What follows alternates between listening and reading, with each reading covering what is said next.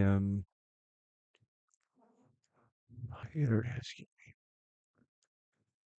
Good morning, ladies and gentlemen. Thrilled to be with you today. It is going to be a tremendous 12-hour stream. So, first, want to say we are thrilled to have you here for this epic debate, or I should say 12-hour stream, of which the first debate is going to be either one of two things.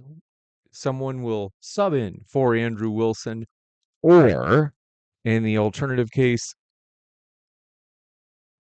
it will be, you could say, a quick plug about our huge upcoming events, and also a huge thank you to Mark for being here.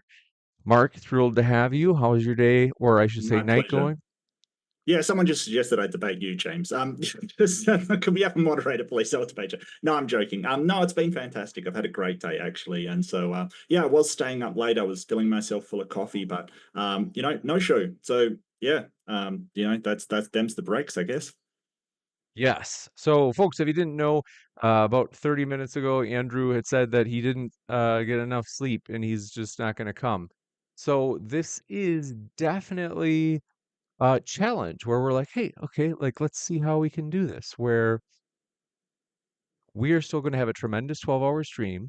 I'm going to let you know some upcoming details, but yeah, it is definitely, it does make it harder on us to have these big 12-hour streams when someone cancels on us, especially if it's 30 minutes before. So that is disappointing because Mark is pounding the coffee over there because in Australia, what time is it there for you right now, Mark? It is 11 at night, or 11, quarter past 11. Yeah. Okay. Well, we want to show you though, folks. So thank you for Mark is going to stay up and debate from about 11 p.m. to 11 a.m., or I should say 1 a.m. And so we appreciate Mark doing that. He is ready to go and he is all dressed up with no date. So, Not folks, sure about dressed up, but why if not? anyway, I'm wearing my best. Yeah, yeah. coffeeed up. If folks, if you want to email me at moderndaydebate@gmail.com, you can. And I know that people are saying Andrew was up until 3 a.m. debating, and it's like, yeah, I saw that in chat. But Nicholas, I got to tell you, you know, you either do one of two things. You say, all right, well, then I'm going to wake up and I'm going to have a bunch of coffee or pre-workout. I got up early at about 7 a.m. this morning because I'm in Pacific time. And so I'm 2 hours earlier than Andrew. And I just had some pre-workout. And here we are. And so, if you do debate the night before, you want to keep your promises, though, for the next day. The other alternative is if you're like, well, uh, if you're like, well, the other alternative would be you just don't stay up and debate super long before you have a early morning debate. So It's really personal responsibility, isn't it? it is, yeah. I mean, like this is something. So, like the fact that some people are like, "Whoa, he was up late last night." I'm not trying to throw him on the under the bus, but I am saying it does leave us out to dry. Where both Mark and I have arranged our schedule. So I do want to say, Mm. we are gonna for about 10 minutes. We'll let you know, folks, if you're in the live chat and you're like, "Hey, I'm willing to jump in and debate on behalf of Andrew so that Mark has an opponent." We are open to that. Yeah. I'll keep an eye on the live chat, and Mark will be here for about 10 minutes as I'm going to quick jump and say, hey, folks, we are very excited to let you know about some epic stuff coming up. So, for example, you had seen already, we are thrilled about this as Uncensored America is a campus organization, kind of like Charlie Kirk's organization. And they are like, hey, we are very excited because we have this upcoming event, namely a debate between Andrew Wilson and apostate prophet. This particular debate, let me get this so you guys can see the image. It is coming up in Asheville, North Carolina. And folks, I'm telling you, if you are anywhere near, you absolutely want to go to this huge debate. So let me pull up that image. I want to say, folks, it is going to be on the Israeli Palestine conflict. You really don't want to miss it. I'm pulling that image up right now So if you are anywhere near there on April 28th, check it out. It is going to be huge. You can grab tickets for it in the description box. We are very excited about that. So that little image there, we have the tickets linked below. I will be there personally as I will be moderating the debate. Sean Samu, who's a good friend, he is like, hey James, like we're happy to have modern day debate come out and be the moderator. And so we do appreciate Sean for welcoming us in on this huge event. Also, we're very excited about this as well. Let me show you here. If you have not heard, this 12-hour stream is, let me just pull this up,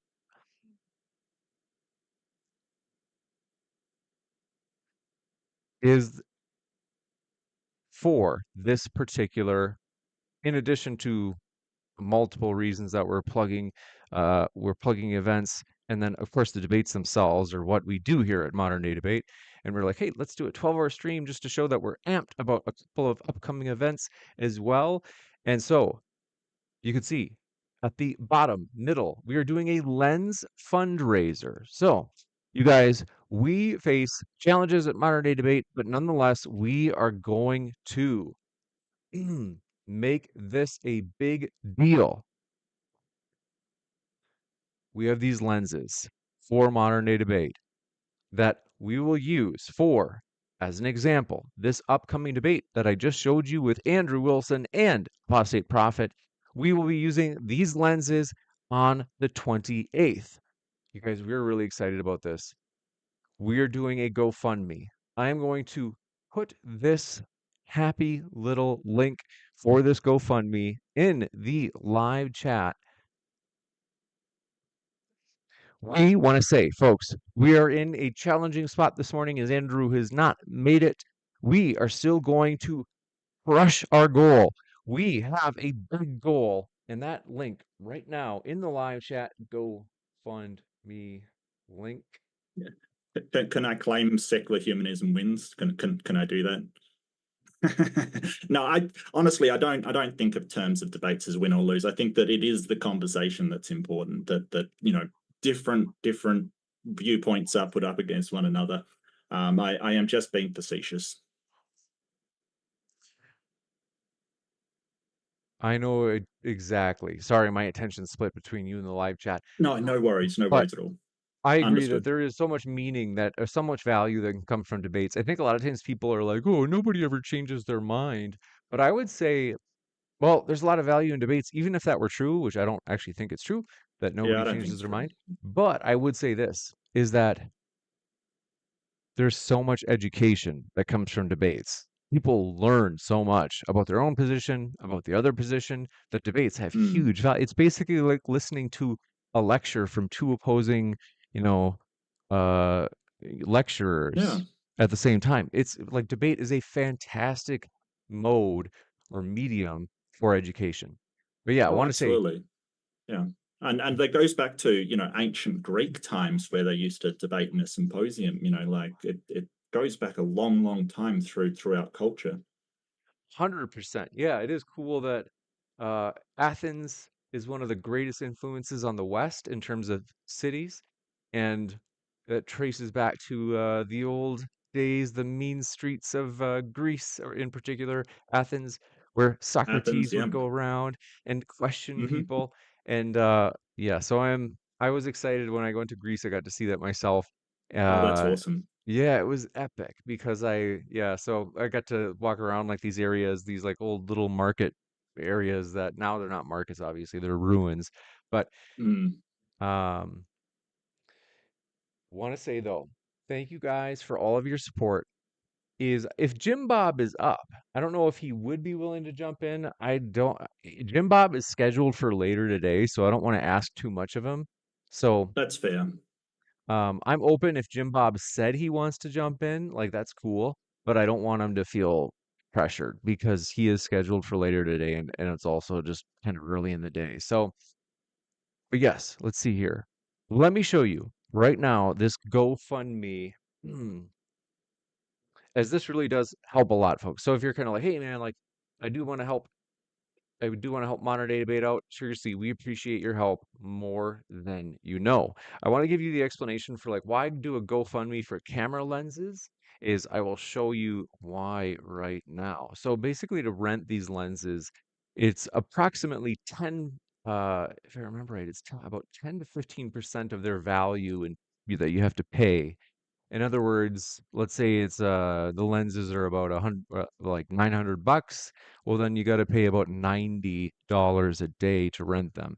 So these are fancy, like these are high quality lenses. If you watch DebateCon 5, that's what we were using.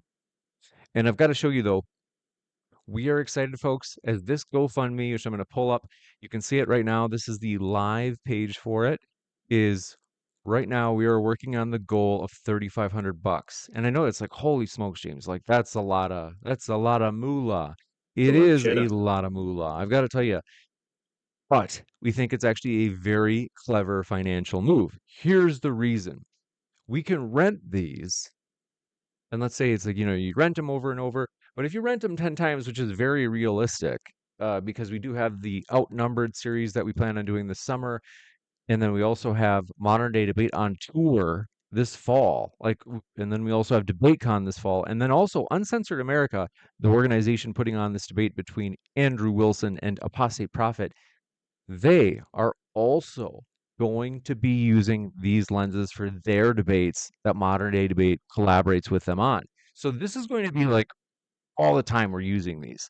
So I've got to tell you, this GoFundMe link is pinned at the top of the live chat. It's also in the description box. So if you're like, hey, I'm curious about that, this is a great opportunity, especially because there's probably not going to be a debate right now. So your attention won't be split between a debate and checking out the GoFundMe. And so I know someone said Shellshock said, who sells a lens for 3,500? Thanks for that question, Professor. It's that we're actually buying four lenses because when you do an in-person event, you want one lens on each speaker, then you want a broad view lens that shows the whole stage, and then you also want one lens, or I should say camera, that shows the audience. So, got to tell you, you guys, we are excited about this. We have already raised about $445. We are thrilled by people's support. It means more than you know. And like I said, it's just financially more clever. Where if we use these lenses 10 times, which we think we'll use them 10 times just this year, they will pay for themselves. So that is crazy.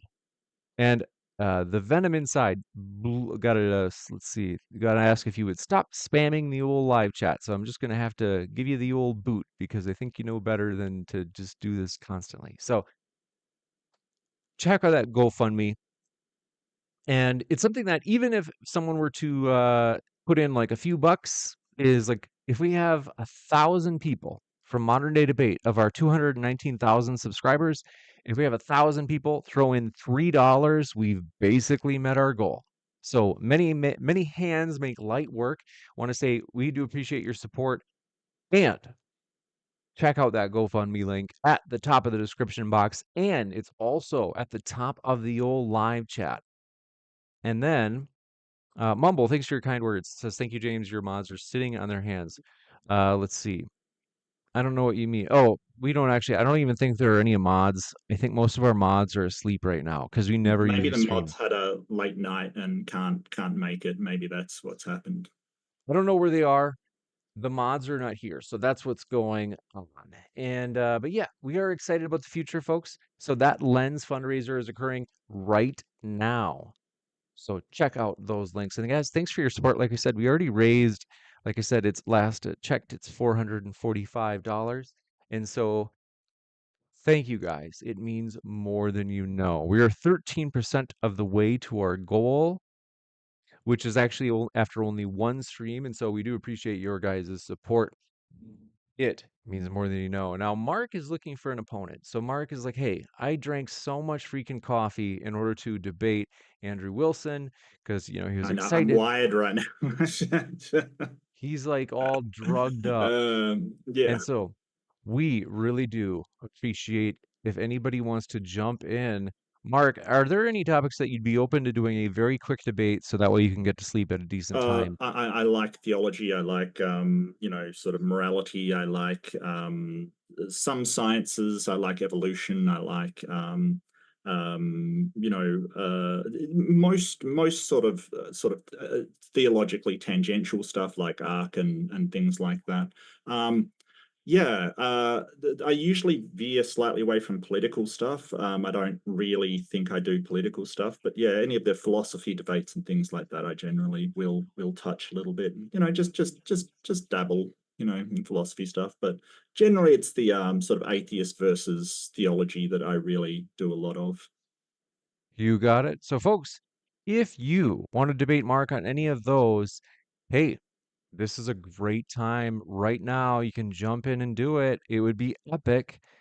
Oh, could I just say one thing as well? I got Yeah. my start jumping in for somebody else. I got my start on Modern Debate when I think it was Leo didn't show up, Leo Filius didn't show up, and I jumped in for him. So that's how I started on Modern Day Debate. So if you can be brave and say yes, then you might get to start doing this stuff. If it's good, Wow. Huh. yeah. Thank you, Mark, for your kind words. I do want to give this is actually probably a good opportunity. So, there are a few things that I don't think I've done a great job of. As in the live chat, if you are serious about debating Mark on any of those topics that he just mentioned, is if you tag me with at modern day debate and say, hey, want to do this, let us know.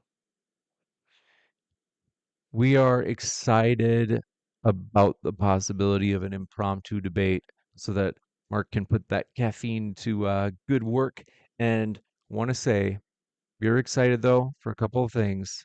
One, I'm excited to say thank you to all of our speakers, including Mark. Mark has been with us for about, man, it's got to be at least 5 years. Great. No, I think it's only about three, unless I've Really? just completely, maybe, I'm not sure. Time's just flown by. I'm not even sure when I started doing this. I thought it was only like 3 or 4 years, I think. Wow. Okay. I It think. seems I'm like not we've, sure. oh, I feel like Maybe I longer. know you. You could 100% be right. Like you could 100% be right. I feel like I You're know you. right. It has been that long. Yeah. Maybe four, going on five, maybe. I feel like I know you so well that it seems longer, but that's all right.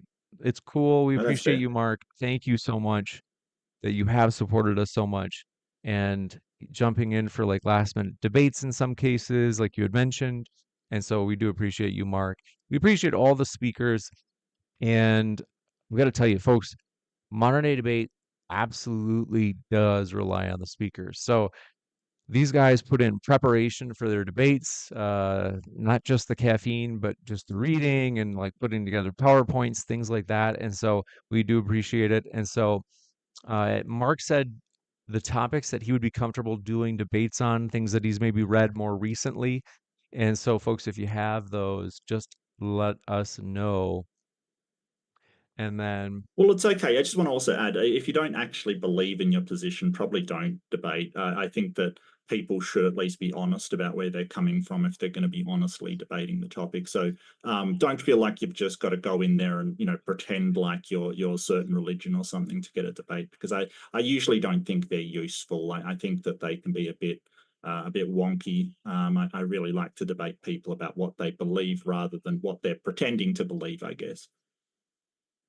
I get exactly what you mean. And the audience likes that more too. I do want to say hello as Yeah, well. yeah.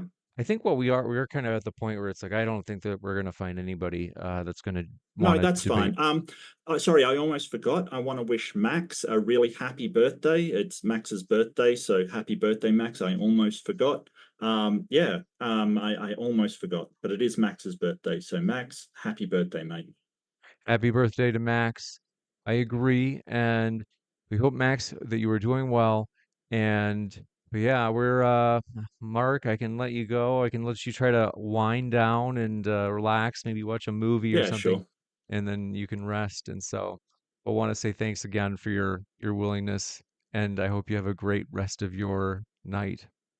No worries. I also just to plug my own channel, I do debates, but I also do debate reviews and sort of reviews of other people's videos and taking logic apart, being sort of critical, using critical thinking to analyze them. Tomorrow morning for me, or what would that be? Tonight for everybody else in the other hemisphere.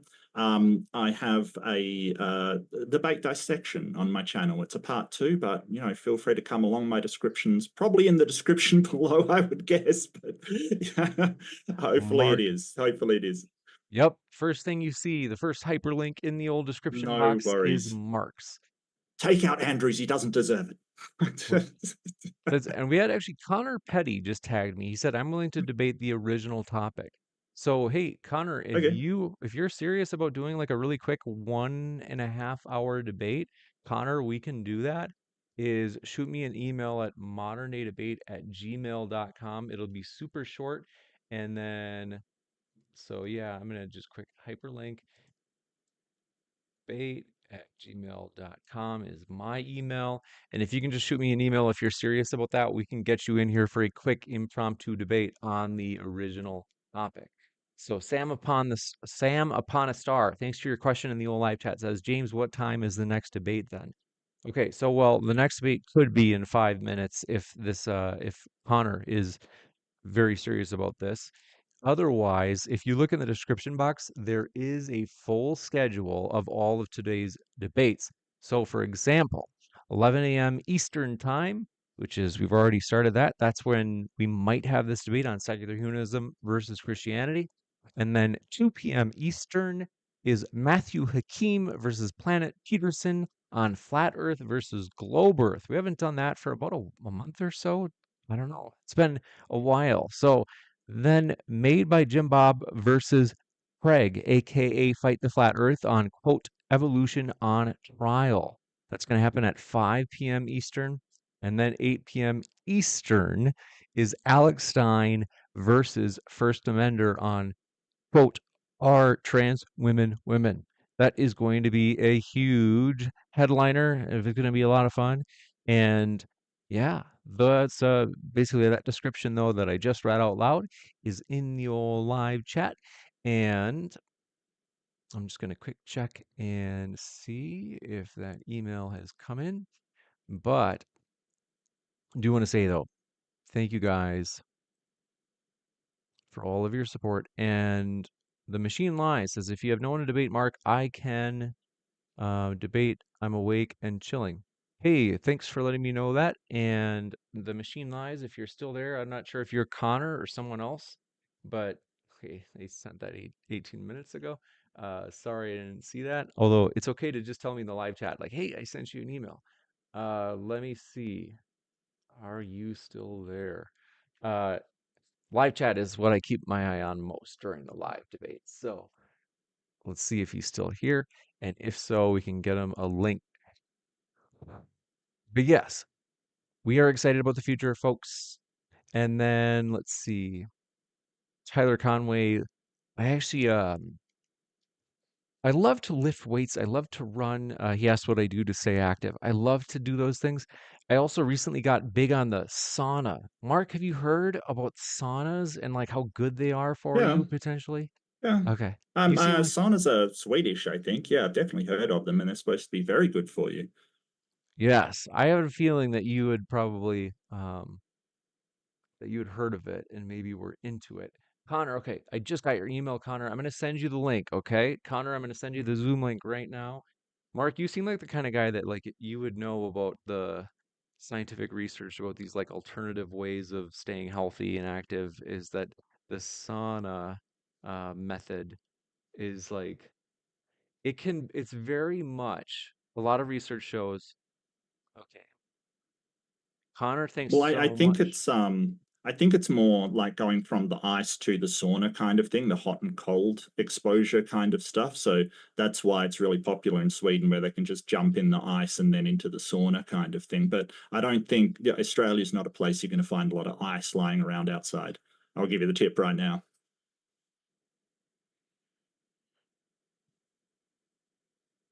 One sec. I just have the email coming in where I'm like, okay, let me see.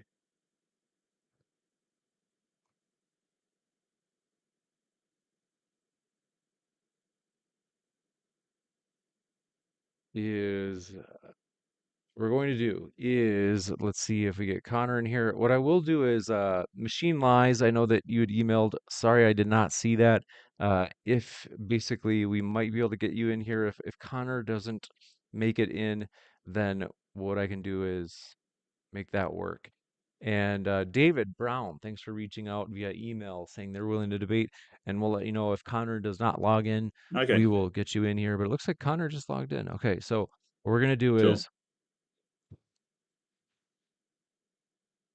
we just adjust in OBS.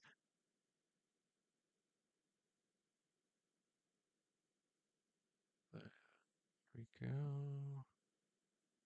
And then Connor, can you hear me? Let's see. We have to maybe, I hate being so cutthroat, but what we might do is I just don't have the energy to, if someone isn't able to get Zoom working, I might go to the next person. No offense, Connor. I just, sometimes it's just, um, we do want to say we have a preference for people that are willing to use their camera for the debate. And Connor, I'm not hearing you, man. I'm not seeing you. Give it a second here. You also have to have a decent enough connection too. Connor, can you hear me?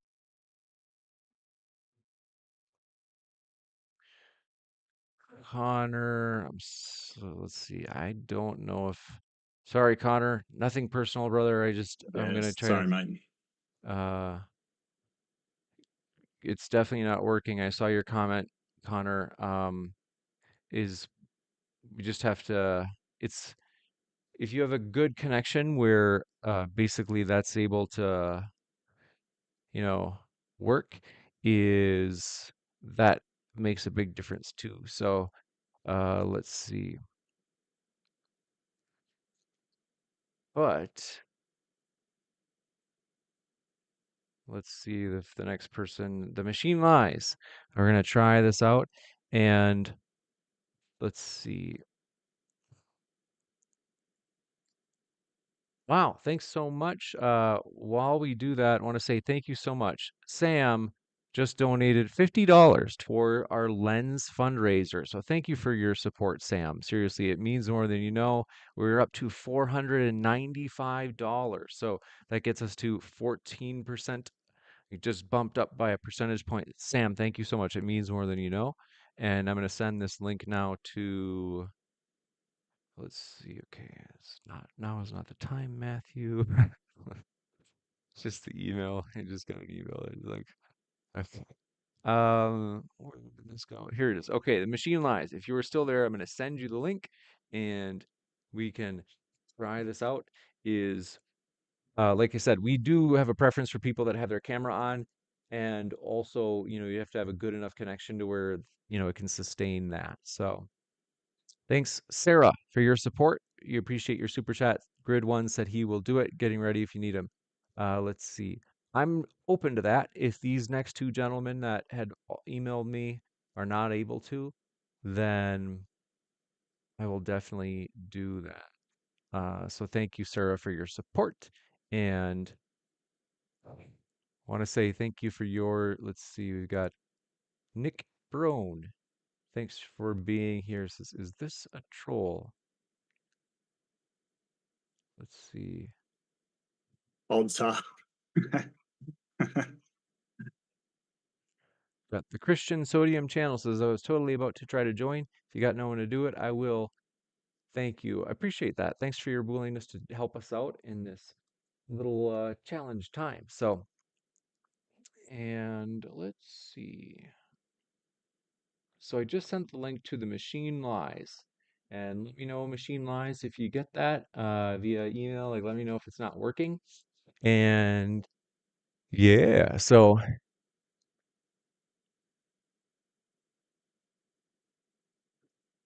let's see. He was in my chat at one point. I wonder what he was saying. I'm sure I saw a machine lies in my chat. Let's see. Machine Lives will give you a couple more minutes and then we got to go to the next person. So if you're able to click that link if you're listening, and jump in here as soon as you can because Mark has to go to bed actually pretty quick here because he's in Australia. And cool, just logged in. Thanks so much for jumping in here. And like I said, sorry folks for being so cutthroat. I know that you're kind of like, oh, James, like, my Zoom, like, give me a second here to get it to connect. And I am sincerely sorry about that, Connor. Thank you for trying, Connor. Um, is Machine Lies, can you hear me? Uh, your camera also is Greetings. not on. Hi, okay, we can Hello. hear you. Great. Are you willing to use your Okay. camera? Um, yes. Just give me 1 second as I adjust myself. If you don't mind, just give me 2 minutes and I'll turn my camera. Thank you so much. Yeah. Um, Basically, you need another 2 minutes. Do you need Just make sure instructions? you're fully covered. I have trauma from Iron Horse. Fair point. If it's to put some clothing on, then we Yeah, it's all to time. put some clothing on. Yeah. Yeah, please don't Then point okay. straight to an Yeah, and Iron also Now, Horse. my hair is a mess, so I'm sorry about that. Yeah, give me one no, second. no, that's okay. My Not a hair's a big deal. mess too. Don't worry about it. Beautiful, big, beautiful head of hair and Mark. And Oh yeah. some guys like pull off the bald thing well, where they look great. Like it's It's not cool. like I got a choice, man. No, seriously. Yeah, it was going to happen either way. So go with it, enjoy it, embrace it, have fun. Look, I've saved so much money in haircuts. I won't lie. Like seriously, so much money in haircuts. I believe that. They're kind of pricey. But yeah, Yeah. folks, an update if you are just logging in and you're just like, oh, hey, I just got here. What's going on? Like, what is this like weird setup? Is basically about 30 minutes before the stream, Andrew said he was not going to make it and that he needs to sleep more. And we are here trying to do an impromptu debate. And thanks again for your support of the GoFundMe. Sam, we appreciate it. And thanks for being here. The Machine Lies. Happy to have you. We are going to jump into it. By the way, just to be sure, so the Machine Lies, this is Christianity versus secular humanism. You're cool with that? Or would you like Uh, another topic? yeah, you suggested that people debate what they feel. Obviously I'm not a Christian. Yeah. I'm Okay. willing I'm willing to debate the Christian position. We were looking for If that's what you prepared for, we're but looking I'm for also someone. That's what we were but I looking could just for. argue a general theist position if that's fine. Well, what religion are you part of? A religion at all? Any Yeah, kind of organized religion? Yeah. yeah, I'm a What's Muslim. Yeah, your? Okay, Just so we could certainly do Muslim versus secular humanism. yeah, that's fine. Yeah. Okay.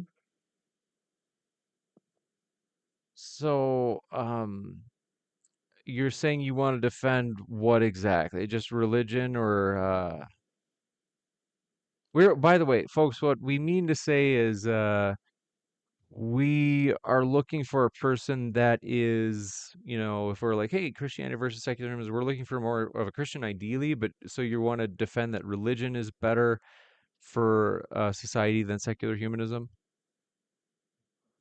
Yeah, sure. I think the arguments, personally, from my perspective, I don't think the arguments from Christianity to Islam would be that much different against secular humanism. But I concur.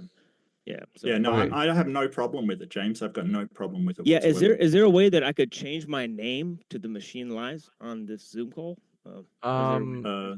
I think you do that when you log in, don't Oh, you? whoops. I'm not 100% sure. Let's see. We only have minimum time, so what I'm going to do is just crop out your name, and I'm not able to do an updated uh I'm not able to do an updated overlay, so they will at least not see the name that is Okay, there. But so mate, if you go to participants and click on the participants button down the bottom, you'll see a sort of sidebar come up. There should be 3 dots when you hover over your name. If you click those 3 dots, you should have an option for rename.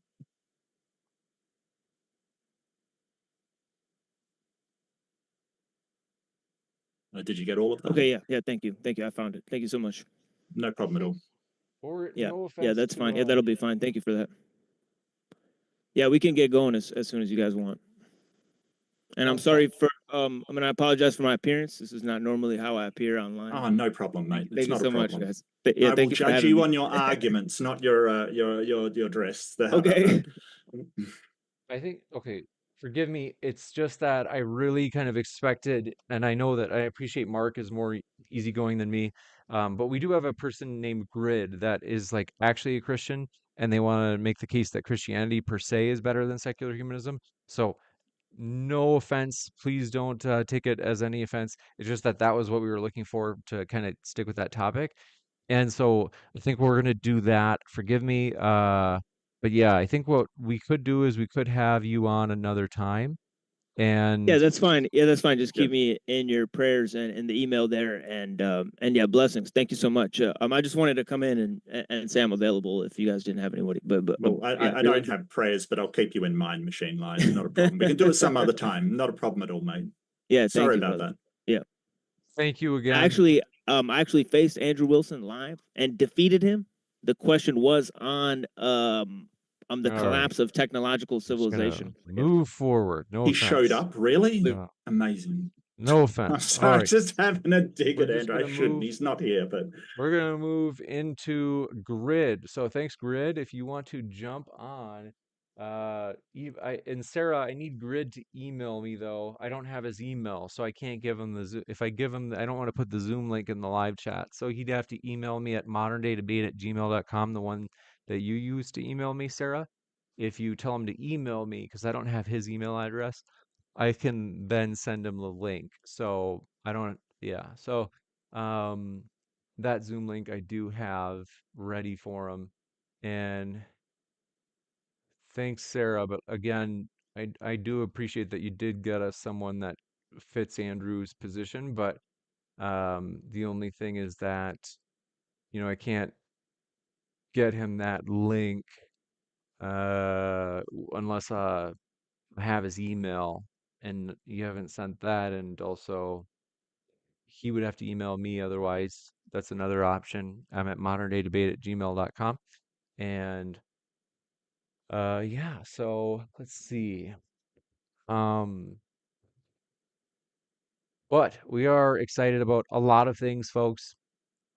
Thanks, Sam, again for your support of the GoFundMe. That GoFundMe is linked in the description box. Hank Oflamio says, "Why isn't Sarah coming up herself?"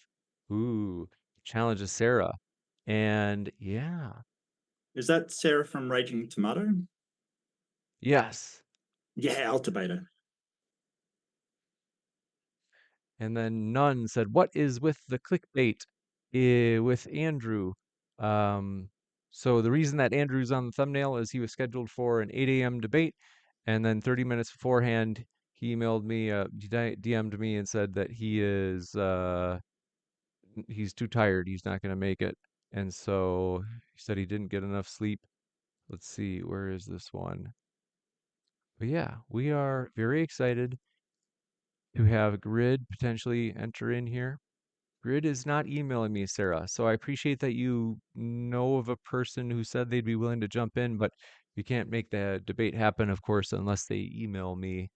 Um, and the only reason I'm especially rushed, because normally I wouldn't be so rushed, but it's just because, what's the word I'm looking for? Okay, texting is just, I don't have my phone in this room. If you can just email me. That's also like easier for me to give them that because I don't send Zoom links over the phone. Um, but yeah, yeah, we are thankful for, let's see, Don Walker. Okay, Don is willing to jump in. It sounds like let's give Don a chance. So, Sarah, sorry, but we the practical part of like being able to give them the link is kind of key. So I'm going to give Dawn a chance here. And thank you very much, though, Sarah. We do appreciate that.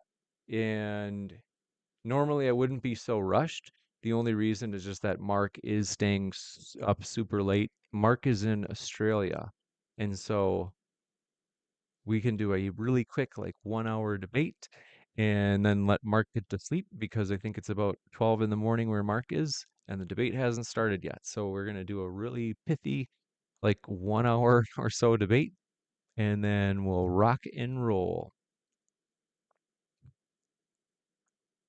But yeah, Sarah, again, I appreciate you. Thank you for finding grid. Perhaps the next one. Oh, that's right. David Brown, forgive me. I missed you there. Um, okay. Yep, All right. no worries. Oh, Don Walker is grid. Okay. Bingo, bango, bongo. We are all set. That's so good to know. Thank you so much for that. Raging Tomato, thanks for letting me know that. And huge street cred to Raging Tomato. Enslaved by Truth says, I thought it was a 12-hour stream. Yes, but we can't do the 12 hours all at once. This is just the first hour. I don't know why you're confused. So basically, I'm sorry, but some of these things, like sometimes you see things where I'm like, what? Like, it is a 12-hour stream. It's just that we're only into the first hour of it. Why is that confusing? But anyway, Don, thanks for just what is going on? Um, Thank you so much, Don, and thank you so much, Sarah. So, Sarah, I'm going to add you to the description box as a producer, and I will tag you in there. And so, yeah, I want to say thank you guys for all of your support. Don, thanks for being here. How are you? Hello, Don.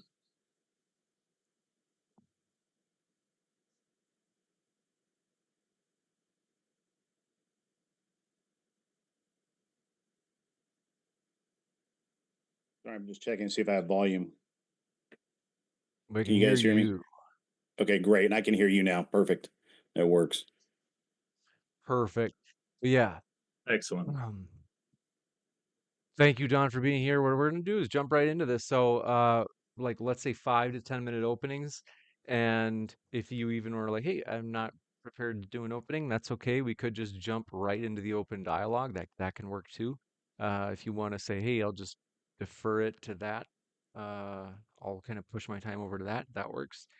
And let me just do one last couple little tweaks here in the OBS so it looks nice and aesthetic. And yeah, excited, Don. Thank you for being here. Thank you for jumping in. And Mark, thanks again for staying up super late. And No we are going problem. to rock and roll in just a moment. And folks, I will add Don's link in the description box as well. So keep an eye out for that.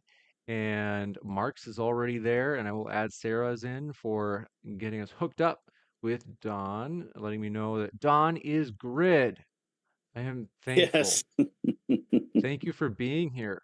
Grid, if you prefer, I can call you that. I'm happy to do that. It's all good. It's all good. It is Base. all good. I answered all of it. But yeah, I'm pumped. So, okay, here we go. In.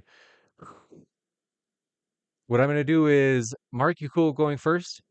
Yeah, sure. I did have a presentation, but since Grid hasn't had an opportunity to prepare anything, I'll just throw it aside and just do a ad lib kind of presentation or just an opening.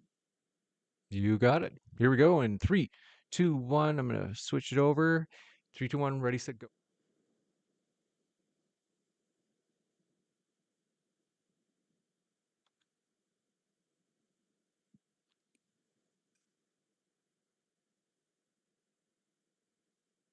Hey, everybody. Tonight we're debating Christianity versus secular humanism.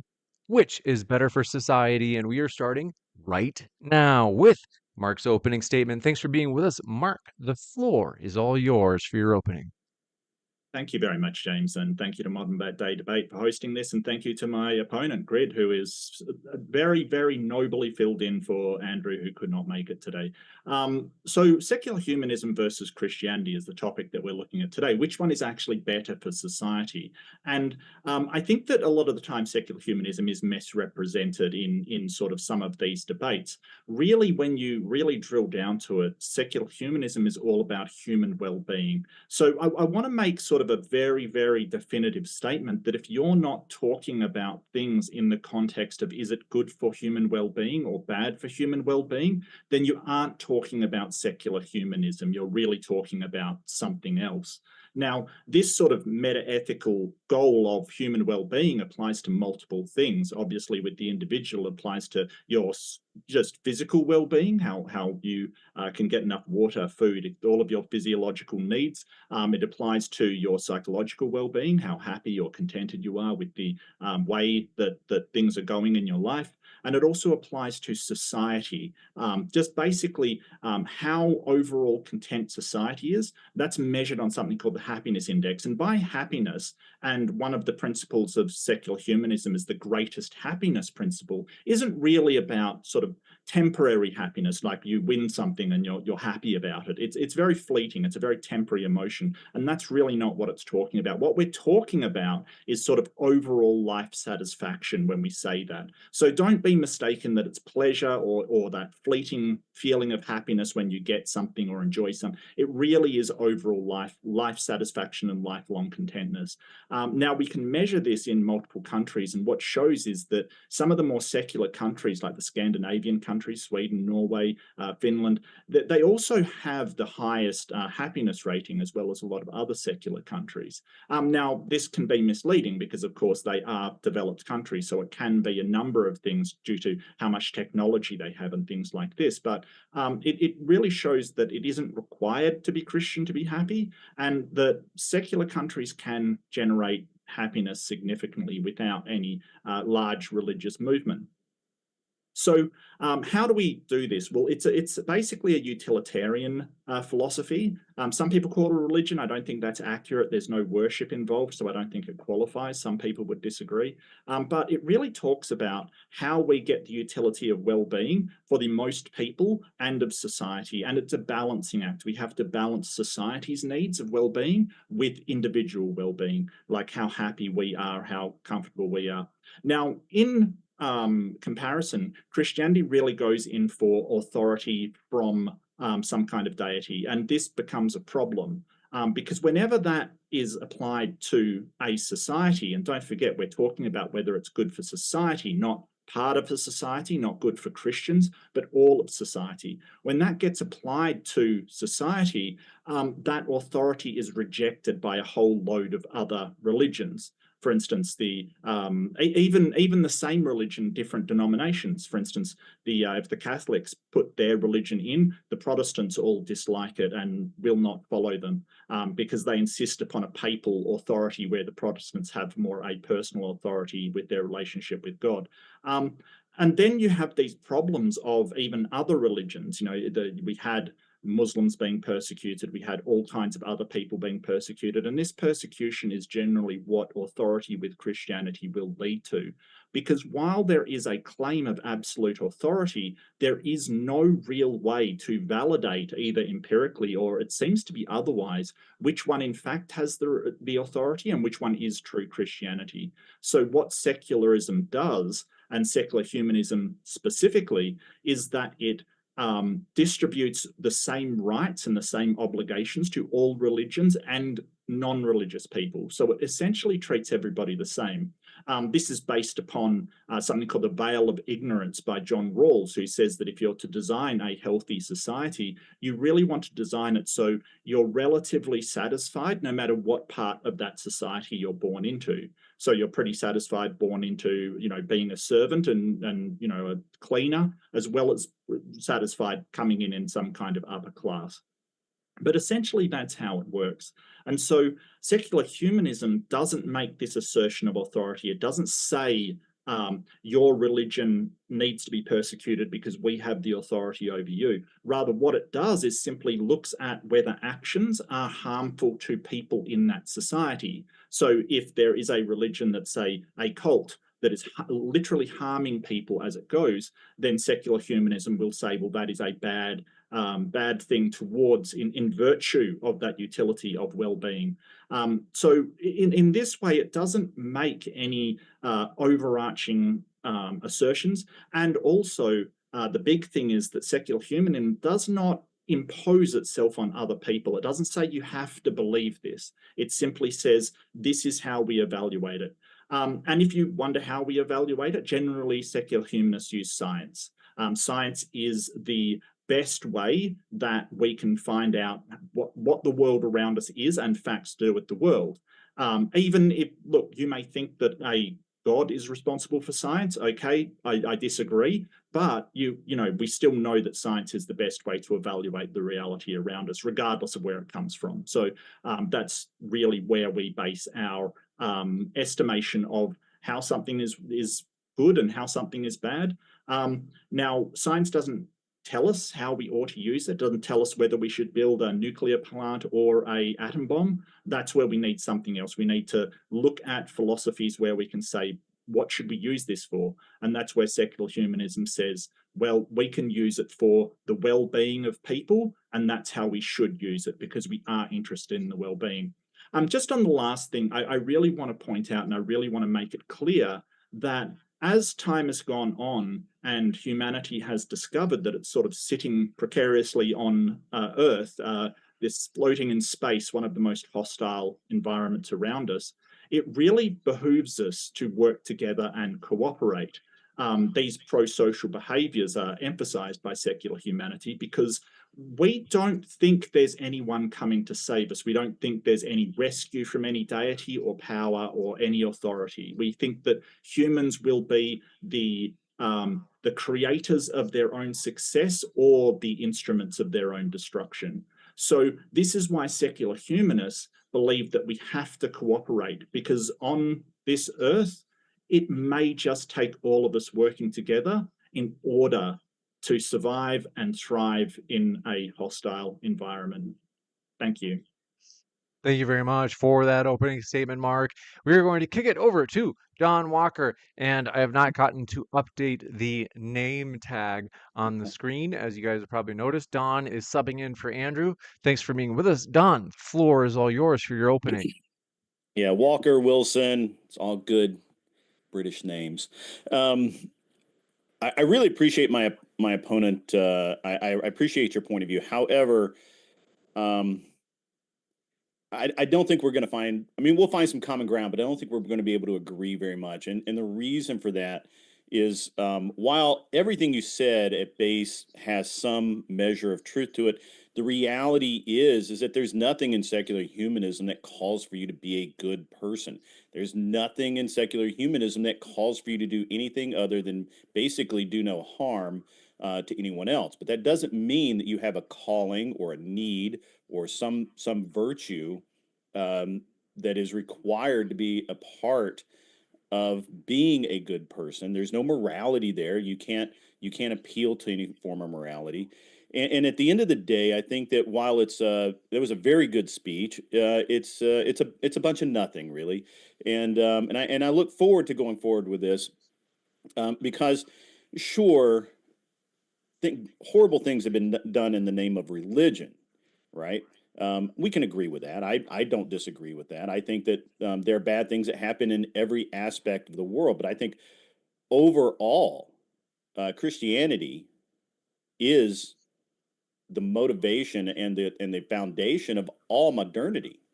And I don't think that you can prove otherwise. Matter of fact, I know you can't prove otherwise. And so I look forward to this back and forth. I really can't wait because I think that you think that you were debating Andrew Wilson, who's going to take you down a logic train, and I'm not going to do that. I'm just going to I'm more of a brute force sort of person, so we'll get into it. And that's basically my opening. Thank you very much for that opening as well. We'll jump right into the open dialogue. Folks, this is going to be an abbreviated debate where we got about an Maybe like 50, let's say 45 minutes of open dialogue, and then we'll have maybe like 10 to 15 minutes of Q&A, and then we got to let Mark go because it is going on 1 in the morning at that point for Please, him. yeah. Right? So Okay. Yeah, thanks for that intro, Don. And you know, I don't, you know, not being able to find common ground. I hear you with that. I don't think do no harm is correct. Do no harm was the Hippocratic Oath, right? It was basically the Hippocratic Oath. Now, doctors don't use the Hippocratic Oath anymore. They use the Oath of Geneva, and the reason why, part of the Geneva Convention, the reason why is because sometimes you have to do harm in order for the person's well-being. Like if someone has an infected leg, you have to do harm in order to help them, kind of thing. So do no harm isn't really a correct stance. It's really looking up, well, is this in the person's best interest? Can we increase the well-being of this person by doing this, is really what we're looking at. So I feel that that's sort of a straw man, that it isn't necessarily do no harm. It's taking the best option for the most most amount of well-being we can. Okay. I mean, sure, the least amount of harm, but there's nothing that calls you to do good, right? The reality is Christianity has a mandate to do good, right? There's nothing in secular humanism that makes you, that calls you to do anything other than exist, and that's the reason why it is always going to be not the best option for humanity. It can't be, because in order for us to grow, people need to be I'm not really super prepared here. I'm searching for the right word.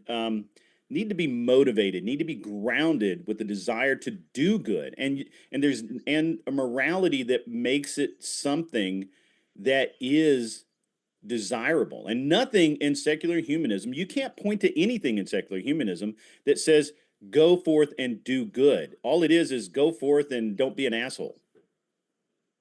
I don't see that as the case, because there's, you know, so there is a humanist manifesto, and there is a certain level of, well, what we ought to do, and secular humanism is kind of a moral system. It will tell you what you ought to do and ought not to do based upon human well-being. Now, I agree, there's nothing that says you have to care about human well-being, that you have to care about society or the fellow humans around you.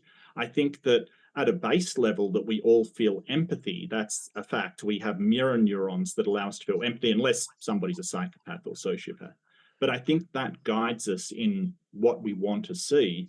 I still don't think that, you know, caring about human well-being is objectively something you have to do, but a lot of the time it's in your own interest to do. And through empathy, most people do care about human well-being. Do you care about human well-being? Oh, okay. Sure. But I care about human well-being because I'm a Christian, and I have a moral grounding for that. Secular humanists have no moral grounding whatsoever. Even your ought claim can't be substantiated, and I could take you down the path that you know well, that Andrew would take you down, to prove out that you can't make an ought claim, because logically you can't appeal to anything but your preferences and your wants and needs and desires, and anybody else's wants, needs, and desires can and will be different than yours. And while I'd love to waste 30 minutes of our 45 minutes talking about that, we already understand where that argument's going to go. I would much rather just continue forward with the absolute fact that you can't give any basis for your morality except your preferences over someone else's. Okay, so you can't appeal to objective morality. I mean, the minute you do that, then I have to do the whole argument, and we already know where that's going to go. And again, we're on a truncated timetable, and I'd love to do the Andrew Wilson thing of beat you down with logic. Okay, well, let me reply, but right because now, I don't claim objective morality. Okay, that's go the ahead. thing. I'm sorry. I think Please that sort of these frameworks that we have, that, you know, what I care about human well-being, that's intersubjective. It's like something that is subjective but agreed upon by a whole bunch of people. And you've said basically you care about human well-being because you're a Christian, but I think that even if you weren't a Christian, you would still care about human well-being. And I've met many ex-Christians that do care about human well-being, and there's many societies that are secular and non-religious that still care about human well-being. So how would you explain those countries that are sort of a-religious that still care about people? I'm sorry, I'm being asked to raise the audio. My audience is and I can't Okay, I'm sorry. Yeah, they were saying I'm having a hard time hearing you. I apologize. I apologize to my chat, and I apologize for getting distracted. So as far as sorry, walk me just really quickly through that one more time. Okay, so you've said that you care about human well-being because you're a Christian, which kind of implies that you wouldn't if you weren't a Christian. But a lot of people who used to be Christians still care about human well-being, and there's a lot of countries without Christians that care about human well-being as well. So I don't know how you explain all of these non-Christians that still care about human well-being through societies all over the planet. I mean, people can care about those things, but there's no reason, there's no driving force. I care about people because I'm a Christian, because otherwise I would be a pirate slitting throats. Okay, I know myself. I'm literally not a good person. I'm a really bad person. I'm a mean, angry individual. I know that about myself. Christianity tempers that and forges me into something that makes me want to be a better man. And if you and it's interesting that you can't understand that. But I'm just, I mean, as a man, as a human male, I endeavor to do violence, and the only thing that restrains me is my good grounding in Christianity. Okay, well, that's horrifying, but don't you have any empathy towards other people? Like, don't you understand when someone gets hurt, you feel for them and say, hey, they're hurt, that must suck. Don't you have that empathy for other people? Sure, I can understand that people are hurting. That doesn't mean understanding it and caring about it are two entirely different things. So you just don't care if they're hurt? Why would I care? Why would you care? Yeah. Well, usually what happens is in the brain, your mirror neurons will actually signal to you saying, hey, somebody is hurt or something's happened to them. Yeah, and I don't think the science is generate... conclusive on that. I think that that's something absolutely conclusive. Appeal to technology that is not necessarily proven out, and we know that because literally people do bad things every day en masse. I mean, look at the Middle East. If you want to talk about any kind of humanism, look at all of the godless people in Africa that kill each other. I mean, you have to understand that I don't believe secular in secular humanism as anything other than an excuse to act like a Christian without actually believing in God.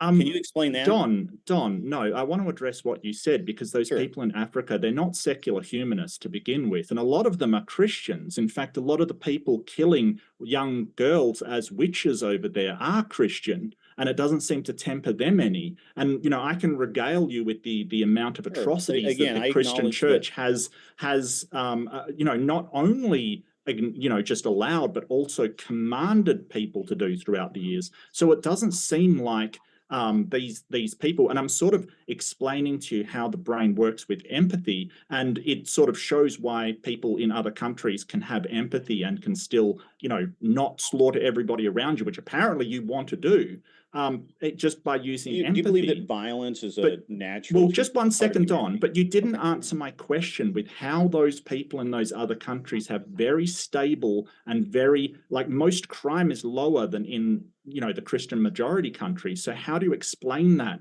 if without Christianity you're immediately drawn to violence? Well, hold on. So that's an interesting argument. Yeah. So in most Christian countries, right, where are Christians committing the crimes or non-Christians committing the crimes? Well, the incarceration rate of Christians versus, say, atheists is incredible in the US. It's highly proportional. Well, they come to Christ after they go to prison because they see what actual horrible things are. And as a matter of fact, some of the most devout Christians come out of our prison system because they go in as horrible people and then they become good people. And this actually proves my point, not for the yours. Disparity. It does not account for the disparity. How does it not? Well, because enough people go in there, then the atheist is very, very low on that metric. And don't get me wrong, some Christian denominations are very low on that metric as well. I believe there's a couple of them that are pretty low. But all in all, it doesn't show that Christians have any propensity to be law-abiding or show pro-social behaviors. I think you're being purposefully obtuse, and you understand exactly what I'm saying. Really? What I'm saying is that people are, especially as young people or people who are born into less than desirable situations, they bend to the easy path. Correct? Can we agree on that? It's easy I think to there live a would life be. of crime. Correct? Yeah, I think I would agree that there You would is agree with that? a Okay, good. preponderance of people in lower Sure. socioeconomic classes to, commit crimes. Sure. Sure. Yeah. Well, even very wealthy people commit crimes, but that's okay. We'll just work with what we got. So if that's the case, and they're not Christians, and they go to prison and they find God, that supports my case and not yours, because what you're saying is that, well, everybody, you have this empathy in your brain, and then that's what makes you do great things. And however, these are criminals that go in as atheists and come out as Christians more often So than you not. still haven't addressed why the crime rates and things are much lower in these, say, Scandinavian. Well, you understand. Well, I mean, I'm not. I can address Christian crime countries. rates in the way that they're accounted for. Please In do the United so. States, I don't know about other countries. I can't talk about Scandinavia. I can tell you about the United States. Our crime rate is based on the amount of crime that's reported and documented. The actual number of crimes is much higher. So I can't really answer your question as far as crime rate, because we don't know what it truly is. Well, I think the whole suggestion that you need Christianity to be, somehow moral is sort of thrown on the bonfire when you look at these secular countries. And so the whole thing about your claim, it really, I understand that you don't understand that it's, hold on, I don't want to move on yet. I understand that you don't understand that it's moral, but it is in fact moral. That's a fact. You can't argue that fact. That's just a fact. Christianity is What's moral. a fact? It is moral. So any Christianity is moral. So all of these atrocities done in the past, they're all moral, are they? They were done under a moral compass. I agree that there are atrocities committed. Yeah. However, but do you acknowledge when the church was immoral when it did that? Church has done, and very specifically, one church in particular, that church is, those churches have, if they do commit immoral acts, they pay for that. Right? They have a hard time. So, really? But immoral. So, hold on, and that actually brings up a good point. In moral secularist, what keeps you moral? It is the virtue of caring about human well-being. Just that. So if you decide not to care tomorrow, that's you're fine. Well, what if you decided to worship the devil tomorrow? Well, that would be like an about face, and I wouldn't be a Christian anymore. Yeah, and I wouldn't be a secular humanist anymore. See the ridiculousness of what you've said? Like, you basically said, well, what happens if you decided not to be a secular humanist? Well, yeah, I wouldn't be a secular humanist. There's nothing stopping me from doing that. I actually don't understand. Hang on, let me finish. There's nothing stopping you from stopping being a Christian either. It's ridiculous to say, hey, you could stop being what you are. Yeah, then we wouldn't be like, then what connection does it have? I guess what I'm saying is, well, and I shouldn't have said it in that way. You're right. I should have phrased it better. What's to stop a secular humanist from going out and committing horrible acts and still claiming to be a secular humanist by doing good, the acts that they feel are good? Because it's all based on your feelings, and I'm not hearing anything where your soul is damned to hell or there's any repercussions other than, well, you just don't get to call yourself a secular humanist anymore. Okay, well, basically it's that secular humanists adhere to what, scientific evaluation is. So that's essentially what we try to pay attention to when evaluating these things. At least we have an evaluation standard. So if we go out and do something, secular humanists. I mean, do you have meetings? What do you mean? Together? Do you talk about it? Yeah, there's a secular humanist associations for the Australian one. Yeah, there's an Australian one. Do you meet every day? An American one. Is it like a Saturday? Do we have to? Okay. All right. I'm just curious. Do we have to? Yeah. It's definitely a community. Well, a religion, I don't think so, because religion, my definition of religion, or the usual definition would be that you have a frame of worship, something to worship, and we don't really worship anything. Some have called it a religion, but I think it's sort of misguided, because a religion Yeah, I do suggests too. I think it's more of a cult. it's a philosophy. It would be the most accurate term. So it's a philosophy Okay. of how to live your life, which is entirely accurate. The idea of a cult, I think that's ridiculous. We're not.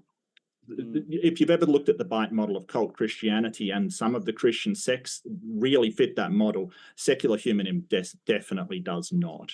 Information control, restriction of social interactions, the freedom of information, none of it applies to secular humanism. So that's just ignorant, and you have no idea what constitutes a cult at all. Okay. So the whole thing is that, yeah, I could go out and do all of these horrible things, but I don't want to, because I care about human well-being, and I interact with it. So when you're talking about morality, I can say, well, whatever draws us towards human well-being is moral, and whatever draws us away is immoral, essentially. So when you say, hey, there's nothing... You get to decide what's moral, and I can decide what's moral, and I can decide what you want, what you are thinking is immoral. No, I don't. Let's just take, for example, once I've chosen, well, let me address that. You've just gone on. No. Don't just say something and then run away from it. Basically, if I have... Hold on, gentlemen, 1 second. Just let me interrupt, because I need to break it into 1-minute segments if there's too much talking over each other. Okay. Is there any final... Any final point that the last person speaking wanted to make? I couldn't even tell who it was that was making their point before we went into the... Mark was making a point, and I started making a counterpoint, but he was... Finish off, and I will, I'll hold my tongue. Go for it, Don. All right. Yeah. So you get to decide what's moral. There's nothing that tells you what is moral in secular humanism. So just for example, if I wanted to sit around and do heroin all day, if I decided that was moral, then that would be moral. If you decided that it wasn't, then it's not. And this is just this is honestly, it's the craziest thing I've actually, now that I'm really considering it, it's actually really insane. Because you get to decide what is good or bad. There is no like 10 commandments. There's no, consequence if you don't do it this way. There's nothing except, well, I don't get to call myself a secular humanist anymore. And I don't see how that's good for society. Now, since the debate prompt, and I got to move it back a little bit, and I'm sorry for doing so. I'll let you answer that. Sort of gish galloping on the way back. Now.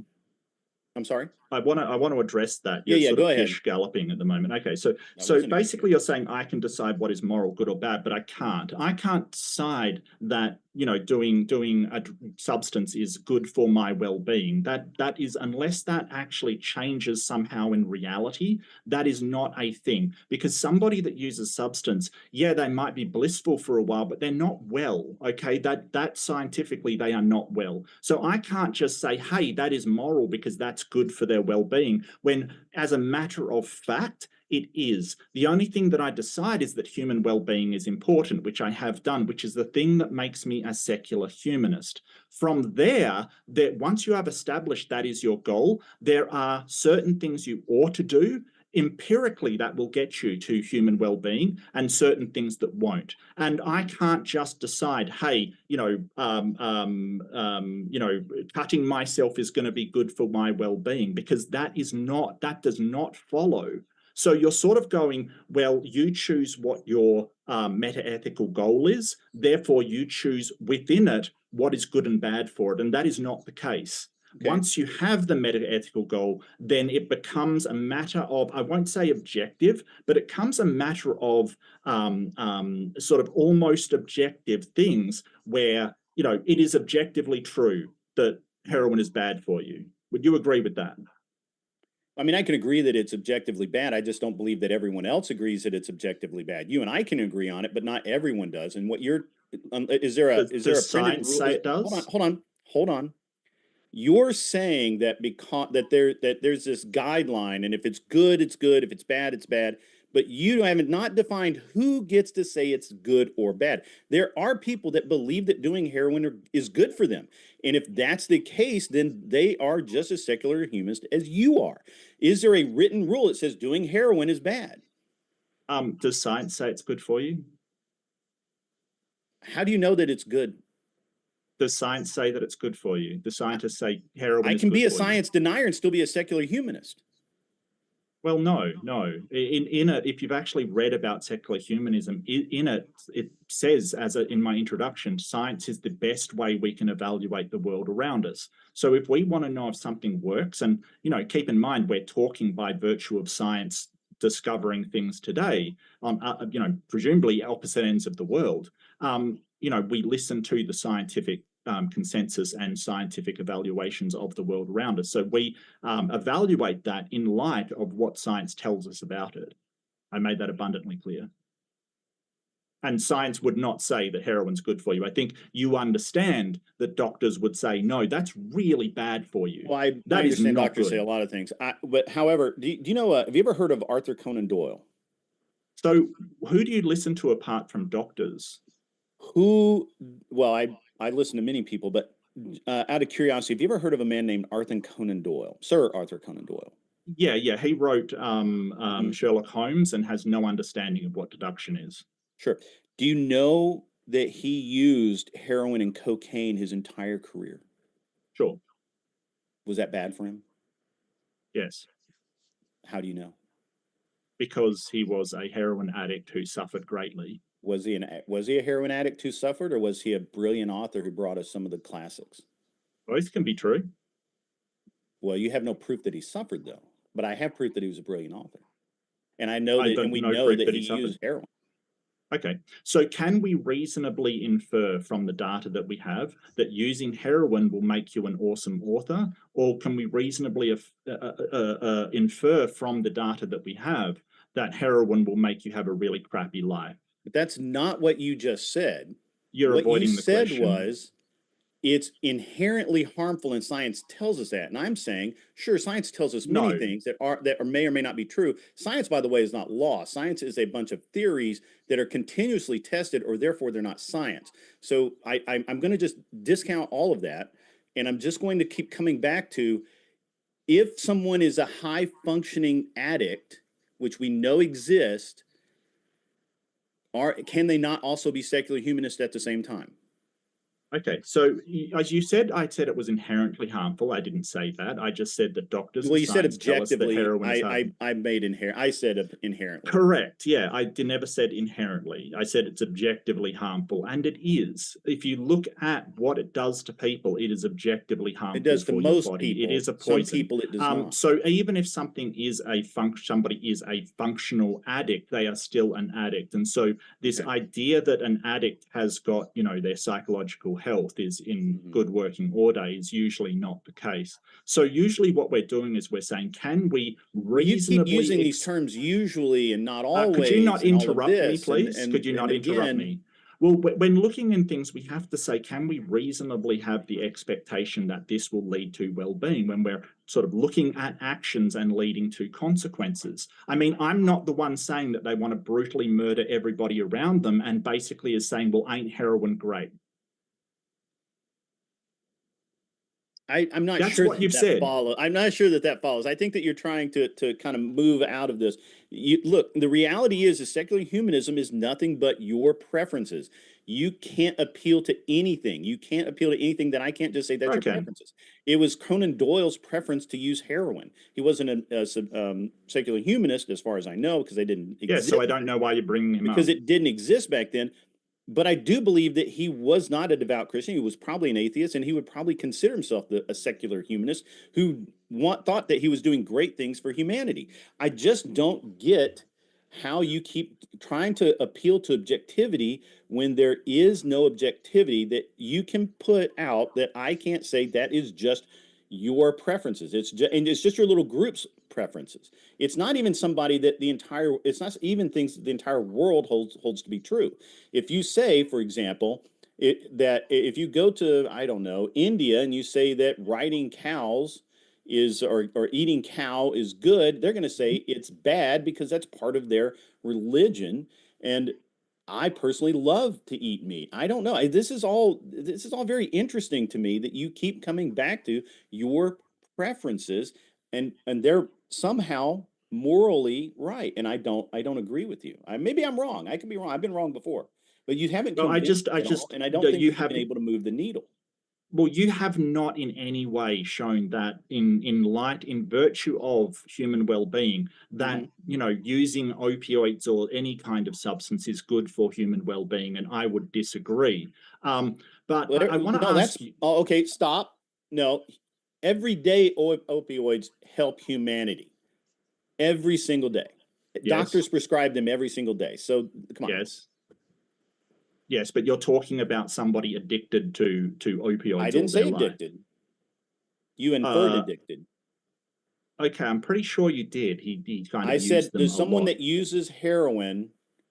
Is that morally wrong according to your secular if it's bad for their well-being, yes. If it is to like stop pain or stop suffering, it may be okay for their well-being as like the minimum amount of suffering. But this whole thing about, well, why is just using heroin just not fantastic in your worldview? It's because so if I was a secular usually humanist, reasonably, can I please finish? Yeah, reasonably, we can expect very harmful things to happen. And considering America is in the middle of an opioid crisis at the moment, and you're sort of going, well, it can be fantastic, is not a very reasonable way to address whether something ought to be done or ought not to be done. But I'd like to look at your worldview at the moment, because I feel like you're just grilling me on mine. If God says, or just say, we're talking about morality. Where does morality come from? Is it just what God wants, or is it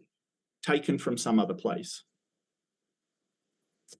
So morality is within the scriptures. If have you read the Bible? I have. Okay. So my morality is based on the scriptures. My worldview is created by the scriptures. I will tell you that, first of all, I'm a Southern Baptist, so I believe that if you sin, you go to hell. I tell people that all the time. I believe that unless you seek redemption for your sins, then you're probably not going to do well in the afterlife. And there are many other things that are unique, kind of to Southern Baptist. That you may or may not be aware of. So I won't go too far down those specific routes unless we need to, which I don't think we have time for anyway. Well, how do you know that the Bible reflects morality? How do you know that that's actually, I'm presuming you believe in an objective morality. Right. Oh, rather than it just being a great storybook that somebody wrote down and everybody just believes in. Yeah. Well, so what we have is we have a secession from the earliest days, and we can now prove out most of it, right? Like obviously you can't prove out all of history. We still don't even really know, but I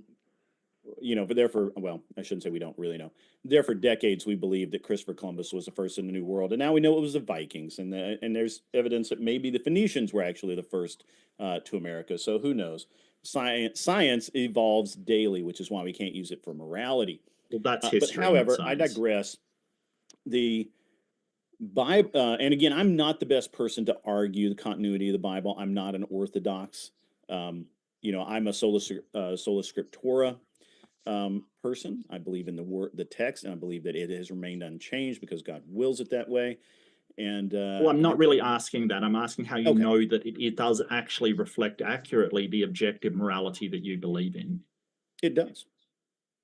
Because that's not what I asked. I asked how you know that. Its teachings and morality have taught me to. Sorry, something go on here. Sorry, that was on my bad. My teachings and morality come from the Bible and the teachings, which came from God, and that's what I adhere to. Okay. I don't know that I'm qualified. I don't normally go too far down this path because I don't really feel like I'm qualified. I'm not a priest. I'm not a. Well, it sounds like you're saying that God sort of told what morality is to these people, and then they wrote it down. So is morality what God tells us is moral and immoral as through the Bible? Yeah, I get my morality through the teachings of the Bible. You know, thou shalt not kill, Okay. thou shalt not commit adultery. If we get into the New Testament, marriages between one man and one woman. Men should not lie down together. I mean, we could go through that, but I don't know. Again, I don't know that you're asking me to go through the entire thing. But yes, my morality comes through the teachings of the Bible. Okay, so 2 points. Which are time tested. 2 points, right? Number one, if morality comes through the Bible from God telling what it is, basically saying what it is, then your morality is subjective as well, with the subject being a God, but it is still subjective. Number two, if God relates, like basically says what morality is and puts that in the Bible, he could quite easily just change that morality and tell you that it is now moral to slaughter hundreds and thousands of people. Go out and do it, sir. What would prevent anything that from happening if God decides what morality is? So that's an interesting argument. It's one that I hear used a lot, and I have a little bit different take on this. So God, did you? Man, I don't know if we have time. Do you remember in your reading of the Bible the story of the Canaanites? Oh yeah, yeah. Yeah, And the God told the Amalekites Israelites and to go the murder them all. Edomites again were slaughtered as well. Yeah, absolutely. Yeah. Yeah. Do you know why he did that?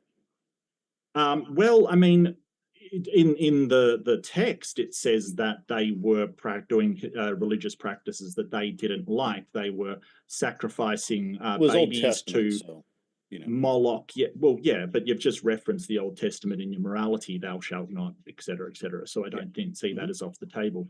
But the whole point was that we don't know that was the case, and killing people to stop them from killing children, including the children, isn't really solving the problem for me. But it doesn't address my question, which is why couldn't No, God just say? I'm getting to that. I just wanted you to Okay, sure. understand. I just wanted to make sure that you understood the story. So God has changed the morality. He didn't really change morality. He changed the law.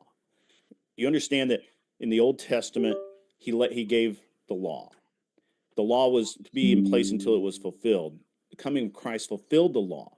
Now that while it didn't change the morality, it did change the law. Morality is divine and comes from God. If you don't believe that, then I can't help you. I can't get you there. Okay, I can't reach into your brain and flip a switch that says believe in God. I'm not capable of doing such things. All I can tell you is that when I appeal to something, I'm not appealing to my preferences. I'm appealing to a divine authority.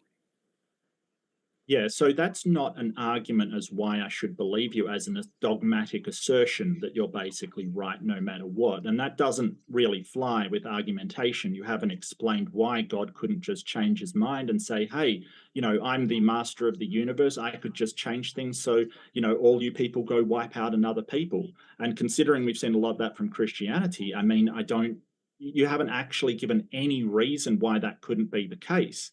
You claim objective morality, but it's not objective because God has put it in the Bible. It's subjective.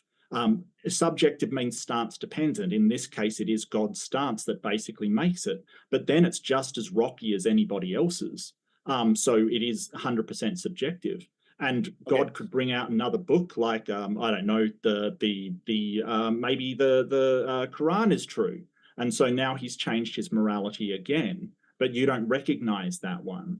But all I'm saying is you cannot explain sufficiently another great argument, by the way, why your morality can't change. That's another great argument because in theory, the Quran is an extension of the Bible, a new book that is not accepted, and I agree. I don't accept it either. But it's interesting because that someone that does not have to believe in God in and of itself to gain morality from reading the Bible. So the two are and basically referencing it, right? Like say I've referenced this Bible and it as a divine authority. You don't have to necessarily believe that God exists. You can just say, well, it came from someplace other than my understanding, and this is what we should do. So I don't understand. I guess kind of. I know you're trying to push all of this scientific law and the idea of what's to keep God from changing. Well, he could. He's God. He could do that, but he hasn't. And even if he did, then that would be the new word, correct? So, but that would be a higher power, not a human being. So what you're asking me is if Jim Bridger came out and said, you can all be Mormons now and have multiple wives, and here's my new Book of Mormon, that I as a Christian would follow that blindly, and I wouldn't, because I don't have any proof that he spoke to God. some people It would did, have though. to be revelation. I mean, I'm wondering if you actually have read the Bible, because I don't think that you actually understand it in a layman's terms, because I'm a layman. I'm not a priest. I stumble a lot with scripture. I'm not a particularly good. But some people did I'm not follow Andrew him, Wilson. right? I'm not Andrew Wilson, so I'm not going to beat you down in that same regard. But I'm just going to tell you over and over again that it is divine, and therefore it could change. That's absolutely accurate. However, it hasn't. And by the way, Okay. it references in the Bible exactly how, when, and why it might change in the book of Revelations. Okay, well, I don't think it's divine. I think it's really human made, but you can believe that if you want. I don't, that's Sure. fine. I just think that you've sort of said a lot of things that sort of say, well, it won't, but that sort of presupposes that what God will do in the future. But I have another question for you. If you No, I didn't. I specifically said it could, but it hasn't. Right. If God commanded you, don't do that. Don't say things that I didn't say. I didn't say that. I said I was very clear in my meaning. I did say that it could in fact change, and there is an outline in the Bible about why and how it might change in Revelations. You should go read it again. Mm-hmm. How do you know it hasn't changed? I'm sorry? How do you know it hasn't changed? How do you know that the Quran isn't the correct one? Well, I'm not up on the exact science of the Quran. I haven't read it since I was in college, and that was 20 odd years ago. Actually, almost 30 years now. I'm old. But my understanding is that God will make it known when the new book is passed out. Revelations covers that. He did not make the Quran known. The Quran was given to a prophet, who we believe is a false prophet, not revealed to the people. So that's what I believe. So I don't. Yeah, I don't know you believe that. Yeah, I believe differently. I believe that Muhammad was a false prophet. So yeah, fair enough. So now all of the Muslims if you had Jesus come down and or God come down and command you to wipe out an entire group of people, would you do it? Is that moral? I'm sorry, if he commanded. So hold on. You're asking me if someone told me to go kill these people, because they need to be killed, would I do it? Yeah, absolutely. We have wars every day. Okay. So, and I just want to point out that doesn't need to happen. All that has to happen is you believe you've been told by a God, right? I don't need to be told by God. I can simply be told by the President of the United States, go kill these people. I'll go kill them right now today. Really? Sure. No matter who they are. If we're at war, we're at war. What if it's U.S. citizens? I'm sorry? What if it's U.S. citizens? I would have to see some proof that there was a reason, but sure. Okay. Well, what if the reason... You seem to have a very interesting idea of how the world works. I can't wait to understand it, but I'm going to have to do some reading on this this particular issue. Very interesting. It's just you seem to you live by a non-aggression principle, right? You're basically in the United States, you'd be considered a libertarian, probably. I'm not sure. Like non-aggression, I think that I would certainly self-defend myself. I don't think I would sort of say, well, I'm not going to use aggression if it's used against me. But I do have a problem with the churches trying to persecute other people in society and thereby breach the social contract that we all have to be treated equally. It is incredibly bad for society when one segment of it is treated badly, because usually they fight back. That there's a long history of that happening. So as I said, the problem is that when you start to go... I want to explore that a minute. Do you believe that violence is inherent in human beings? Do I think that violence is inherent? It's just part of who we are? No, I don't. Really interesting. No, I think that survival mechanisms are inherent in human beings. Mm. One of those can be violence, but that has caused a lot of problems from when we first evolved and having survival mechanisms to today, where if you think you're being attacked and not really being attacked, you can actually create that problem out of nowhere. And we see it a lot in these escalating situations. That's why we teach the police to de-escalate and not like shoot everybody involved and then sort it out later. That's why they do that. It's because we have to override that aggression principle in order to have a functioning society, or else there's just violence everywhere. My problem with Christianity is it sort of has an assertion that they can use violence against others in order because they have a divine right to do so. Things like, divine holy wars and divine right of rule and things has not particularly been successful in history because the oppressed people fight back. I think you need to look into humanity more. We are a violent species. I mean, most species are violent. We are exceptionally violent. You can't name one point in history where we have not been violent. You cannot point to me. As a matter of fact, if you can, please do so. A society in the world that lives without aggression. And I think. Well, I think it is something that humans have, but I don't see why we need to be beholden to it, why we have to sort of give in to base instincts and fight all the time. You have that luxury because you live in a first world country. Not being violent is a luxury. Not being violent is a luxury. It's not a right. It's not something that is just is. Well, sure, I'm aware of that. Do you believe that you have the capability of great violence? Yes. Okay. What keeps you from it? That I have empathy for other people. Okay. I understand what it's like to be subject to violence. And as I understand that in order for our society to function, I've got to restrain and not do violence to other people, because if I do that, they're going to do violence to me and our entire society will be garbage, absolute garbage. So this is the whole social contract. We basically say, well, each of us have the right to live as free it's a humans. libertarian principle. And you can. Well, that's not libertarian. The social contract is actually exactly libertarian. It's a social contract. It's the NAP, non-aggression principle, all of that. That's exactly libertarian. It's almost ANCAP, to be honest. No, it's constitutionalism is what it is. No, I'm constitutionally One thing is, I hate to do this, but just because Mark, the reason that we can't go longer is that Mark actually has to take off. Or by that, I mean, it's going on 1 a.m. And so in Mark's time zone, we do have to jump into the Q&A. Sorry for doing this so abruptly, but you guys, like, we could always host you guys in another 1v1 where when I'm actually awake and dressed in something other than a t-shirt and sweatpants, we'll do that.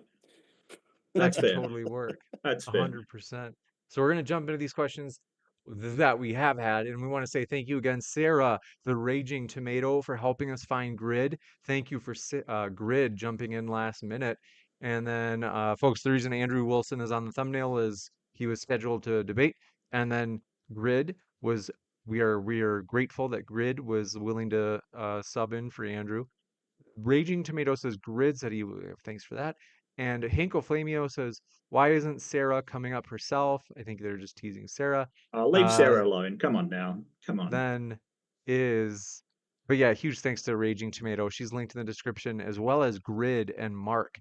Robin Webster says, people who don't care about others are psychopaths. Or sociopaths, yes. You guys agree? Well, I think that sort of psychopaths and sociopaths get a bad rap. They're so through either, neurology, how they're born with it, their mirror neurons don't work in the case of psychopaths. Sociopaths, usually it's through trauma or some event that has, caused them not to feel empathy towards others, but they get sort of a bad rap. They're usually very transactional, but they don't have to be violent and things like this. They can understand the benefit of cooperating with others, and we can help them because we understand how this disorder works. But she's absolutely correct. People with no sense of empathy are sociopaths or psychopaths. That's what we call them. This one coming in from, do appreciate it. Nublet says, quote, secular humanism is not a cult. We don't do information control, restriction of social interactions, etc.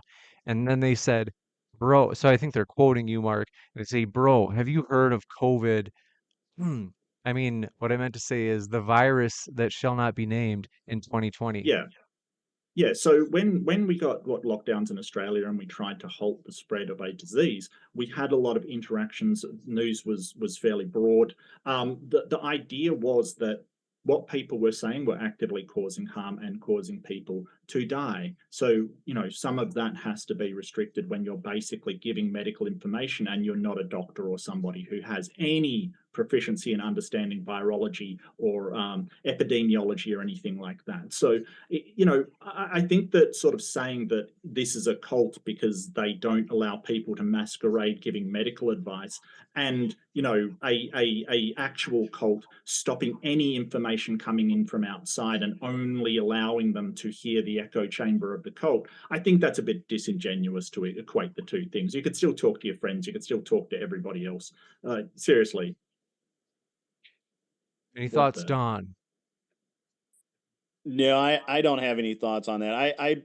I'm not really. I mean, to me, it seems like just another made up philosophy trying to avoid the idea of organized religion.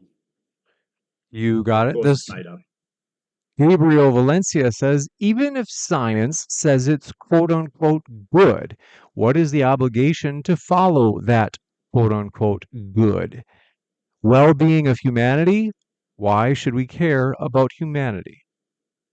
You don't have to care about humanity. You don't have to be a secular humanist. You may have other goals in mind. Generally, though, even somebody that's completely selfish, they can see the benefit of cooperation within society. So generally, when you have these societies that have pro-social behaviors that are working well together, you will find that everybody in the society benefits. So it may be in your best interest to cooperate with that society.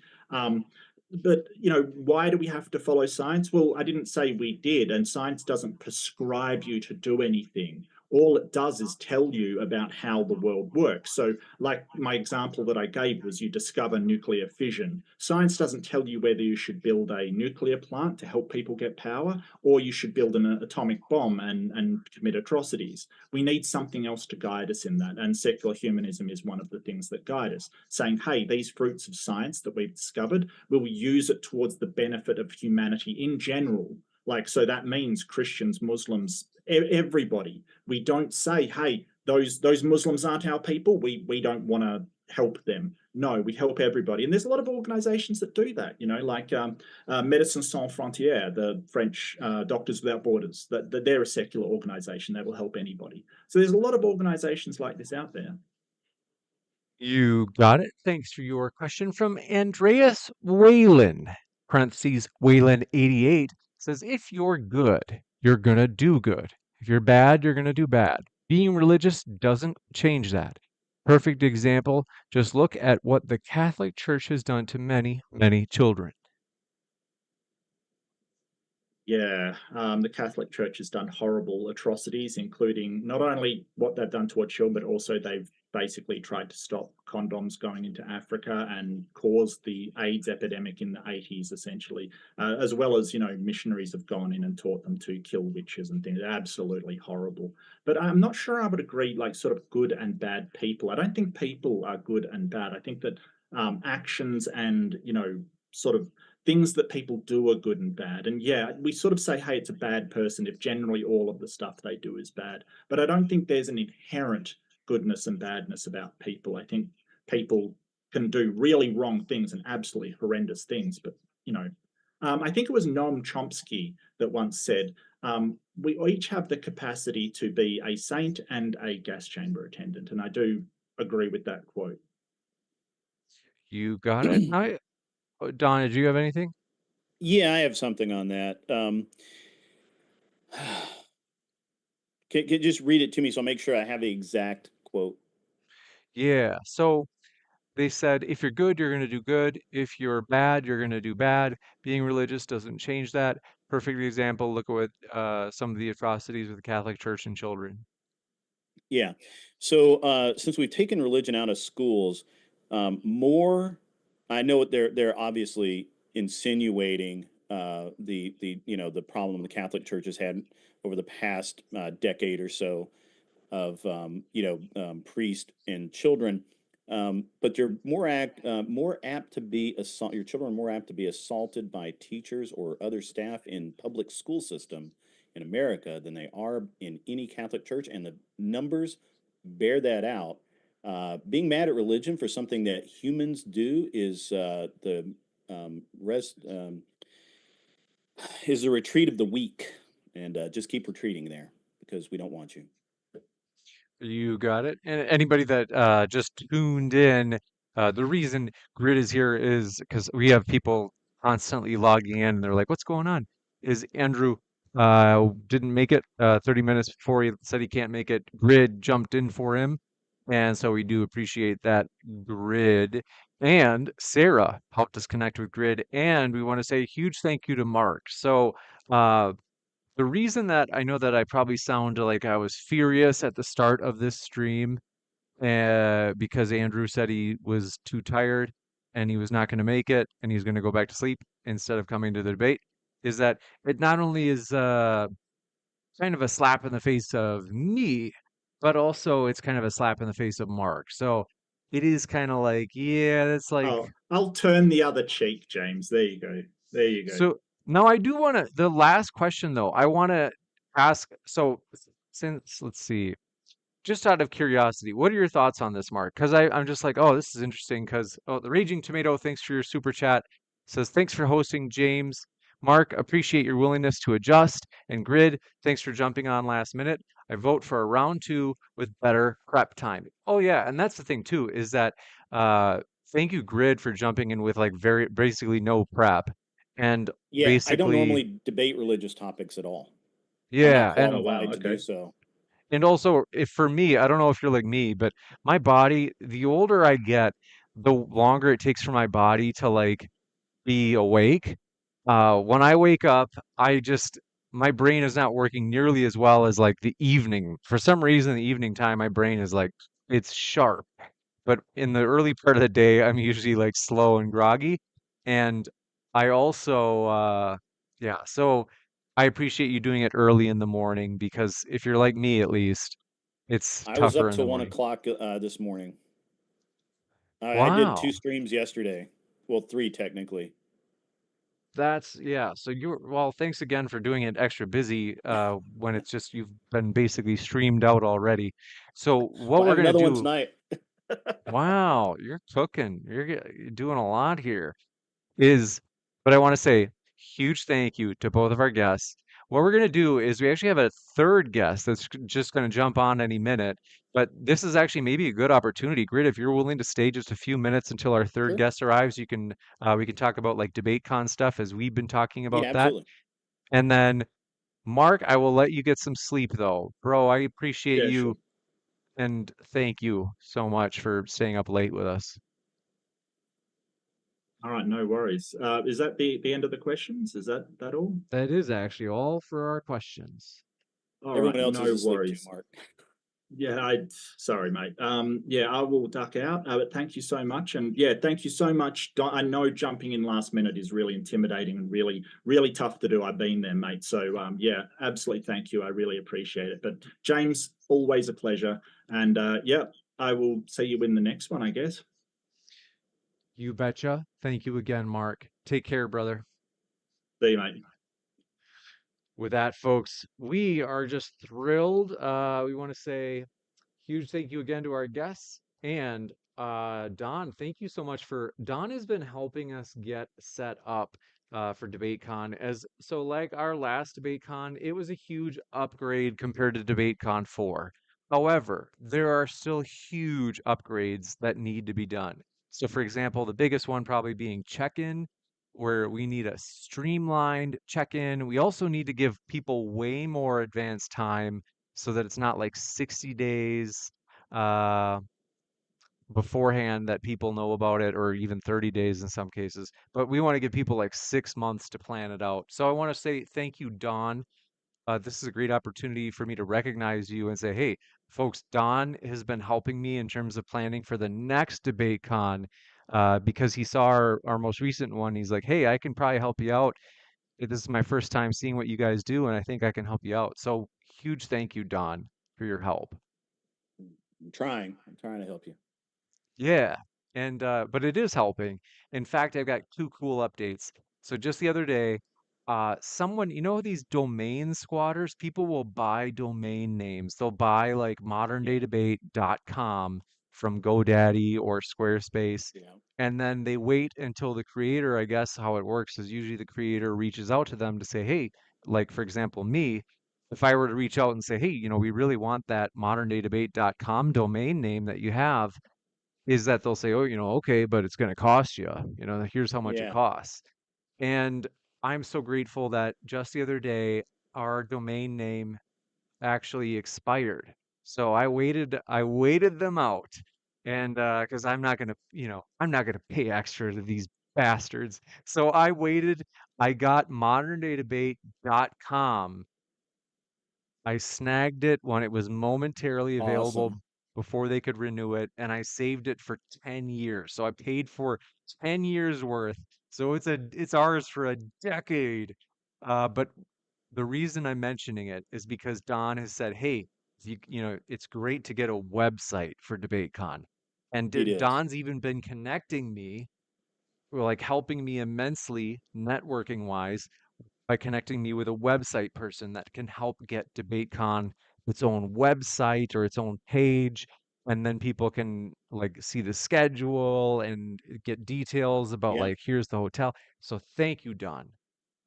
Oh, no problem. And we're I don't know if I was clear in my last email because I was in a hurry, but basically what I've been told is that they don't want to just pull the logos off, just randomly off of your site or whatever.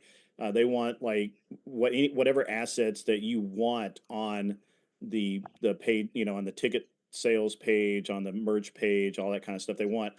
They kind of they don't want to assume anything, so to speak, and um, I may end up having to just put you two in direct contact so that I'm at because I'm not a website guy, I'm not a design guy, so they just said that they would do it and they would help out with it basically for free, at least for the initial setup. So, um, you know, we're just trying to get you, kind of we want you to be a little more pro, you know, because in And my world and that I come from, you were either pro or not pro, and you need to be pro.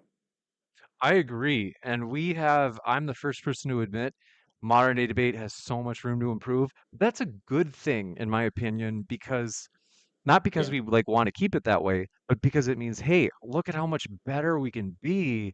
This is cool. Like, let's do it. Let's take ourselves to the next level. And so I am glad for your honest feedback and helping us like improve on these things. And we are going to actually make these improvements. So it honestly means more than you know. Um, but yeah, I want to say thank you that for that, Don. We are, by the way, folks. So Don also he did a poll on his own YouTube, I think it was, Hmm. and he's like, "Hey, what city would you guys want to do this? I have DebateCon this fall be in." And so basically, he said, "Hey, everybody's saying Nashville, James." And I was like, I was like really reluctant, but then I did our own poll and I was like, wow, no, It actually, mirrored you're, my results. It was almost the exact same. It was Nashville, Dallas, Atlanta, Newark in my poll, yes, and I think that your results mirrored that almost exactly, which is right. hilarious. It is because and not only that, but across platforms, because I did a poll on Twitter and YouTube and I saw it both places. I was like, wow, okay, Nashville is actually popular. So we're excited about that. It will be this Nashville. It's maybe October and it might even be November. And so we are excited about that, folks. It is going to be huge. We are really modern day debate. We've been just kind of all very conservative our entire debate con history. And now we're saying "Hey, we're actually going to take some risks and we're going to kind of get some bigger guests.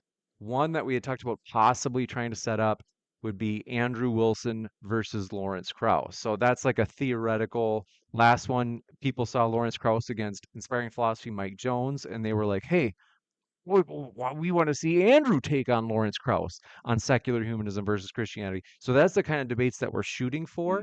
And so we are excited about that. And then, but yeah, I do want to say thank you, Don. What I'll do is now we should have in just a moment an extra guest swinging by. Don, I'll let you go get some rest if you'd like, because I know Well, that I'm you've. actually going to take my when we get done here, I'm going to take my family to the zoo. We have a free day today, up until about 6 o'clock when I need to start getting ready for my show. Wow, what a blessing. Well, honestly, I hope you guys have the most blessed time out there. I hope it's like a great time. You guys Yeah. enjoy is the weather nice over there? You're in Nashville yourself, Yeah, right? yeah. I'm outside of Nashville, and it's very pleasant right now. It's a little overcast, which will probably burn off, and then we've got it's pretty nice, and Wow. so not bad at all. Based, as the kids say. Okay, well, have fun, Don. I hope you and your family have a great time. And Sure. that's cool, man. Thanks again for subbing in. All right, sounds good, man. We'll talk later. 100%.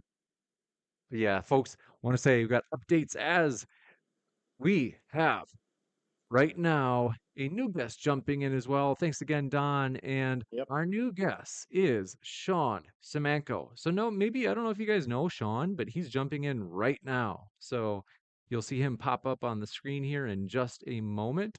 And want to say, Sean, thanks so much for being with us. I am thrilled to have you here. Seriously. Sean, can you hear me? Yes, how you doing today, James? Good. We're excited, man. This is the start of our 12-hour stream. We're only like what, 2 hours into it? And I'm just pumped because Sean, we have not gotten, let me introduce you. Folks, okay, so here's why Sean is here. You're kind of like, who is this man? I'm going to tell you right now. Charlie Kirk has an organization called, okay, it's still morning time. What is the organization called? I should know this. Turning Point USA. That's what it was. Thank you. Is Turning Point, folks, you probably heard of it. They are on many different college campuses and they do all sorts of cool events. And basically, Sean used to have connections with them. I'll let you give the full story. But basically, we're collaborating with Sean as his organization, Uncensored America, and our organization, Modern Day Debate, we're collaborating because this upcoming debate that we have talked about earlier, folks, between Andrew Wilson and AP, that you can see at the bottom middle of your screen. This is going to be awesome. Andrew Wilson will be taking on Apostate Prophet on April 28th. This particular, and by the way, that's on Israel, and or I should say more specifically Zionism. It's going to be huge. Uncensored America, which is linked in the description box, is putting this event on. So that's why this debate is happening. They have been so good to us where they're like, hey, modern day debate, if you help us promote it, like let's kind of partner and help each other out. And you can even come over and moderate it. So I am like super grateful to get to be there. So I will be in person, folks. If you are anywhere near Asheville, North Carolina, the tickets are linked in the description box below. Get your tickets right now. Time is running out. It's April 28th. It's coming fast. Come hang out with me. Come hang out with Andrew Wilson.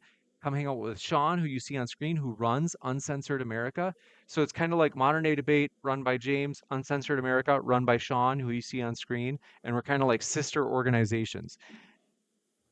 Come to this event, hang out with Apostate Prophet as well. We will all be there in person. So, Sean, I want to give you a chance, though, to just share about Uncensored America. As I've been going on, and I'm thrilled to have you here, is as well as the event. This is actually a great time to start with the event if you want to plug the event. Any other details that I hadn't mentioned about it? Yeah, thank you, James. Yeah, if anybody wants to get tickets for the event, it's going to be, like you said, April 28th. You can go to uncensoredamerica.us to get tickets or the link that he has in the description.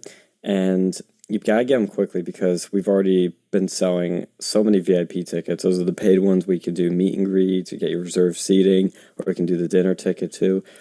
I sold like, I think, 5 of those just yesterday alone with the posts I put out. And Andrew was kind enough to repost, and Rachel as well. So that one's been doing pretty good. And we've just been selling lots of tickets every week. And so we only have a little over a week till the event. So if you want to get your tickets, now's time to get, because they're going to be gone probably by, I'm going to guess, the beginning of this week and this coming up week. So, but like James said, I'm the founder of the organization Uncensored America, where we are a campus free speech organization where we host speeches, debates, and comedy shows on college campuses. You probably have heard of other organizations like Turning Point or College Republicans or Young Americans for Liberty, Young Americans for Freedom, all these organizations that are on campuses that say that they promote freedom of speech and all this stuff. And I actually used to be a part of a bunch of these when I was a college student myself at Penn State. I went to college from 2016 to 2020. I was class of COVID-19, right when COVID hit is when we all had to do our Zoom graduation, which was a ton of fun. Couldn't have asked for a better graduation than watching a video online. But so we had a Turning Point chapter that started right after, I think, inauguration in 2017. And I mean, I worked in it, had some fun, did some cool stuff, but I quickly found out that there's just a lot of speakers you can't host. There's a lot of events you can't do because a lot of these groups are controlled by donors, or controlled by special interests, or controlled by people who just want things done their way. So you'll have things that, you may want to do, but the top brass will say like, nah, you can't do that. So I quickly learned that there really just wasn't a true free speech organization on campuses. So I was like, let's do our own. So made our own, and that's how it really took off. And we've been doing it for technically 4 years now, because we did our first event in 2021. So we've been in operation for 4 years, and we've been having lots of great speeches, but also debates that we've been hosting as well that have been probably your audience has seen, even the ones that before we met up, James, like the Milo Destiny debate on Christian nationalism, the Elijah Schaefer and Destiny debates we did, the John Doyle versus Hunter Avalon debate on gender roles, and people are probably more familiar with the more recent ones like the Owen Schroyer and Destiny debate and the John Doyle and Destiny debate too. So I've had a lot of fun with these, and it just keeps growing, getting bigger and bigger. And James and I share just, even though I think he's correct in saying like that we're like sister groups and almost like cousins in a way, because we have slightly different roles and different missions, but we share some similar values, and one of those being debates. And so James has been our default moderator ever since last year. So it's been great to have you and great to do these events because, like I said, I started because there was just no true free speech club on campus. There was no true free speech org. And the way I found this out specifically was because we were trying to host at Penn State, Milo Yiannopoulos, who, if you don't know who he is, he's a controversial figure in right-wing politics that was from Breitbart and did a massive campus tour in 2016-17 and worked for Ye later and worked for Marjorie Taylor Greene. So audience is probably pretty familiar with him, but I know a lot of younger people are kind of not super familiar with him because he's like in my sort of like older Zoomers. We remember him. He's our campus icon. Of course, people nowadays have different figures, but I found out through Turning Point couldn't host him. They didn't really give me a solid reason, but I found out I couldn't host him. So I said, screw it, we're going to do our own thing. Because this is a guy that's been censored and canceled, and nobody's standing up for him. Nobody's doing anything about him to help him out. And he's just one of many. Like, there are so many other people that I thought people want to hear from that have been silenced, that we should give them a platform. And whether that be like Alex Jones, Guy McGinnis, Destiny, like all these other people, these are people that everybody wants to hear from, but you're not allowed to host through all these organizations because they're blacklisted. To my knowledge, that's what I've heard. And those are the rumors. That's all alleged. And so, it's been really cool because we've been able to fight back against censorship, cancel culture, where all these other orgs say they want to do that, but they actually don't host the people who are censored and canceled. So we've been hosting people that you probably haven't seen in a while because nobody really wants to touch them because it's just too controversial. And their donors or whoever's controlling these organizations is just too scared of the risk. And it's sad because you're not going to make any difference. Like, if you actually want to make a difference, you gotta be willing to take risks and do things that are controversial. If you really believe in free speech, you would do these things. You would host these people, have conversations with them, because that's all it is. It's just talking. It's nothing, nothing scary or crazy, and just people coming in to listen. Like Anthony Cumia said at our roast, is that it's really a listening problem. They really don't like people listening to these different opinions. And if people who truly believe in free speech want to preserve free speech and want to actually, solve the issues of our time and actually get somewhere, you can't just like have a socially acceptable circle of voices. You have to listen to everybody. So that's pretty much how it started. That's the origin story. And then James I met at Mindsfest in 2024. It doesn't feel like it's been that. Wow, it feels like it's been years. It's only been not even a year yet, I think. So that's crazy. But yeah, That is yeah, bizarre. It does seem like we've had a longer history. We've done a lot of had a lot of in-person time together already, which is cool. And but yeah, in addition to we talk on the phone oftentimes, basically planning out events. I'm asking Sean oftentimes for advice on like how to do this stuff. So I want to be clear. In short, summary, the debate that you guys are seeing on screen right now with Andrew Wilson versus Apostate Prophet on whether or not Christians should be Zionists, that is being put on by Sean, the man that you see on screen right now with me. Sean Samanko is the leader of Uncensored America. They have hosted tremendous debates for example, Destiny versus Owen Schroyer, which has been the biggest political debate stream on modern day debate. That was actually put on by Uncensored America. So it had 150,000 views, and that was actually hosted. That debate was created by Sean, who you see on screen. That was Owen Schroyer of InfoWars, aka Alex Jones's organization against Destiny, on Trump versus Kamala. It was a tremendous debate. And I got to tell you, folks, check out Sean's link in the description box. They are hosting epic debates. They've been really good to us, but also check out the link in the description box for the tickets. Like I said, if you are anywhere near Asheville, North Carolina, get tickets now at the link in the description box below. It is going to be huge. I am really excited. I'm going to be there in person. Come hang out with me, hang out with Sean, who you see on screen, hang out with Andrew Wilson, hang out with AP, Apostate Prophet. This is going to be an epic debate. I got to tell you, also, you guys might be like, oh, okay, cool. I think, James, earlier you mentioned something like there's maybe some sort of fundraiser that you're doing right now. We are indeed. So let me show you that as well. So, folks, this is really exciting. Basically, what I'm about to show you is the fundraiser for. Now, where did this go? What's going on here? Share screen. I gotta figure this out here. 2 seconds. A little bit.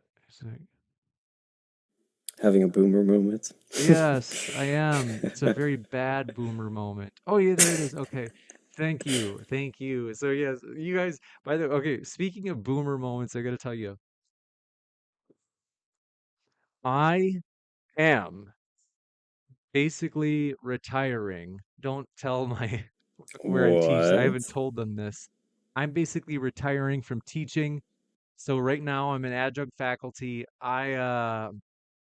Sometimes I like it. I like the students, but I don't like, I'm just excited to go full time with modern day debate. Now, part of that is it's kind of like, hey, like, are you sure about this? Like, You're giving up, you got your PhD in psychology and you're just going to just walk away? Yes, that is what I'm doing. I got to tell you, we're doing this Lens fundraiser because as I am walking away from teaching, I'm fully relying on modern day debate, and we're saying, hey, will you support, for example, the last debate that you just saw on screen with Andrew Wilson and Apostate Prophet? We are trying to acquire all 4 camera lenses for that for that debate before the debate occurs. Obviously we have to buy them before that, and it's kind of like, oh hey, well, why don't you just rent them? We can rent them, but financially it just makes way more sense to buy them because we know we are going to be using them constantly. And so it's like, if you rent them constantly, you're eventually just going to pay more than if you would have just bought them for yourself. So we are buying them, and this is kind of a collaborative buy. So I do want to mention this is these lenses are going to be co-owned by Modern Day Debate and Uncensored America. So the reason that's significant, for example, they will be used at that conference, or I should say debate, that I mentioned on April 28th between AP and Andrew Wilson. Check out the GoFundMe link in the description box. I want to give Sean a chance to talk about this, like why we're doing this fundraiser.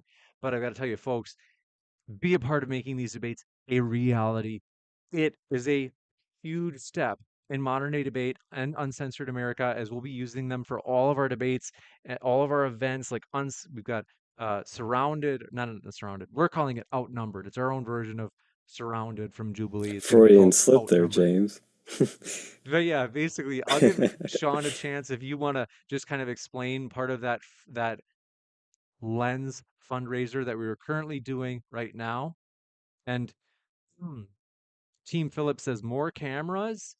No, Team Philip, we don't own any cameras.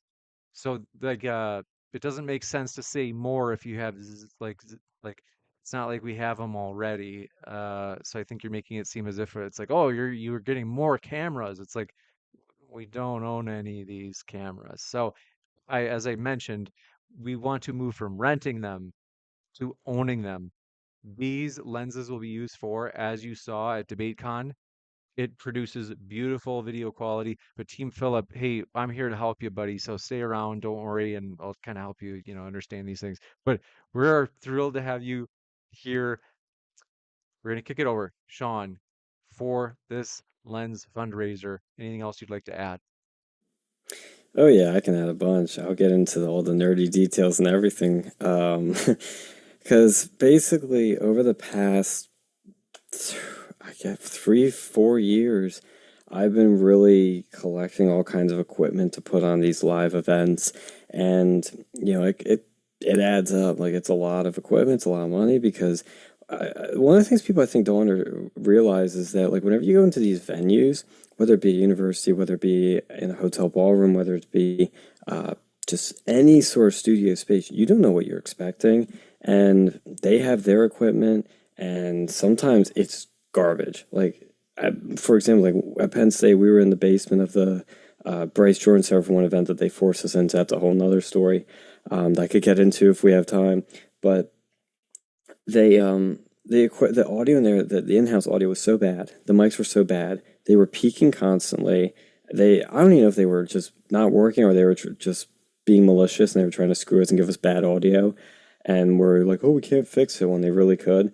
But you don't know what you expect in these venues. It's never consistent. It's never high quality. It's never controlled. And you're at their mercy. And there's not a lot you can do. So over the years, I've just been adding more and more stuff to the collection. And I have every single piece except cameras. That's the biggest but most crucial piece. So for Uncensored American, for the DebateCon, we've been renting them. And like, renting is great in the short term, but for a long-term investment, for, like you said, now that you want to do this full time, I want to do a lot of other things full time too. It just makes sense financially, and also just for the ease of it. Like, if we want to go do a shoot or do something next week, like, we can just quit. We already have all the gear we can set up. It's already set up, programmed, ready to go.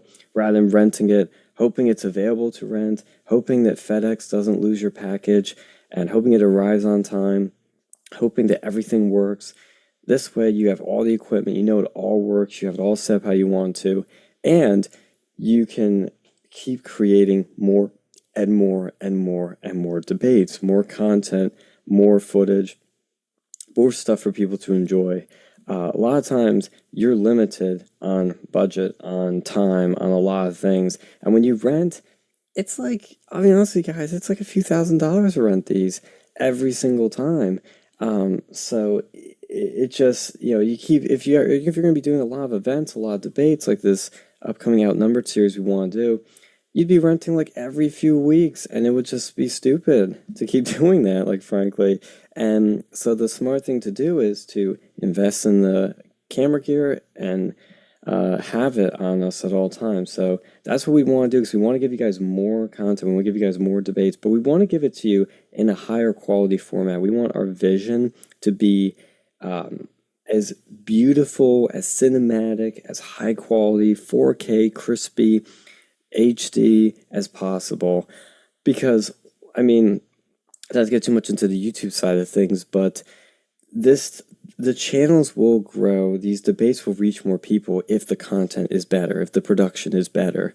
So we already have so many things like audio and the backdrops with the banners. We have, you know, great computers, all these other things, and it's just the last piece of the puzzle that would make it look so much more beautiful. And I mean, just imagine like DebateCon, the last one that we did in New Jersey. Imagine that quality for everything. It would just be so good. It would look better than any other debate on YouTube, and it would just be so good. Everybody would tune into it because it just looks, you just want to look at it, you know? So, and we'll be, of course, thinking of other ways we can spice things up, but those cameras, like, are really critical in bringing that vision to life that we all want, but unfortunately, well, I guess it makes sense. Not really unfortunate. It's fair that in life that things that are of high quality, things that are truly beautiful, are not going to be cheap. So that's just the way it is. But with your support, you just chip in a little. You don't even chip in a lot. You know, we're not asking for, you know, $1 gazillion here, but you chip in a little bit. It all adds up, and we help each other out, and you guys will get better content. Like, you're going to see the returns really quickly, like literally within a few weeks, honestly. So it's going to be great. I appreciate that, Sean. You're 100% right. Is that, folks, yeah, I got to tell you, I think sometimes people are like, oh, it doesn't really make a difference if your video quality is good. It just matters if audio is good. And I would say it does make some difference. Like, there is a declining marginal utility, but compared to what modern day debate, I mean, if you look back at our old, like, let's say DebateCon 4, I mean, it just doesn't look nearly as good. It looks to the point where people are like, James, like, you gotta invest. That's the funny thing is, like, if if you have those types of cameras, I get people who will complain and they'll say, James, you got to invest in some cameras. It looks all grainy and it looks like, what did you film this on? Or the classic, like, YouTube, like, this is so cliche, and I think it's hilarious that people are like, oh, I'm funny. Is the, oh, why did you decide to record this using a potato? It was a potato, everybody. Look, I called the camera a potato. Is that I get those critics, and then a lot of times people today though are I would say actually a really small percent to be fair are like, oh James, why, like, video quality doesn't matter, it's just audio, and it's like, well, but it really does actually make some difference. So we do appreciate if you guys check out DebateCon 4. I'll even put that in the old let me find a link to that old debate, to the classic one between Andrew Wilson and Matt Dillahunty, and you can see for yourself just how different the film video quality is. Where it's like, yeah, that I can definitely tell a difference. Is that old camera, and then I'll show you from DebateCon 5. Let me pull up a link from there. Is Fight the Fighters, Craig.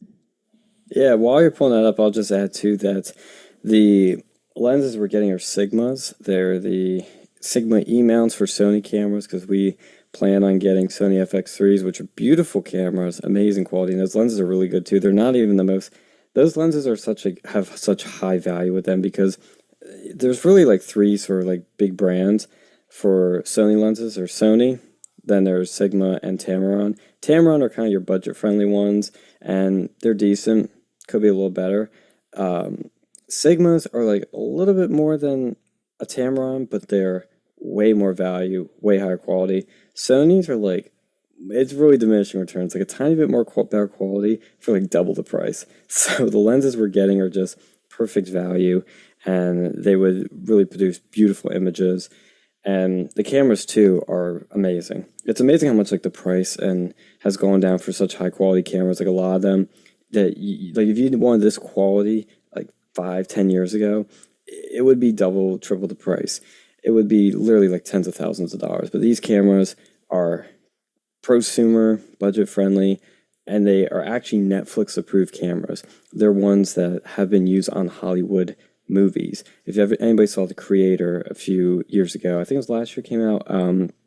It was done by Gareth Edwards, who has done Star Wars, Rogue One, and Godzilla.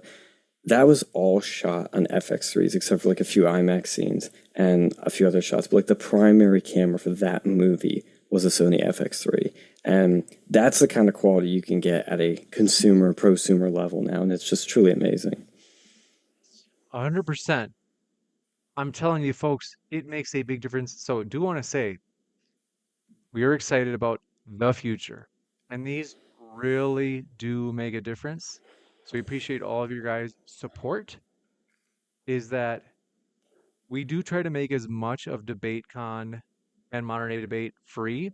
I know a lot of promoters, in fact, I kind of get pushback, is a lot of them are like, oh, well, I'm really disappointed because let's say they say, let's see, what was it? What was it? Hold on. I'm just totally blank. Sorry, I'm still waking up. But want to say, it is true that, yeah, folks are asking, where's Andrew? So Andrew, 30 minutes before said he wouldn't be able to make it. And then huge thanks to Grid for jumping in for Andrew. And so we do want to say, if that's why you see Andrew on the thumbnail, I have not gotten to update that yet. But yeah, that is why you might be wondering, like, hey, where is Andrew? And Grid, we are grateful for him jumping in as he did. And thank you for Sarah for helping us find him. Oh yeah, but yeah, we try to make DebateCon as free as possible. When we do those live streams, a lot of other promoters, especially like if there's big talent or like promoters that usually like want to make a living off of these events, are like, hey, like, why would you make this free? Make people pay for the live stream. You got to put a paywall there, or you know, make it so that the debate is behind a paywall even afterwards. And so it helps more than you know. You guys, when you support us, helps us keep these debates more affordable for people. Mutton Chopper, thanks for your 5 gifted Whoa. memberships. Saw that Wow. in the old live chat. Thanks so much. That means more than you know. And yeah, I got to tell you though, folks, if you're like, oh, well, you know, I don't like the fundraiser. It's like, okay, it's not a big deal. Like, but I got to tell you,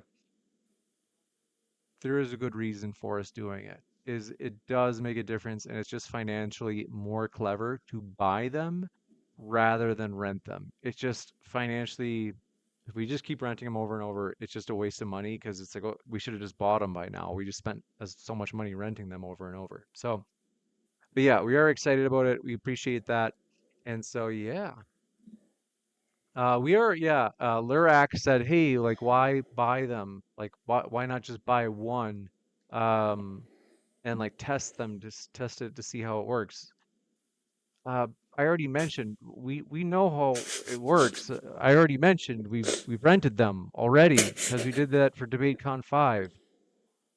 I I get a think what lot they're of these. trying to say maybe is that why do you need four, not just one, maybe? And it's, well, because you need Oh, I different see. angles. And if you have two people on a stage, you need a wide shot, you need a close-up on one person, close-up on another person, and a Q&A camera. So, which everybody who watched DebateCon saw. And by the way, like, that was a production that I helped James with in sort of getting the equipment, setting it up. I was working with another friend, Jeff, to basically run that whole production. So we've done it before, and as you guys can see, the results speak for themselves. Like, it looks amazing. So just want to do more of that. Want to keep it. We want to make it look better. Nobody wants potato quality. Nobody wants Right. Nokia flip phone quality, do we? 100%. And yeah, but yeah, I do want to say 100%. And then, but yeah, basically, I think there was something else. Why is everybody calling me a Zuckerberg lookalike, James? You Why do is look this a little bit happening? like Mark Zuckerberg. Yeah, maybe. That's funny. If you just trimmed your hair, this could work. Although I gotta tell you, Mark Zuckerberg wishes he had a chin like Sean. Look at that big, beautiful chin.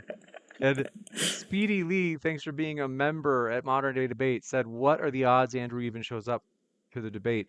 Oh yeah, it was scheduled for earlier. It was scheduled for 8 a.m. or I should say 11 a.m. Eastern time, and basically Andrew did not make it, and he won't be making it. So just so to bring you up to the speed, the description is in the or the schedule is in the live bot. The schedule is in the description box. Mutton Chopper, thank you for becoming a channel member. Means more than you know. Appreciate that. And then what we're gonna do is we are going to let's see. Um, in just about 10 minutes, we'll have the other debaters come on. But I got to tell you, if you guys like controversial debates or speakers, Uncensored America, which is linked in the description box, is the way to go. So we really like that they are willing to have some of the most controversial banned speakers on the internet.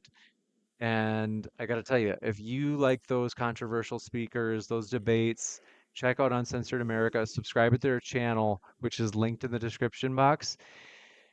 And again, they're putting on this epic debate between Andrew Wilson and AP. And then, as mentioned, the camera fundraiser, that link for the GoFundMe is at the top of the live chat and at the top of the description box. And that, where is this? Let me look this up really quick. The GoFundMe is shown on screen right now. We have raised $495. Thank you for your Wow. support. It means more than you know. Seriously, we appreciate it. If you enjoy Modern Thank Day you. Debate or Uncensored America, this is a huge way that you can support. And if you're thinking like, oh man, James, like $50, I can't do that. Like, hey, like even if you threw a few bucks in, we appreciate that. And what we're gonna do for the rest of the day, I just want to quick announce this before I let Sean go, is we are going to have actually, Sean, we got to talk to them about outnumbered though too. Is that Yes. we are going to have, what was I going to say? Well, before we go to that, 4-2 Attack says, James, you promised you were furious earlier. I better see the rage. James, where's the rage, man? You gotta tell me what's going on. Wait, what was it? What did you say? 42 Attacks says, James, you promised you were furious earlier. I better see the rage. I want to know what's going on, James. What's made you furious? Show me the rage. Oh yeah, I wasn't. I mean, like I actually I was pretty chill. I was basically like this. But yeah, I did express that I was like, hey, uh, at the very start of the debate when we were expecting, or basically just after finding out that Andrew would not be making it because he was sleeping, is that yeah, I did say I was like, oh man, this kind of leaves me out to dry. This really makes me unhappy. And then also it leaves Mark out to dry, and that's what the rage was. There wasn't really any real rage. My Okay. tempo, my emotional expression is about the same as it is now. It's just a less what's the word? A more what's the phrase? I was told I look like I'm brooding. But I kind of look like I'm brooding all the time. I just kind of look as if like I just got, sad news or something. I'm just You're tired like or me. something. Whenever I'm mad, it's like same face. Yeah. That's yeah. So yeah. But basically, we are going to have more debates, including one in 20 minutes. Another one starts, and that's the classic. We haven't had it for like a month. Flat versus Globe, and then we're also going to have Made by Jim Bob against Craig.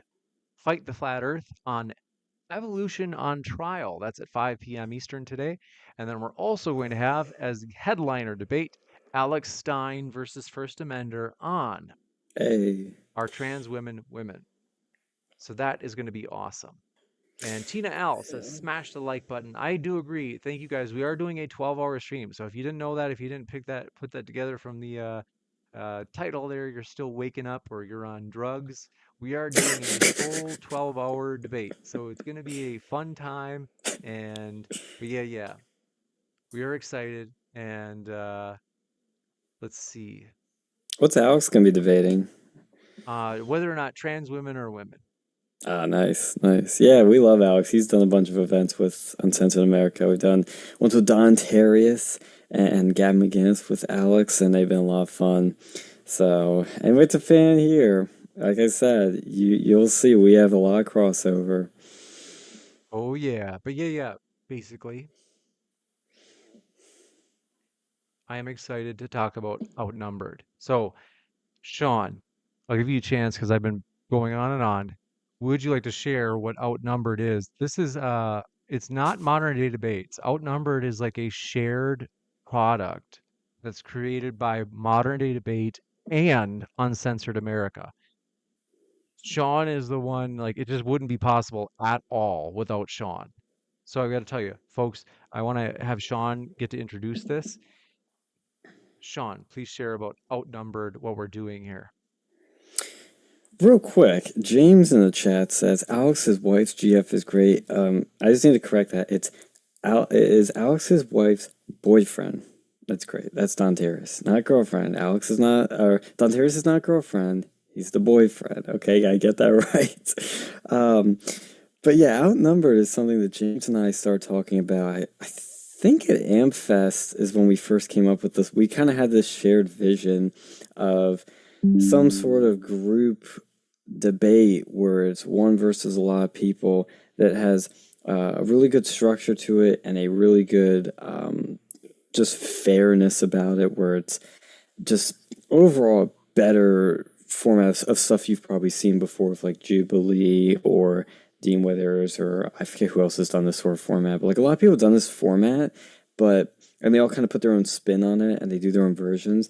And we thought too that it's a great format. It's something that people really enjoy online. But as somebody who's been in the videos, who's actually been at Jubilee and done their stuff, I think there's a better way it can be done. And I would like to do it differently. And that's when we started talking about it and we started thinking of other ideas, and basically snowball into this big idea that we're calling Outnumbered, where we're going to have one person versus a lot of people. And there's going to be a bunch of surprises and a bunch of new stuff, new twists that you haven't seen in the format before that I think will make it more fun, more engaging, more interesting. And it's something that, like James is talking about, like with the cameras and everything, we're trying to bring modern day debates to the next level. We're trying to do something new, something interesting, something fresh, something that you haven't seen on this channel before, and more in-person stuff. And so as we're doing this, like the production needs to get better, everything needs to get better, but we really want this to be something that's next level, that's unlike the other formats that you've seen before. And so we are probably going to be shooting in Los Angeles. I think that's what we pretty much settled on that as the place to shoot this, because there's so many people out there. It's such a massive city and so many beautiful spots too to film as well, and great studios. And it's close to where James is, and we'll be very close to where I will be very soon. So it just seems like a perfect spot to shoot, and we'd love to start with something like that and then do even more things like other formats and other debates and other shoots that would just add into this sort of a new series to modern day debates. Let's say like a lot of YouTube channels you'll see have like different series that are consistent throughout their channel. Like I think of like Mr. Beast, for example. Like he has the 1 versus million videos, he has the game show videos, he has the survival videos, like all these like formats that he does, these series. And we'd love to have modern day debates also on Sense America too. Like it's something that's, we're like James said, it's sort of like a child that we both birthed here that would be complementary to both our channels, and I think both our audiences will love it, and new fans too. So I think it's a great opportunity to do something really different and really special. So we're in the planning stages of that. We've thought of a bunch of different topic ideas, a bunch of different speaker ideas, and we would love to get a lot of people involved too. So people that are fans here and people who are maybe familiar with these type of channels like Jubilee and others, we'd like to get them involved too because it's something that I think everybody would enjoy. So we're planning it now. Hope we're gonna do it soon. And we've already done some I don't want to say a mini version of it, but it kind of is like like our first version we did at DebateCon with Andrew Wilson. He was gracious to do that with us and his wife Rachel, which we're going to be releasing soon. But that'll give you a taste of kind of the bigger plans we have in mind for it. Like that's sort of like the small run of it, but we have much bigger plans. 100%. But yeah, I gotta tell you, we are excited. Um, our number is going to be amazing. And also, this is like, I gotta go in just a minute. I gotta send the link to the upcoming debaters as the upcoming debate starts in about 15 minutes. And Prosperity Nugget says, hey, like, I don't understand. It's a 12-hour stream, but most of the time it's not debates. So Prosperity Nuggets, you were even here. I saw earlier you were here when I shared that Andrew couldn't make it and he let me know 30 minutes beforehand. And we still did like a short debate while Mark could stay because Andrew's opponent, had to go to bed after 2 hours because he's in Australia. Uh, you were here when I explained that. Some of these things in the live chat, I wonder, I'm like, I don't know about this. Well, they're calling me Mark Zuckerberg, so I feel I have similar sentiments. I'm like, Chad, what's going on The here? hell is going on out there? I'm looking out my window and society is crumbling. You got these questions like this or like, but anyway, want James, to how say is Vegas? How's it been so far? it is beautiful. We may even do a debate out here. So Oh, that'd be I'm lit. excited about that. Oh yeah, it's basically going to be amazing. It's possible, like you got to see how that would work, but I am excited about possibly doing that. And so the other thing is I don't want to put the cart before the horse because it's not confirmed, but we may be doing Modern Day Debate on tour, which Sean would be involved in. Basically, Sean would be our tech guy along with Jeff. They did DebateCon 5 for us, and it was amazing. And I got to tell you, folks, though, this might happen. It's not for sure. If it does, it would be this September, and I actually think that it's more probable than not. You're still like organizing and like figuring out how it's going to work,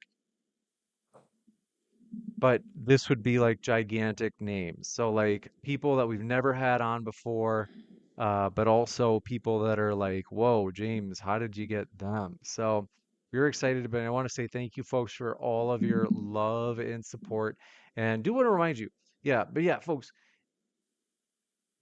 if you are I'm just saying it. I mean, like, pardon it's awkward with Sean here, but I'm saying it anyway. Oh no. We're just gonna make it as awkward as possible. Folks, well, it's not about actually it's not even towards Sean. It's like some of the stuff that I get where it's like, 12-hour debate stream. You're not but right now it's not a debate and like, Oh, we can debate if you want, James, James. like all the like, ooh, you're doing a fundraiser, that's bad. Like the stuff of like people bitching is like, folks, if you're gonna bitch, just shut up. We're just gonna ban you because it's like some in reason is okay, but some people are just miserable, and it's like I want to be clear, it's a small percent. So most of you in chat, like Thanlin, Mutton Chopper, let's see, Sam Tiger upon Eyes, star. Sam pro-life upon star is a anti-war. patriot. He says you're doing an amazing job given the circumstances at James. Good on you for telling him to chill. So Let's yeah, go. most of you in live chat, like 90% of you are cool. I want to be clear. It's just that there's like 1% where I'm like, why, how is this person so miserable? And it's always like, I think it's like the other thing too is like the cliche of like being on the internet and being uh, um, like, I'm like the young, guy that likes to play video games and I make like clever little like snappy remarks where I'll be like, oh, like it's supposed to be funny, and they're like these little quips, like it's so cliche, and it's like, guys, get a job. Just it's put your creative energies towards something better. Like looking at my neighbors out here, what are they doing by my car? But yeah, I basically, love I when you love roast this your new chat, setup. James. Do you notice my lighting? Um, is so much better. I was gonna say it's more even lighting today. I like that. It's because my window, and it's also like so cool to have a window in front of because usually I'm Mm. in a windowless office or windowless bedroom, and now I'm in my living room and I got this big, beautiful window. I see all of Las Vegas before me, namely my two neighbors' houses and my car on the street, and it's beautiful. But I want to say, Danlin 101, thanks for your kind words. And so Prosperity Nuggets says I wasn't complaining. You just projected that into my comment, and that's fair. I might have done that. I do get a little bit cynical sometimes. I am a little bit burnt out, and so I am. Forgive me, Prosperity Nuggets, if I did do that. I am sorry because sometimes I am overly cynical, and I think that it's someone complaining, and I'm wrong. So I am sorry about that. So, uh, but yeah, I want to We say. could, James, real quick, if you want to do a 5 minute debate for the people, since that's what they want, we can debate my girl Taylor Swift. How about that? Oh my gosh. Like it's very, very gay. But For the record, I think Taylor Swift is incredible, but James over here is all like, I don't know about that. I forget what we texted, and you said like, name a more beautiful woman. I sent a picture of Taylor Swift, and you were all like, getting at me for that. I told you that nobody's prettier than Paula Scanlon on Twitter. I think She's the that's what you said. That's probably the prettiest lady in the world. She's probably like 20 years too young for me. But so I'm just saying, like, as someone told me I look like a retired Backstreet Boy. Must be because I'm wearing my hoodie. I'm wearing my hoodie. Who did that phrase? You know what that quote's from? Jeb. Sorry. Jeb Oh Bush. yeah, yeah, yeah. When he had the hoodie on, yeah, I remember that. I remember the Yeah, guac bowls. They remember chat. Do you remember the guac bowl? That was legendary. that's funny. But basically, Sean is, I don't know what you're talking about, but basically, You don't remember the guac bowl that Jeb mm, had? He sold in his store, for his merchandise, a guac bowl that you put guacamole in. I think the whole point of it was to appeal to Hispanics or something. So he sold a guac bowl. wow, that's clever. I like that. But basically, James, we, were you perusing r/the Donald back in that day on Reddit? what was it? Were you perusing r/the Donald back in that day in No, 2016? It was on Reddit. Oh, no, no wonder why you don't know any of this. Ah, no wonder. that's funny. No, does anyone know, nobody knows who Paula Scanlon is? Apparently, I'm like, nobody knows. She's not like a mega star. She's, I don't know, maybe 100,000 subs or something on Twitter. Um, Subs on Twitter. But uh, Subtler. Ghost Monkey says, is Katy Perry an astronaut or not? That is a fine debate topic. And Uh, the other one, though, you know what I saw the other day? So, because you're all like, ooh, I like Taylor, is I saw a picture of Carrie Underwood, who's like probably at least my age. She's like in her 40s, maybe. And she was in a modest bathing suit, and it was like truly modest. Like it was like a classy, and I was like, wow, that woman's amazing. And I'm not being sarcastic right now. Because it's just so refreshing to see a woman who is like, she's like just a beautiful lady. Even now in her 40s, she's like just lovely. And yeah. she's like modest. So even though she like looks fantastic for in her 40s, she's got the swimsuit on that's like not at all revealing. It's still like, fitting for what you'd wear while swimming. And I was just like, wow, what a woman. Like that's the kind of woman I want to marry. Um, because I'm just like, that's cool. It's so cool that because our culture is so much about like, if you got it, flaunt it. Just Mm. insane. So when I see a person who's like they've got it but they don't flaunt it, I'm like that takes even more like you got to be like something extra special. Like thanks for your Yeah, super chat. she's very classy, very proficient. She's a total pro. Like when we saw her do the national anthem, um, it was just shows she's like a total pro singer. She totally gets it. But Taylor's the same way. Everybody likes to rag on her, you know, on the right. But I always tell people she is traditional at heart. People may think she's a girl boss, whatever like things they throw at her. But listen, the reality is, of all the singers out there that are mainstream, she dresses the most conservatively, the most traditional, the most classy of all of them. So if you really are gonna rag on her for stuff and you want her to be traditional, that's like, well, you got it. You just aren't paying attention. But I see Nick Brone in the chat says, "What's your stance on quote haters gonna hate, hate, hate?" Facts, bro. That's what it is. That's my stance. Just facts. This is new to me. I don't know what that. You don't know what that reference is? No. I'll change you someday, James. I'll make you a Swiftie, and you'll Tell me, understand. Zuck. What does it mean? I have to know. It's from Taylor Swift's song "Shake It Off." It's a very famous lyric from it. Very iconic. Huh, okay. That's funny. I'll, But I'll yeah, yeah. James, when I pull up to Vegas in the Tesla, I'll blast it for you. That's a good idea. I like that idea. And yeah, we're excited. I've got the two debaters just logged in. So what I have to do is go backstage and get these guys prepped. Oh, that's right. I have to actually send the overlay to myself too. So what I'm Time gonna for me do, to self-deport. thank you for coming on, Sean. So you do have to deport yourself. And thank you so much for coming on though. We're excited about this upcoming debate with AP and Andrew Wilson. April 28th. Tickets are linked below. Grab your tickets right now if you're anywhere near Asheville, North Carolina. Even if you're not near, do what I'm doing. Fly. I'm flying from Las Vegas. It's going to be amazing. I'm sure there are going to be other people flying in too. So hopefully we see you there, folks. And thanks again one last time, Sean. Thank you so much, James. Can't wait to see what we do in the future, but I'll see you next week. 100%. Thanks, brother. And I'll see you next week. Yep. Take care. Bye. Bye.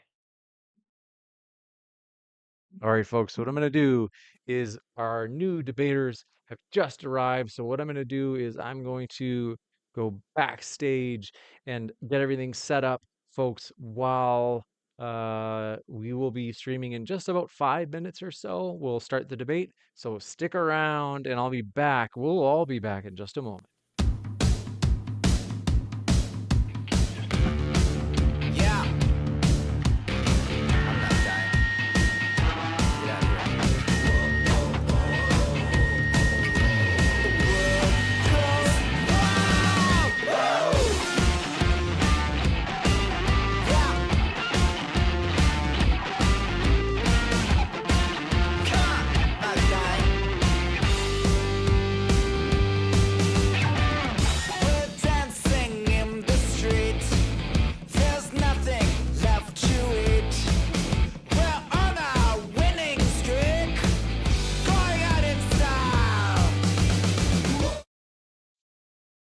That's so funny.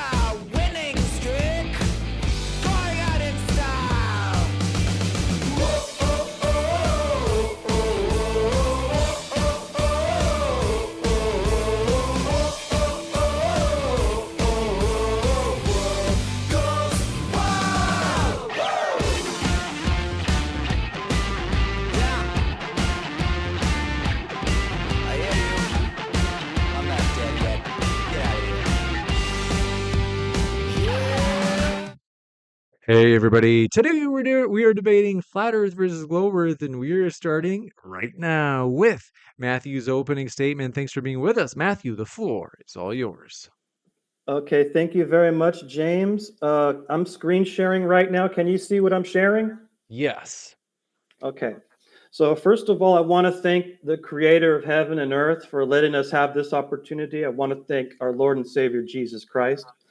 And I also want to thank Modern Day Debate for having me back. Thank you, James. And I want to thank Planet Peterson, Eric, for this opportunity. Okay, so let me begin. Polaris, the North Star, remains perfectly fixed in the night sky, always positioned directly above the North Pole. This unwavering consistency is absolute. No shift, no seasonal variation, no vanishing act. And that fact alone destroys the globe model. According to the heliocentric theory, Earth is tilted at 23.5 degrees and hurtling around the sun at 66,600 miles per hour. If that were true, then 6 months into Earth's orbit, we would be on the complete opposite side of the sun, supposedly 186 million miles away from where we started. That change of position, plus the axial tilt, should cause our angle of view to shift so dramatically that Polaris would either move noticeably in the sky or disappear entirely from view for months at a time. But we do not observe that.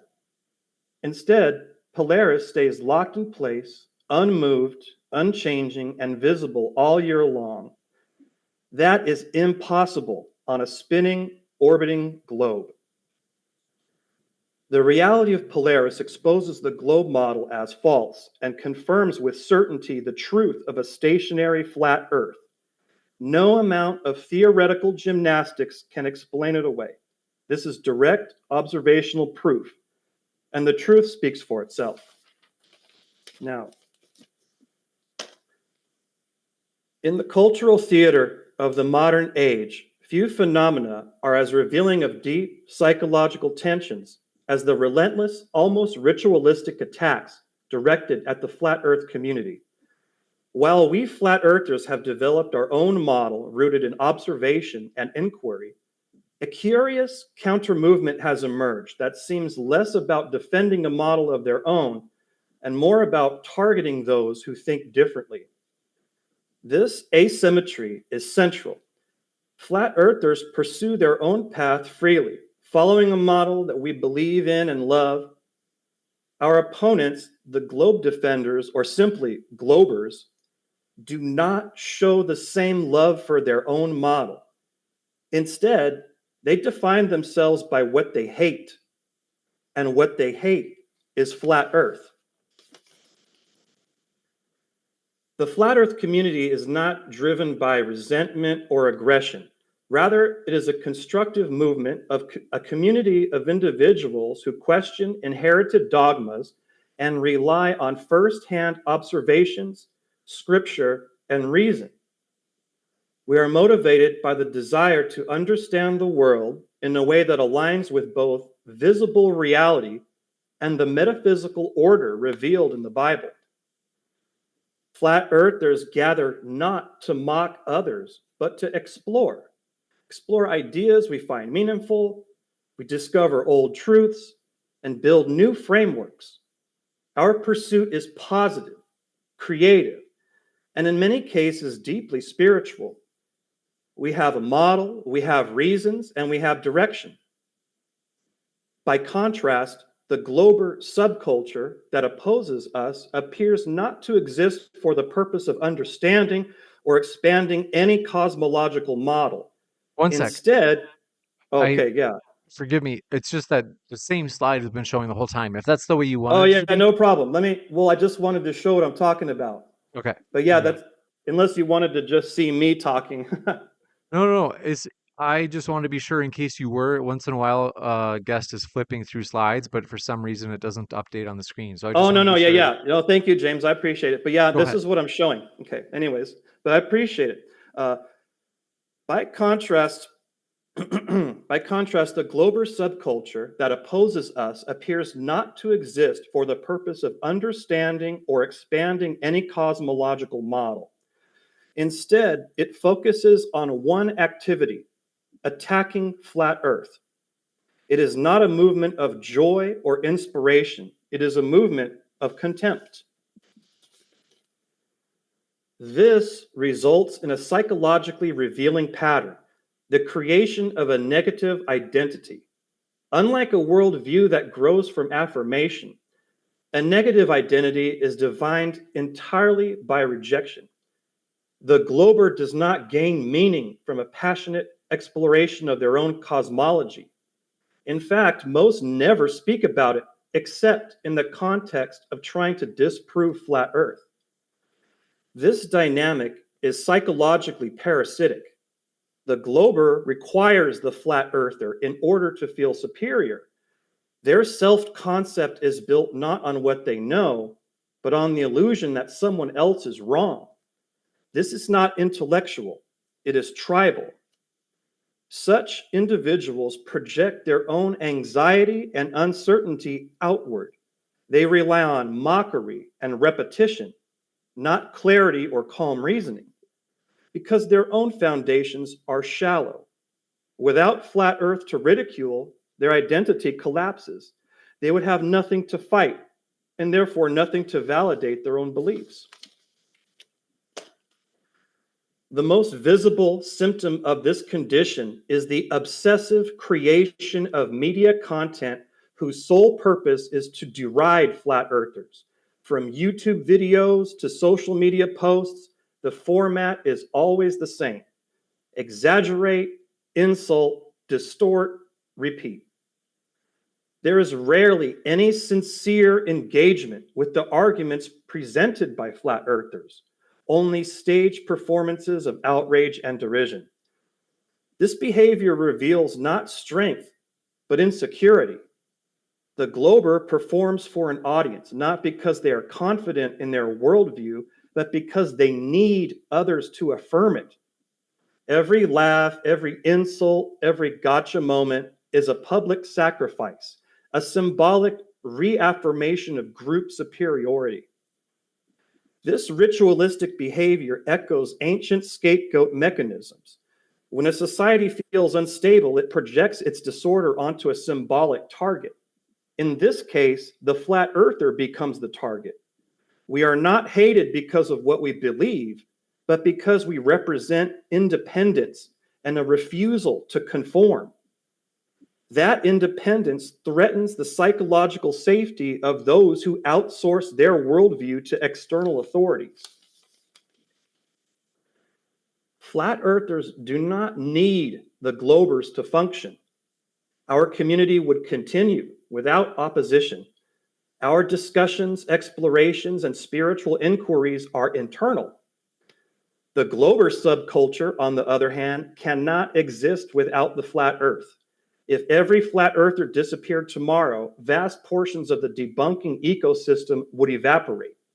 Their entire relevance is dependent on opposing others. This is a profound dependency, a psychological parasitism in which the critic cannot live without the criticized. In this light, over-the-top reactions to flat earth content make sense. It's not about the ideas, it's about control. The flat earther represents the one thing the Glober fears, a person who thinks for themselves. And as time goes on, the hostility begins to eat itself. With no real love for their own model and no fresh insights to offer, the Glober community begins to stagnate. Their content becomes repetitive, their tone more desperate, their jokes more hollow. What was once framed as education now looks like obsession. The performative nature of their outrage becomes more apparent. Some of the more prominent figures in the space begin to crack, lashing out at critics, alienating their audiences, and even turning on each other. The parasitic model begins to fail because it cannot sustain itself on ridicule alone. Meanwhile, flat Earth continues to grow. People keep asking questions, making observations, and thinking. The movement is alive, not because it is popular, but because it is authentic. Now, there is a fundamental difference between these two communities. We flat earthers pursue what we believe. We operate on a foundation of interest, observation, and boldness. We're not defined by opposition, but by pursuit. The Globers, by contrast, have no real pursuit. They do not explore their beliefs. They only attack. They are not driven by love for the globe. They are driven by hatred for the flat earth. And in that difference lies the truth. One group builds, the other tears down. One stands on conviction, the other clings to mockery. One is free, the other is dependent. What we are witnessing then is not a battle of ideas, but a contrast of spirits. One sincere, the other performative. One original, the other reactive. One devoted to understanding, the other obsessed with control. This is not just about cosmology. This is about freedom of thought itself. And so with that, I'm done sharing my screen.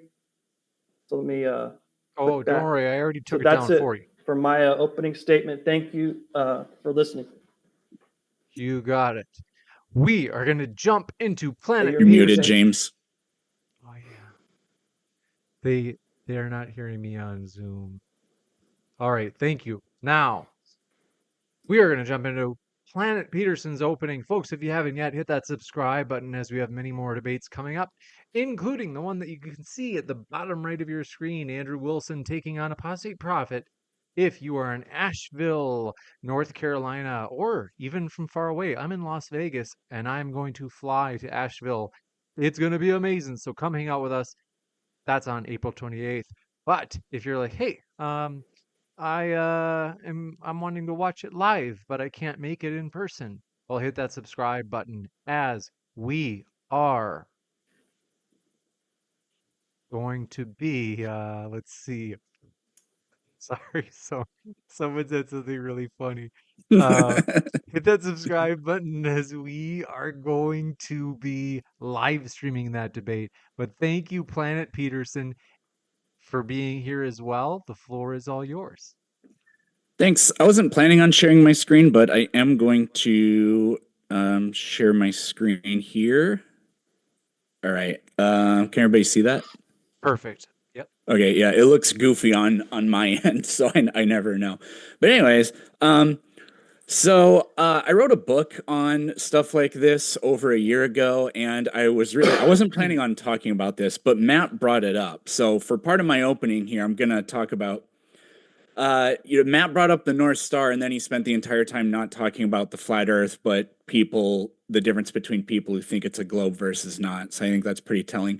So anyways, he told us the North Star proves that it can't be a globe because the Earth is moving, it's spinning, and it's moving around the sun, and it's moving through the galaxy. I've literally done the math on this. I'm not going to read the entire thing here. But if we look at the bottom paragraph, you can see I've done the math. Even if we take the closest star to us, which the North Star is not the closest star, but the closest star to us would be the one with the greatest parallax, that creates an angle. I believe this is, if we take, the numbers are based on the speed at which Earth is going around the Milky Way galaxy, which is an incredible 200 kilometers per second. It creates an angle of 0.00000001718 degrees. Obviously, the human eye cannot discern an angle that is that small, and that's for one day. Even if we extrapolate this for an entire year, moving at that speed, with the closest star to us, we get an angle of 0.009 degrees. So Matt's thing that, the North Star, it needs to be fixed, or it is fixed, and that can't work with the globe model. It absolutely can. You can't see angles smaller than that. It actually gets worse. We do see that the stars do change their position. That's what this top paragraph is telling you. Here I have something that no flat earther will ever present, a scientific study backing that up. And then the other thing that Matt seems to not have spent any time looking into this because it takes almost no effort to find out that there used to be a different North Star. The star that we call Thuban today was the North Star of the ancient Egyptians, and this is well documented and known. They kept very precise and detailed star charts, and we can compare their drawings to what we see in the mapped sky today, and we can see, oh, their pole star was different. Also, the shafts in the Great Pyramids, or one of the Great Pyramid, sorry, it doesn't point to anything today, but it used to point to Thuban. So flat earthers love to point to the pyramids as if that proves something, whereas the pyramids actually disprove this particular really horrible and dense talking point. So anyways, like I said, I didn't plan on going over that. So there that is. But here's my opening statement. Is the earth flat? Well, you'd have to either be lying, ignorant, insane, or stupid to think so. A middle schooler could prove that it isn't. And I'm not going to spend more than 2 additional minutes on this in the opening here. The southern celestial pole rotates in a different direction than the north celestial pole. That's literally all you need, folks. You do not need anything else. In their attempts to explain why we see a particular phenomena, flat earthers always produce explanations that necessarily contradict other explanations. Or in the case of Matt, they don't talk about the flat earth at all. They just try to psychoanalyze people that aren't idiots, or sorry, that think the earth is a globe. So, for example, the necessary contradictions. A lunar eclipse is caused by a shadow object that we can never see because it's too close to the sun. So during a lunar eclipse, when the sun and moon are as far from each other as they get, the object that we can't see because of how close it is to the sun is moving over the face of the moon. Water always finds its level. Do tides happen? The sun sets because it gets too far away to see. What's farther, the sun or the stars? The stars? But we can see them at night? So this is the kind of idiotic shit you have to deal with when you talk to these people. According to the flat earth, the earth can't be flat. It falsifies itself all the time. It also has zero ability to correspond with reality. They didn't used to know this years ago because historically they were just too goddamn stupid to think. But then when the grifters started to realize they can't actually make the case that Earth is flat, they started saying, there's no model, we make no claim. Nice try, dipshits. You do make a claim. You claim that the Earth is flat. If it is flat, then there are predictable results. So for example, yes, you can use the sky to prove the shape of the ground, and they know it. They're just terrified. Luckily, as I said before, we don't have to go there because all of their explanations necessarily contradict all of their other explanations. And that's my opening statement. Thank you very much for that All right. opening. We are going to just give me one moment to do quick housekeeping updates, folks. It's going to be an amazing debate. We're really excited about this. And What the- also, if you didn't know, folks, as mentioned, we have that upcoming debate shown at the bottom right of your screen. Andrew Wilson versus Apostate Prophet. You don't want to miss it. Asheville, North Carolina. Tickets linked below. We're also doing, as you can see at the bottom right of the screen, a lens fundraiser. So for DebateCon and all of our other in-person debates, we are trying to fundraise for these lenses. We want to buy all 4 of them because that gives us 4 different angles to film each debate. And these are, I should say, the GoFund for these lenses is linked at the top of the live chat and at the top of the description box. Your support means more than you know in helping make these debates a reality, including both of these guys, Matthew and Planet Peterson, have expressed interest in being a part of our upcoming, what we're going to call it is Outnumbered. It's like Jubilees Surrounded. Both of these guys are not too far from LA to where they have said, hey, I'd be willing to be in on that. And this is going to be another event where we'll be using these lenses for. So we'll be using them all the time. It's just a very good investment for Modern Day Debate to buy instead of rent. And so please do help us make these debates and events a reality by checking out that GoFundMe. And with that, we'll kick it into the open dialogue. Thank you very much, gentlemen. The floor is all yours. Well, all right, Eric, I heard what you had to say about Polaris. And so instead of relying on direct observational evidence, you just showed a theory. Now, what I relied you on should direct do- observational no, you evidence. didn't. We have No. historical Well, let star me say charts it. from Let me say people this. that lived in the past. Hold up, hold up. Nice try. Hold up. Instead of And I trying to didn't go give you a back to theory. some I gave you mythology, scientific, instead of going back empirical out like evidence. 20,000 years, think about over the course of 1 year. 3,000 years. Wait, hold up. Polaris is going to be in the same spot every night of the year. Now watch, that proves two That's things. testable and it's It proves false. it proves two things. The Earth is not tilting at all because we would see Polaris shift. And if the Earth were going around the sun, hold up. If the Earth were going around the sun, we don't see stars during the day. So if the Earth was on the other side of the sun, Polaris would be invisible. Now we could talk about that, but please, no insults. It's so lame.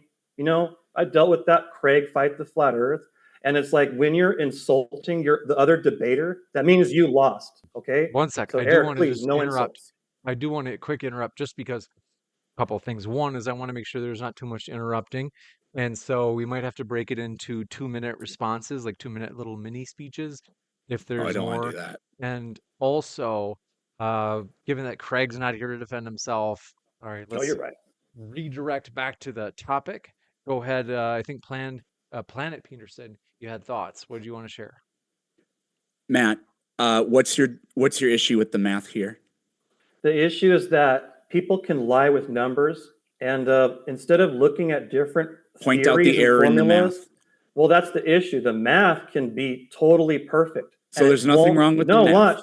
watch what I'm saying. My point is this, is that the math can say one thing. Direct observational reality will prove the opposite. No, that's the problem. the math here fits direct observational reality. We don't see the North Star shift.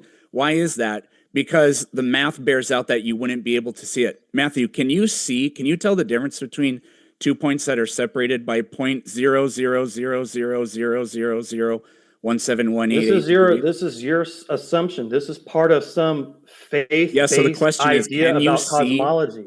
The question is, can direct, you see that? if something was that minute, yeah, you probably wouldn't see it.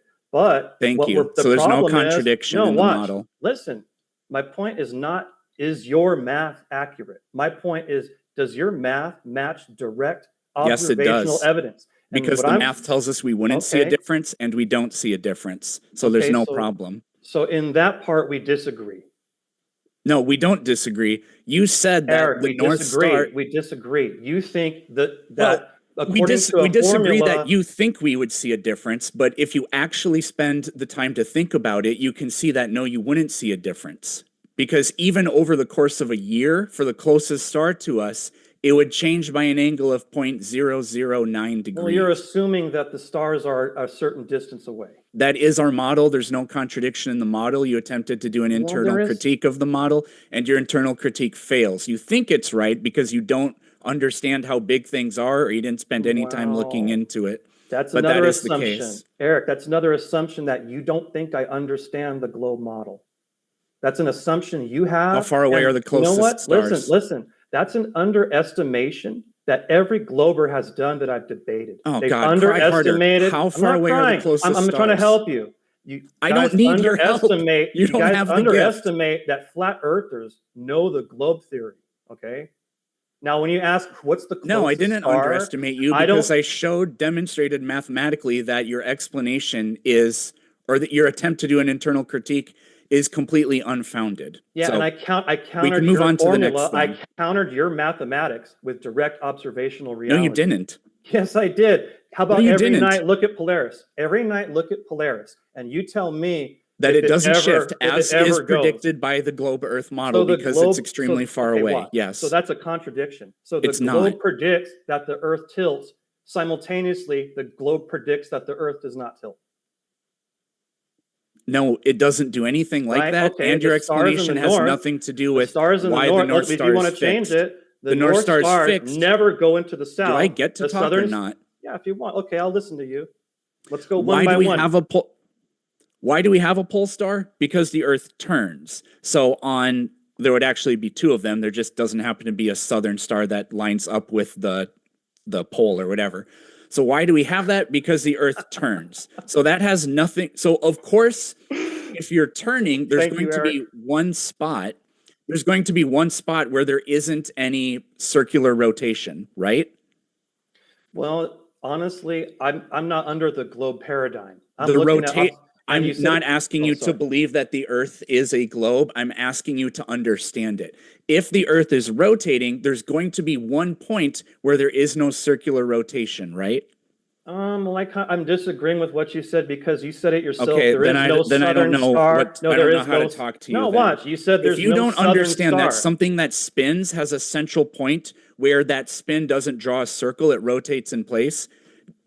You don't understand that? No, you're talking about. No, you how don't understand Polaris, that. listen, So we you're can't talking talk about how Polaris. Polaris What would you is like the to talk central. about Listen, next? you're talking about how Polaris would be the central nexus from which all the stars circle around, and you said it yourself that there is no southern star that it rotates around. There doesn't happen to be a singular star where that happens, but the sky rotates. But we're not talking about the sun. Now, to get further into those Matt, celestial I mechanics. haven't made my point at all yet. Oh, please, Do please you do so. understand? All right, 1 sec. I'm going to jump in. I got Matthew. I need you to give Planet Peterson approximately 2 minutes just to fully get it out without any quick little pithy remarks, even without laughing. Yes, sir. So, Matt, do you understand that if the Earth is rotating, there's going to be a central point where there isn't any circular rotation, it's just stationary rotation? Okay, I could understand in theoretical terms if the Earth were a globe and there was the star Polaris seemingly in one point above the North Pole, and if the Earth were turning like that, it would look like that. My argument is this: the axial tilt notion is disproven by Polaris, as well as the idea that the Earth goes around the sun. Because, like I said, say this is the sun, and the Earth's over here pointing at Polaris. 6 months later, the Earth's going to be over here pointing this way towards Polaris, but it'll be during the day. That's my point. Matt, hold up, Eric. That's my point, that the globe theory contradicts itself. Like you just said, the Earth tilts, but the globe model predicts that there would be no tilt in the sky. It's ridiculous. It's a dying paradigm. Dude, it's a religious doesn't do anything like you that. need faith to believe that. Okay, Eric? You need a lot of faith to believe that the Earth is turning and that Polaris would You're stay giving in a its spot. sermon. I'm trying to talk No, about I'm not. data. I'm trying to share with you that if you're you're atheist, right? I used to be a Christian and I never thought the Earth was flat. Okay. Well, my point is that you have a lot of faith that the Earth is a certain way. No, I have data. Well, the thing is, I mean, really, you have numbers, but you don't have data. You don't have observational reality with you. Yes, you have I do. mathematics, and I agree that you can make mathematics say whatever you want. You can have it say whatever you want. You know you could do that. You know you can lie with numbers. Sure. So that means all people that think the Earth is a globe are lying. So, anyways, not necessarily. We're gonna have answer that question. No, I don't think people are lying. I just think people maybe haven't even considered it because of the mockery, the outcast syndrome or whatever, the scapegoatism that mainstream narrative does to anybody that's different. Can you imagine that? Anyone that's different. You like to hear the horrible things people say about flat earthers. Oh, another sermon. Terrible. I'm not just sharing with you, man. I'm sharing with you what's the truth of what this flat versus globe debate's going on. Isn't Eric Dubay an actual Nazi? I don't know, but I never met Eric Dubay. I don't buy his books. I'm not his friend on Facebook. I don't. Oh, that's good. You know, but why are people lying about the shape of the Earth? Oh, that's a great question. To control people? Well, what do you think? Okay, and instead of me telling you my opinion, the Jews? Why are you saying that? Hey, that's kind of dangerous. That's what James, can we get off? Believe. James, Dr. James, I'm going to have to say this is too weird. I'm not anti-Semitic. He's trying to mix anti-Semitic. No more. Talk about the J community. Talking about the flat Earth. Eric, dude, get off that. Get off that. Redirecting. Is it because of it's some sort of like spiritual thing, Matthew? Like he's trying to understand like why, what's the motive? What does someone gain by saying that the Earth is a globe when it's not? If you mean like my opinion. Why do they lie about it? My opinion? Well, I don't speak for every flat earther, but I think they lie because they hate God, they hate the Bible, they're atheists. So And there's some how- weird thing about like to- lying to about what end? Earth, lying about God, lying about the Bible. Why do they do lying that? about the origin of? Because it's all satanic. My opinion, it's satanic. They hate God. They hate the Bible. You think that I'm satanic and I don't know you well enough, but you're not in control of the powers on the earth. You're not calling the shots. who's controlling the powers of the earth? Are you kidding? As a Christian man, I would say Satan is controlling the earth right now. And who is he specifically manipulating? As any people that he can get to. Okay, so it can just be anyone. Okay. What do you do you know about the Bible? What do you think it says about that? Instead of just my opinion, share your opinion on that. We're not here to talk about the Bible, so I don't really care about that. Why'd you ask me, man? Okay, we can move on if you want. I was trying to figure out why you think that people are peddling the lie that the earth is flat, or that the earth is a globe would be the lie, rather. Like, well, I already answered that. Why would they do it? But individually, there's monetary factors. Like people want to make YouTube content hating flat earth, and they can make a lot of money doing so. I've interacted with these people. I've debated them. Do you think that I know the earth is flat? Do you know it? Yeah. You might be lying to yourself at this point, but you probably do know it's flat because it doesn't require faith. I can look at the earth and without having assumptions, I can just say, you know what? Honestly, I could see way too far. And honestly, I feel that the earth is motionless. Oh, that's for man. me. I'm Holy sorry that moly. you hate that, but I don't hate that you believe the earth is a globe. I'm not going to laugh at you. That would be disrespectful to be like, you're this, you're that. Let me insult you and laugh at you because of your cosmological view. That would be childish. Matt, have you ever been to the ocean? I could smell the ocean almost every day. I'm going to take that as a yes. Yeah, dude, we live in Southern California, man. Do you when you look at the ocean, do you see a sharp horizon? It looks flat. Do you see a sharp horizon? Well, no, the way the ocean is, there's lots of moisture. No. So even though you can't see forever, in general, it's flat. I've not only at the beach, but ground level, seeing way too far, going tall buildings, going into the hills, the mountains. This has nothing to do with my question. You asked if I've ever gone to the beach, and I'm like elaborating. Yes, I've been to the beach. Matt, what was the last question I asked you? I'm not sure. It's just something about the beach and the horizon. Is it a clear horizon? And I'm like, sharp horizon. Yeah, sharp horizon. But it's flat. I mean, it's hazy. I didn't ask you if the horizon is flat. I asked you, do you see a sharp horizon at the ocean? Man, how many other ways do you want me to say it? It gets blurry. You know what visibility is? It doesn't get blurry, actually. Do you know what visibility is? It doesn't get blurry. In Southern California, I could see like 25, 30 miles away. Some days, I can only see like 10 miles away. It's visibility. How sharp is that? What's the numeric value for how sharp my vision is of the horizon?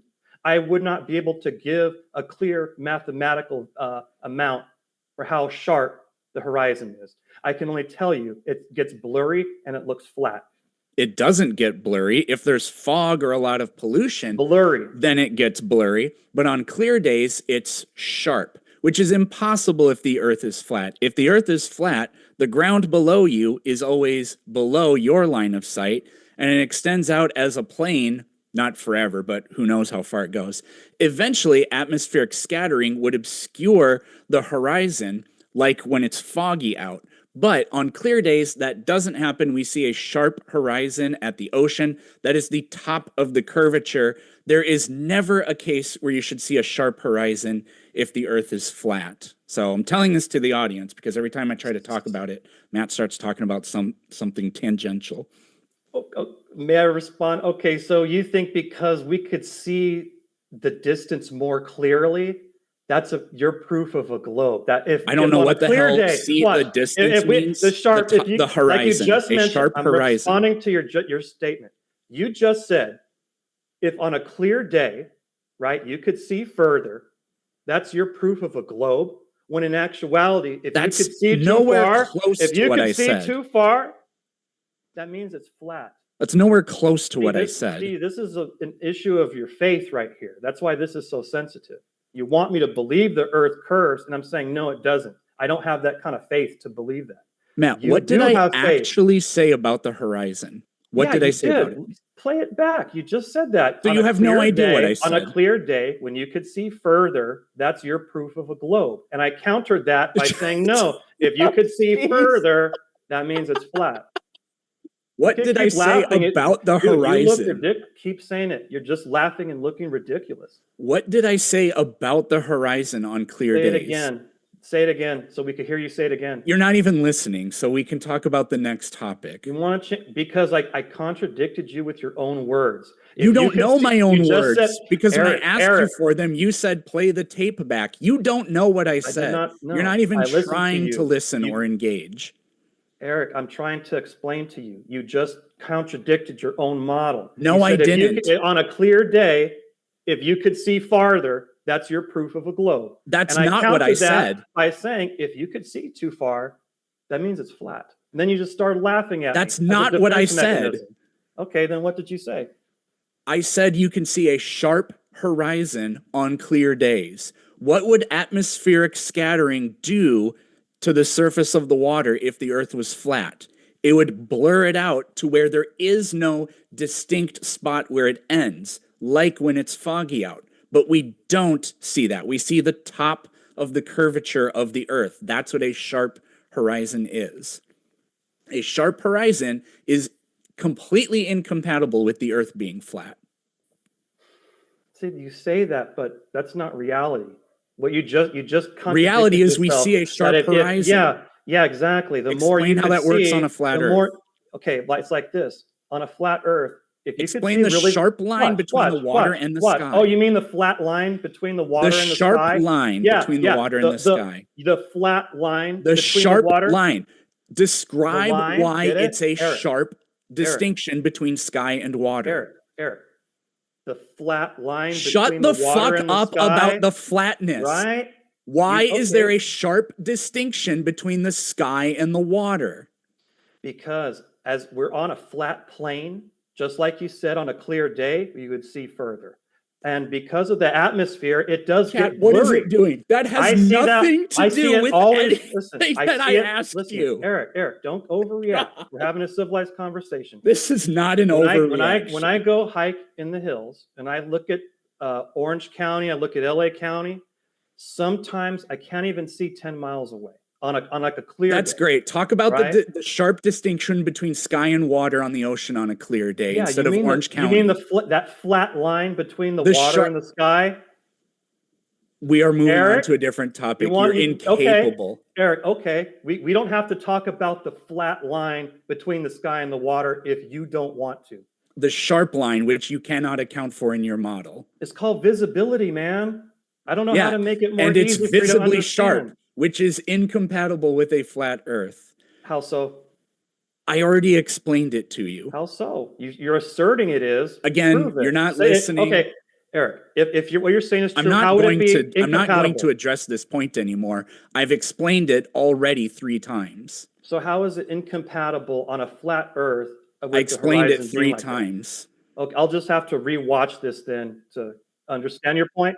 Let's go to a new topic. I'll Let's go to a rewatch new it. topic. Just to be sure, do we understand? I want to be clear because it moves so fast.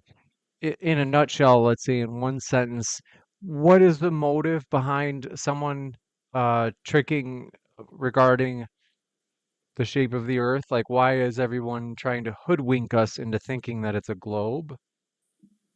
Oh, is that for me? Yes. Oh my gosh, honestly, I have no idea the depths of what they're doing. I just know they're doing it. I Who's just they? seeing what's going on, You got it. All right. what's So- controlling this world. Who's they? Basically, like you're like motive Dude, you keep- unknown. Okay, you got it. I'm clear. I think I understand. It's like, watch, now. James, if there's someone murdered in a room, right? It's like, what? It is important to kind of understand what the reasoning was, but there's a dead body in the room. You know what I mean? Gotcha. I understand your point. I get what you're saying. There are 2 distinct things. We'll kick it over to Planet Peterson. Any other questions that you had for your opponent. Yeah, I got some like geography things if I can share my screen. Sure. It might take a little while to go through, so in order to be charitable, Matt, this would involve me asking you kind of a lot of questions. So however long this takes, I promise you can have the same amount of time where you ask me questions and I'm not allowed to change the subject. Does that sound cool? I would say let's just go with the flow. I don't want to make any promises and like get drawn into some long-winded geographical, distortion of reality. Because it looks like you're going to bring up like numbers and distorted maps that don't match reality, and you could do whatever you want. It's your time right now. Okay, so do you agree that Port Elizabeth is at these coordinates, or do you think that that's fake? Never been there, man. I mean, it could be real. What does Google say? That this is from Google. Do you accept? Okay. Do you accept meridians? Well, it depends on the projection. I mean, how some people project the meridian lines, it's like it doesn't add up. I'm not really talking about the map. Just continue, man. You don't have to waste my time. Clarify. I'm not trying to, but I'm just talking about, do you disagree that meridians, just like the sun appears directly overhead at a particular like solar noon or whatever, you accept meridians, I would assume. Wait. Right? Are you talking about the nature of the path of the sun above the earth? Nope, I'm just talking about meridians. Okay, continue. Do you accept them? Just continue. I don't have to accept or reject them. I'm just looking at your evidence. You actually have to take a stance because I'm questioning you on this. No, I don't. I'm listening to you. Okay. Do you agree or do you think it's false that Port Elizabeth is at these coordinates? I don't know. I'd have to double check.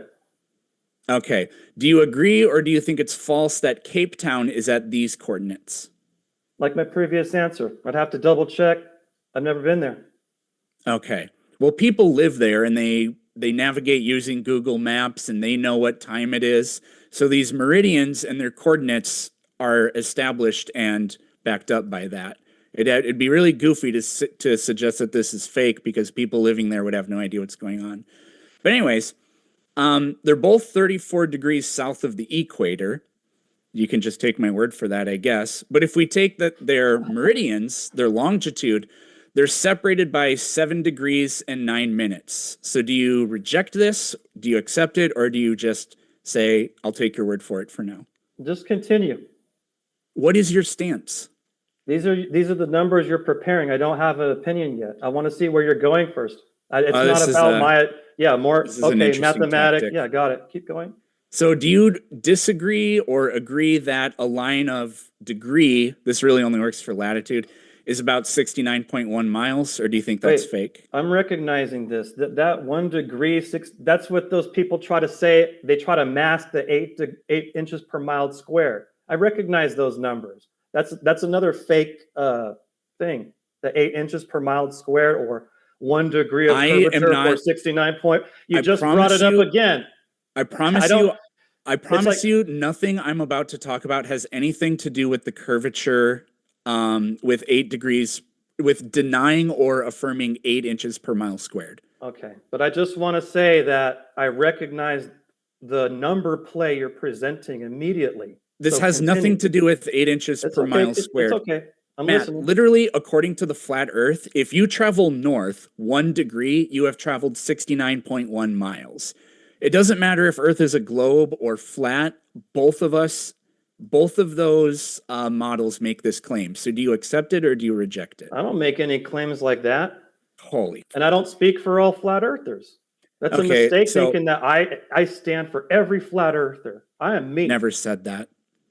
So you're just agnostic as to whether or not 1 degree of latitude traveled is 69.1 miles? Well, I think that would pertain more to like the globe, but I mean, I'm just listening to what you say. You mean like away from the North Pole? Like 1 degree at a time is 69 miles? Yeah. It doesn't matter where you do it at. If you go north or south 1 degree, you have moved 69.1 miles. Well, let's continue. What are you presenting? Jeez. So he's not going to take a stance, so he can just say no. I'm listening to you. I mean, continue. I mean, get somewhere, dude. So anyways, cook with this, man. Both of these cities are 34 degrees south. So what we can do is we can take the distance from the North Pole to where they are, It's 8,568.4 miles. So you can create a triangle to figure out the base separating these two places. Again, they're at the same latitude, different meridians. You can calculate ahead of time with your angle at the beginning there of 7 degrees and 9 minutes, which would be a 7.15 in decimals, it's 0.15. So the distance between them would be 1,068.56. Or in other words, there's the North Pole, there's the meridian that Port Elizabeth is on, there's the meridian that Cape Town, South Africa is on. So we know the separation between them, we know how much distance there is per degree of latitude, so we can calculate what would be the separation between them. Well, the actual distance, the distance Flat Earth tells us is over 1,000 miles. The actual distance is only 409 miles. Or you can look at a road. Again, you can just deny it, but literally people use Google Maps every single day and it's accurate. So you'd have to say that people that drive from here to here are driving over twice the distance that Google is telling them. And this would just be known. So the Flat Earth predicts that as you travel south, you always diverge. The globe predicts that after the equator, you get closer together. The Flat Earth prediction here has completely failed. So what's your response? But can you show that the last slide where you showed the driving distance of from one side to the other? I would be happy to. Okay, next slide, please. Okay, yeah, I see that 8 hours. And how much is that in miles? Forgive my ignorance of kilometers, but 467. Okay. So that's the driving distance. You know what this reminds me of? That reminds me of driving to Vegas. It's like sometimes it could be like 4 hours. Some people have done it in 2 hours. The Flat Earth is telling us it's 1,000 miles away. Hold up. Like, look at, that's what I'm saying. Like, I'm not sure we'd have to drive that, but that's what that reminds me of, the distance and then the different times.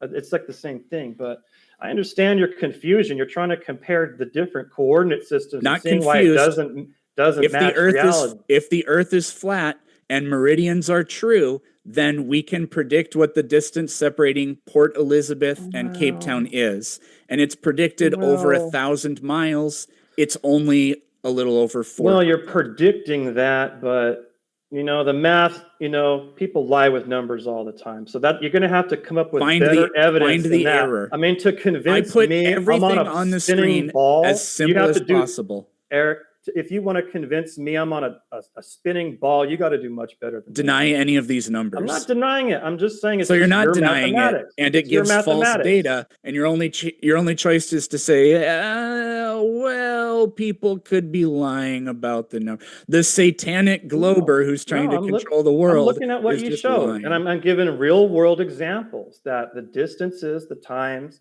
I mean, yeah, maybe the numbers are off a bit, but the times, like driving to Vegas. It predicts 1,000 miles. Listen, from where I am, where we are in Southern California, some people could get to Vegas in like 2 hours. Some people take them like 4.5 hours. Your model predicts over 1,000 miles of separation. My model doesn't barely over 400. Yes, it actually does. We went over this. No, my model doesn't make any specific claims about. Yes, it does. Meridians exist. Then you're putting words in my mouth, and I reject that. I'm speaking for you because you guys are just dishonest and reject your own worldview. You accept meridians. You think I reject my own worldview? Yes. Because of your mathematics? Yes. Well, that's your opinion, and I disagree. My math is your worldview. Okay, your math. You disproved it because sometimes when you go to Vegas, it takes longer than Google Maps says. You just said my worldview is your math. Yeah, my math is your worldview. That's a lie. It's not. It just called meridians exist. You just lied. You said no, I my didn't. worldview is your mathematics. I reject that. My math is your worldview. And you're a liar, Eric. You're a liar. That's fucking cute, but I'm not. Meridians exist. So you accept meridians. Lie, the North Pole exists. The separation between these two places is predictable. The predicted result is over 1,000 miles. It's not. Your worldview is false. That's based on your math, your theory. No, it's based on your opinion. model. That's your opinion. No, it's your opinion. It's It's your your opinion. model. I don't make Meridians. claims. I don't make specific claims Yeah. about distances. See, chat, what he did was, remember when he wouldn't affirm, deny, or even be agnostic on anything in the beginning? That's so that they don't have to make a commitment to anything because they know that their model can't describe anything. No, you wanted to trap me in some, and now some we get whatever mathematical this fairy is tale. in the You end. wanted to trap the me in code. some mathematical fairy tale that does not correspond with reality. Oh, Cape Town is not at those coordinates? Port Elizabeth is not at those coordinates? It might be. But if you're Oh, trying to so say the Earth, first you chat, want to it say was, the Earth it's is not, a ball and now because it of your might be. mathematics, right? Chat, what is First, it you'd have doing? to prove that the Earth is a ball. You have to prove the Earth is a ball because we're observing the Earth. I just is proved flat. that it can't be flat because it doesn't With your- match reality. With your math, but then again, your mathematics do not correspond with reality. No, yes, because my math was flat Earth math. That's So you the just problem. admitted that your math does not correspond No, it's with your reality. math. It's flat Earth math. I didn't present any math. I know. It's the math Right. according to the belief that the Earth is flat.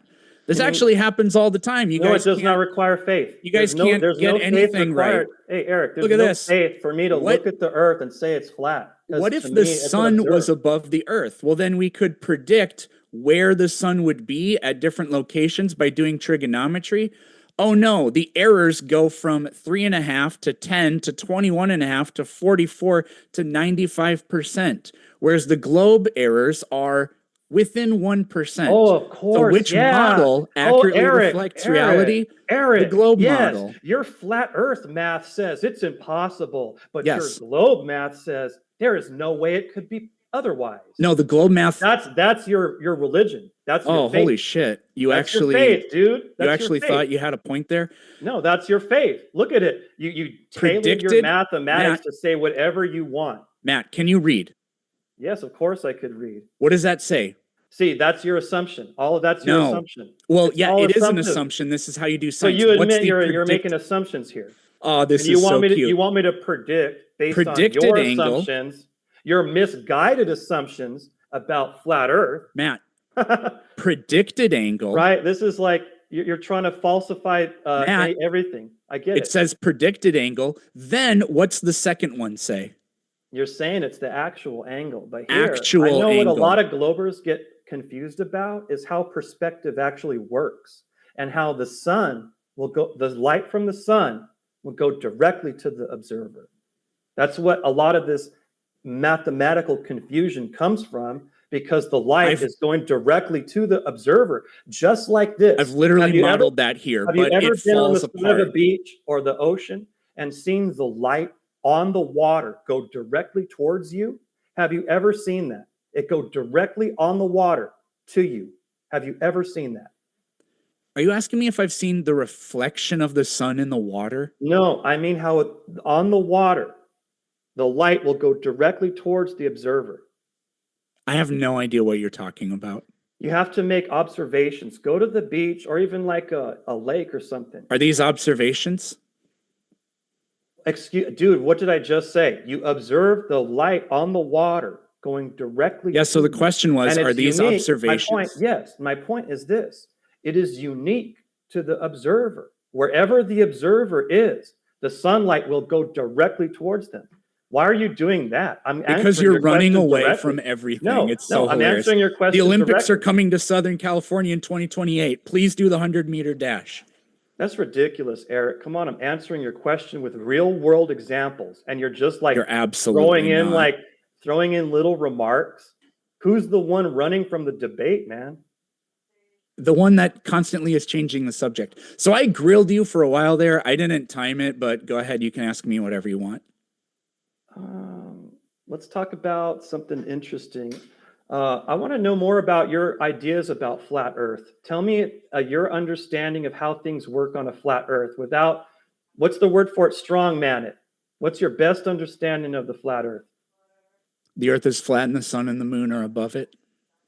Awesome, dude. That matches observable which is reality. which is falsifiable.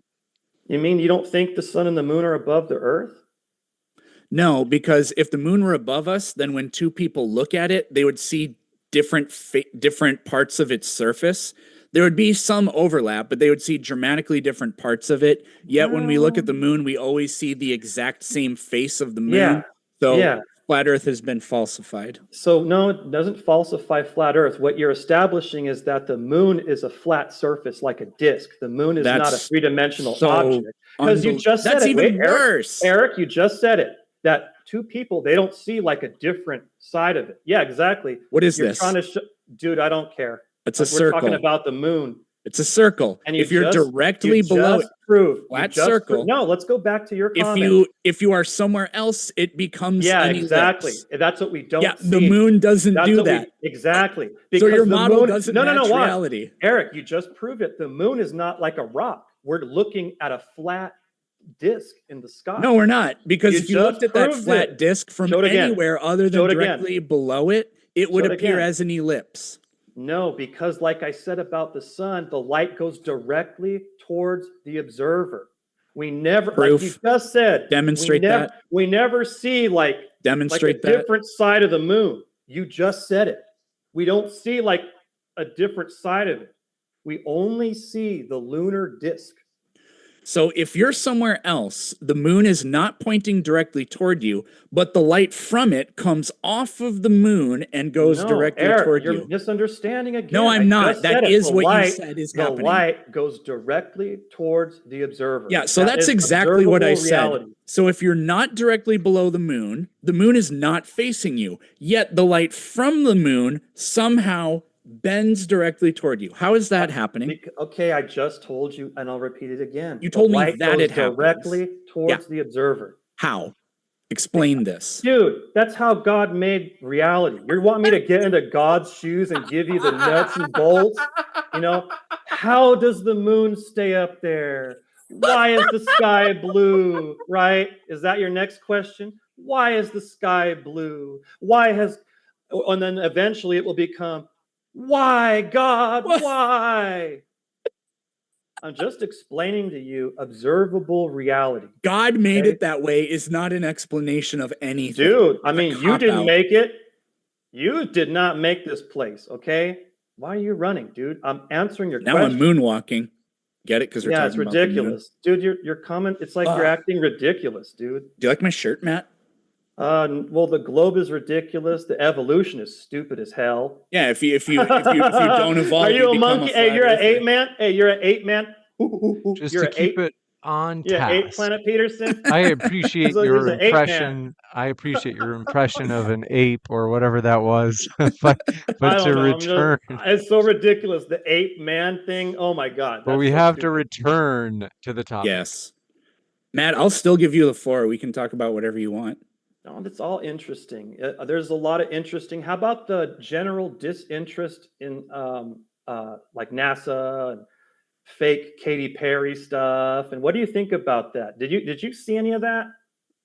That none of that has anything to do with the shape of the Earth. It kind of does, because that's the mainstream narrative. That's what the government is feeding us.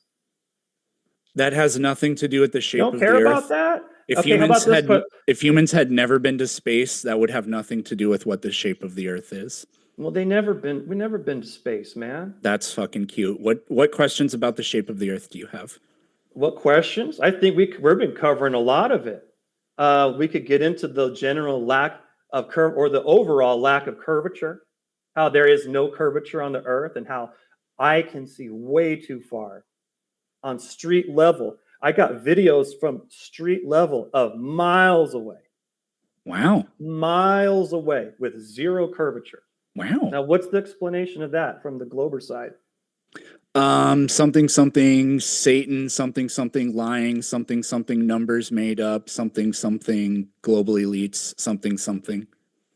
Well, actually, wow, that's pretty good. I mean, at least you're starting. It's an to put it equivalent together. argument, You're starting yeah. to put it together that there's something bigger at play. You know, like I always want to ask Globers, do you guys believe everything the government says? Like everything. Like, is there anything the government says you don't believe? Yeah, the government lies. The government is the one farming Nice. all this flat Earth content just to create outrage. So yeah, the So government is lying about the flat Earth conspiracy is a government conspiracy. There we go. There's Okay, my that's- explanation. That actually matches my observations too, that there has been infiltration in the flat earth community. Jesus. Which is interesting. So that you recognize something that I recognize, so we're getting somewhere. This is a productive conversation, Eric. I'm happy that we're having this talk, dude. I want to see if I can find something for you. I'm not going to be able to find the video. Have you ever seen a demonstration where somebody takes a water level? So they take tubing, right? And it's got water in it. And that water will level out, right? I've seen things like that. Yeah, that's an interesting I've seen people do this on the top of a mountain. They point the level at a farther away mountain that is of equal or greater height, and it's below the level. That is confirmation of curvature. Wait, what do you mean? Like if you had two devices like locked onto each other? No. Like how land surveyors use like the two devices, one person looks at the other dot from like a distance, and then they get the angle of how high it is away from it? No, not talking about that. You have two mountains. One's a little bit higher up than the other. There's a person over here on the lower mountain, and they have a level, and it's pointing at the higher mountain, but it goes over the top of the mountain. So level reads over top of the distant peak that is slightly higher. Well, That's to answer positive that question, That's positive confirmation, whatever, of curvature. well, you do need affirmation of your belief structure, but I'm sorry to tell you, when Again, we use things are empirics, like far the away, example I just gave like you. watch. I could look at a mountain far away and it'll be at my eye level. That does not mean the mountain is at my height.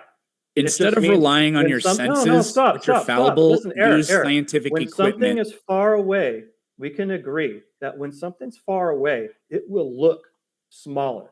Does not mean that it actually is. We can agree about that. I'm not talking about how big things are. I'm talking Yes, about. you are. You said two mountains, distance away. One's a little higher. This one, looking at this one, they won't be like this. If they're separate, it's going to be like that. That's the point. That's so not the point. If the smaller mountain, if someone was making an observation from a smaller mountain, it would not be angled up towards the sky.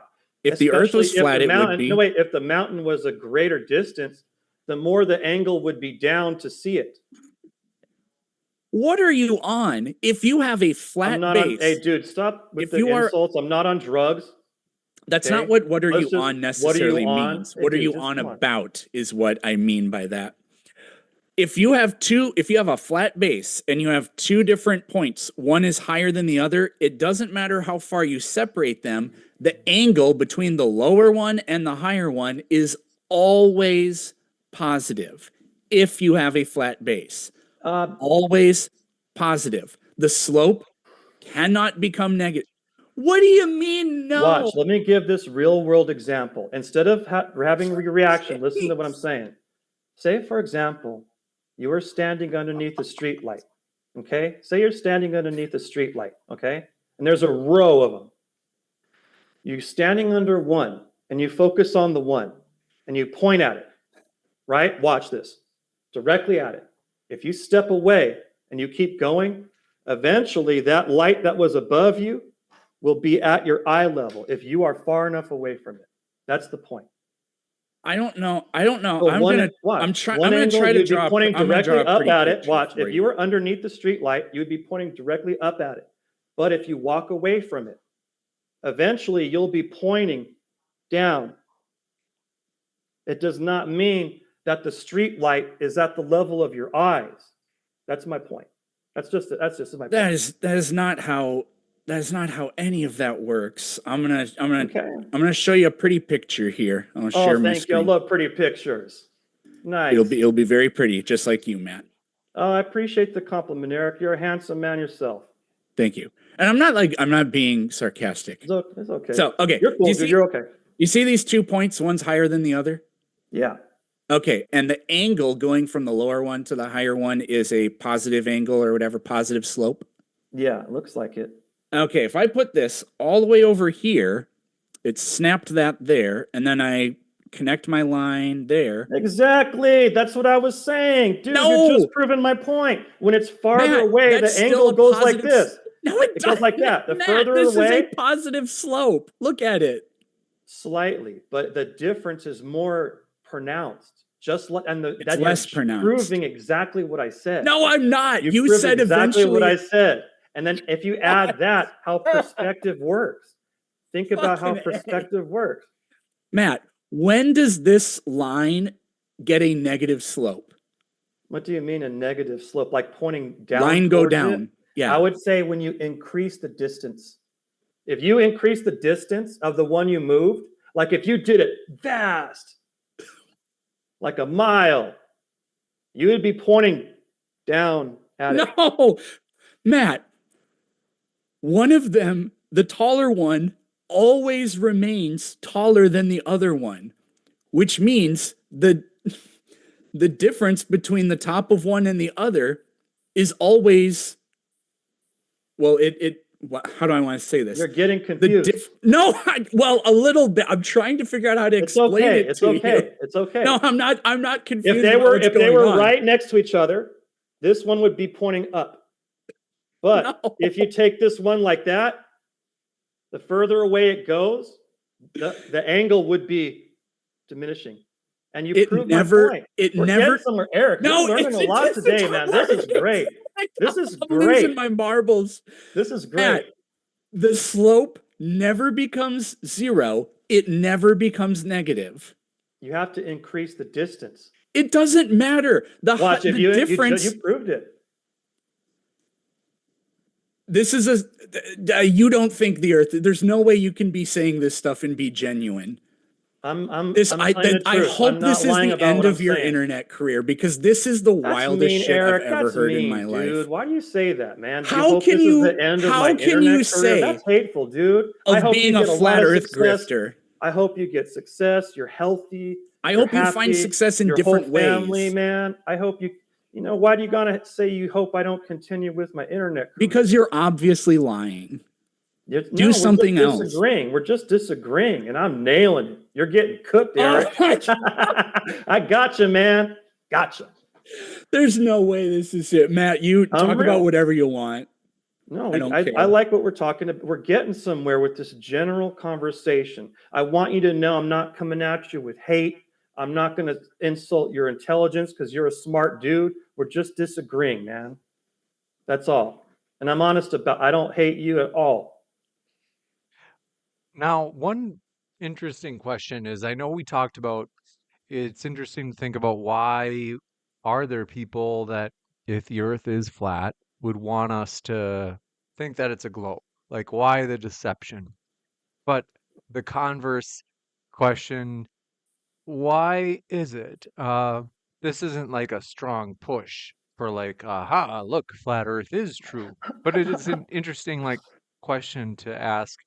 Why is it, Planet Peterson, that there are people like Matthew and Nathan Thompson and Witsit Gets It and these other people online that are convinced the Earth is flat? Like, is it just as simple? Because it's kind of a little bit boring. It's just kind of like, in some way, an unsatisfying answer to be like, well, they just get the science wrong. It's kind of like, okay, well, I'm a glober myself. So I'd agree that like, I don't want to gang up on what my point is. It's just not a very satisfying answer. Is there anything beyond just, well, they misunderstand the science? Is there anything more than that driving this? What I've seen in basically every single case is it is extremely zealous religious belief. Christianity has this rather poisonous concept that there's nothing that is not from God that is not simultaneously from the devil. And at different points in history, the certain Christians have used that logic to ban things like music. I mean, they've gone full Taliban before in history because music, well, people start to have a good time when they're having music, and that's just going to make them sin. So therefore, music is satanic. And flat earthers ground the belief that the earth is flat in their interpretation of what the Bible says. So if you're saying the earth is not flat, you're against Christianity, according to the vast majority of them. And so that's the motivation to, I mean, if you believe, because it's not, this is where it becomes something different. It's not right and wrong, it's good versus evil. And if you've convinced yourself that one is evil, then anything can justify it, and evidence sure isn't going to dissuade you in any way because you didn't use evidence to come up with the opinion in the first place. Well, I'm a Christian, and I was a Christian when I was a Glober. And I realized that it does not require faith to see that the earth is flat. It does not require faith to say, you know what? The earth is not moving. The converse is true. It requires faith in unseen curvature, faith in unfelt rotation, and then these dogmas accumulate. And then you guys have high priests like, Neil deGrasse Tyson or whoever you guys venerate at the moment. But yeah, I would say it's like a religious thing for the Globers. For flat earthers, we are Christian or, Jewish or Muslim. There's probably even atheist flat earthers. So for me, that flat earth is not an issue of faith because the Bible does not say I have to believe the earth is flat in order to follow God. The Bible does have things that suggest the earth is flat and stationary, but it's never an article of faith as a Christian to say the earth is this way or that way, because ultimately heaven and earth will both pass away, but God's word will remain. One thing that sometimes I've noticed, though, to give pushback on both of you guys, in a way that's like not very material, nonetheless, there are a good amount of like anti-religious flat earthers too. I can't remember the name. There's one that he no showed me, but he's very popular. He had like maybe 50,000 subs. So they are out there, and I guess Yeah. this is an interesting point for both because Matthew, this might actually be a challenge for you though too, because there's like one thing that a lot of, not all, but a lot of flat earthers might have in common, which Okay. is like this extreme skepticism of anything considered conventional, where a lot of them they're like, yeah, like the globe, that's like what the normies believe that bullshit, not me. Yeah. And then a lot of them are also like, I don't know if this is helping because they're also like, oh, and by the way, Bigfoot also exists. And Oh, also okay. like all religions are like, made up and based on, like, they think they may quote things like, what was that show, The Zeitgeist, that old YouTube documentary that was like, is they are like any convention, they're just like, oh yeah, plus Loch Ness Monster exists. And plus, like, they seem to believe in all conspiracies. A Well, lot of them do. Is there some sort of personality thing, like some sort of like disagreeableness where they're kind of like well, they uh, want to reject the convention? to, Um, to well, to answer your question very simply, there's different types of flat earthers. We're all different. We're like in every group. And to show the example for Globers, there's different types of Globers. Some are Christian, some are atheists, some believe in the young earth, which is weird, but like, hey, okay. But it's the same thing. Everybody's different, and we're all different. but I should have put it more succinctly. Do you think that there's like some sort of underlying hyped up personality disagreeableness that's driving this like rejection of all conventions, or not all, but like some of these guys don't even believe gravity or space exist? Yeah, I don't believe those things either. Those are fake concepts. If you think Thank you. about, Okay. watch, if you think about the Thank you. theoretical Good enough. power, watch Okay. the theoretical power of Duly the noted. vacuum of space versus the theoretical power of gravity. They contradict each other in big ways. What does Gotcha. that mean? Both space and gravity are fake too. Well, I wouldn't, no, Uh, no, no, not, no, I'm wait, learning a James, lot today, I'm not but just dismissing it. I used I to know. believe it. Okay. I Yeah. used to believe it. Okay. But nonetheless, is there some sort of like driving, like there's like some sort of like they love the esoteric, like, oh, like, yes, that stuff is baloney Oh, and I have okay. come to the point of truth. I don't know. I can't speak for everybody, so I'm sorry it's a disappointing answer for you, James. But the only thing I could say is that everybody's different, just like with the globe side. The perfect example, there's globers that believe in young Earth. You know, there could be atheists that believe the Earth is flat. You know what I mean? But underneath what it's probably just something about recognizing patterns. And maybe that could be it, like recognizing patterns. And then the patterns, it collects. Like, okay, I'm recognizing these patterns. That's why for me, when I was a glober, I knew the globe theory well, but it just was not matching what I was observing in reality. So there was something that I was recognizing, that there was something wrong with that cosmology. And Okay. yeah, every flat All right. earther probably Gotcha. did the same thing. They're like, there's Okay. something wrong with the cosmology All right. and what we're. You're getting too much airtime here. We got to kick it over to Planet Peterson. I'm sorry, Eric. All right, Any are you thoughts? wanting? I mean, I was going to ask Matt some stuff, but what's my thought about? Is there a personality type that's consistent with flat Earth, or is it something else? I mean, Yeah, like yeah, like so if you've heard of like the big 5 personality traits that Jordan Peterson talks about, this happens to be one thing Jordan Peterson's some pretty accurate on is that like I got my PhD in psychology, that's why I'm talking about it. That there yeah. are these 5 traits. Agreeableness is one of them. And there's even research, like empirical research, like papers that have found that flat earthers tend to be more disagreeable, which kind of fits. Like if you are the type that's like, hey, everybody, your views about this globe are baloney. Like, you're plausibly a more disagreeable person. But the correlations are small, so it's not always that meaningful. What do you think about that, though, Planet Peterson? With regard to personality types, I mean, I think it's highly predictive. I wouldn't call it the explanation. So what I was talking about earlier with being a zealous Christian, I think that's an extremely high correlation, but it's not the explanation because you can also say like, well, I don't really care that much for religion, but you know, people that just really hate institutions and the government for different reasons, but they're all flavored kind of in the same sort of way. But yeah, the neuroticism and the disagreeableness and the lack for openness to experience, some of those are on opposite ends within the same personality trait. But yeah, I mean, but that's probably true for people that believe in well, not random, but different conspiracies other than the flat Earth.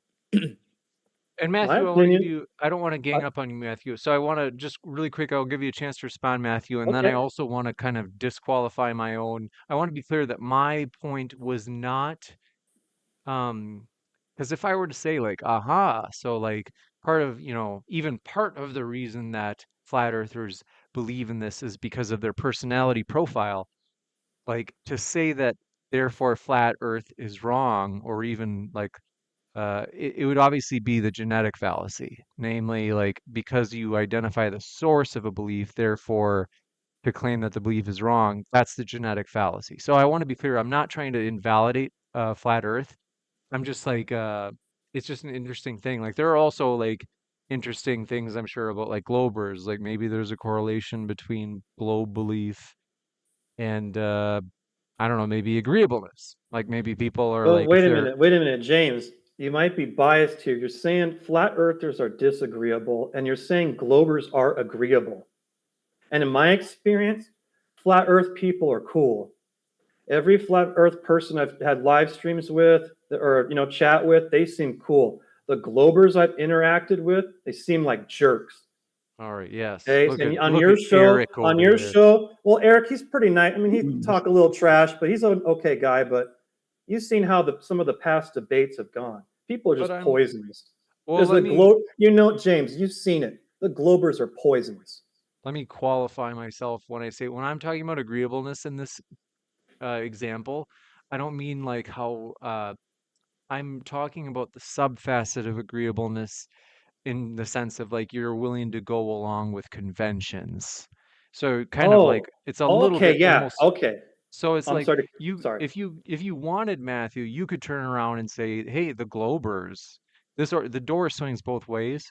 You could say, hey, the globers, I mean, if I as a flat earther am more disagreeable, what if it's actually that like the globers, there's a correlation between agreeableness and globerism? Okay, Then yeah, you yeah. might say, James, that's why you believe the globe is you're one of those sheeple. You're more likely to just Yeah, go with yeah. the convention. So And definitely, sorry to interrupt you, but definitely, yeah, flat earthers, we're not just like blindly just accepting stuff. We used to as globers, but flat earthers now we don't. I notice a lot of people, they're making their own decisions, medical decisions, political decisions, and everything. Flat earthers, yeah, I would say in that sense, yes, disagreeable. We reject people telling us what to believe, what to think. And the same way is true, well, opposite for globers. Yeah, they just agree everything. They want to, whatever the government says, that's the truth. And even when it contradicts itself, like obviously contradicts itself, it doesn't matter because at this point it's a religion for the globers. They have to agree with it. And flat earthers, yeah, we disagree with this globe religion that's put on humanity. let's kick it over to Eric, who's been patient. Eric, I've sorry to sidetrack with my psychology stuff. It's just fun, but any last thoughts? We've got about an hour and 10 minutes or so still left Nice. for the debate. You guys have any last thoughts from the debate that you want to touch on? I mean, I just wanted to continue with the back and forth, but Cool, let's do that. well, because Matt, you said the power of space is greater than the power of gravity or something like that. What did that mean? It's a theoretical construct that's necessary for the globe model. And I didn't come up with it. I just recognized the contradiction that if the theoretical power of gravity is one amount, and you compare that with the theoretical power of the vacuum of space, it doesn't equal anything that there should be anything on the surface of the Earth Okay, so this is just under that model. this is just a complicated way of saying that you can't have an atmosphere next to a vacuum. You are aware that vacuums don't suck, pressure pushes? Oh my God, dude. Come on. Vacuum doesn't suck. That's not my model. I don't believe it. I just recognize the contradiction.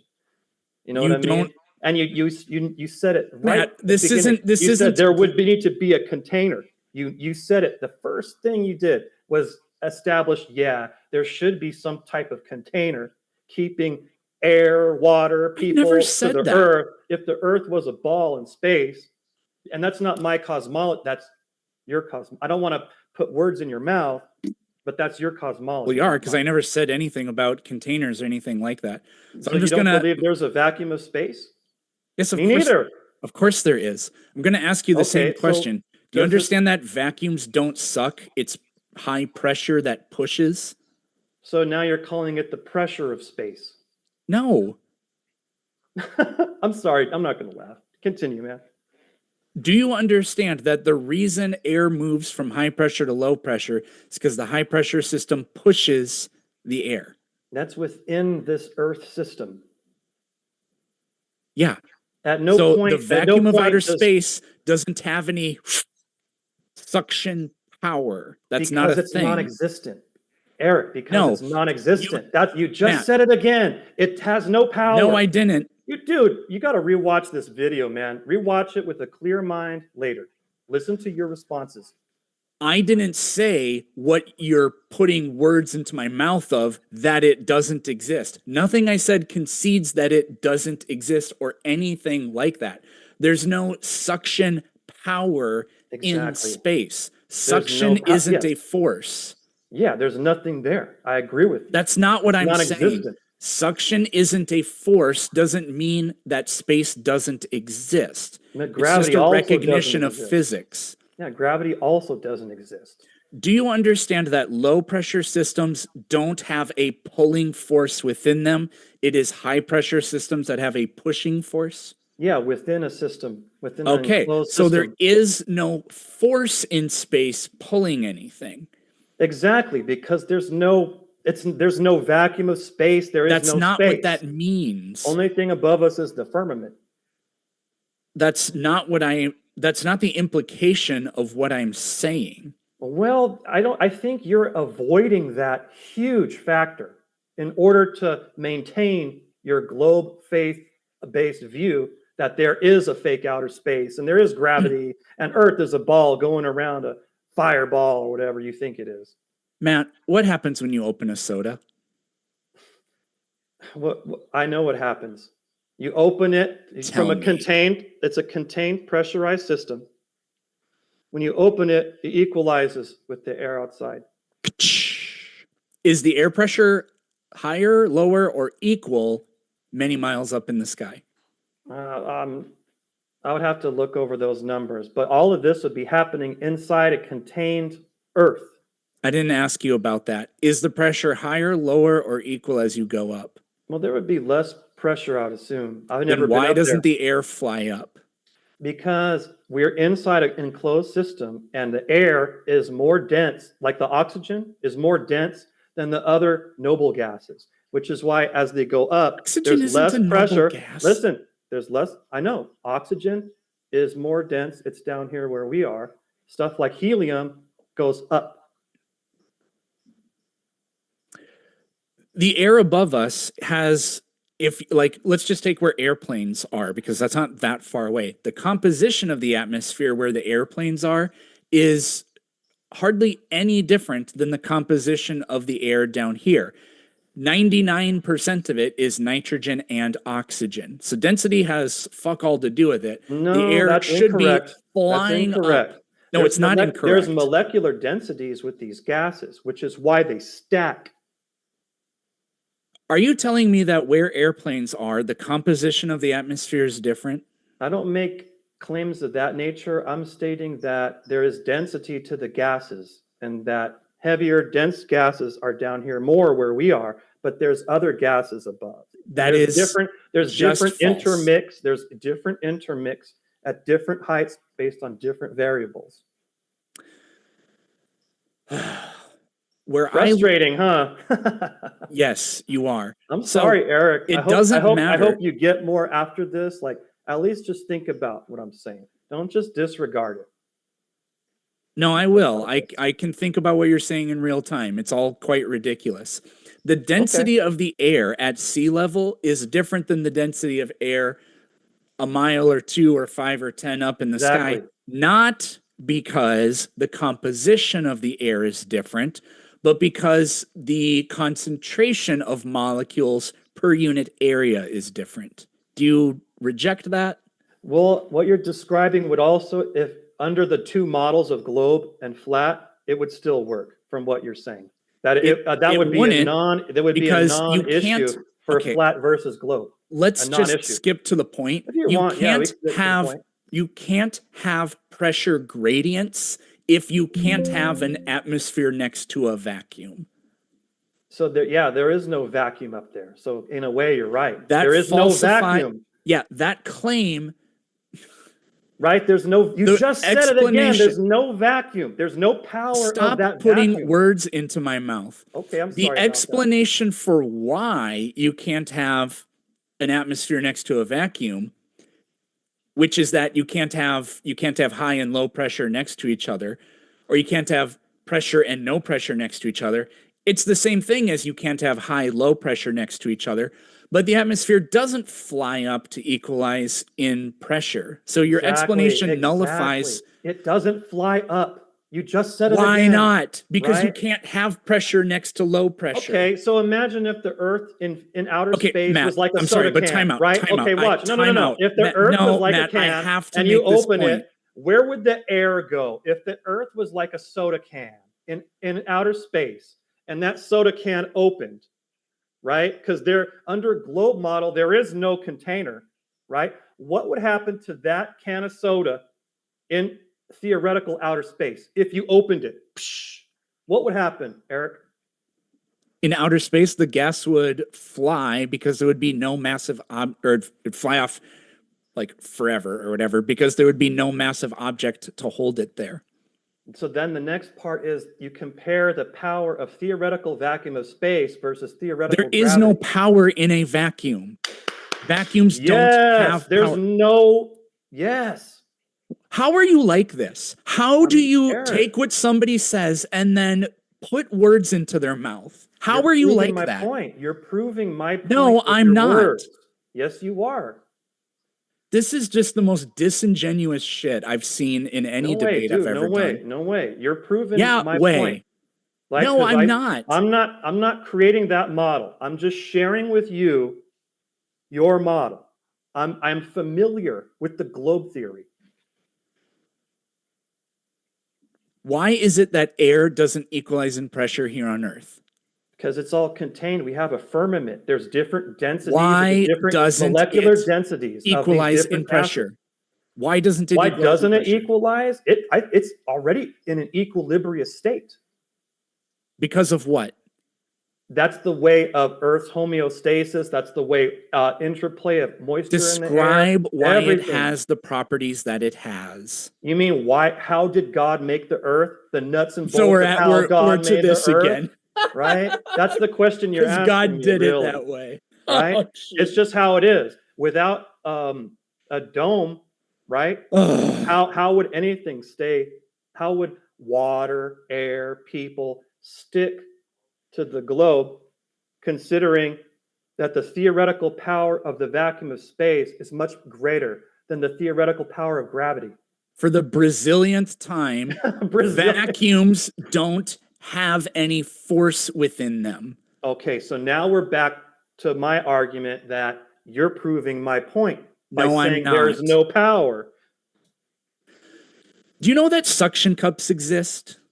Oh, of course. Oh, wait a minute. Do So they inside the exist? Wait a minute. suction cup, there's a vacuum. Oh, wait, but vacuums don't pull the suction and it cup seals. against the wall. It seals. High pressure on the outside does it. So Exactly. I just admitted that suction cup, the interior of a suction cup doesn't exist. That's what I just admitted by your logic. Oh my gosh, that's ridiculous. You know, Logic. suction cups exist and it creates According to your logic, right? Just like the interior Earth, of just a like the suction Earth. cup can't You're exist. making very good arguments for a flat, stationary, enclosed Earth, Eric. Thank you, dude. This is great. This is great, dude. Why does the Earth have pressure gradients in its atmosphere? Because there's different gases, different molecular densities, different interplays of false. The composition of the hydrothermic atmosphere pressure. is the same But up there's here than it different is down here. barometric pressure, right? Yeah, why? And there's different processes taking place above us. And you want, why is it like that? You're asking me my opinion, why reality is the way it is? It is because that is how God made this place, with natural processes. That's not an answer. Energies, different types of matter, gases with different molecular densities, and it's a big interplay. That's how God made this place, to have equilibrium, to have homeostasis. Do you agree roughly that the composition of the atmosphere is roughly 80% nitrogen, 20% oxygen, where you and I stand? I would have to double check, man. I don't make any claims about the gases where I am, exactly where I am. At sea level, at sea level, the atmosphere is about 80% nitrogen, about 20% oxygen. If you live somewhere like Denver, that's a mile above sea level, the air is less dense, but the composition of that atmosphere is still roughly 80% nitrogen, 20% oxygen. What Matt's telling you about densities has fuck all to do with why there are density gradients or pressure gradients in the atmosphere. He's trying to say it's because different gases. Now you're not arguing against flat Earth. You're arguing against places. Earth science. You're arguing against Earth and that science. is not the You're case. you're you do find things like way up high where there's a concentration of ozone, but we're talking about within the first few miles of the atmosphere. Matt doesn't get it. He can't explain it. That's why he keeps saying this. No, you're not arguing against flat Earth here. You're arguing against Earth science now. No, I'm not. Yeah, about why there's different. I'm a credentialed Earth science teacher. Right? I know Earth science. Yeah, and you so don't. okay, so now we know your motivation. Now we know why you have to defend this model. But yeah, there's different intermix of the different gases. So you appealed different to molecular me not being densities. educated on earth science, but if somebody has No, I said you're going demonstrated their against it. You're education going in earth against it. science by being credentialed in it, then that just proves that they're trying to peddle some sort of false narrative. Oh yeah, I've You are debated utterly PhDs who are wrong. hopeless. I've debated PhDs. The most and I've hopeless corrected person them. I've ever talked to. I've corrected And it's not even PhDs. close. Well, I'm sorry to Matthew, hear as that, Matthew Eric. said, Matthew has done body slams of PhDs and debates. Oh yeah, brother. Now, let's see. The macho Yes, man you Randy guys Savage. certainly have chemistry. I really do like watching. He's I'm great. so- Eric's great. He's on it, man. I like his responses. I like you guys. You guys are fun. Now, all these PhDs that Matthew took on at the same time. He was debating all of these MIT cosmologists, and it was tremendous. Well, But- there was Dr. Blitz. He got a good education. PhD Tony, he's a real gentleman. It is I like true. PhD I Tony. mean, whether or Yeah. not you've actually body slammed them in debates, it is. Although I will admit, it is true you debated. You actually did debate Dr. Blitz, and but yes, what we want to do is any last thoughts before we go into the Q&A, before any final drawing together of the threads from this debate. Eric, you'd like to go first? Almost every single time Matt tried to make an argument, he contradicted himself. And when he got cornered on certain things, his only explanation was God did it that way. Well, you asked This is me. somebody with absolutely nothing of any substance or value to offer. That's pretty mean. And he doesn't to say. understand that a positive slope can never become a negative slope as two objects get farther away. That was the most tragic display of ineptitude I've ever seen on one of these. That's Okay. it. My final thing, I would encourage everybody to locate the star Polaris and every night watch it. That's a good methodology to figure out that the Earth is not tilting or moving around the sun.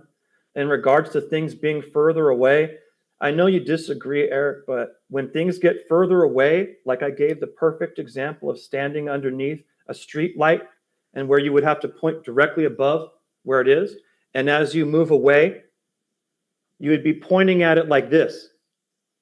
At a certain point, it would be at your eye level. But that's it. I think it's been a great debate. Eric, maybe we could debate again, maybe with less, insults, because I don't want to ever insult you and say, you're this or that, or even though we disagree, man. That's it. Yeah, let's debate evolution next. Oh, that'll be easy. That'll be very easy. Ape man. You are an ape. I'm not an ape man. I am a man, not an ape.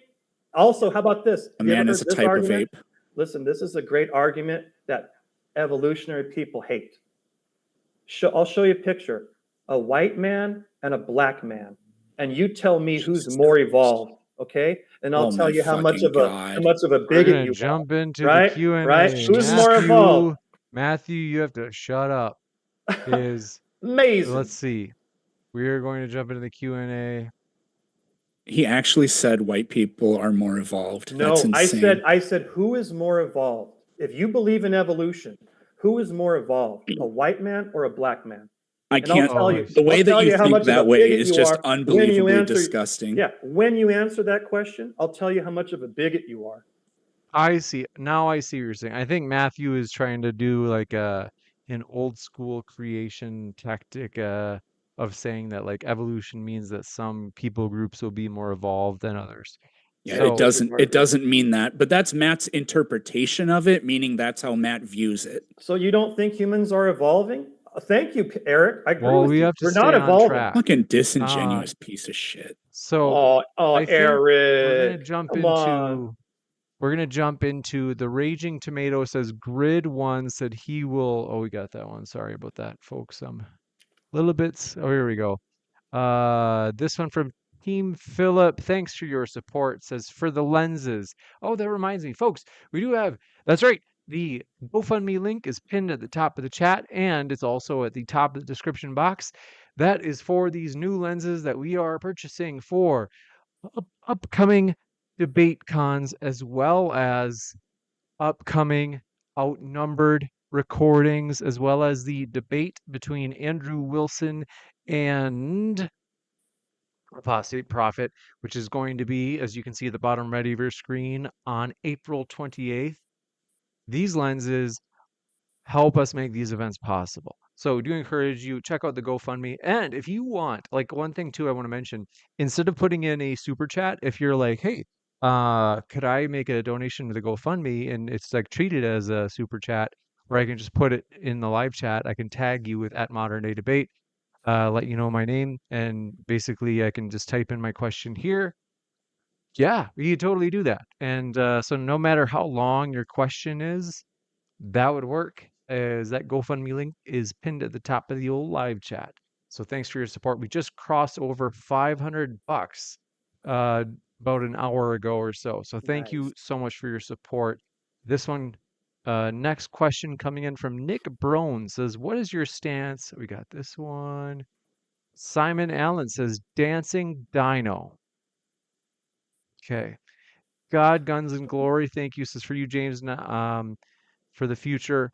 Uh, let's see. Did I just get grifted? Because it's a flat Earth. They think flat Earth is unlikely. Dylan Dishner says, both panelists, please steelman each other's position. Planet Peterson, we'll start with you if you want to steelman Professor Matthews' position. The only explanation he gave for that the Earth is flat is that Polaris doesn't change its position. We went over mathematically how that's ridiculous, and we can see too far. That's really the only thing he did in in an attempt of a positive affirmation of the flat Earth. And then he kind of brought up the vacuum thing, but Matthew? Okay. Eric was talking about how seeing the sharp horizon is proof that there's curvature on the earth. Also, Eric was saying that there is no vacuum of space, but it's more of a pressure, and that gravity keeps things to the surface of the earth. You got it. We'll jump to the next question. This one coming in from Isa Kabir says, good to see you, Matthew. We had a discussion about flat Earth and globe models. We discussed aviation geography. How does that work for the flat Earth model? Thanks. Aviation, okay, if you want to learn about aviation, geography, and flat Earth, I would say check out my friend's book. His name is Eddie Alencar, and he made a book called 16 Emergency Landings Proving Flat Earth. He's better known by his YouTube channel, Flat Earth Banjo. So I'm going to give a big shout out to my friend, brother Eddie. And yeah, his book nails it. It's a modern classic. A modern classic. So if you want to learn all about flight routes and how that works on a flat Earth, I would say check out his book. And I think it's even available free for download, but I'm not sure. I got the physical copy. But thank you, Isa. Shout out Isa. Wow. Bite Me XD says, blessings from Modern Day Debate. 12-hour stream Saturday is now complete. Thanks so much. And that is true, folks. We're hardcore over here. We're doing a 12-hour stream. So we've got another, like, I can't remember how many hours, but yes, we're excited to be here. It's going to be amazing. Joseph Newton says, I am not a flat earther, but Planet Peterson is such a disingenuous debater. Oh my gosh.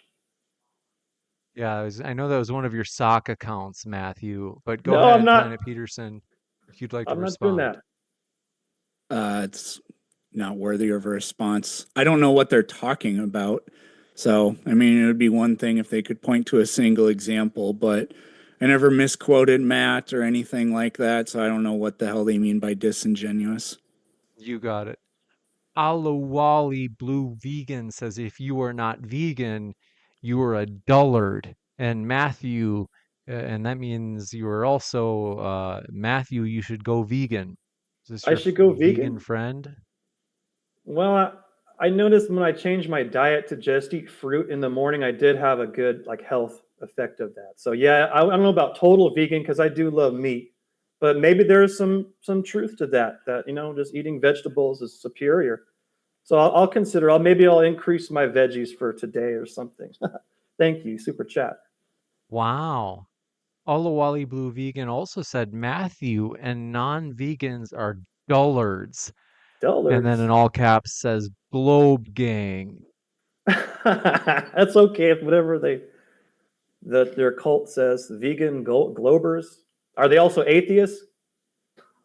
Mutton Chopper says, how can the Big Dipper always be in view if we're on the side of the sun half the year? That's another proof that the Earth is flat and stationary and that the stars are above us. It's exactly true that the super chatter said is that No, it's not. If we were on the other side of the sun, those stars would be invisible because we would basically have to look at them during the day, and you cannot see stars during the day. This would have to be, you'd have to do this like in a diagram, and I started to draw it. The light takes forever to focus, but no, the Big Dipper is above the Earth is a weird way of putting it, but it's in the direction of our North Pole or whatever. At night, when you're shielded from the light of the sun, you can still see up and you can still see it. There's no problem. That's not seeing it during the daytime. Matt has this idea that like the sky absorbs sunlight or something like that. No. Sunlight. That's the only way you could make the explanation that the only reason you can see it during the day or during the night, like you'd have to be able to see it during the day. No. Yes. When we're shielded from the sun's rays, we can still see in the direction of Earth's North Pole. You look up, there it is. It's extremely far away in space. You can see it at night when there's no sunlight hitting the...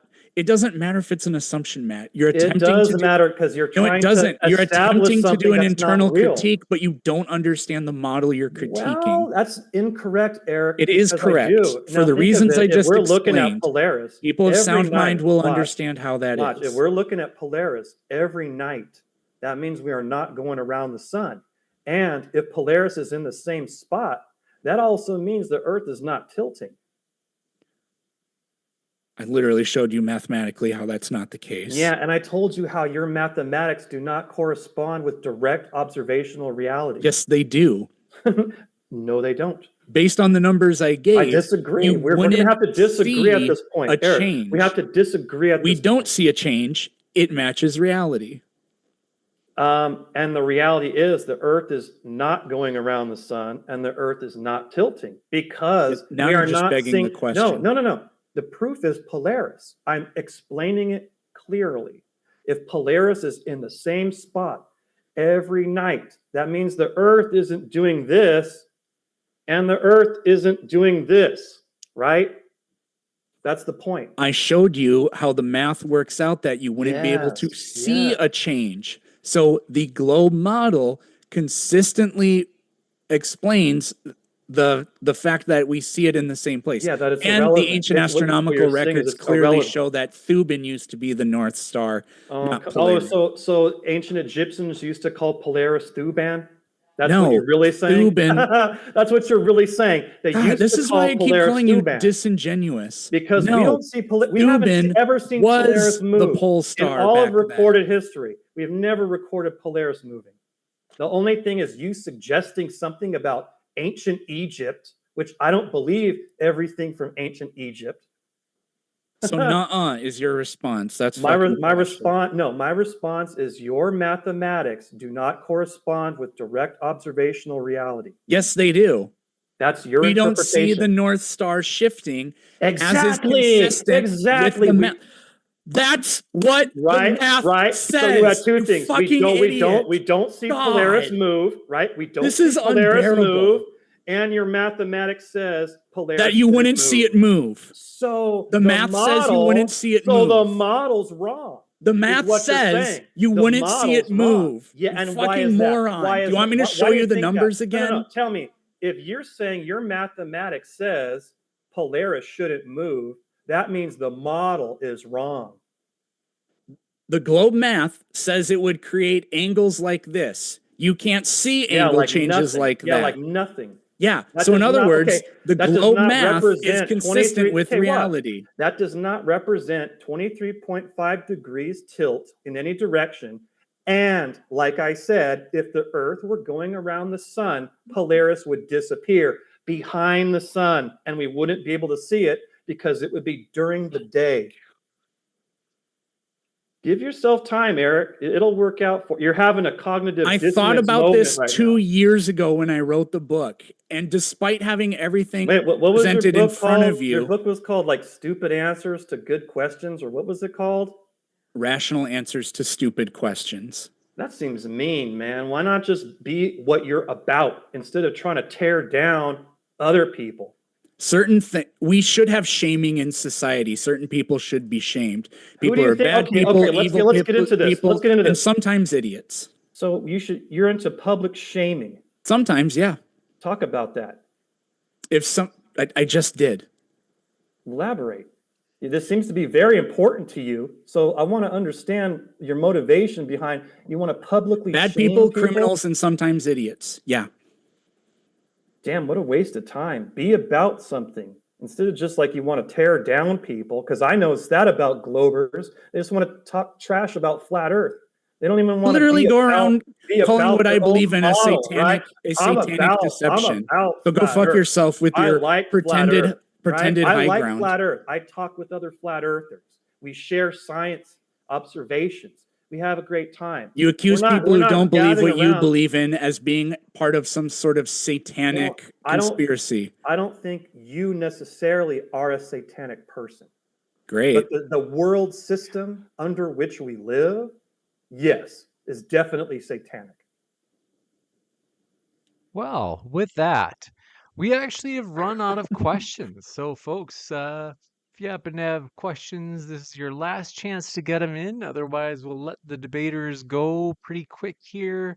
And then we'll have probably, just because we've had fewer questions than expected, probably about an hour intermission between the end of this debate and the start of the next debate. So, about an hour from now, I think it's made by Jim Bob.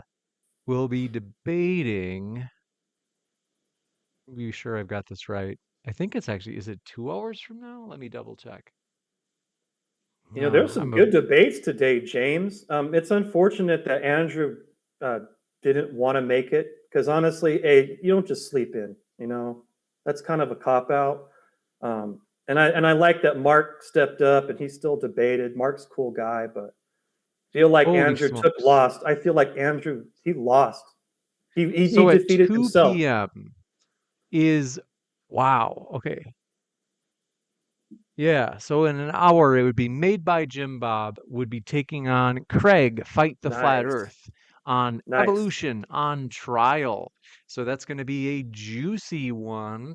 And yeah, so if you happen to have questions, fire them into the old live chat, folks.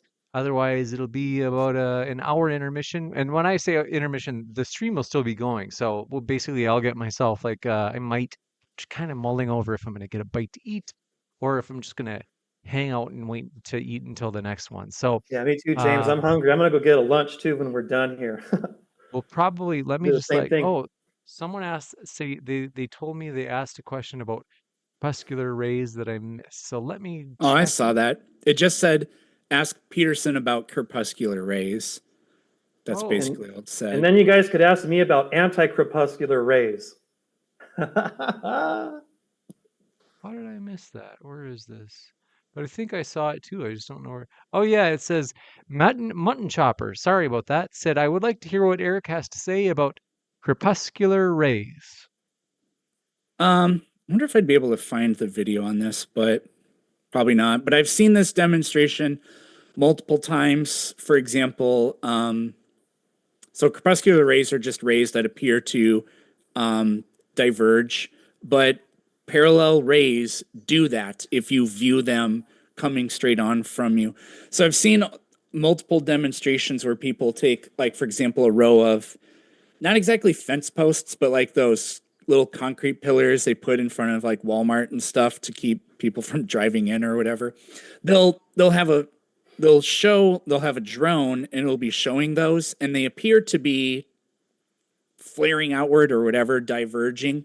But then what they do is they have the drone go up, and when you do a top-down view, you can see that all of those lines are actually parallel to each other. So the idea that crepuscular rays demonstrate that the Earth is flat and that the sun is local, literally, it's really cute and ironic that the flat earther fails to understand this, because it all comes down to something they say all the time, their favorite buzzword: perspective.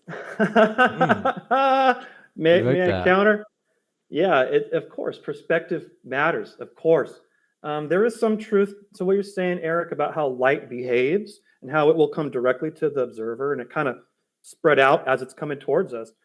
But you're not taking into account when the sun is recorded as being in the clouds, illuminating outwards from the clouds, and the subsolar point. That's kind of what you're missing there. I got a photo for you, Matt, that I wanted to show you, actually. Oh yeah, sure, go for it. But another proof of the sky is the anti-crepuscular rays, how the opposite side of our perspective, the rays will seemingly converge, but that just shows perspective distortion within our observational grid. I took this picture in my own backyard. How is the sunlight hitting the bottom of the clouds but not the top of the clouds? It's just glowing, and the sun's far away. And remember how I described when things are far away, how we observe them, some light will appear kind of closer to the horizon, which means it'll be coming from this way. I see the same thing in my front room, how on some days when the sun sets, the light will come straight through the windows, straight through. It's just how the sun is situated and how we observe the light and how the light comes to us. If the sun is above the earth, the sun is clearly, even if the earth is flat, the sun is clearly higher than the clouds. It doesn't matter how far away the sun is. The light cannot be coming from the sun and not illuminating the top of the clouds, only illuminating the bottom of the clouds. Well, you got to remember, it's far away. The sun will be far away, and we're not in a very wide, tall thing. And the sun is not as far away as you're imagining it to be. But just like I said, how we observe the sun, like I said, as the sun goes away, it appears to kind of meet the ground like that. It's not, the sky is not at my eye level. It's all above. Just like you said, that's a perfect example. It's perspective. You got it. This one coming in from Martas says, for Matthew, there was a flat earther that quit recently due to a photo of a bunch of mountains that you could see above the horizon. Have you seen this? And do you have any comments? They saw a photo of a mountain above a horizon? I think it's saying like let's say the mountains were maybe I don't know, like 100 miles away, and they could see like the mountain tips like peeking up above the horizon, like. But it said they were a flat earther and they quit believing flat earth. That almost sounds like a flat earth talking point. Yeah, it could be like a flat earther just trying to put it out there to kind of mix it up. But yeah, the simple fact you'd be able to see these mountains at such great distances and notice that the horizon's flat. It's all flat. I would suggest to everybody start making panoramic videos. Gotcha. And then someone else asked about, they said, ask Matthew about Sonic the Hedgehog. Do you have some sort of fetish with this character? Damn, James, you're kinky. Why are you saying that? I'm not a furry. I'm not into Sonic that much. I played it back in the 90s. That's it. I never really played Sonic after that. No one's going to judge you. No, I'm not kinky like that. Now, folks, if you haven't yet, hit that like button. We do appreciate your support. And I've got to tell you, our guests are linked in the description box. That's right, Matthew. Sorry. When I woke up this morning, I got your email. I also got the message at the same time that Andrew wasn't going to be able to make it. That's So okay. I was like, It's oh, okay. I was scrambling. So let me see here. Is that GoFundMe link is still pinned at the top of the old live chat. We appreciate your guys' support as we are raising funds for lenses that we will be using for this upcoming debate that you can see in the bottom right of your screen, featuring Andrew Wilson and Apostate Prophet. And then let me find your little email here, Matthew. Any last questions you guys had for each other before we do wrap up? I think we covered a lot. I just want to say thank you, Eric. This has been a great debate. I'm happy to be back on Modern Day Debate. It has been a while. And I know that a lot of people love the flat versus globe debates. Flat earthers, globers, people that don't even care. I'm sure a lot of people are enjoying it. And I'm glad to see that these debates are back. Thank you. And Eric, any thoughts? Not really about the debate or anything, I guess, but you know, Matt showed up, he accepted, and he was a good sport, so all good, I guess. Cool. You got it. And then Matthew, let's see. I'm gonna put your links. Well, I didn't send you the links. I was saying like if you could link my YouTube and maybe like my books, but I could send that later if you're like kind of busy at the moment. No. I've got them. I've got your. Well, actually, now YouTube's not working. I've got them in the description box. But do want to say, folks, any last questions you have for the guests? Let me just do a quick skim of the old live chat. Otherwise, folks, we will be back in about 50. What would it be? About 56 minutes. We would be back with our next debate with Made by Jim Bob. And God's Gun and Glory says, James, are you moderating all day? Yes, it is me all day. Dear Est Facir says, James Coons, you the man. Thanks so much for your kind words. That means more than you know. And Vigo says, is space Euclidean or non-Euclidean in reality? Space being Euclidean. Yeah, the way I understand it is, I'll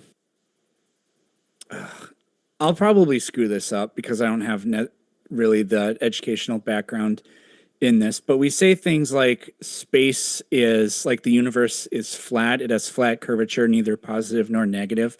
And that just means that the universe appears to literally go on forever. It doesn't wrap around back in on itself, or doesn't have any indication of that. But we also say that, for example, like there is curvature in space, which would be non-Euclidean, and that would be because of things like GR, general relativity. So I think it kind of, the way I understand it, I think it depends on the perspective or like the scale you're looking at it. In local scales, there's curvature, there's a lot of non-Euclidean mathematics that you have to do. But on these, on the macro scale, it's more flat, which I guess you could say is more Euclidean. And that's weird. That's so weird because I used to know that or believe that. Like scientists would say the universe is flat. Scientists would say the galaxy is flat. Scientists would say the solar system is flat, but not the Earth. That's great. Wow. That's great, man. You're taking the words out of my mouth, Eric. You know, you guys, it's like The Odd Couple. You remember that old show? Oh yeah, yeah. I You remember. guys would be just such a good, if there was a TV show about you guys just hanging out, you know, just it would be great. Look at how excited Eric is. He's gonna love it. So yeah, Hey, gotta that'd be say, some great material. Great material. right you are, Ken says, I want these two back. They do have chemistry, don't they? They just are a couple of pals. But we are going to let them go. Thank you very much, Matthew and Planet Peterson, for being on here today. Seriously, we really appreciate it. I hope you have a great rest of your day. Thank you, James. Thank you very much. And thank you, Eric. You're welcome. Thanks, everybody. Keep it real, homies. And folks, stick around because I am going to be sharing some juicy, cool stuff about upcoming events. And also, it's gonna be nice to just unwind here a little bit because uh, I have got a long, don't get me wrong. I don't mean long in the sense of like not enjoyable. I just mean long in the total hours sense that this is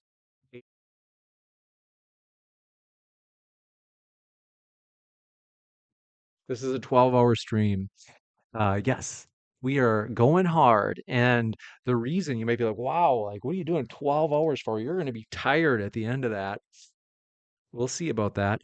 The reason we are doing it is because right now, you had already seen, I got to show you because maybe you're like, oh, if you somehow have been living on a cave on Mars with your fingers in your ears and you did not know, right now, Modern Day Debate is doing an epic couple of things. One,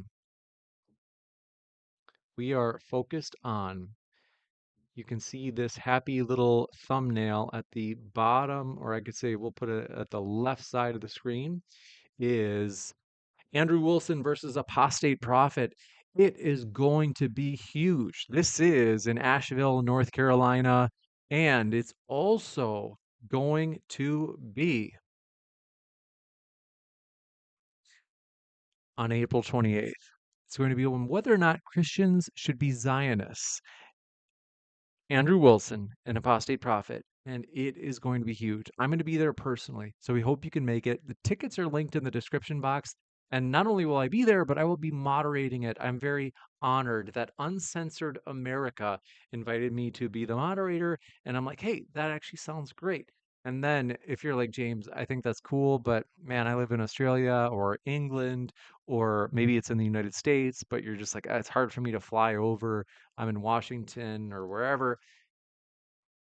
Don't worry. It's going to be live streamed as well. Paul Walker, Texas Rangers says, tickets? This ain't the UFC, dog. I have news for you, Paul Walker, Texas Ranger, is that actually other events besides the UFC actually sometimes have tickets. So I don't know if you know that, but hey, new news like boxing matches, tickets to a football game like Super Bowl tickets are hot commodity. But yes, highly encourage you check out those tickets. They're linked in the description box. But like I said, if you are not able to make it, maybe you are really funny or really far away. Don't worry. It's an easy trick because all you have to do is watch it via the live stream, as it'll be streamed live from Modern Day Debate and Uncensored America. You can watch it at either YouTube channel. Now, in addition to letting you know about that juicy upcoming debate, is we're absolutely thrilled to share that yes, we are doing a fundraiser 12-hour live stream today in particular. A lens fundraiser. So we are raising cash for new lenses. And you're like, new? Well, what's wrong with the ones you have? Well, that's the trick is we don't have any. So for DebateCon 5, you probably noticed like, wow, this is like a huge upgrade in modern day debate. Basically their audio and video. That's true. And we rented all of those cameras. We recently thought about it and we're like, you know what? It doesn't make sense for us to rent over and over because we're going to use them so much that by the time that we, even after a year probably, we'll have used them so much that the money that we would use on rentals could have easily been used to just buy the lenses. So it's just more financially clever as we are going to be using these all the time, including at the debate that I just showed you with AP and Andrew Wilson. That's the goal. But we have a sense of urgency. It has to be, we have to move fast. And that's why I did schedule this fundraiser 12-hour live stream to be as quick as possible. That is pinned at the top of the live chat. So if you're a supporter of Modern Day Debate and you want to help us make these events happen, seriously, it means more than you know. Even if it is just 1,000 people and everybody throws in just a few bucks, that would actually get us to meet our goal. As we are going to buy 4 different lenses, and people are like, get all these objections earlier in the live chat. They're like, why don't you just buy one and then you can test it out? Why buy 4 of them right away? And it's like, well, we have tested them out. I just told that person that we tested them when we rented them. Like we know these are the same lenses as the ones that we rented. So that's why. And the 4 different lenses or cameras, it's because you need one on each speaker, you need a one like broad shot, and then you need one that can show the audience. So I got to tell you, it is for very good reason. Be a part of our movement. Help us make this happen.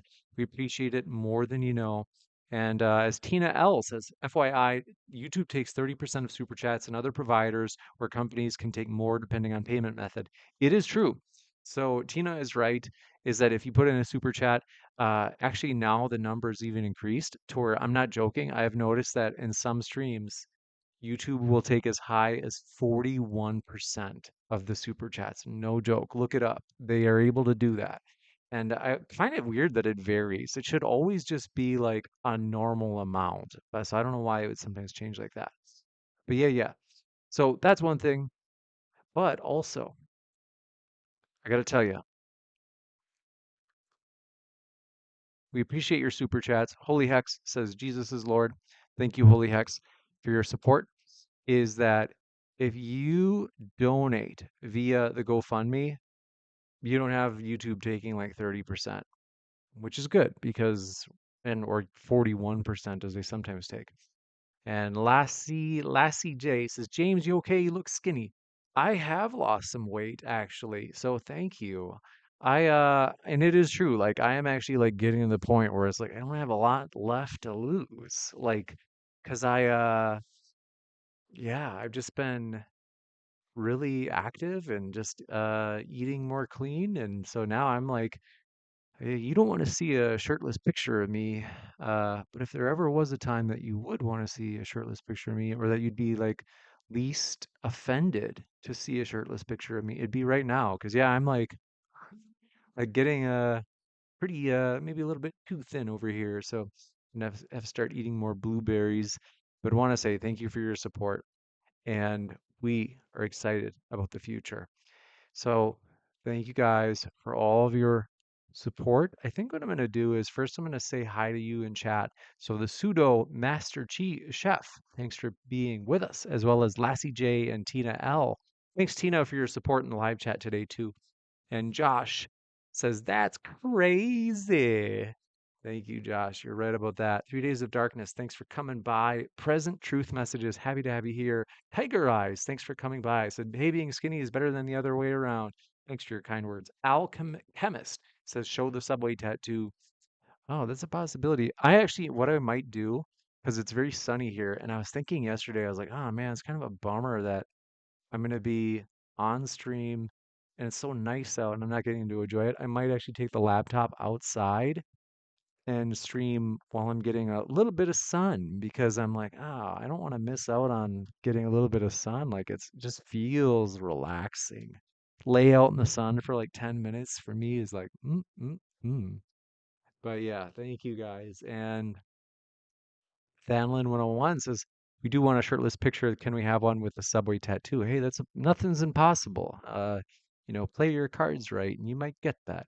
Chronic Abundance Nicholas, this is W chat, and God Guns and Glory says, I have to speed up my green card marriage to go to the Nashville event. You really should. It's going to be awesome. So get that green card marriage on the move. And Martos, thanks for coming by. 3 Days of Darkness, happy to have you here. Human being, happy to have you here. Thanks for saying hello. Let me just drink a little more coffee. And then I'm thinking about it. I'm like, am I going to go outside? I think I probably will. I think I'm going to try to do this. I think I'm going to try to unplug everything except the Ethernet. And I'm going to try to go outside and see if I can actually pull this off where I'm going to lay out and I'll still be at the computer. So, I'll even be responding in the live chat. I'll kind of peek in and then I'm just going to take like a few minutes, just soak in some rays. It's going to feel good. Megan Marie, good to see you. Says, hi, James. Hey, Megan, glad you made it. Happy to have you here. But yeah, so I'm excited about that. And then let's see here. You know what I should do before I do that is I should update the OBS. And thanks for your support. We're at 450 likes. That's another way we do appreciate all of your support. And then God, Guns, and Glory says, yep, $2 from 2,000 people is $4,000. That's right. So yeah, I mean, it really, light hands, what's the old phrase? Many hands make light work.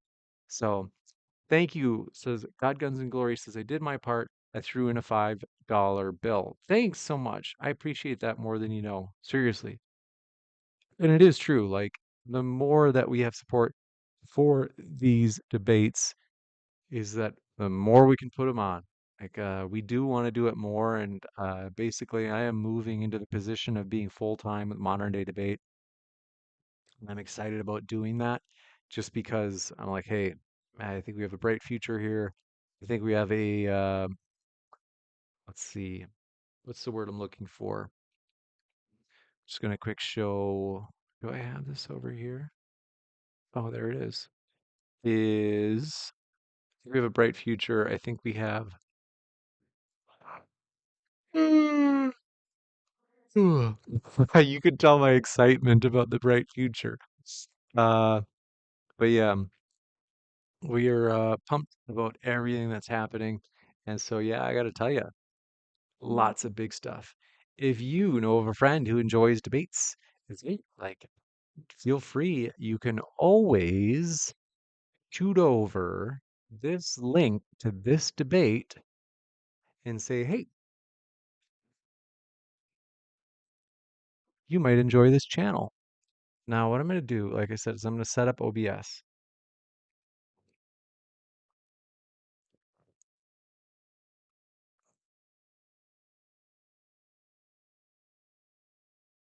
Tina L says, set up a super chat target for next debate. If we get there, you sing or take off the hoodie. No need to show the chest. Let's see. But I kind of want to show my chest. But yeah. Corey Kreider says, any chance of getting Ocean Keltoy on? We haven't had Ocean on in a long time. I'm open to that. If there's a good debate topic, if it was the right matchup, yeah. Mauricio says, gee, James, you'll be all the way till last debate. Yup. So that's like approximately 7 more hours. So yeah, buddy. But I gotta get out. I'm gonna get outside and lay down a little bit.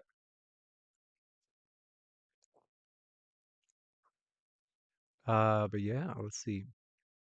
Tina L says, stay away from sugar, no crashing. I agree. I agree. But I feel good. Like so far, I actually feel surprisingly energized. Usually at this time of day, I'm like kind of groggy and slow. But today I actually feel great. I haven't even eaten anything yet. It's 1:20 p.m. where I am. It's insane to me that it's like 4:21 p.m. in the East Coast right now. Basically, your Saturday, if you're in the East or not, yeah, the East Coast.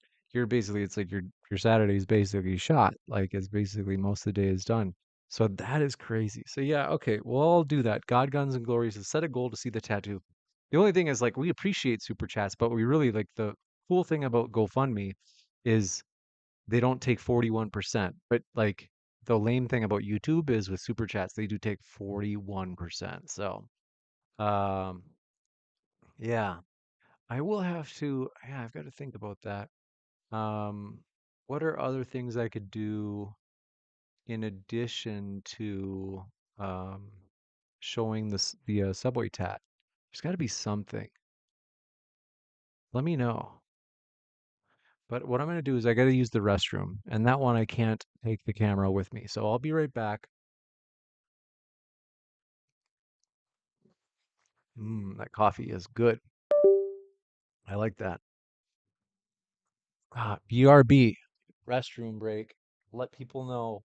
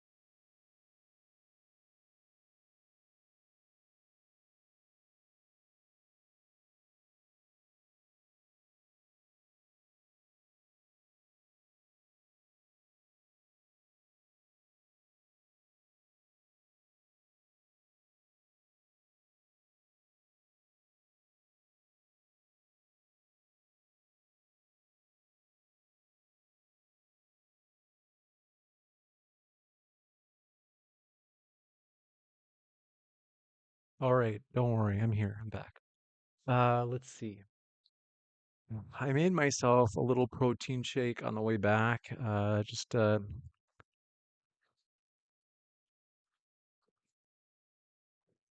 great. But yeah, I'm pumped.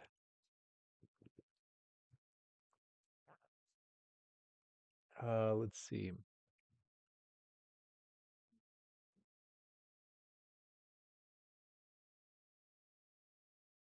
Uh, Need to stop in the old what is it called? Kitchen? Okay, so other ideas, I could show the tattoo.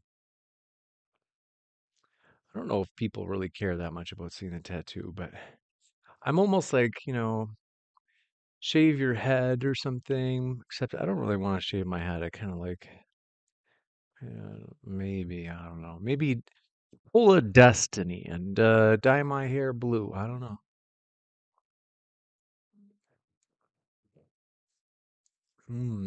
This is so good. I have to get some blueberries. I think I might actually just eat, uh, I might actually eat like some eggs because I do want to start eating like more often. Because it is true, like I am getting to the point where I'm like, holy shit, like I am like not wanting to be uh too low fat.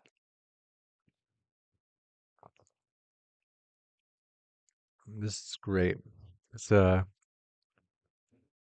chocolate and peanut butter mix protein powder. It would knock your socks off. Let's see. I'll be right back. I think I'm gonna make some eggs. So you guys hang tight and we're not going anywhere, okay? Be right back while I eat some eggs. It's gonna be tremendous. You might even be able to see me from the kitchen. So let me think about this. Eddie Lifts FX says, how do you have the energy for this? I am having a lot of coffee, but I actually feel good. Like for some reason, I actually feel great. Like I don't feel like drained by this. I think it's because if I'm grading, I've got a lot of grading to do in the next week. It is soul sucking. I don't like it. That's why I'm so glad to go full time with modern day debate because grading, I'm going to tell them, hey, thanks for the opportunity. I did one semester of being a professor, and I'm going to say, hey, I'm actually going to move on though. Thanks for the opportunity. I'm not going to teach anymore. And yeah, so that's going to be cool. But yeah, I'll be right back. 2 seconds. You might be able to see me though, because probably won't. I think actually, because yeah, the green screen effect. You won't be able to see me in the kitchen, but I will be back just like 20 yards away. Shouldn't take long. BRB. In the meantime, if anybody comes in and they're like, "Hey, where is James? Like, where is everybody? What's going on?" Please, folks in chat, let them know that is what's going on.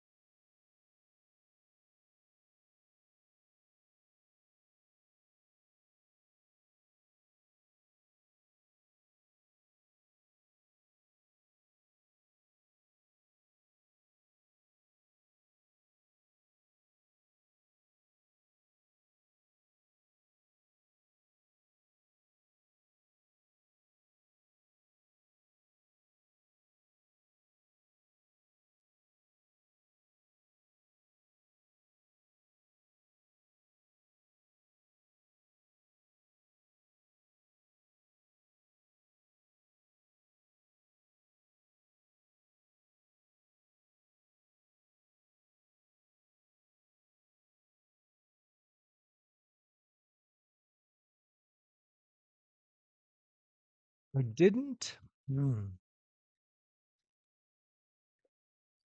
I did not actually make eggs. I think I'm going to do that after this, but I have a piece of salmon that I want to eat first.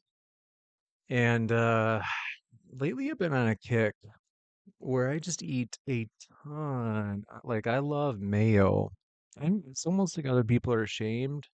I'm not. I'm a huge mayo guy. The real stuff too, you know. The screen doesn't always work the way I want it to. But the point is, I put mayo on everything lately. Right now, I'm putting it on my fish. I put my mayo on my eggs. I put mayo on chicken because it's just good on everything. Anything that's like savory, like salty type good. You don't put it on sweets, you freaks. You just put it on like your salty type foods. I think it's supposed to be, I don't know, I think some people would probably say it's bad for you or something. I'm not worried about it. I'm like, I'm not worried about fat. I'm just like avoid sugar. And it's all, it's fine.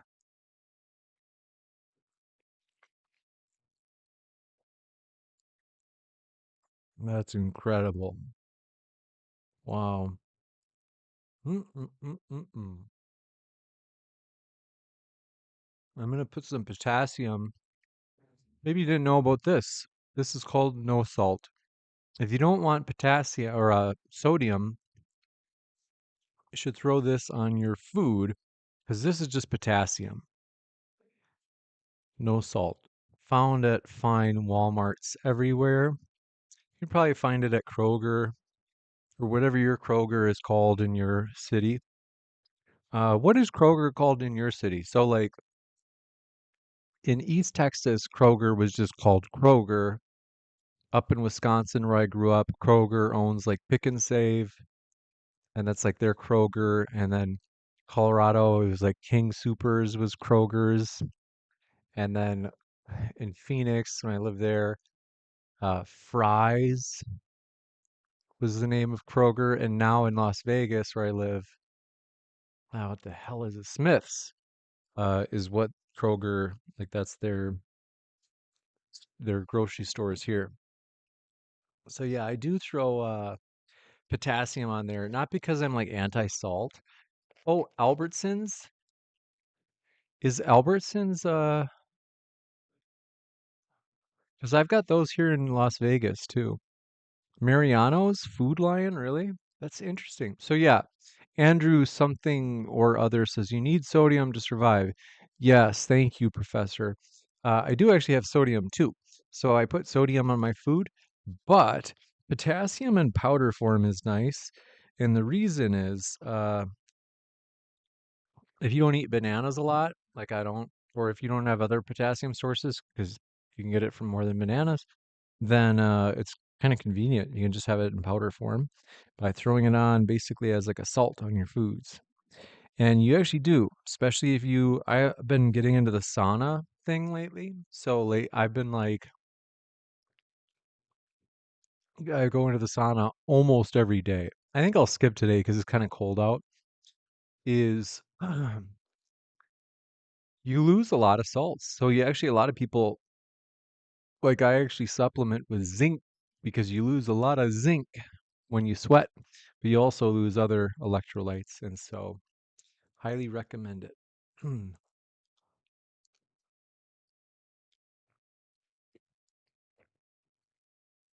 Very good. Andrew something or other says, okay, professor. So I was only saying it because it's like, yeah, it's like I get like a million things in live chat, but I got you. We're cool, bro. Pardon my I call everybody professor lately because you know who says that, right? You remember Han Solo in Empire Strikes Back when he's like, Chewie, take the professor in the back and plug him in. Uh, when he said that about C-3PO. Oh, yeah, pumpkin seeds do have zinc. I ran out of those. I gotta find another place to get pumpkin seeds. I used to get them at Aldi. They don't have an Aldi here in Las Vegas yet, but they are, like, in a week or two, they're actually going to have Aldi. I think it's coming that quick. So that's cool. Thanks, Andrew, for your kind words. Says, love you, bro. Yeah, I know that sometimes thanks for your grace, bro. I appreciate that. I know sometimes in like with people in live chat, like I call them like retard or soy tard or any variation of tard, but sometimes it's playful purely. And then sometimes I will admit I'm a little burnt out. So sometimes I'm kind of cynical and I'm kind of like, oh, we got some smart aleck in chat. So I do appreciate you being patient with me. I think this summer, when I am done with teaching, which is about a month from now, I'm gonna take some time off, like extended, like I don't know, maybe even a week. I don't know, maybe like 6 days, because that way, because I don't like having modern day debate sit without a stream for 7 days. I really prefer to avoid that. But even if it was 6 days of just like no grading, no modern day debate emails, I actually think that'd be really good for me. I think I need it. Hmm.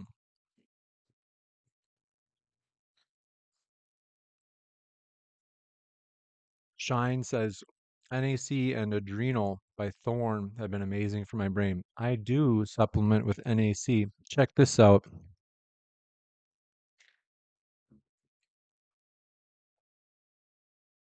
I like Now brand, but I've heard good things about Thorn. Very reputable. Yeah, I'm a little bit of a health nut. That's what they would say. Yeah, I do the sauna thing every day. LARPing for Cash says, take a break, James. I think you're right. I really will. In a month, I think I really will. Maybe I'll even travel. Maybe do like a 6-day road trip and just really recharge hard. Because I am excited about that.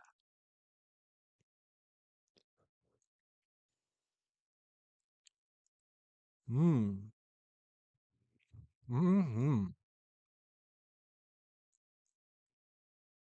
Yeah, I really will. Andrew says, I'm considering starting a channel just to put atheists on their ear. Wow, juicy. It is fun, man. I mean, if you like debating is even more fun than moderating. I used to debate. There are old debates of me on here. If you sort our debates, oldest to newest, you can find some of the like really old ones were me. Um, it is fun. LARPing for Cash says, thank you. Says, don't feel obligated to other people when you need a good break. I think you're right. Hmm.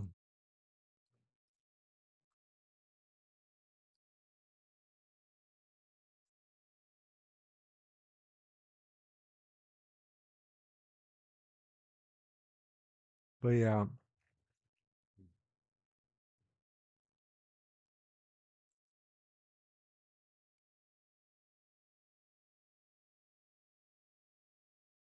Alchemist says, Andrew's on his stream saying modern day debate can F off. Oh, that's all right. I mean, I don't know. The thing is, like, it's not like I said, like, oh man, Andrew's like a blank. I mean, I just told the truth. Like, he, which is like, yeah, like I had to scramble finding the first debate, like setting up who would be in it because 30 minutes before Andrew said he didn't get enough sleep and he was just going to keep sleeping instead of coming to the debate. So it's like, okay, well, um, that's just the truth. I don't know if he's like mad that like that people know the truth. So I don't know why he'd be mad at me. I just told him, and I told him, I said, hey, you're kind of leaving me out to dry by doing this because this is, I'm going to find my little Kleenex. It said you're kind of leaving me out to dry because it's like, Mark is staying up late for this. I woke up early and then I skipped my, like got like a Christian dudes like book club that I go to. And so I just said, this is like making this hard on me. And I set up this 12-hour stream. So it makes it hard because it's like now I gotta like rebook this like 30 minutes before. So I don't know why Andrew would be mad. I mean, I That's the thing is like I never said like, oh, you a-hole. It was just like, hey, kind of leaving me out to dry. And if he's offended by that, I can't really, uh, can't help him. Like I don't think I've been unprofessional in how I've handled it. I think it's been professional. But yeah, Big Stack says, oh, I got someone at the door. Give me 1 second. Says, I enjoy moderating for IP. That's cool, bro. 1 sec. I'll be right back.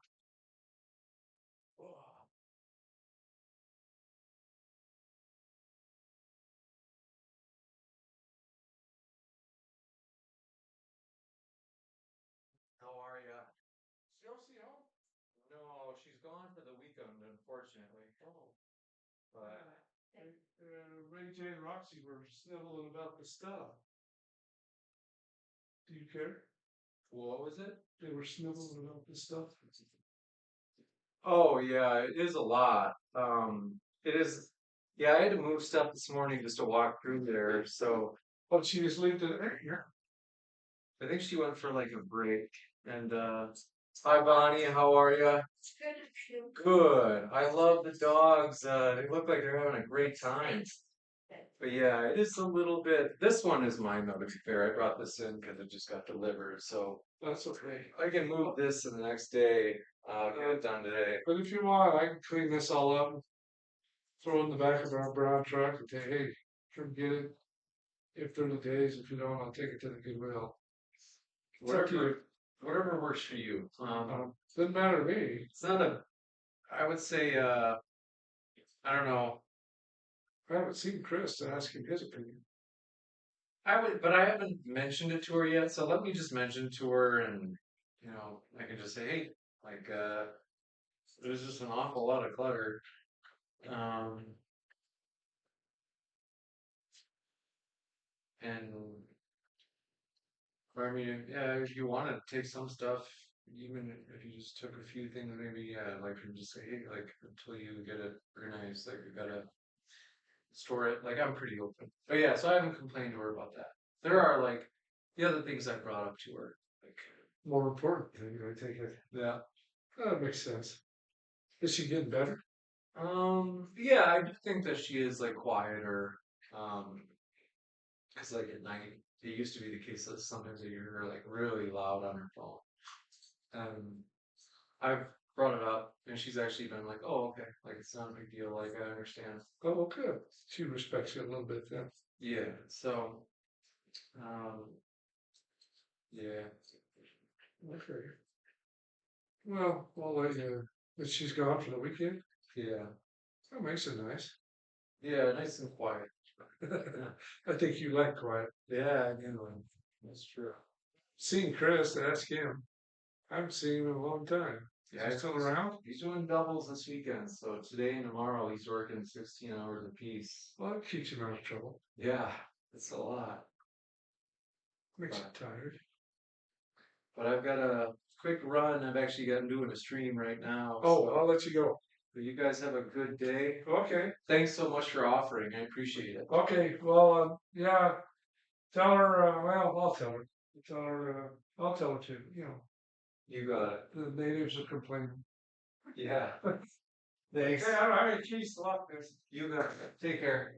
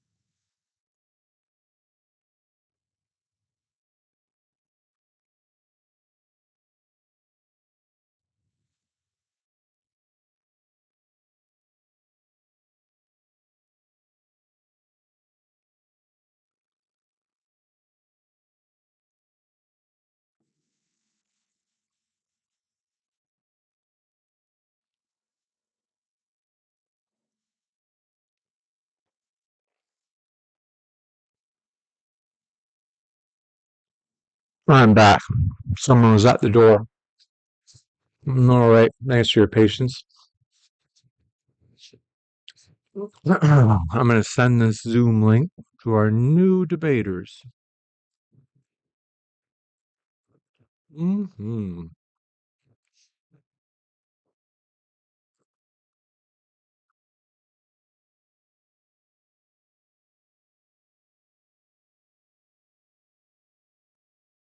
This is my landlord who was at the door. He's a nice guy. Um,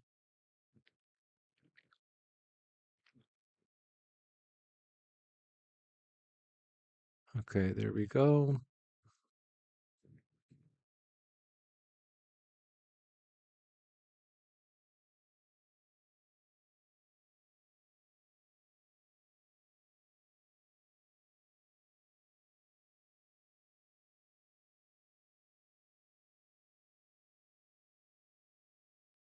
Andrew something or other says Andrew didn't show up. Cry. More things happen.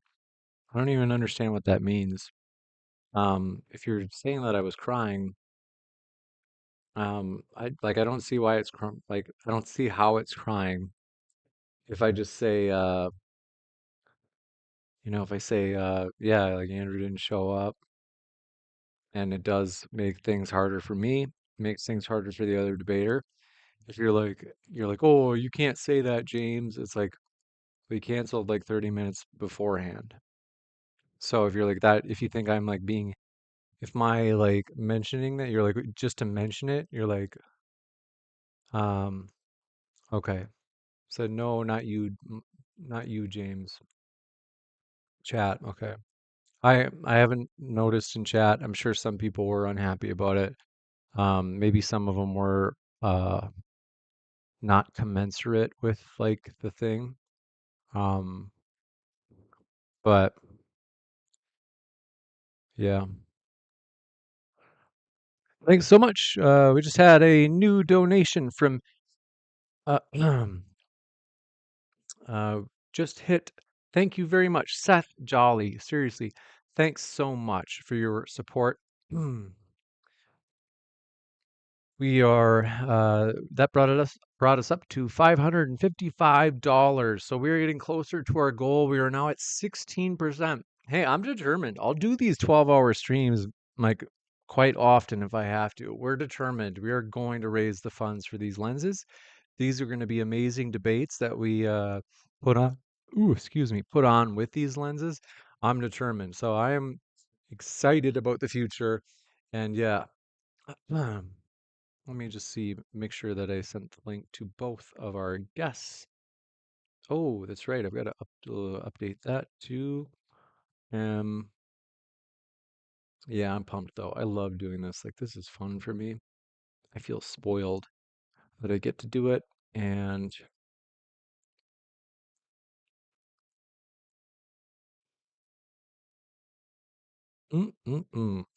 I feel spoiled because I'm having coffee too. Alex Stein, thanks for your $9.99 super chat. He says, let's go. He's right. Alex Stein and First Amender will be headlining tonight. It is going to be huge. I guarantee you guys want a high energy debate. That is a good one. And then Dylan says, Salt, don't ask that. James will yell at you like he yelled at me. I might. Thanks for being patient with me. And let me just really quick. There it is. Remaining files. Cool. All right. So you've got that. And I don't remember yelling at you, Dylan, but it was also like early this morning. I was like still waking up when we started. So I honestly don't remember a ton. I was kind of like, you know, all like drugged up. Let's see. That was a joke. I wasn't on drugs. And what I'm going to do, folks, I'll be right back. I'm going to welcome our debaters. So I'll be back. Stick around, folks. I'm going to be backstage starting now. Hey guys, how you doing? Good. Can you hear me? Can you guys hear me? No, can't hear you at all.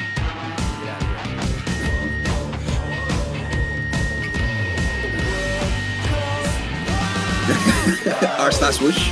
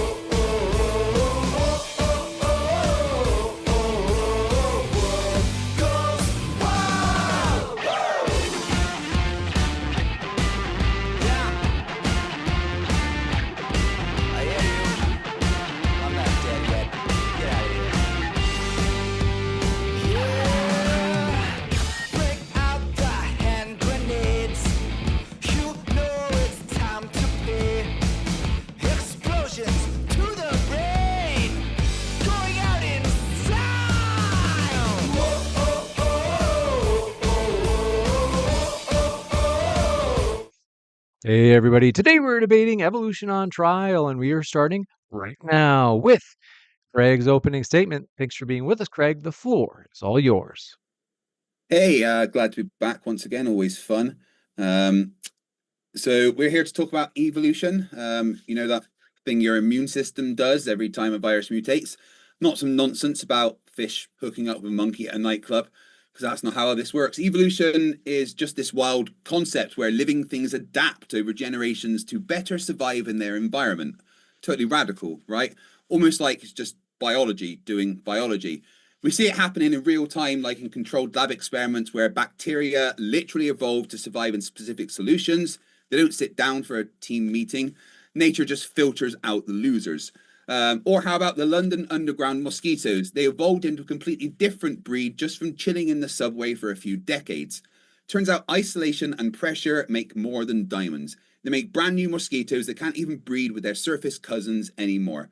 That's speciation. And it's not hypothetical, it's literally happening within our lifetimes. If that's not enough, let's not forget about the mountains of fossil evidence. Not just a few bones lying around, entire chronological novels written in rock, showing clear transitions from species to species. Tic Tac didn't just crawl out of the water to stretch its legs for fun. It was a snapshot of change. So no, evolution isn't a game of genetic spin the bottle between fish and monkeys. It's the observable, testable, relentless process that explains why you have wisdom teeth, a tailbone, and a cousin who thinks the Earth is 6,000 years old. Many times, people that I'm debating on evolution just spend the entire debate not understanding what evolution is. The fact is, evolution is a process that goes on constantly. It is happening now. We see it in real time. It has allowed us to be the people we are. It is simply adapting to environmental pressures. And that doesn't just mean having more babies makes a better species.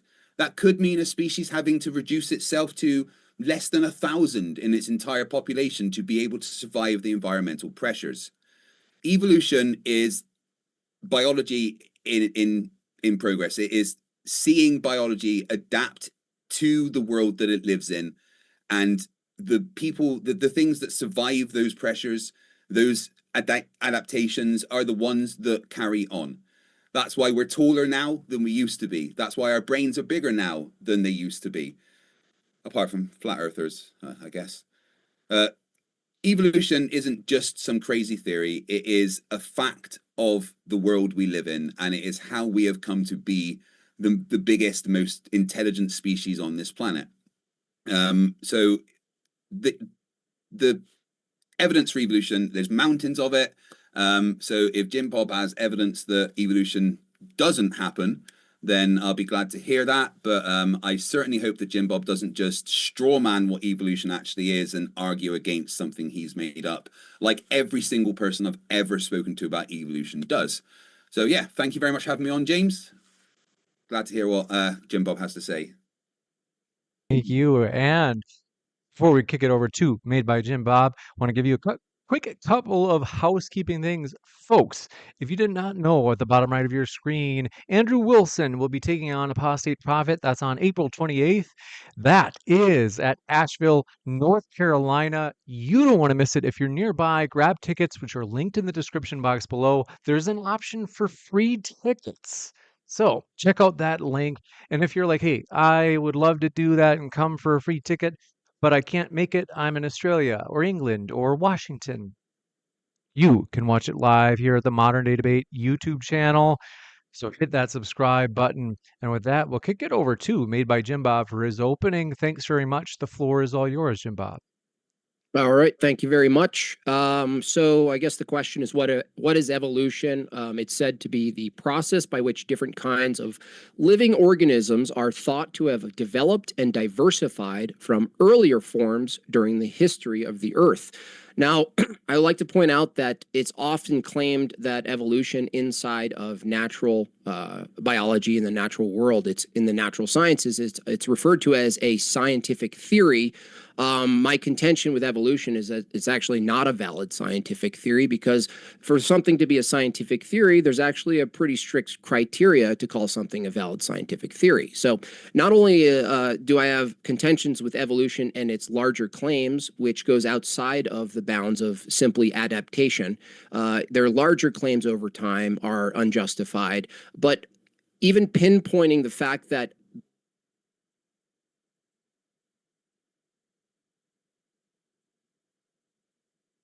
Hello? I'm still here, right? Yes. I think we have a connection issue. So, Oh, it's not there me, we though. go. I think Okay. we lost you at, I think you had said the word pinpointing. Okay.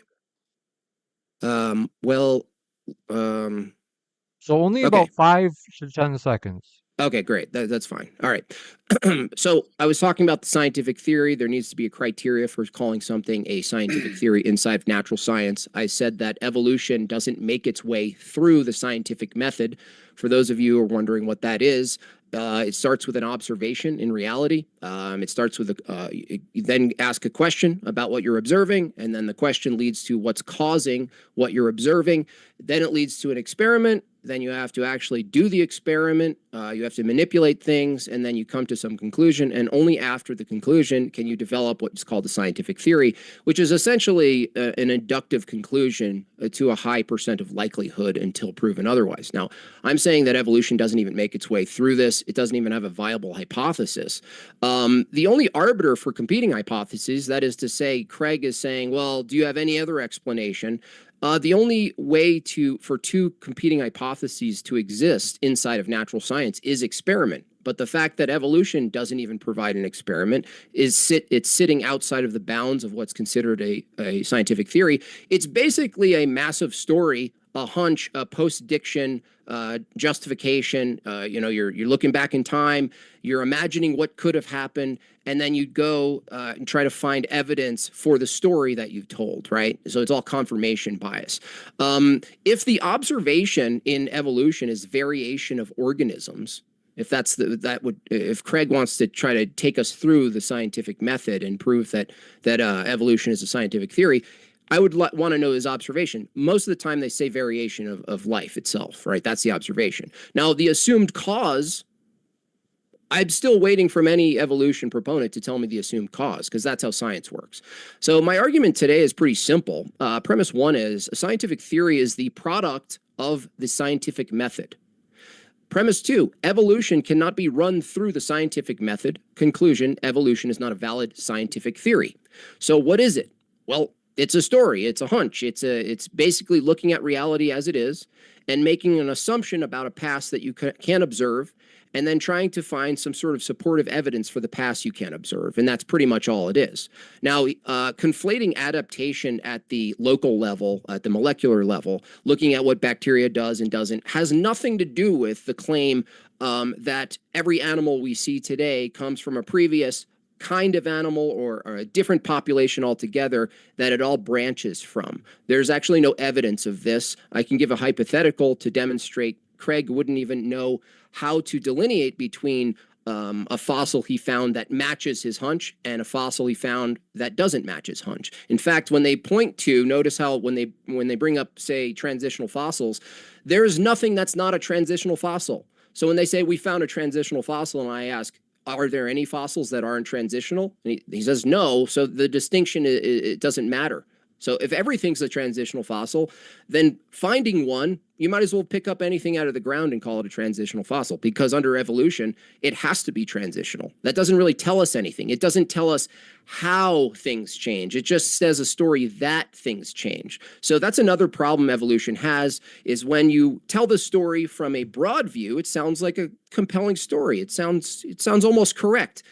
When you ask granular questions about what is actually occurring that makes this long process do its thing, they're at a loss for words. They basically just say it happens. Well, it just happened. Over time, it happened. Clearly, it happened. Well, I don't even think Craig or any other evolution proponent could actually tell me what happened. Like, what is actually happening? So there's a famous mathematician and astronomer who stated the following in regards to astronomy. He said, I think this also applies to evolution. He said, as far as hypotheses are concerned, let no one expect anything certain from astronomy, which cannot furnish it, lest accept that as the truth idea is conceived for another purpose, and depart from the study a greater fool than when he entered.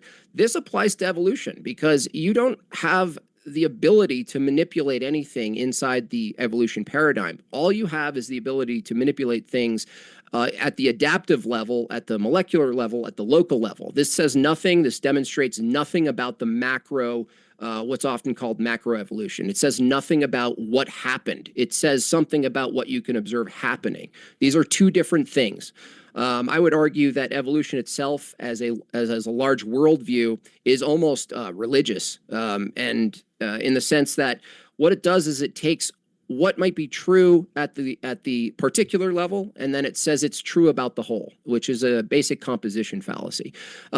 This essentially is the argument against evolution being a proper scientific theory. Evolution cannot produce a viable hypothesis, and it cannot be taken through the scientific method. Scientific theories are the product of the scientific method. They are not the beginning of the scientific method, and what we'll hear tonight is a bunch of beginning stories, then some supporting analogies or evidence to try to buttress the assumption. Well, the assumption is what's in question. I'm not granting the assumption.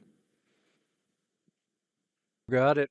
And with that, want to let you know a couple of quick housekeeping things. Folks, first, very exciting to share that Modern Day Debate is helping promote and participate in, as I'll be flying out to be the moderator, this epic debate between Andrew Wilson and AP on whether or not Christians should be Zionists. It's going to be in Asheville, North Carolina. You don't want to miss it.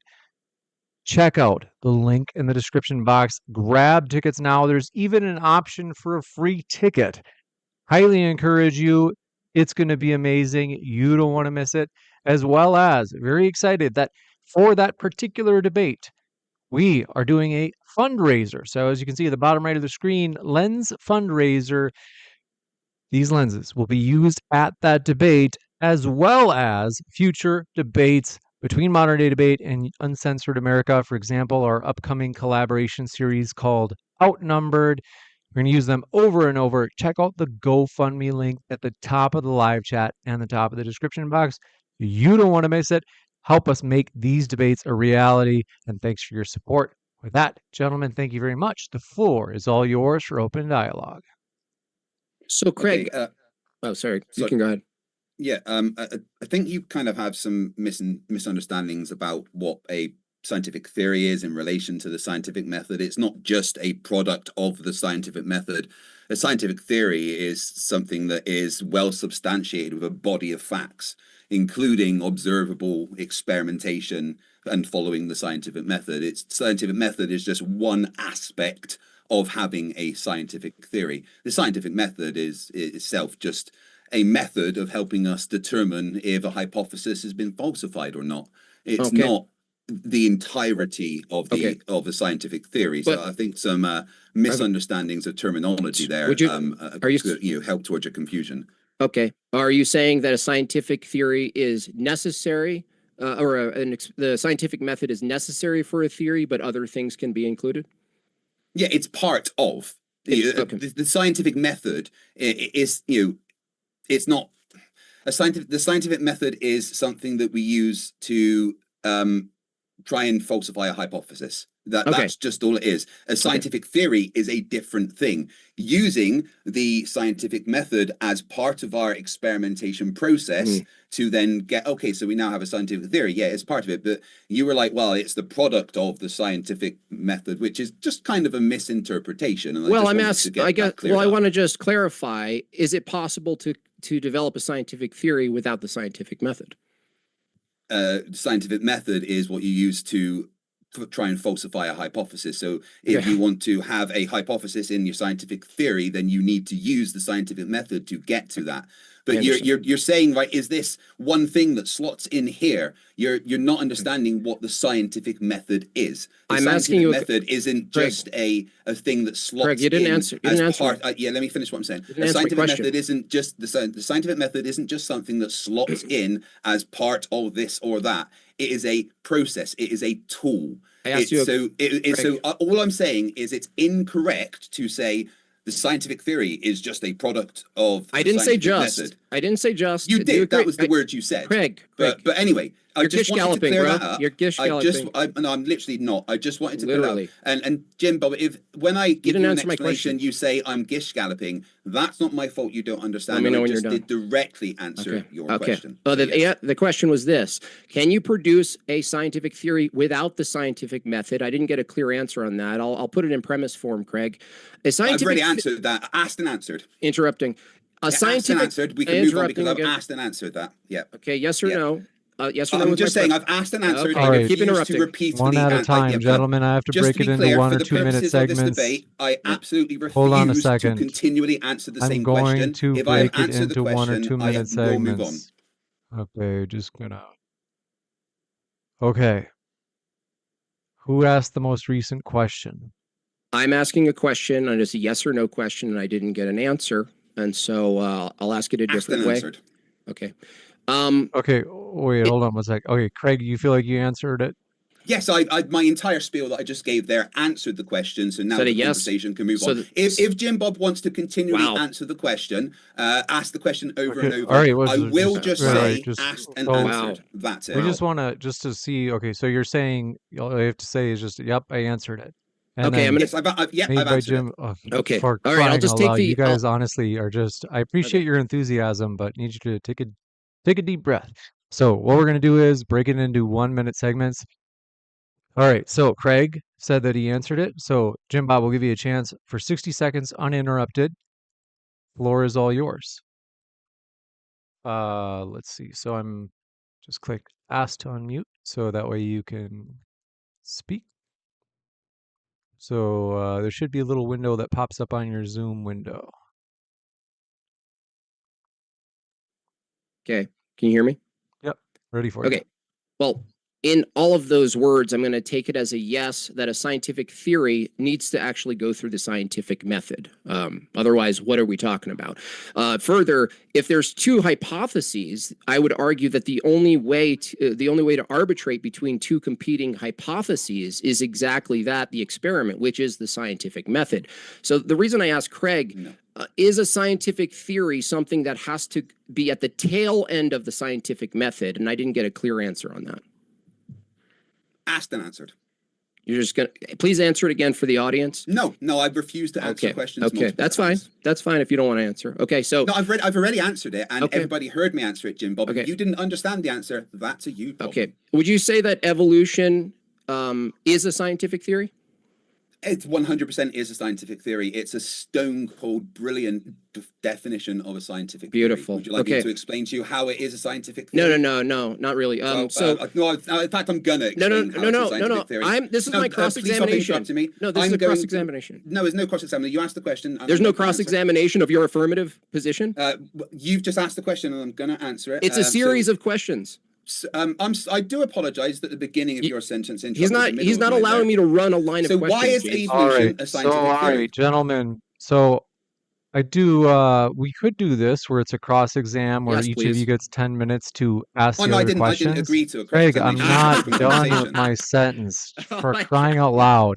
If I'm still in the middle of a sentence, can you allow me to finish my sentence? Jim Bob appears to be All trying right, to run dear the debate. gosh, what is wrong with you? All right. If I'm still talking, like, why are you? I'm gonna just start talking while James is midway half sentence. Like, shut your trap and let me finish. So, both of you, we're gonna do 10 minutes of cross exam. That's one theoretical. We could keep going with open dialogue, but it seems like neither of you really wants to allow the other to ask a series of questions. We could do 1 minute segments. Just back and forth, 60 seconds for one guy, 60 seconds for the other. What are you guys wanting to do? Well, I'd very much like an open conversation if Jim Bob is willing to. Okay, we got you. We got you. Open conversation. That's the answer, not the if Jim Bob is blah, blah, blah. All right, Jim Bob, short answer. What do you want to do? If it's an open conversation, in conversations in debates, have questions, have cross-examination in the conversation. So if I'm going to ask a question. What do you want to do, Jim Bob? I want to cross-examine his affirmative, which is a fucking debate. That's what a fucking debate is. You want to cross-examine. Great. Okay. So it sounds like you guys are not willing to meet in the middle. Like, Craig, are you willing to do any sort of cross-exam? Yeah. If we can actually, agree on some terms. The problem is that Jim Bob is trying to define how terms. long? Yeah. You want to get a fucking debate on, like, let's go. Yeah, no, I'm cool. That's what I want. I want the debate. That's why I'm saying let's just have the debate. But Jim Bob doesn't want to. You guys really? So what we're gonna do is we'll do 5 minutes where Jim will ask questions. Jim Bob will ask questions to Craig, and then we'll switch it. But Craig will ask questions to Jim Bob for 5 minutes. Fair? Yep. Yeah, cool. And we'll just Does keep that going mean I back and get to forth. answer the questions though? That's the thing. If they're yes or no, And yes. No, here we go. the questions 5 can't always minutes. be yes or no. The timer is set. Jim Bob, Okay. now's your chance to ask questions. Okay, Craig. Craig, you said that evolution is a scientific theory. Okay. Would you say evolution, being a scientific theory, can be run through the scientific method? 100% yes. Okay. So if evolution could be run through the scientific method, can you give me the observation that you start with? Let me see. I've got it all written down here. Observation: bacteria sometimes develop new traits or resistance under pressure. Okay.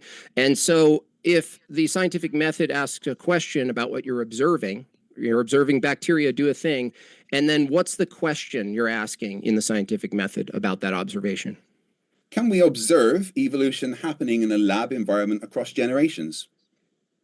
No, that's another observation. You're No, restarting. it's not. No, Yes, no, it no, is. it's not. It's a Can question. we observe is an observation, Craig. Yes, it's a question. Is it a question? It has a question mark at the end. Okay, Therefore, Jim okay. Bob, it is Enough. a question. Wait, but Enough. didn't he ask? No, not Didn't he enough. ask? Can we observe? Jim Bob. Yes, Jim, I said yes. this, Yeah, James. Jim Bob, Dude, sorry, dude, I'm answering the stop. question. You're not asking the question. I'm answering the question. I'm trying to answer the question. If you could allow me the courtesy of answering the question Okay, to you. go ahead. Like Yeah. you're burning up time. Can you observe? Yeah. Can you observe evolution happening Why are in a you lab asking the environment question? It's been across asked 3 times. generations? Just That is a directly to question. the answer. Yeah. So in the scientific method, the observation is the beginning.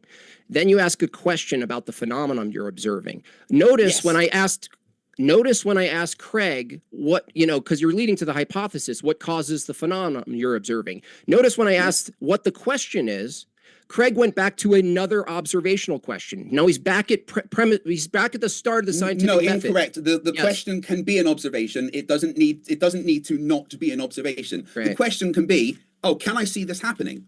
That can absolutely be a question. Yeah, that's another question. The question can also be, why is this happening? Yeah. The question could be whatever I want it to be, Jim Bob. You don't understand how the scientific method works. Now, the next step would be the so hypothesis. much gish galloping. No, I'm in the middle of talking. The next step would be a hypothesis. The hypothesis would be, if E. coli has grown for thousands of generations, it will evolve to become better adapted to its environment.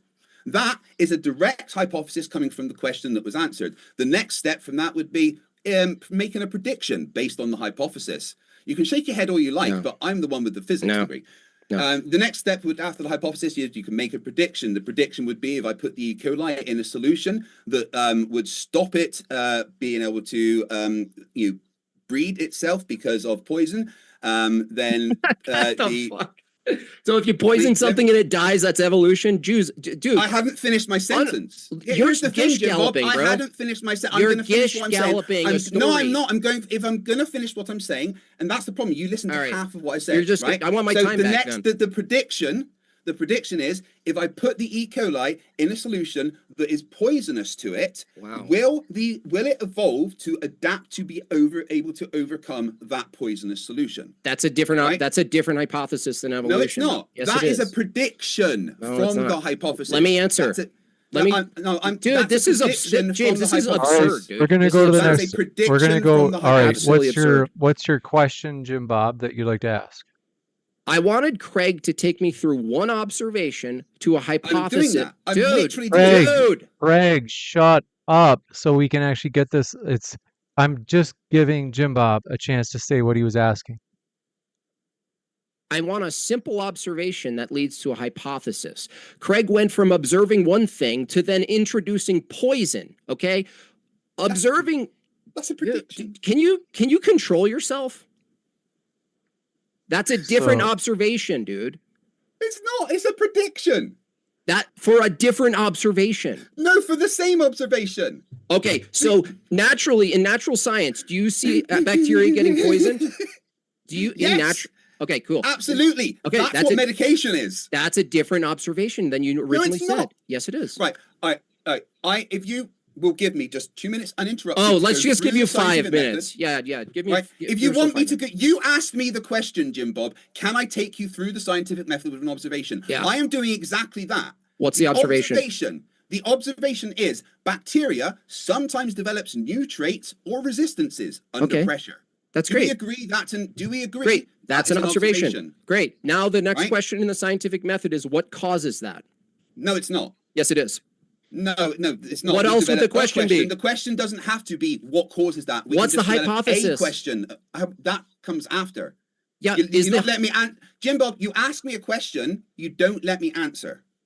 So you ask the question, what is the question? The question is, can we observe more observation evolution happening in a lab experiment across generations?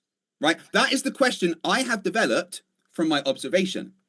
Now we have the hypothesis. The hypothesis is if E. coli is grown for thousands of generations, it will evolve to become better adapted to environment. No. That is a logical progression from the observation question hypothesis. Craig. The next part is the prediction. The prediction is if you put the E. coli in a solution that is poisonous to it, it will adapt to the pressures and overcome the poison. The next step is the experiment. And this experiment has been going on since 1988 and is still ongoing. Adaptation today. Is in fact the longest, the longest ongoing experiment. I said 2 minutes. You said you'd give me 2 minutes.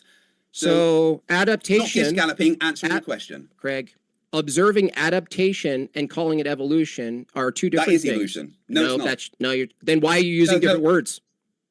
Adaptation is part of evolution. Adaptation is evolution. Evolution is adapting to your environment. Dude. James, this is insane. This is insane. We do have to have the actual questions. So yeah. What was your question, JB? If adaptation is one thing and evolution is a different thing, then you can't make them synonymous exactly, okay? So when you say I watch something adapt, you're watching something at the local level adapt, like change to some sort of inputs, okay? This is not what's in question tonight. What's in question tonight is some sort of transmutation. It's some sort of macro change back in time, evolution, the story of evolution, of how animals and populations diversified over time at the macro, large scale animals, sexual selection, all of that, right? We're not looking at a petri dish. All you're doing for the audience is saying, I looked at something change and react to stimuli, therefore what? Okay, so there is no difference between macro and micro evolution. Evolution is evolution. You trying to separate them is a disingenuous tactic used by evolution deniers, right? It's not a difference. The fact that it can happen in a short time or a long time is the same thing. The evidence of it happening is that we can make it happen in a short time. We can also go to the London Underground mosquitoes, who literally became a different species, unable to interbreed with other mosquitoes within decades. Why are you calling it a mosquito? I'm in the middle of a sentence. So it's a mosquito, but not a mosquito? I'm in the middle of a sentence because of the pressures of the environment they are. Evolution is literally adapting to environmental pressures. That is the definition of evolution. Adaptation is part of the process. Okay, Craig, if adaptation and observing adaptation at the local level is evolution, why would you need to produce an experiment if the observation is identical to the term evolution, dummy? Because we have to test a hypothesis, dummy. No, look, do you understand the problem you're in? There is no problem. I have no problem. You are the one that doesn't understand evolution. You are the one that is disingenuously trying to separate macro and micro evolution like they're different things. Where we basically break this up. Craig, you have 5 minutes to ask questions of Jim Bob. Okay. I mean, I'm here to offer evidence for evolution, but Jim Bob is trying to separate the things. So I don't really have questions for him because I was here to answer his questions about evolution. You mean a cross-examination? He hasn't authored an alternative to evolution. That's question begging. So, no, it's not. It's part of the debate. There's no question begging there. Look, okay. In a debate, oh my gosh, I'm talking. In a debate, both parties have to present evidence for their case, right? My case is evolution is real. I presented evidence for that. Jim Bob hasn't presented evidence for an alternative, so this is more like your more opening statement. But this is a good time to ask questions to Jim Bob. Yeah, that's the point. I don't have any questions for Jim Bob because he hasn't presented an alternative for me to cross-examine. So if Jim Bob could present an alternative to evolution, then I could absolutely 100% ask him questions about that alternative. The thing is, I don't know what his position is, apart from I don't understand evolution. I have evidence for evolution, and I can explain evolution to him, but he's not even accepting the fact that evolution, there's no difference between micro and macro. He's just going, oh, well, that's different, and I say it's different. I mean, what questions can I ask him? Yeah, tell me when you're done. Jim Bob, present your case for an alternative to evolution. Well, first of all, presenting an alternative would appeal to the scientific method, being that the only arbiter for two competing hypotheses is an experiment in natural science. But if I can't even make, if you can't even take me, take evolution through the scientific method, dude, I'm talking. But if you did that. Did you not remember? I literally did that just now. He can't control himself. No, I'm just saying, Jim Bob, I did that just now. Do you not remember? Okay, so Craig also just said that observing adaptation at the bacterial level is observing evolution. If observation of adaptation is identical to evolution, then you're observing the theory that you're trying to prove by just naming it evolution. Now, if all you had to do, Craig, is observe bacteria, you wouldn't need to craft a scientific theory because your observation is literally the name of the theory, evolution. If you just want to make assumptions, yeah, but the fact is in science, we like to observe something, ask a question about it, form a hypothesis, predict from that hypothesis, and then test that hypothesis, because we don't just go, oh, we saw a thing, we saw it happening, so therefore that's that. As in science, we like to go through the scientific method. And Jim Bob, you are lying to everybody watching right now by saying I couldn't take you through the scientific method when I did exactly that. You not understanding the scientific method and disagreeing with the scientific method is a you problem. Okay, cool. So this is the thing. If observing bacteria change and react to stimuli is evolution, then it's unnecessary to craft a hypothesis or a theory because you're literally observing the thing you're calling evolution everywhere. No, it's not, because you do that to do science. You don't just go, wow. Oh, well, I'm observing. That's big brain stuff. I'm talking. You don't just do it. You don't just look at it and go, well, that's that. Even if you think you've observed the thing happening and you call it that thing, you still do tests on that thing to make sure it is that thing. You go through the scientific method, like I have with you many times already, Jim Bob, and you have just denied it. Okay. Here, let's take a different approach here. Let's take like a cat. Okay. A cat, would you agree that a cat is a sort of universal category of an animal?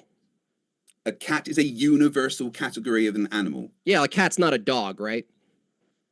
Well, no, a cat's not a dog. Okay, it's a cat's genetically separate species. Gotcha.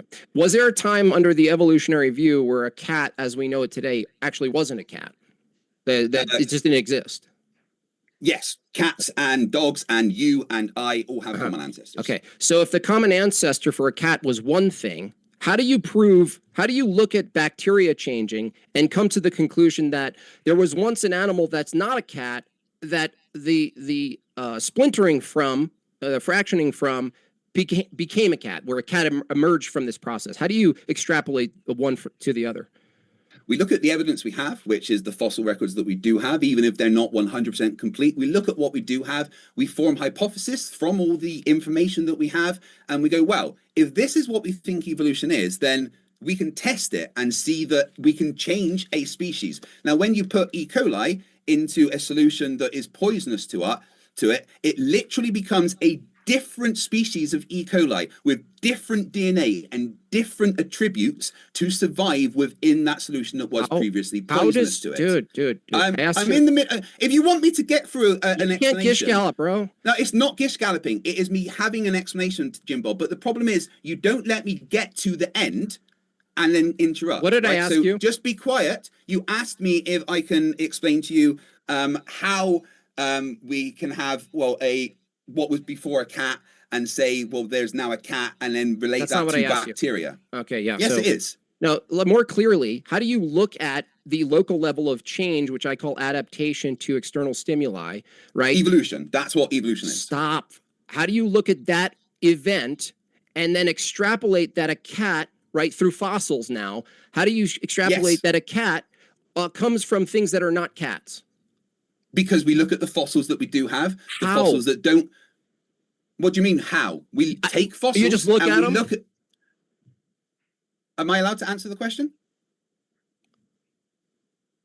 Right, Jimbo, you know when you ask a question, that's when you stop talking and let the other person speak.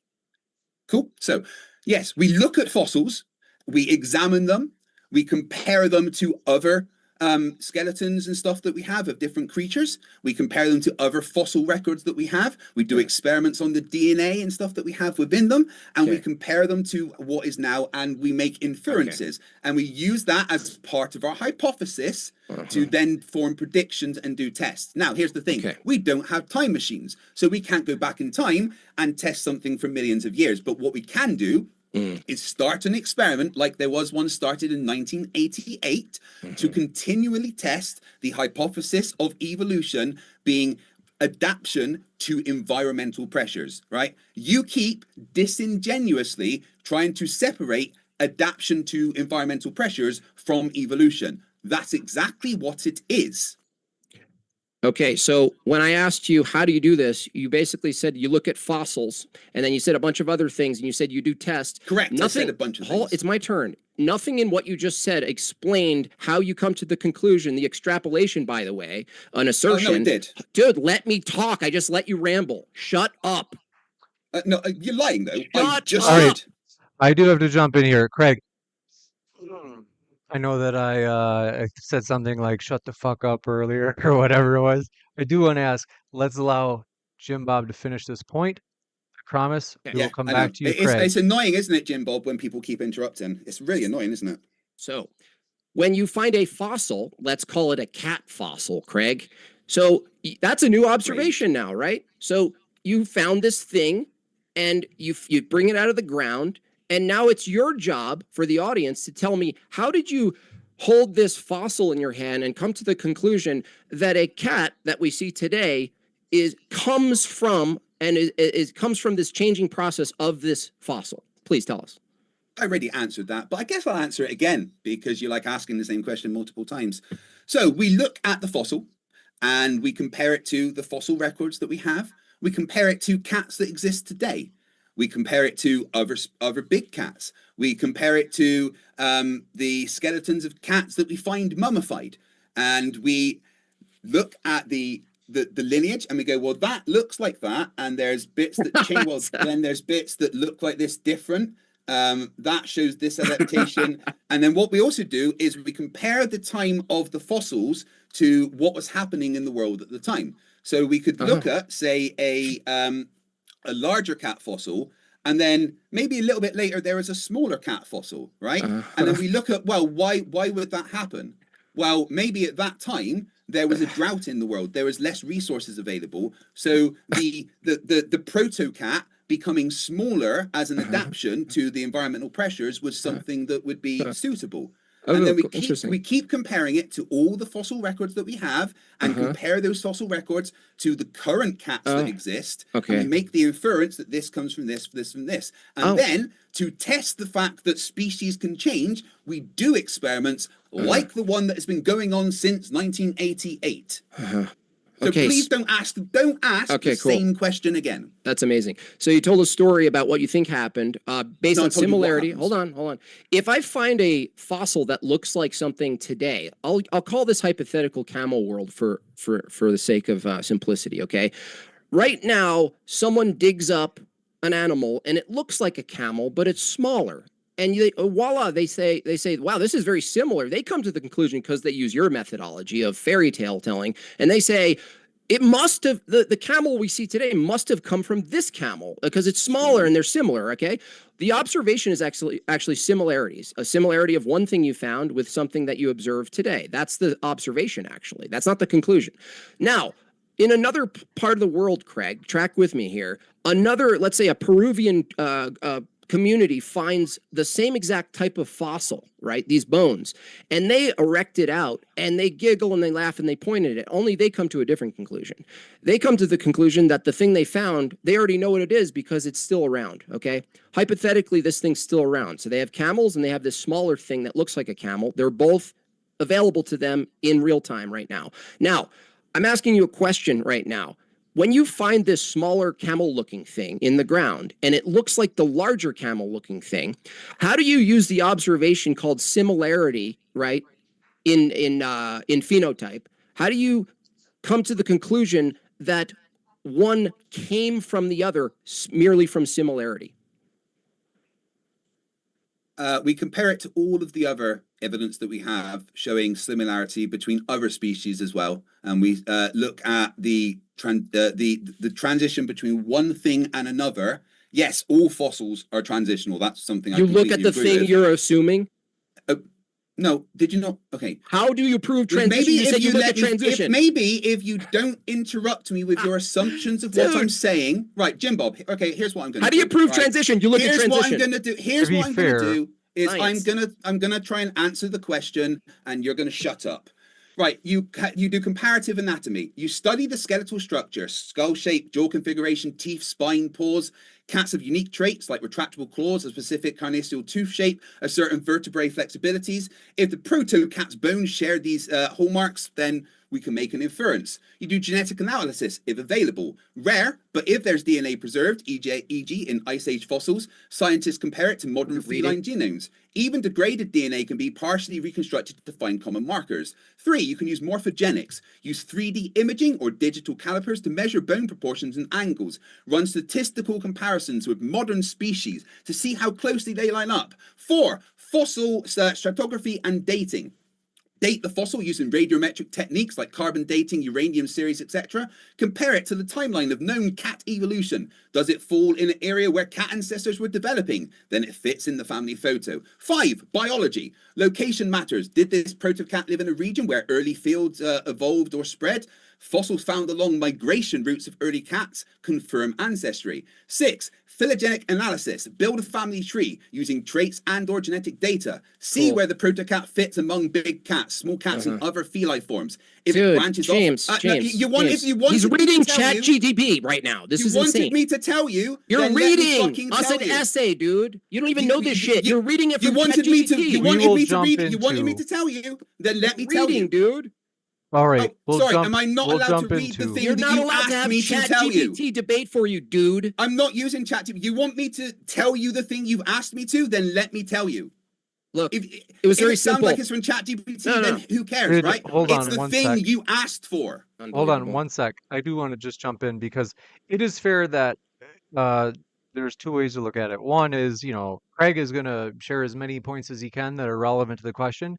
And then likewise, at some point, if Jim Bob wants to jump in and say like, okay, that's good enough, like 3 or 4 examples or something, like that's reasonable too. So, what was the exact question, Jim Bob? Did you tell him that? The question was this: if you find some bones that are similar to something that exists, the reason I use the analogy of the Peruvian group is that it could. How do you know that an animal just didn't die out that could have just as well lived alongside the camel that looks similar to it? Do we see animals today that look similar to other animals that aren't the same animals? Yes. So the question of finding something and thinking in your head, well, this thing that exists today must have come from that thing, doesn't tell us whether or not that thing could have just as well died out. And if it lived, it could have lived alongside of the thing that it looks like. So I'm asking Craig, what methodology does he use to determine the thing he found didn't just die out and could have lived similar alongside the similar thing, or that the similarities itself draws out this extrapolated transition between one and the other? And he can't give me an answer. Why? Because the whole thing is conjecture. Right. Okay. I'm going to say 9 things that answer your question. Oh, 9. Right? Just 9? Yes. Just 9, right? But it answered your question. So if you let's go one at a time. Your question, one at a time. No, one at a time. Comparative in that. No, I'm going to just list one the 9. at a time. You're going to listen. No, I'm going to list the 9. I'm going to list the 9. This is bullshit. Comparative anatomy, genetic analysis, morphogenics, fossil stratigraphy and dating, biogeography, phylogenetic analysis, unique shared derived traits, transitional features, pathology, and wear patterns. Those all answer your question specifically. No, it doesn't. That lists things. It does. Yes, it does. Craig, did you just list things? You can cry all you like. I just answered your question. Craig, did your 9 things you listed? Say the fucking name right. Craig. No. Craig, that's how I talk. That's how I talk. I can't change my mouth. We have to. So, all right, that's let's not get my focused. name. Craig, the things you listed The things you listed, nothing, you didn't explain the answer to my question. You just listed things that you think answer the question. You didn't actually answer the question. They do answer the question. If you don't like the answer, that's your problem. You just listed things. I also explained them previously, but you cried that I was explaining them. Name the first one. The comparative anatomy. Okay, you compare things. That's what I asked. Yes. How do you determine something that looks similar? How do you determine that it comes from the thing that it looks similar to? I answered that specifically. You didn't listen. Study the skeletal structure, skull shape, How? jaw configuration. Stop there. Stop there. Stop there. No, don't interrupt me. Stop there. One thing at a time. No. One claim at a time. No. How does Hold on, skeletal one sec, structure? Hold on one sec. Bob, no. This guy gets to yap. What was the original question? The original question was, how do you look at two things and you compare them and they look similar? And how do you draw out similarity equals one comes from the other? And Craig said skeletal analysis. Okay, yes, now he's hold on. He's about to read off the rest of the 9 ChatGPT things, right? No, I'm not. I'm reading the one thing that you asked me to. How does skeletal analysis tell us one thing came from the other? I was in the middle of saying that and you started crying. Right, so I'm going to do it again. Don't cry. Study the skeletal structure, i.e. skull shape, jaw configuration, teeth, spine, paws. Right? That's one part. Study? Yes, study. What does that mean? What does that mean, Craig? You never study taught them. To study? I'm studying them. Yes, you study them. How, you look at them. And you find that they're similar, right? Yeah, right. Well, the next part is... Back to the first question. Right? Cats have unique traits like retractable claws, a specific carnassial tooth shape, and certain variable flexibilities. If this proto-cat's bones share these hallmarks, then we can make the inference that they are a similar species. That is not what I'm asking. I'm asking... Yes, it is! I didn't ask whether things are similar, Craig. I asked you a question. When you look at similar things that share similar anatomy, phenotype, and functions, like claws and ears a certain shape and fur, how do you come to the conclusion that when you find a skeleton of such things, that it came from? All you're stating, audience, you can hear this, is he's stating similarities exist again. Right. Well, that was one part. So one was the comparative anatomy, right? So that's one of the 9 things that I said. So yes, that is one of the things you do. You look to see if they are similar. But dude, that's kind of important. Are you insane? Shut up. How do you determine similar things come from each other? You look at if they're similar. One second. That is one of the things that you do, Jim Bob. You look to see if they are similar. That is very important when trying to find if an old thing is similar to a new thing. You look to see if they are similar. What was my question? That is comparative anatomy. What did I ask? The next part is you do some kind of genetic analysis if that's available. Right? That's another way to help. One of the things that you do. Right, you can do genetic analysis if there is DNA available. Rare, but sometimes the case. Right? Okay. Okay. Any questions on that? No, I'll just summarize what happened here. Is I asked, how do you look at any questions? Dude, shut up. You look at two things. Any questions? No. You look at two things that are similar. You dig up something and it looks similar to this other thing. And I asked, how do you determine that similarity comes? Yeah, I'm in the middle of answering that question, dude. No, this is a good opportunity. Go ahead, Jim Bob and Craig, if you can give Jim Bob a chance to finish. And then likewise, though, Jim Bob, to be fair, there are occasions where you've interrupted Craig. So I do want to call out. Oh, yeah, I'm just giving the energy back that I've been getting, James. I hope you understand that. Jim Bob instantly started interrupting, so I've gone FTFE on him. He is the one that's decided how this debate's gone completely. Thank you. That's a compliment. So, Jim Bob, if you can control your impulses, then I will do it also. Yeah, I'm still talking. No, I was talking there, right? If you, Jim Bob, can control your impulses, then I will do the same. The debate is in your hands. Okay, cool. So when I asked, when you find something, a skeleton, and it looks similar to something that exists today, how do you determine the similarity equals it came from this, the thing we have today comes from this thing? Being that today there are similar things that live alongside each other, right? And so the question is, how do you draw from similarity, similarity in jaw structure, similarity in anatomy, similarity in bone structure, all the things you listed? The answer I got from Craig is you look at their similarities. As one of the things, yes. Yeah, absolutely. As one of the things. That's a good answer to you?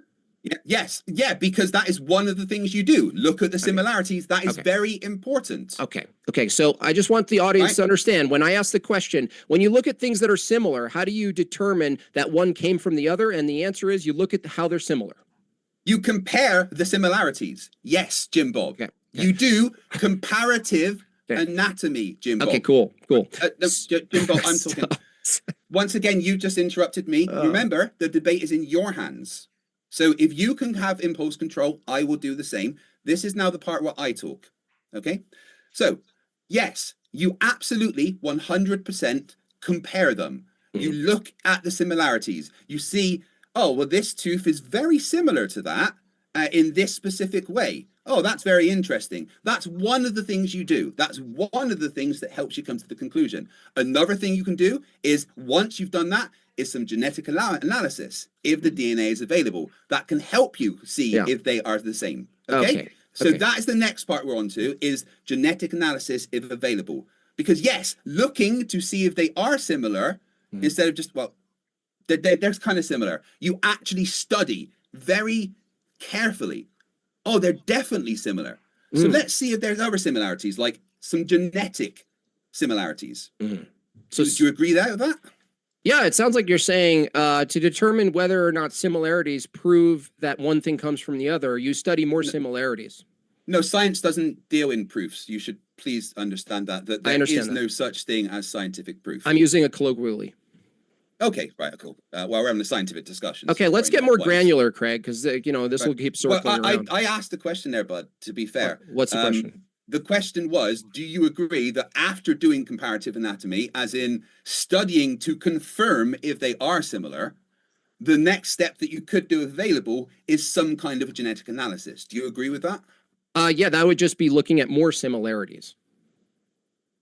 Yes, to see if they are the same, to see if that species came from that species. No, we still haven't got... No.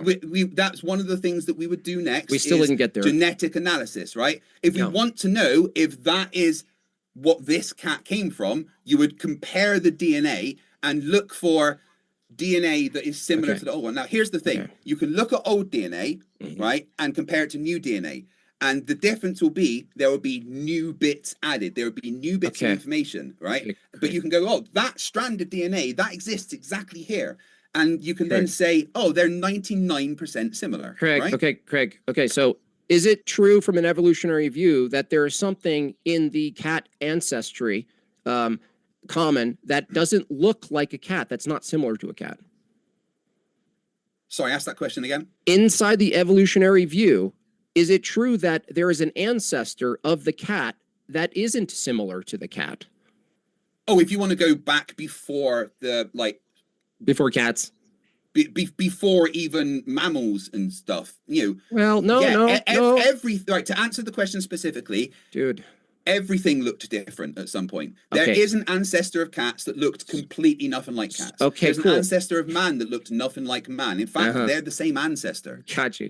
So, if what you're proving that one thing came from the other, and the criteria you're using is similarity in phenotype, skulls, DNA, and all these things, but your assumption your assumption under evolution is that if you go back a little bit further, there's something that's not similar to a cat in their phenotype, in their structure, in the way they look. Then if you're not using similarity at that point, how do you come to the conclusion that there's a thing that is a predecessor of the cat that's not a cat? Well, again, at that point, you would say, so let's take the proto-cat fossil, okay, and then compare that to a fossil from even earlier. You would do the same thing. Between the proto-cat fossil and the proto-proto-cat fossil, you would do comparative analysis between them. You would have a look for similarities that show that this could have possibly come from that. You would, again, if possible, do some kind of DNA thing, or morphogenics by using 3D imaging, fossil stratigraphy, biography, all these things that each step of the fossil, right? It might be that a fossil from a really, really long time ago doesn't look like its genetic predecessor. It doesn't look like that. So how do you know it is if it's dissimilar? So much. How do you know it's the predecessor then if it's not similar? Like I said, you look at the line, right? It might be similar. It might have similarities to the proto-cat, but not similarities to the current cat. How do you know it is the cat, the proto-cat, if it's dissimilar? No, I just said it might have similarities to the proto-cat. If but it's not, if it's not well, similar. Again, well, you would compare it to another line of the fossil. What? Look, you just keep going back. You just keep assuming older and older and older fossils, and you look for similarities between those, showing that these similarities went on in the genetic line, in the diversity. Look, there's so many ways of studying to see if things are similar, right? It's really, but that's the thing, right? The big thing, Jim Bob, is that we don't have a time machine, right? And we can't go back. You just got to make it up. Yeah, I agree. You got to make it up. Well, science is about assumptions. You have to. So you agree? It's a totally assumption. Gotcha. Evolution science is all assumptions. All of science is assumptions. Great. So it's not a fact. That is the foundation of science is making assumptions and testing those assumptions, right? I agree. Yeah. So what we have made this assumption based on all the evidence and inferences that we've got. We have made the assumption that there's this thing called evolution, right? That's our hypothesis. From let's say that our observation in this case is literally all the stuff that you and I have talked about, all the different proto-cat and pre-proto-cat, all of the fossils, all the similarities, all the non-similarities. We've taken all of this evidence, right? And we have just formed the hypothesis that there is this thing called evolution that is the adaptation to processes, right? The next step is to try and falsify that hypothesis. So the only way that we can falsify this hypothesis is by doing tests within our own lifetime, because that's, we don't live over but Craig, right? if every fossil you find, you're already call it a transitional fossil, how could you possibly falsify that statement? Yeah, no. How could you falsify? Wait, we're not trying to falsify. Hold on, let me fucking get a question out. Sorry, apologies. I didn't mean. I'm just saying, Jimbo, I didn't mean to interrupt you there. I do apologize. I was just trying to clarify the question. I am sorry. Okay. Please don't get so angry. I forgive you. So how can you falsify something if you find a fossil and you just assume it has to be in the line of some ongoing transition of types of animals? If everything is a transitional fossil and you go in with that assumption, how could you falsify that? Well, the thing is, of course, everything is transitional. We're transitional, right? Everything is transitional. That's the assumption. And the point yeah, exactly, right? So that's how do you falsify it? By testing it, by making a prediction. How do you falsify it? I've just told you, by making a prediction and testing the prediction. What prediction? Well, the prediction is that we can go back to the E. coli. The prediction is that if this is what evolution is, and there is a progression, then we can test if organisms can adapt to pressures in environment, right? That is what our assertion is from all of the evidence that we've got, is that organisms adapt to pressures in their environment. So that is our hypothesis. So we have to try and falsify that hypothesis in a way that we can. And the most conclusive way that I've seen of trying to falsify that hypothesis is the E. coli test that's been going on since 1988, where they got a particular strain of E. coli that was resistant to most things, and they created a solution that would destroy it, right? And over time, the stronger bits of that E. coli were the ones that survived and propagated, adapted to that environmental pressure, so then they increase the strength of the resistant thing, and it goes on and on. That is how we test that hypothesis. Okay, hold on. Isn't it possible, logically and practically, for E. coli reacting and overcoming stimuli? Isn't it possible that could exist and be true, and a proto-cat isn't true? We don't know. This is the way that we test our hypothesis. Well, our hypothesis, the reason we did that test is because of our hypothesis of evolution. I'm going to ask it again. You're not answering the question. So if Yes, it is possible that exists without that being a thing. But the point is that is our test of that hypothesis. Then that's a contradiction. No, it's not. We are no, it's not. We are simply testing the hypothesis of if organisms adapt to environmental pressures. Because that's what we are claiming evolution is. We're not claiming We're not claiming that evolution is some magical thing where a fish becomes a monkey or anything like that. We are simply claiming that every single organism on Earth will adapt to the environmental pressures that it exists Okay, within. I understand, right? Craig. Whether that happens Dude. slowly or over a long time, Craig, you know, we can only test the hypothesis Craig. of it actually happening. Greg, for an organism, whether it's multicellular or tiny and single, if an organism reacts to stimuli and adapts, isn't it the case that it has to first be itself? In Well, other it's words, itself because of the that- adaptions that it's previously had. Hold on. For a larger animal Wait, like you a asked a cow to react to stimuli and respond to it accordingly, right? Yeah. Doesn't the cow have to already be a cow? Yes or no? The cow is a cow because of its adaptation to stimuli. So it wasn't a cow, and the reaction to stimuli made it a cow? Yes. Interesting. So what was it before it was a cow? Whatever the ancestor of that was, I don't know the Great. exact name. Okay, this is but science now. How do you prove that an external? No, it's not science. You don't prove in science. Just How so do you're you, aware again. dude? I already established that we use that colloquially. How do you demonstrate that an external stimuli can be introduced to one organism type and the reaction over time is to become another organism? Yeah, I already answered that by doing the E. coli experiment, or we can go back to the London Underground mosquitoes, which literally became a different. What's the new species? It's a different species. What of is it mosquitoes. called? Oh, it's a mosquito, but it's not a mosquito. No, it's a completely different species. Oh, it's a mosquito, of but it's not a mosquito. Like you and I are mammals, right? But we're very different. Cats and us are both mammals, but we're both very different. Oh, right? Craig, there's different species of mosquitoes, right? Craig, the point is, no, don't keep saying Craig when I'm talking. Craig, It's very I'm talking. Hold on. One claim at a time. Jim Bob, please. One claim at a time, I'm talking. buddy. I'm talking. I asked Jim how. Bob, Dude, no, Jim Bob, let me answer the question. I need to answer. Sorry, guys. Jim Bob, you asked me a I'm question. so sorry. All right, forgive me. First of all, I love both you guys. I appreciate you're both passionate. So if I ever sound cranky, I just hope you know I appreciate you guys, and I actually do appreciate your spiritedness.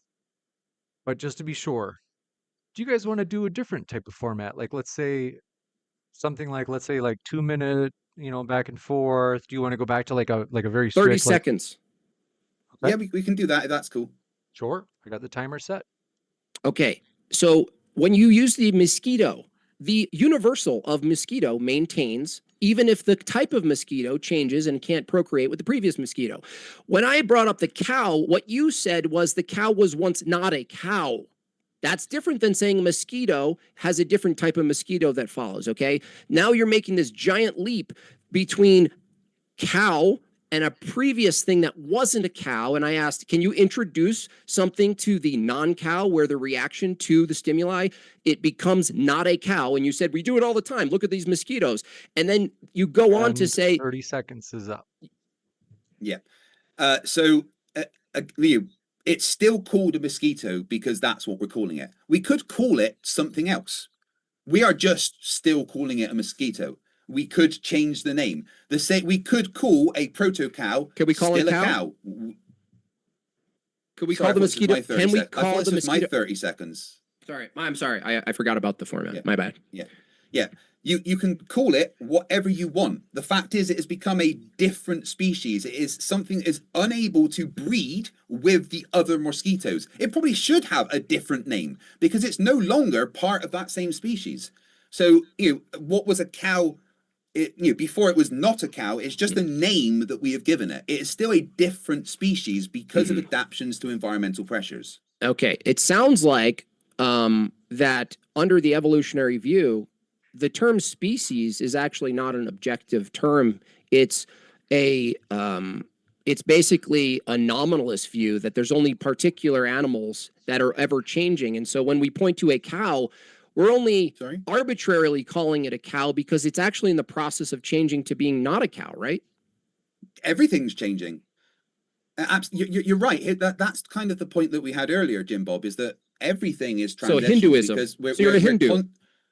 I'd say I'm more of a Buddhist, if anything. I'm trying to be anyway. But the point is, everything is transitional because we are constantly changing. Humans, insects, fish. Everything is constantly adapting to the environmental pressures that we exist in.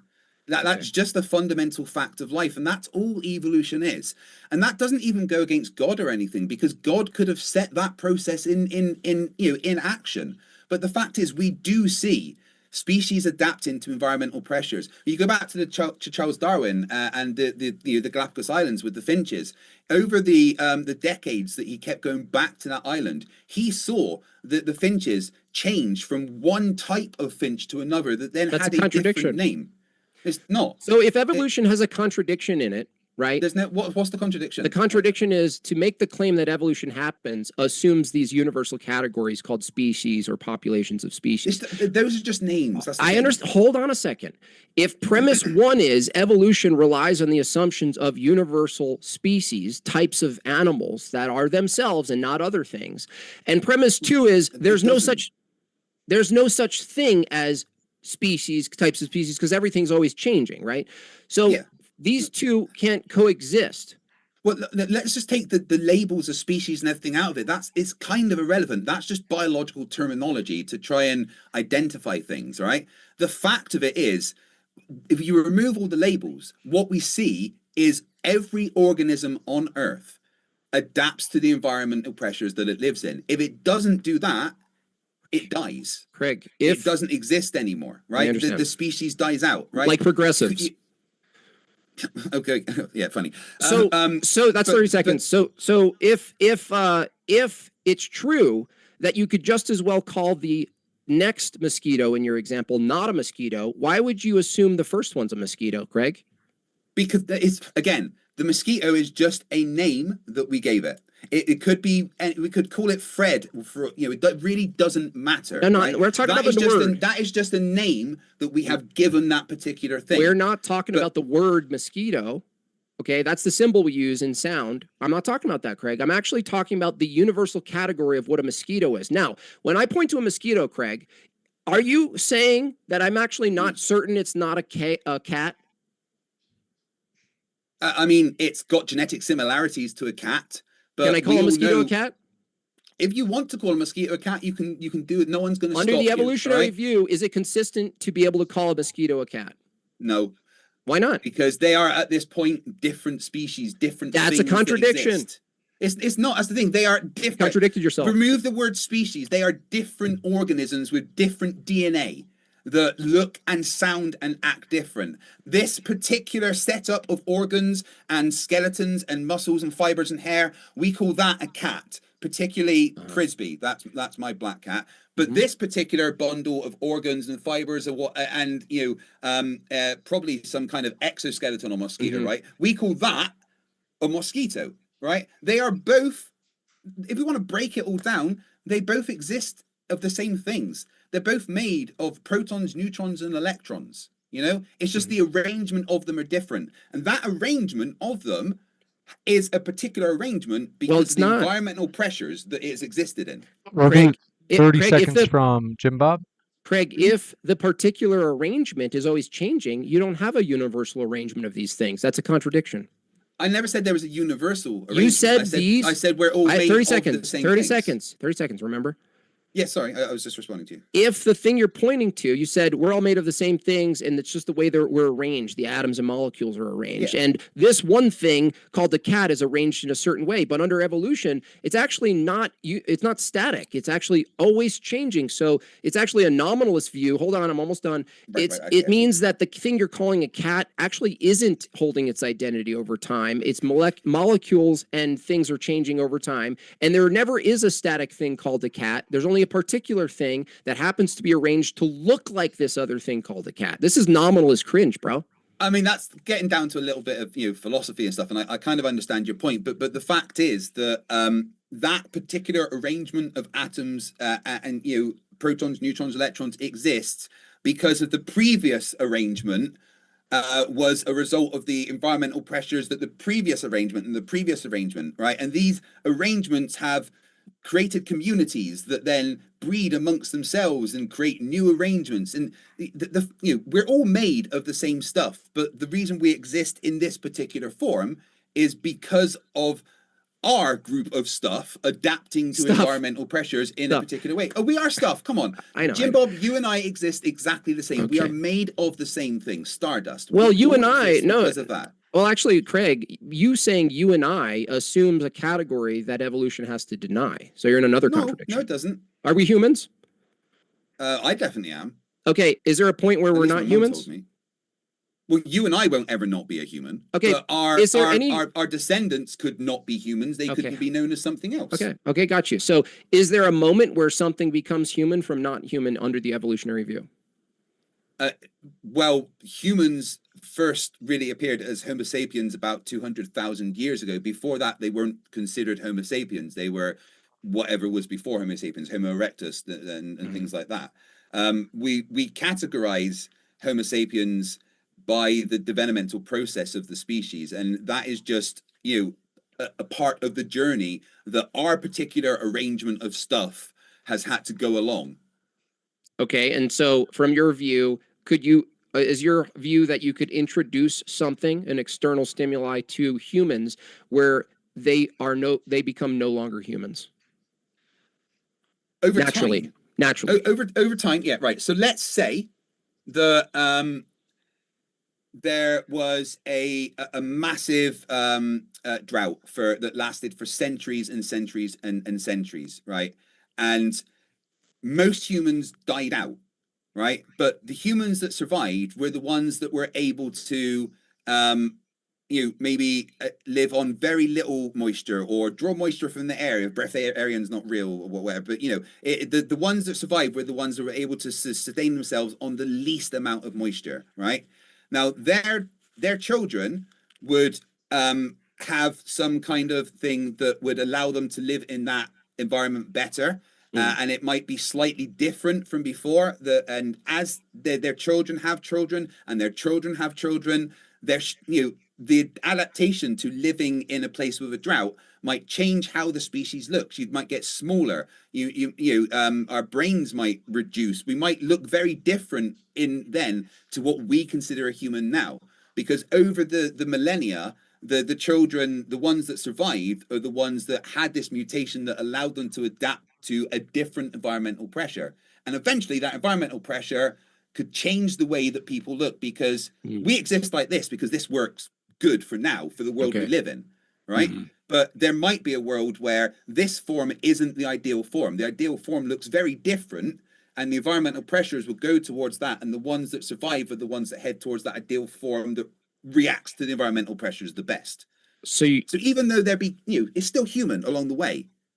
It might look very different to us now to what we consider. So it's all human. So everything before human is actually human. It's just, we just arbitrarily call it not human, but it's actually the long process of the human.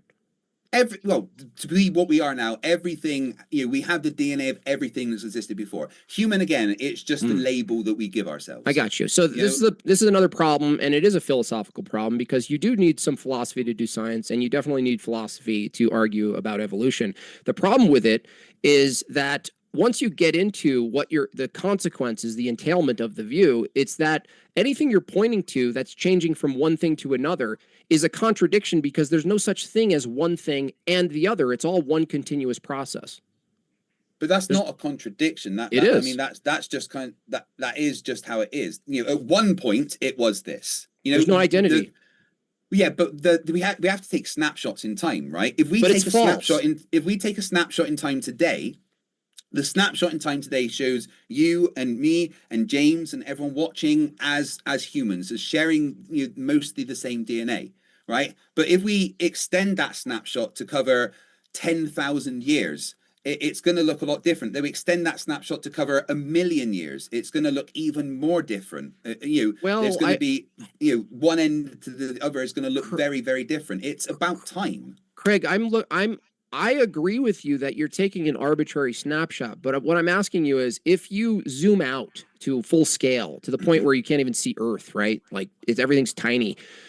Isn't it true that from the evolutionary view, if you go to deep time level view of it, there's actually nothing really called a human? That just happens to be a micro shot in time, a framework of what we are right now. But on the long stream of things, across time, assuming common ancestry goes all the way back to like, you know, bananas and simple things that share similar structural things as us.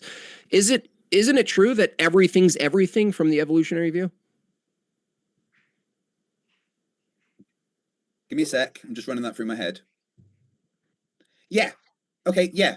Everything is everything because, you know, we share a common ancestry with everything, but, you know, it's the particular environmental pressures that our species, our group, what our category, whatever you want to call it, has taken to then be what we are. Yeah, we all came from the same thing, but you know, there's been branches. You know, things have had to change, and there's many different reasons for that. Like you look at say you go back millions of years when the continents were all together, Pangea or something, right? You know,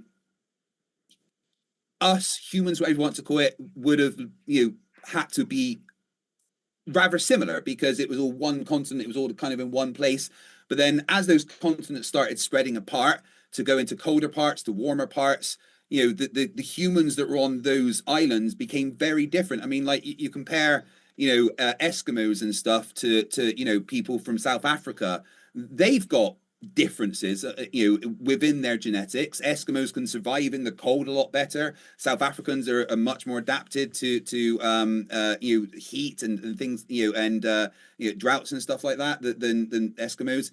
And that is kind of showing that evolution happens even within our own species because, you know, they're very different, right? And then you can look at the DNA, you could say, well, you've got African DNA, you've got Dutch DNA, you've got, you know, but we're all still humans, but we can still, even within the 200,000 years that humans have been around, we can still see the differences in us.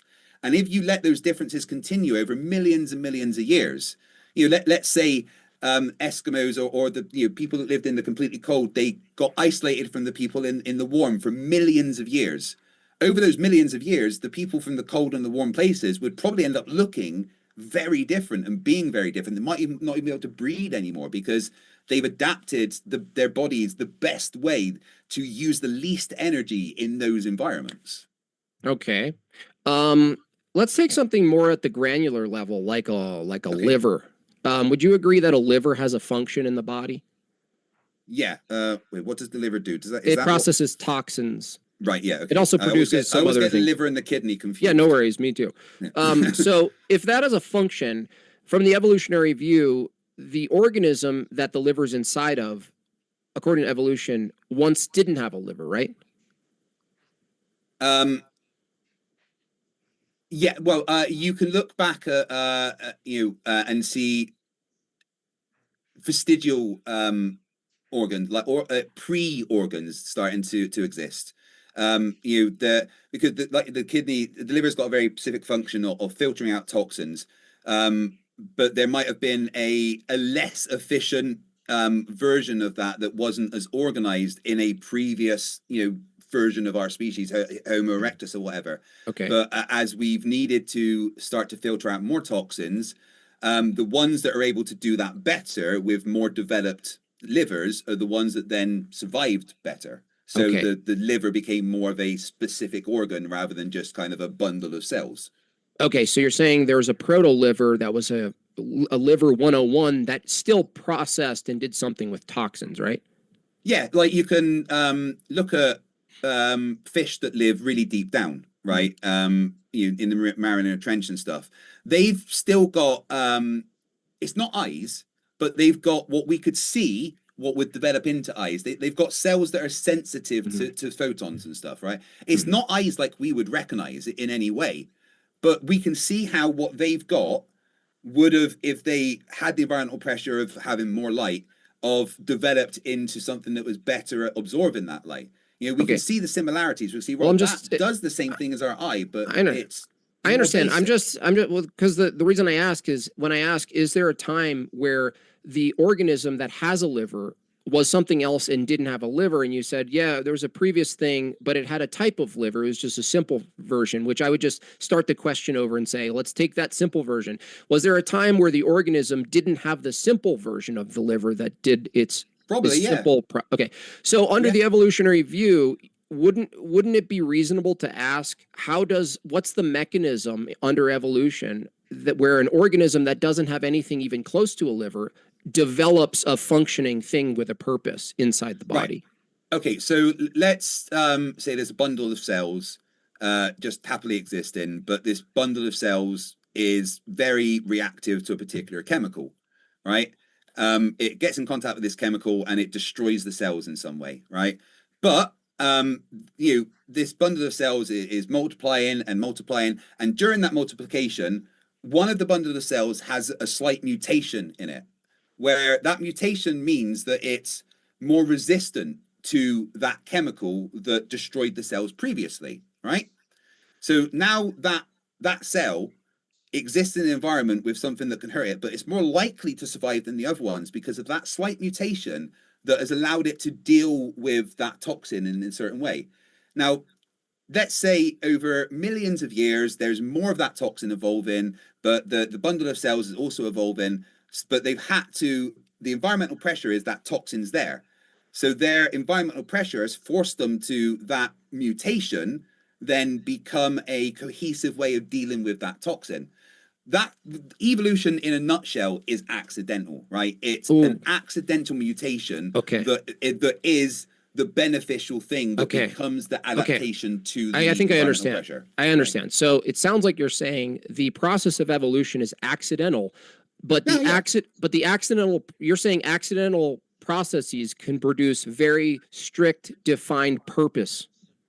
Yeah, at 100%. If that accidental mutation actually turns out to be beneficial, right, then that mutation is more likely to be passed on to the next generation because it's beneficial, because it helps them. Under evolution, what evaluates whether something's beneficial or not in the process? If it helps you survive in an environmental pressure, like I mentioned with that's an evaluation. No, I don't know if you get the question. We're post evaluating, and from the human view, we're saying, oh, it's beneficial. The organism in its simple form doesn't evaluate whether something's beneficial. Yeah, right, okay, I understand. No, the organism itself doesn't know. But the fact that it's had this mutation that has given it a better chance of survival means that that organism and its offspring are the ones that are more likely to survive that particular environmental pressure. Okay. And if they are the ones that have that particular mutation, it's going to be passed on in their genes, and then because that's the thing that's passed on, it becomes more prominent as part of that particular generational path. Okay, it sounds like what you're saying is when you look at the human body or any other body, you go in and there are these particular mechanisms, just like an engine. You look in and there's that part and that part, and then they're all connected similar to an engine. You get all these pipes and veins and things. What you're saying is that everything in the body, right, in the human body, let's take veins and arteries and muscle and all these things, developed accidentally, but are consolidated in a very purposeful manner with a purpose inside the body, but they're totally crafted accidentally. But not only individually crafted accidentally, but the connections between them and their logical relations are also accidental, right? Yeah, that's why we have so many junk DNA is the word for it. Okay. If you break down our DNA, there's literally a bunch of stuff that does nothing. It's just there. It's useless to us. But if we look at what it could have been useful in the past when there was different environmental pressures, you understand why it's there. But it's not something that we need to use anymore. The mutations will change which bits of the DNA are being useful. Add things. Useful is purpose, though. How can you have accidental usefulness? Because it helps you. It's simple as that, right? Hypothetically, the Earth all of a sudden raised 10 degrees, right? But then you had a child, Jim Bob, and that child, for some reason, had a genetic mutation that allowed them to survive in warmer conditions than most humans would, right? Now, a lot of the humans are going to die off because the planet's got too hot for them. But your child has much more of a chance of survival because it's now got this random genetic mutation that has allowed it to survive in warmer temperatures. So that child finds a partner, propagates, that gene has passed on to their offspring, which it's a complete accident, but now their offspring is more likely to survive this environmental pressure. And because they're the ones that are likely to survive, the other ones are going to die out, and that gene will become the dominant one. Okay. Well, it just seems that even the term accident, is there a way you can tell me a definition of accident, being that you're using it in biology, that doesn't presuppose some type of direction? Because to me, an accident, there's no way to define an accident if it's not some sort of missing of a target. So what is an accident? Right. Okay, so this goes deep into biology, I guess. When cells split, in the womb or whatever, and they're making themselves, sometimes there might not be a complete bit of DNA made. There might be a slight problem. Might have maybe the person that's carrying the child had a slight nutritional defect, which didn't allow this particular part of this child to develop properly. Or maybe that it was literally just, DNA is code. Craig, but a defect, when it's copied and copied and copied, it can have glitches and errors in it, and that error can show up as a mutation. But the thing is, Craig, even the term error or defect assumes that there's a non-defect, which is the target. So when we point to things, right? I get your point. Yeah. Okay, but that's what I'm asking is like, what's an error if there's not a target? And if evolution is accidental, there is no target to say something. No, you're right. Okay, so again, it's just arbitrary labels that we're given stuff, right?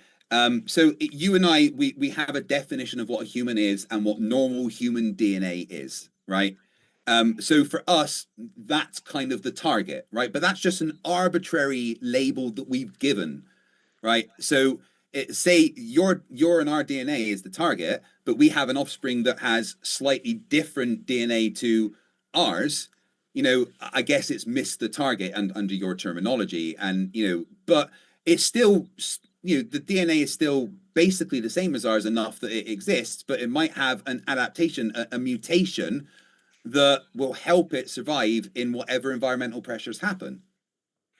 Okay, so evolution is an accident, right? I will be 100% clear. Evolution is an accident. So evolution, not only the mechanism is an accident and all the things that it produces accidentally, purposefully, that it produces purposefulness accidentally, function accidentally, but not only is that true, but the fact that it gears towards survival and not death is also accidental.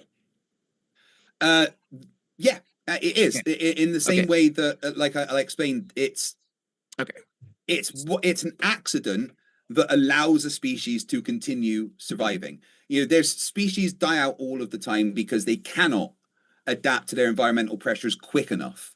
If the environmental pressures change too quick, then the species doesn't have time to adapt. Those mutations aren't appearing, or those mutations just don't happen. Then that species is going to die out. The ones that do have those random mutations, the complete accidental random mutations that just so happen to be beneficial, are the ones that survive. So under the evolutionary view, all the things that are based upon our biology, chemistry, neurology, everything else in between, maybe that we don't even know, you're saying all of that and the effects of which are accidental. I will 100% say, Jim Bob, say evolution, you and I existing here are the result of a billion cosmic accidents. Do you agree accidents? That's not a word, is it? Well, do you agree that from that view that even our reasoning is downstream from this evolutionary process? Yeah, the reason you and I can sit here having this conversation, having an intellectual discourse, it's an accident. It's a result of a billion accidents. Our consciousness existing the way that it does because of the neurons and stuff. It's all accidental.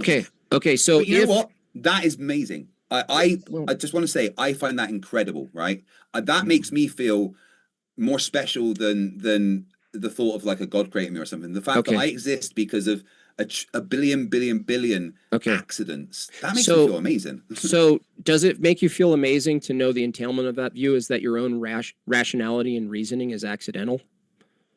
Yeah, the fact that I'm able to rationally think things is incredible, right? And I am constantly in awe of the fact that the universe has somehow accidentally come along and ended up with me existing. I find that incredible. I find that awe-inspiring. I find that a testament of the infinite time that the universe has existed. Okay, so according to you, we're accidentally debating, and all of your reasoning and rationality is accidental, but you're arguing for something, a teleological position that we're heading towards truth or defending truth in a debate. Teleological. Can you just define that word for me? Like purposeful, like there's a higher purpose to what we're doing here, like Right, some sort of super goal or whatever. If we're debating and you hold a view that we're accidentally debating and all of your reasoning and my reasoning is accidental, how would you even know we're going toward truth if there's no towardness? That would assume purpose, but you can't have purpose if everything's accidental. I disagree. There's nothing But that was an accident that you disagreed. Yeah, but I've still got my purpose. I because of a billion accidents, I can decide my own purpose and my own path. Right? Accidentally. Accidentally. Yeah. Right. The fact that I'm able to think, you know what, I'm going to take my family to Tenerife in 42 days. I'm so excited, by the way. Can't wait. You know, that was an accident that happened in the cosmic grand scale of things. You know, there was no preset path that was a thing that was going to happen. Okay. The fact that I exist to be able to make that decision to take my family away, that is all accidental, but it doesn't change the fact that it's led to me existing able to make that decision. Okay. So when people study evolution, all those scientists, the people you're appealing to in their studies and their investigation, they're actually demonstrating just an accident. Their activity is accidental. So how would we, if that was true, how would you know that the evolutionary theory and its assumptions are true if they're just the result of accidental firings in people's brains? That's why we have things like the scientific method to that we accidentally do. Yeah, do it accidentally. We accidentally came up with the scientific method, but it's accidentally developed a method that allows us to determine at least what we are able to falsify. Okay, so when scientists do the scientific method, they're actually accidentally doing it. Jim Bob, everything's an accident. Every decision that's ever made is an accident. You know, you cannot tell what's going to happen in the future. You know, the fact that you and I exist alone is just an amazing, fantastic accident. You can ask it as many times as you want. Okay. Our thoughts, our feelings, our homes, our families, they're all the result of a cosmic accident. Every single thing. But that doesn't change the fact that it exists. We can study it, we can test it, we can think about it. And here's the thing. Here's the most amazing thing. Am I 100% sure that everything about evolution is true? No, absolutely not. And that's the amazing thing about science, right? We might come across something in the future that changes what we know about evolution and how it works. And that excites me, knowing that I don't know everything. But at the moment, this is the best explanation that we've got. We're unable to falsify our own hypothesis to a certain degree that makes us happy with it. So evolution at the moment is the best answer to why we exist as we do today. Okay, well, so this is the problem I have.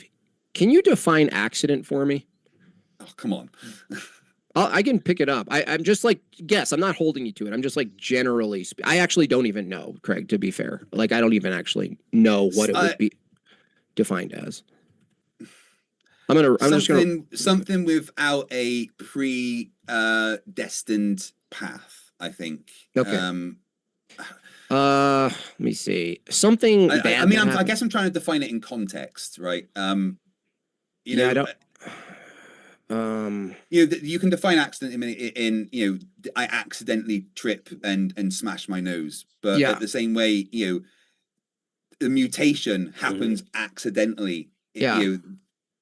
I think we all know what accident means. Well, it's actually interesting to figure out what it means, though, because it has so many different uses, like car accident, this and this and this. But the reason I ask, Craig, is like, for any context that I think of the word accident where it's ever used, it's the thing it's pointing to is a misdirection or a missing the mark of something that was intended. And so, being that you hold a view that evolution is accidental, I'm not sure how you're going to actually define accident with having its own positive ontology in a sense, without appealing to the thing that it's missing from. So it's like undesirable or unfortunate happening. No, I wouldn't say undesirable. Sure, If that's anything, I fine. would right. Okay, let's go with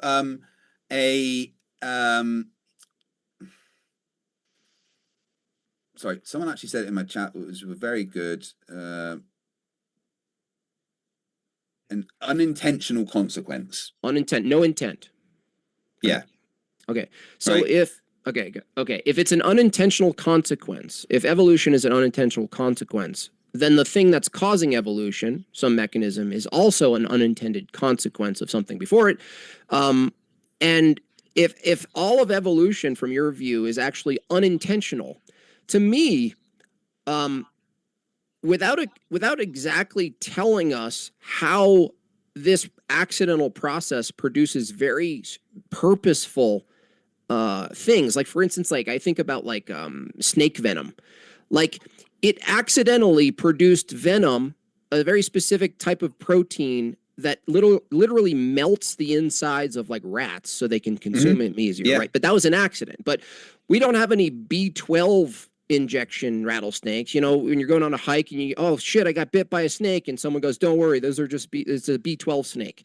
It just as well could have developed, right? A B12 right. Well, snake. you know, we look at the snake. Why does it have venom? Because there is a mutation that gave it something that could protect itself, and that mutation was beneficial.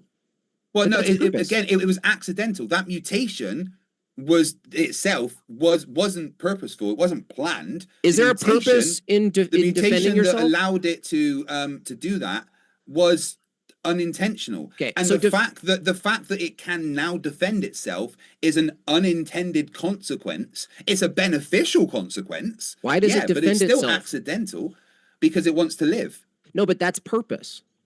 Well, but again, the ability to defend itself in that way was unintended. It didn't, you know, the species didn't intend to develop that particular mutation. That mutation was just beneficial and allowed it to survive because it's now better at defending itself. But it didn't beneficial, plan that. It didn't think of that. Beneficial doesn't mean intended.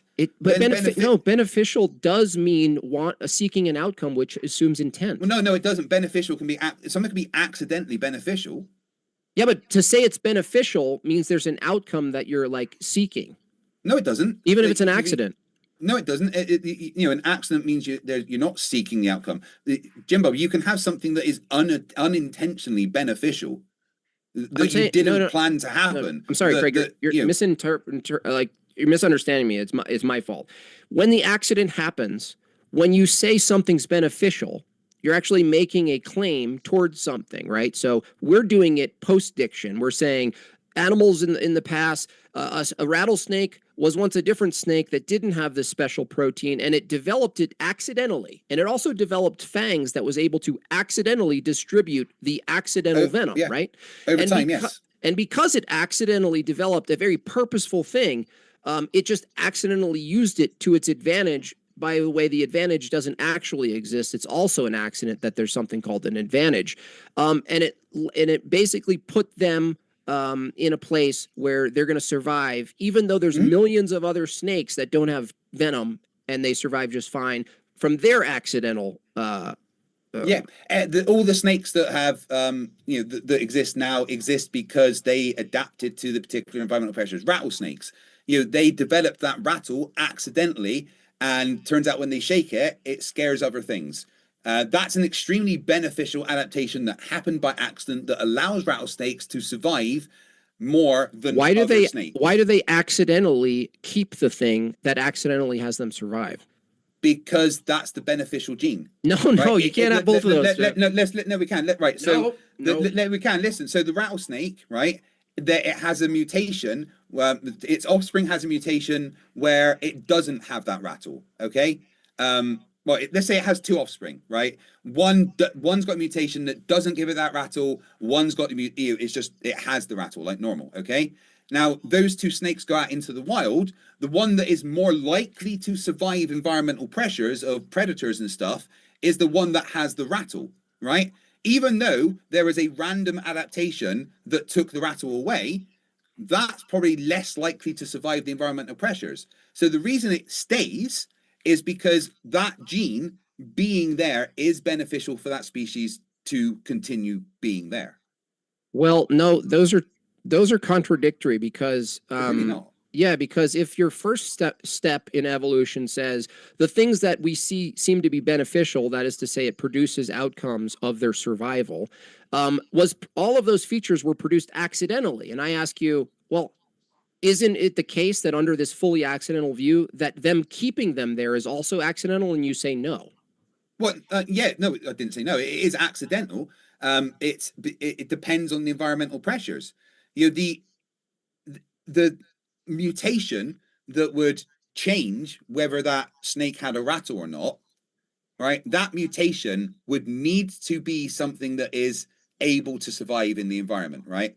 If it isn't able to survive in the environment, then it's not beneficial. Okay, Craig, here's beneficial beneficial does not mean intent. Craig, it is an accidental benefit that allows that thing to keep surviving. And the offspring that also have that particular gene and that particular adaptation are more likely to survive. But if the conditions change, say the prey that goes after rattlesnakes, right, dies out for some reason, right, then it's less likely that the rattlesnake's rattle will then continue to be, because there's no reason for that to then be a beneficial thing, because the rattle is to scare off the prey and stuff. But if their prey's gone, then there's no reason why that would exist over a mutation that stopped it existing. I'll give you a chance to respond, Jim Bob, but just really quick, I want to mention, folks, we only have several more minutes, maybe around 5, 10 at most, before we jump into the Q&A. So if you happen to have a question, well, other housekeeping things, if you happen to have a question, you can tag me with @moderndaydebate, or you can do a super chat, which will push your question to the top of the list, or you can do the GoFundMe. So if you put in a donation and then let me know it was you, the person who put in the donation just now as we're live with this debate, we will read your question from the live chat if you tag me. And Basil Problem, thanks for your super chat, as well as we have a poll in the live chat on who you found most persuasive in today's debate, in case you didn't see that there. And we'll kick it back over to Jim Bob until the Q&A. Yeah. So when you look at things like testing an organism's response to stimuli by introducing something, the fact that you can repeat such a thing and you get a result demonstrates that it can't be accidental because it's repeatable. And so it's strange to come to a debate about natural science. Sorry, say that again. I'm saying that if something's testable and you come to the conclusion that introducing Y to an organism produces some sort of response that's regular, that you can come to sort of inductive conclusions about, it couldn't be random or accidental because the outcomes couldn't possibly be the same. And if you extrapolate that problem outward to evolution, the assumption that animals develop from other animals over time, and then not only that, but their features like fangs or wings or these things which have functions like a liver accidentally develop, then you actually can't, under the evolutionary view, say mechanism X causes this phenomenon, because that would assume causality, and causality couldn't be accidental causality. You can't repeat causality. You can't argue causality is a thing. X causes Y. If you think everything is accidental, including evolution, then anything you point to in evolution or in science to say that X causes Y, you're saying that's accidentally being consistent. It's accidentally consistent. Yeah, but we can test that. We can, even if it's an accident, it doesn't stop it being a thing, right? It doesn't stop it existing just because it accidentally happens.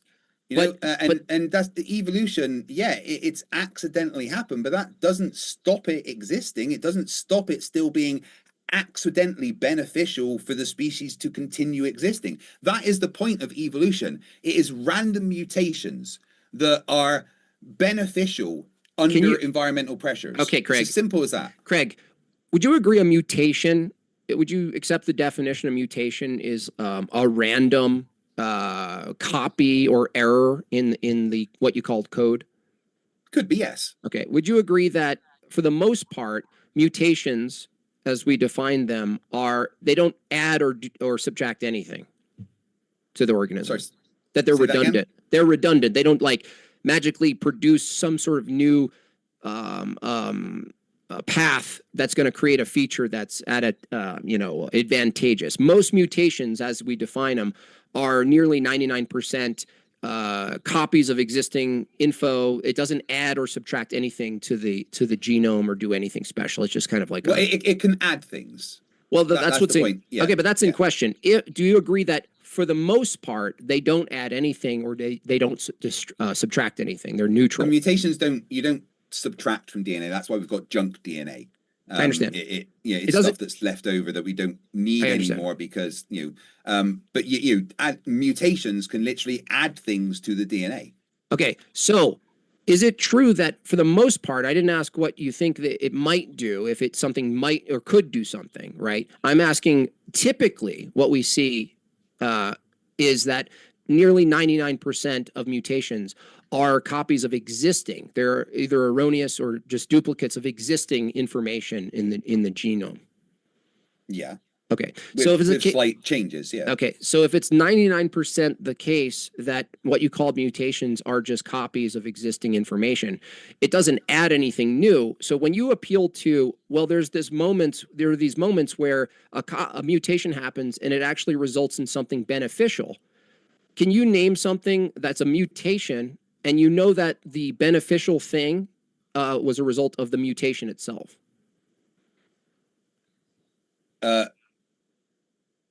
You mean like you want me to tell you some form of evolution that's happened?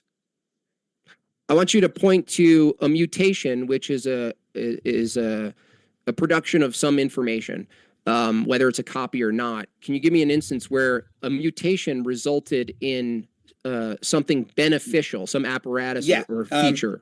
So the London Underground mosquitoes, there was a mutation that allowed it to absorb a certain protein, which meant that it could feed on insects and creatures that existed in the London Underground.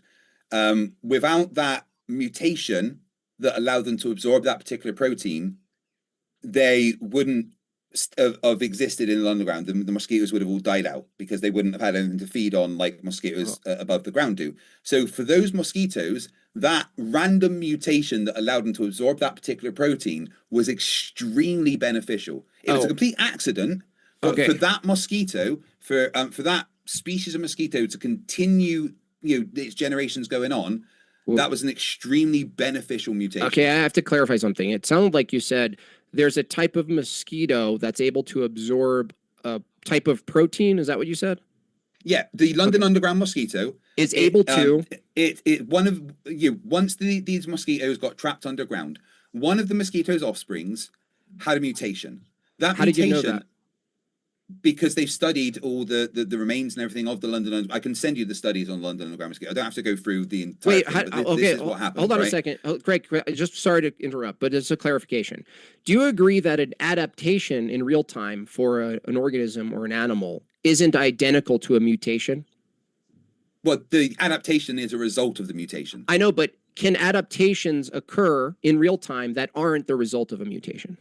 No, you only have an adaptation because of a mutation over generations. Okay.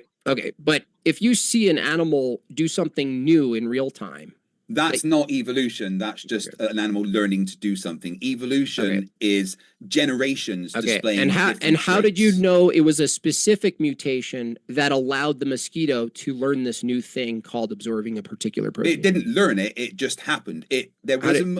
There was a mutation in one of the mosquito's offsprings that allowed that mosquito to absorb a particular protein, right? Before that, mosquitoes could not feed on the creatures. They couldn't absorb red blood, right? That's what the mutation specifically was. It was a protein that allowed them to absorb red blood cells from creatures and stuff, right? I don't know how that happened. I can send you all the papers on the London Underground mosquito, but that random mutation in one of the mosquito's offsprings allowed that to happen. So that mosquito then fed on creatures, and then it itself had offspring which had that beneficial mutation. The ones that didn't have that mutation were less likely to be able to receive nutrients and all died. So only the offspring that had this mutation were able to continue living in the London Underground. And the mutation, they continue to mutate and have different things happen to them. And there were so many mutations and adaptations that they lost a lot of the abilities of the mosquitoes that exist above ground, so much so that they are very different species and can no longer interbreed. Okay. Would you call what you just referred to, if I read this, would you agree that what you're describing with the mosquitoes is a change in an organism caused by a modification of a gene expression? Yeah, there was a random mutation that changed the DNA, that changed the genes.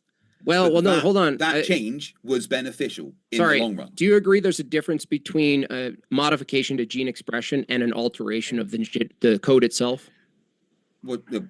Is there a difference between a change, an alteration to expression, gene expression, and an alteration to the genetic code itself? That there's two different things? Well, I don't know.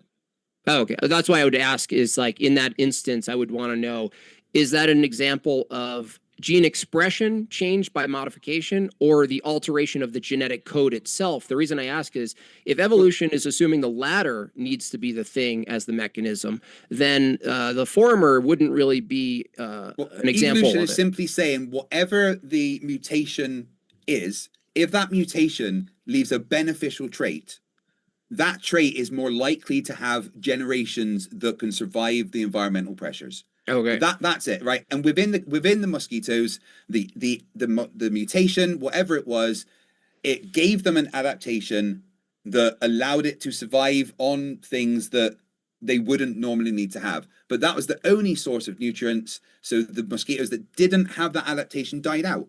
And that is evolution in progress. It's showing that this random mutation was beneficial to the environmental pressure that it was in, and that is what survived. All the other mosquitoes died out. It was only the ones with this mutation that managed to survive and over decades became a very different species. Yeah.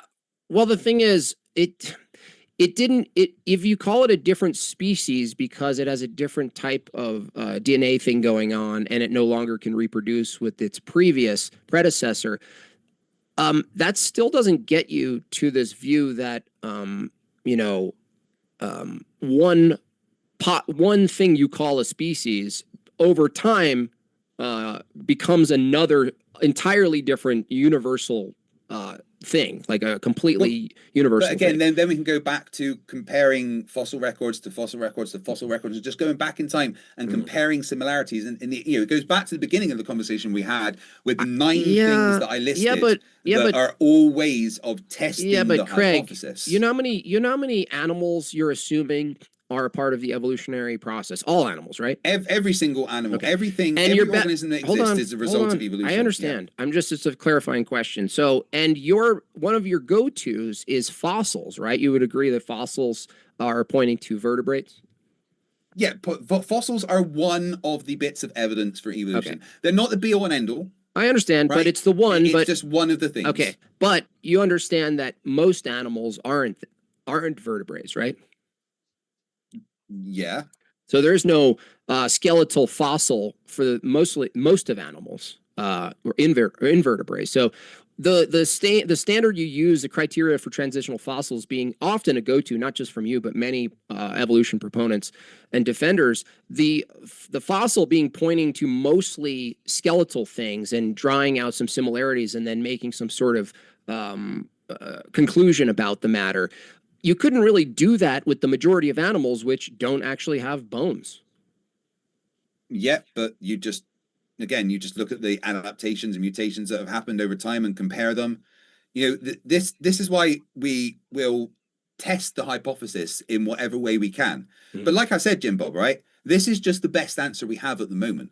This is just the best explanation. There's no alternative that gives a better explanation for what's happening than the current explanation and scientific theory of evolution, right? But again, that's the wonderful thing about science. We could discover something which changes everything we know that we think we understand. Okay, And what could be discovered? We're willing to change. Okay. What could we discover? I don't know. No, I can't see the future. I was finishing a statement. Sorry to interrupt. It's that this. It's like, what could be discovered about fossils that would then move the claim that all fossils are transitional out of the equation? What could be Don't know. discovered about fossils No idea. that would move it so that you couldn't just call everything transitional? Absolutely no idea. Okay. Well, that's fair enough. Because to me, going in and saying everything's transitional and starting with that assumption and then looking at similarities and being like, look, they're similar. It must have come from the other thing that looks similar. My question would be, well, let's say all of the similarities were still there. How would you determine that they didn't come from each other? I'll give you a chance to respond, Craig, and then we'll actually jump into the Q&A. Again, you just look at the records that we have. We just look, right, okay, so these are similar to this. This shows a lot of things that we think are similar. We can test the DNA. We can look at the morphology. We can look at previous records and previous records. We just keep going back. But the most important thing will always be just testing the hypothesis in whatever way we can. All right. And again, science is never 100% certain about anything. But this is just the best explanation that we have right now. I don't know what could come along to change that. Something could, because who knows? But I don't know what that is. But right now, this is the best explanation we have. It makes sense. It's logically sound. There's experiments that fail to falsify all our hypotheses about evolution. And if something comes along that changes that, I am the person that is willing to follow the evidence. You got it. Accidentally, though. Yeah, always accidentally. Okay. So many accidents. And I want to say, folks, thank you guys. I want to give a quick update. As you can see at the bottom right of your screen, a couple of quick housekeeping things. As mentioned, Uncensored America is putting on this tremendous debate, Andrew Wilson versus Apostate Prophet. It is going to be amazing. It's April 28th. Tickets are linked below. Get your tickets now before it's too late. Don't risk forgetting. You have got to be there. I will be there in person. Andrew will be there in person. Apostate Prophet will be there in person. Sean Samu, who started Uncensored America, will be there. Come hang out, meet people, have fun, make friends. Tickets are linked in the description box, and there's a free option. So if you're like, hey, I don't know, like that's actually an option. So that's really cool. And we, as I had mentioned earlier in the stream, are raising funds for camera lenses for that debate. So we are trying to get these camera lenses because back in DebateCon 4, people were like, James, like Modern Day Debate, like you guys been around for a while and you got this brand name and your audio and video quality sucks ass. And I was like, oh, really? Because I don't know what the difference is.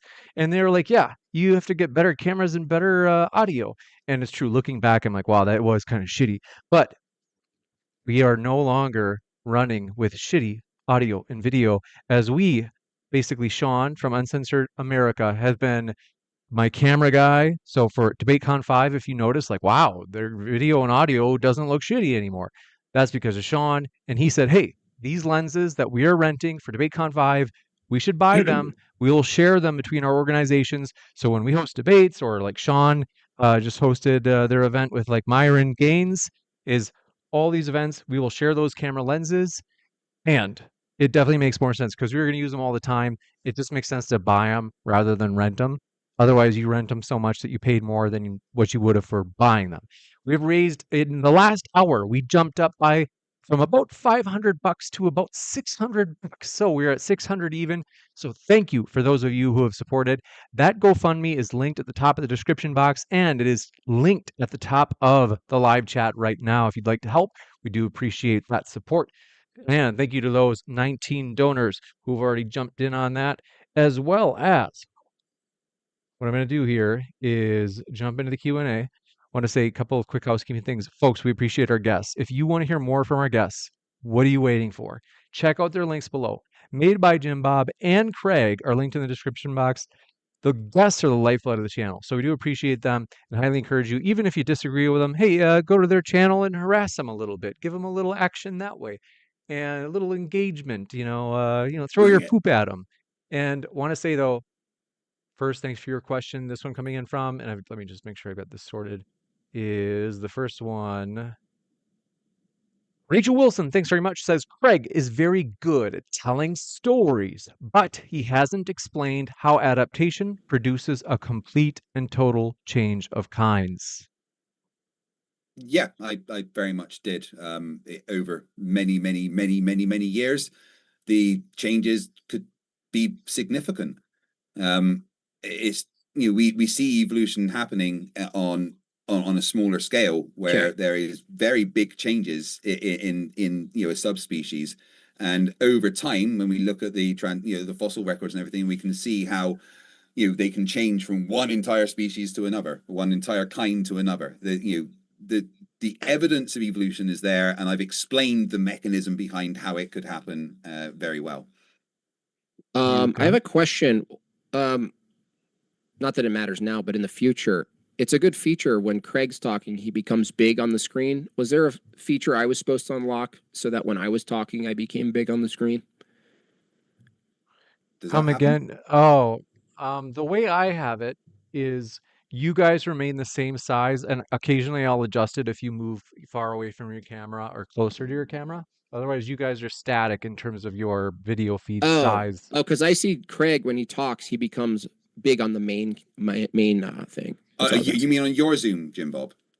Yeah. Oh, that's because it's right. mine. So okay, yeah, it's you not probably the. got a Gotcha. you probably got a setting where whoever's talking appears on the screen. Thank you. Thank you. If you just click it to view gallery, it will just stay static for you as well. Okay, thank you. I appreciate that. No worries. And this one coming in from, do appreciate it. Lewis says, I feel your frustration, Eric. I must have missed that one for the last question. This one from Rachel Wilson. Oh, Alex Stein. Thanks very much for your super chat. Said, let's go.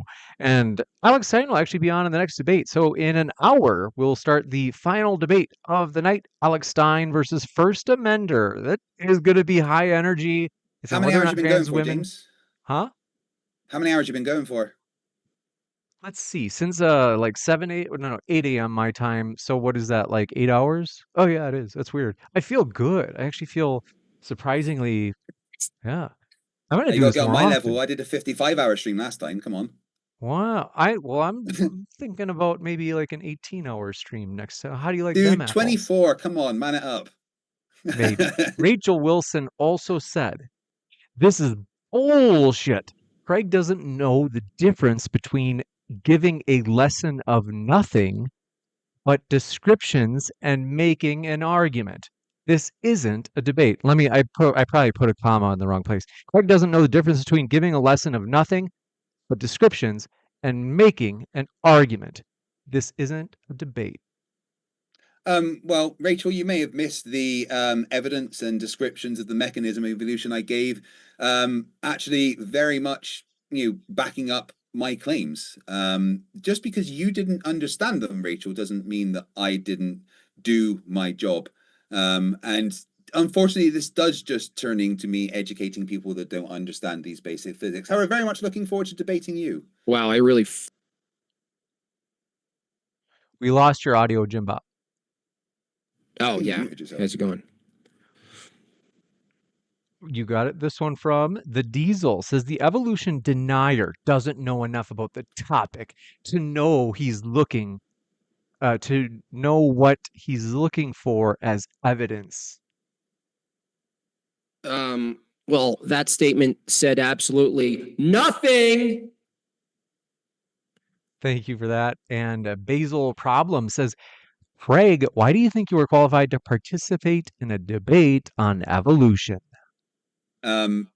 Because I am a man of science. I've studied evolution quite a bit. I may not have degrees in biology or anything, but I've done lots of studies of evolution. I've done a lot of reading on evolution. I'm as qualified as anyone else really that wants to debate it. Wow. Well, do also want to say, um, I know that I started the stream with crankiness, as but I do want to give huge credit to Andrew Wilson, as he just told me, he's like, hey man, like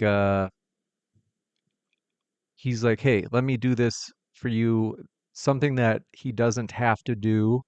I have to acknowledge and say, hey, like that's really cool. So I do appreciate that, Andrew. You're like, frankly, you didn't, it's true, you didn't owe me. So I do appreciate that big time from Andrew Wilson. So I know that people are like, man, I expected to see Andrew when I woke up. It was going to be how I was going to start my day, drink some coffee, eat some eggs, and listen to an Andrew Wilson debate.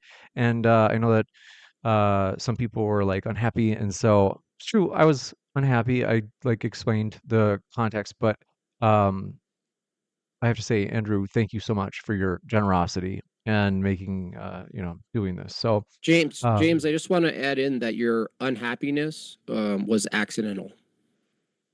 you got it. Everything's accidental. How do you like Hey, that, James, it's Craig? good to see that you're no longer holding the mic and moving it around as well. Oh, and someone asked what they asked if I was using the mic to cover my face on purpose. Yes, because my monstrosity of a face, I'm trying to cover it up. Tiki Tack says, "What a shit show!" And Aulawali, see, can you have Jim Bob explain radiocarbon dating? Explain radiocarbon dating? Yeah. No, I can't in detail explain it. I can't, but Greg can if he wants. I mean, No. I wouldn't know how to explain it in detail. It's basically looking at the age of atoms of carbon-14, and seeing how much they've how far the half-life has gone. I'm wearing my hoodie. Yeah. You know who says that? Mother Hulda says, I'm pro-evolution. Craig needs to chill out. It was Jeb Bush Hey, who famously said I that. am chill. I went to Amsterdam recently, and I've brought the Amsterdam back with me. I'm loving it. And like Jim Bob knows, I was just reacting to him. Wow. Dylan Dishner says, I would appreciate hearing Craig Steelman Jim Bob's actual critique of evolution. He didn't really have one. I was he was just asking questions about evolution. If anything, his critique would be that we haven't labeled things correctly, so that you can't say this is a species and this isn't. He also thinks there's some contradictions in how evolution would work, but there wasn't really a position that Jim Bob gave specifically. It was more just denial of evolution as it stands. You got it. Jim Bob, if I'm incorrect there, would you tell me? Well, you almost got one of them. One critique was it couldn't make its way through fluidly, coherently through the method. You disagree with that. The other one was that nominalist thing where, like, if you say one thing is derivative or downstream from another thing, but yet evolution ultimately holds that there's no such thing as one thing or the other thing. There's no universality in any of these things, which you admitted. Everything is everything. And so if you hold the view that everything's actually one giant thing, then when you claim evolution is this process of things changing from one thing to another, but there's no such thing as one thing or another under evolution, it's a contradiction. I mean, that was a fair critique from my view. Ultimately, the philosophy of nominalism being used to try to buttress evolution, I find kind of hilarious. You got it. This one coming in from, do appreciate it. Rachel Wilson strikes again, says, until the E. coli turns into something other than E. coli, Craig has no argument, just stories and descriptions. We can call it something different, just like we do with everything else. Rachel, what you don't understand is they're just labels. All right. We can literally call it a different bacteria, a different species. And again, we can literally look at the fossil records that we have and see how things used to be different. There's we can look at the geological time periods and what's happened in the world, compare that to when things existed. We know, there's no billions and billions of cat skeletons and fossils lying around. They look very different. So we can show that things changed how they look over time. You got it. This one coming in from Jordan says, Jimothy is 2 for 2 back to back, made two opponents hide behind ambiguity and completely contort their own positions. I'll take things that didn't happen for 500, please, Regis. Wow. Basil Problem says, modern day debate, can you schedule a debate with the premise, quote, is there value in non-experts in a field debating whether that field is true or non-true? Say that again. They said, can you schedule a debate with the premise, is there value in non-experts in a field debating whether that field is true or untrue? So basically they're just saying, like, if you're Right. two guys who aren't experts in whatever topic. It's fallacious anyway. I mean, even if Craig and I didn't know shit, it might limit our ability to debate, but it doesn't take us out of the equation to be able to debate it. We've still got opposing views, so there's no reason why we can't have an intellectual discourse, even if we don't hold academic, qualifications in that particular field. There's no reason why Jim Bob and I can't hold a discussion, a debate on our own terms.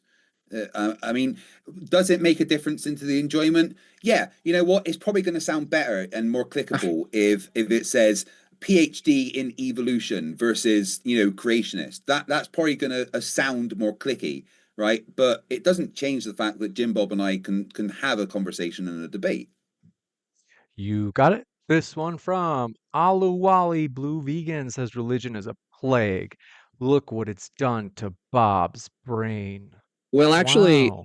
that would be an evolution advantage. In fact, I could make a good argument on a separate debate if Craig wants to have it, that if evolution was true and everything is derivative of the process, then our own belief in God, even if it was false, would provide some type of beneficial advantageous. So the fact that religious people actually multiply more than non-religious actually shows that the religious people, being that it's a plague, are more evolutionarily fit than you little scoundrel. Die out. Well, to be fair, Jim Bob, that is a slight straw man of evolution, because evolution isn't just more babies equals better. No, I didn't reduce it to that. I just said a part of evolution would have to be that you survive, right? Because that would be what's called beneficial. And fitness, under an evolutionary view, is the ability to produce your offspring, right? Continue your lineage, your DNA, pass it on. That would be multiplication, right? So if religion is a plague and yet it produces more fit organisms, then the guy who just argued that it's a plague, well, bye-bye. Take yourself out of the gene pool. But it also would produce less fit organisms as well. Well, if you add what fitness means, I'm just saying fitness ultimately, if the precondition for passing on genes and survival is reproduction, if all other terms for fitness or unfitness are after that, I'm saying religion has the first and foremost covered better than the non-religious. Well, yeah, because of the story that you've given it, right? What story? That religious people produce statistically more. Their offspring is higher at a higher rate than non-religious. The story that you've given that is a better thing. It's not necessarily true. It could actually having more of a species could end up with the species then dying out because resources become too scarce for the species. So necessarily having more and even healthier offspring isn't necessarily the evolutionary thing. Let's say, for instance, you had an offspring that was small, tiny, and weak. However, the environmental pressures existed where everyone needed a lot less nutrients because there was a lot less available. That smaller, weaker, less healthy organism is more likely to survive in an environmental pressure where there's less nutrients available. Yeah, but the thing is, I think we agree. From my view, there's no such thing as better under evolution. I mean, yeah, it's better for us is what we make better. What we decide is better, right? Yeah, you know what I mean? As in for the ability for the species to continue existing. Yeah, and so it could, you actually, from the evolutionary view, being that the person said it's a plague, religion's a plague, it could be the view that an organism comes collectively to the conclusion that killing off a giant amount of species, genociding an entire race or even a category of species, they find that advantageous to them. Like, they could potentially argue that under evolution. They might not know the outcome, but they can certainly make the claim, and it might be true. Well, it certainly made the Viltrumites a lot stronger. Yeah, I mean, it's like battle of the fittest, might wins, survival, takeover, terrestrial gain. I mean, religion, from an evolutionary view, let's say no religion's true. It seems like terrestrial gain by force, by will, by coercion, by any other means seems to be an advantage that would have developed over time from strict evolutionary terms, right?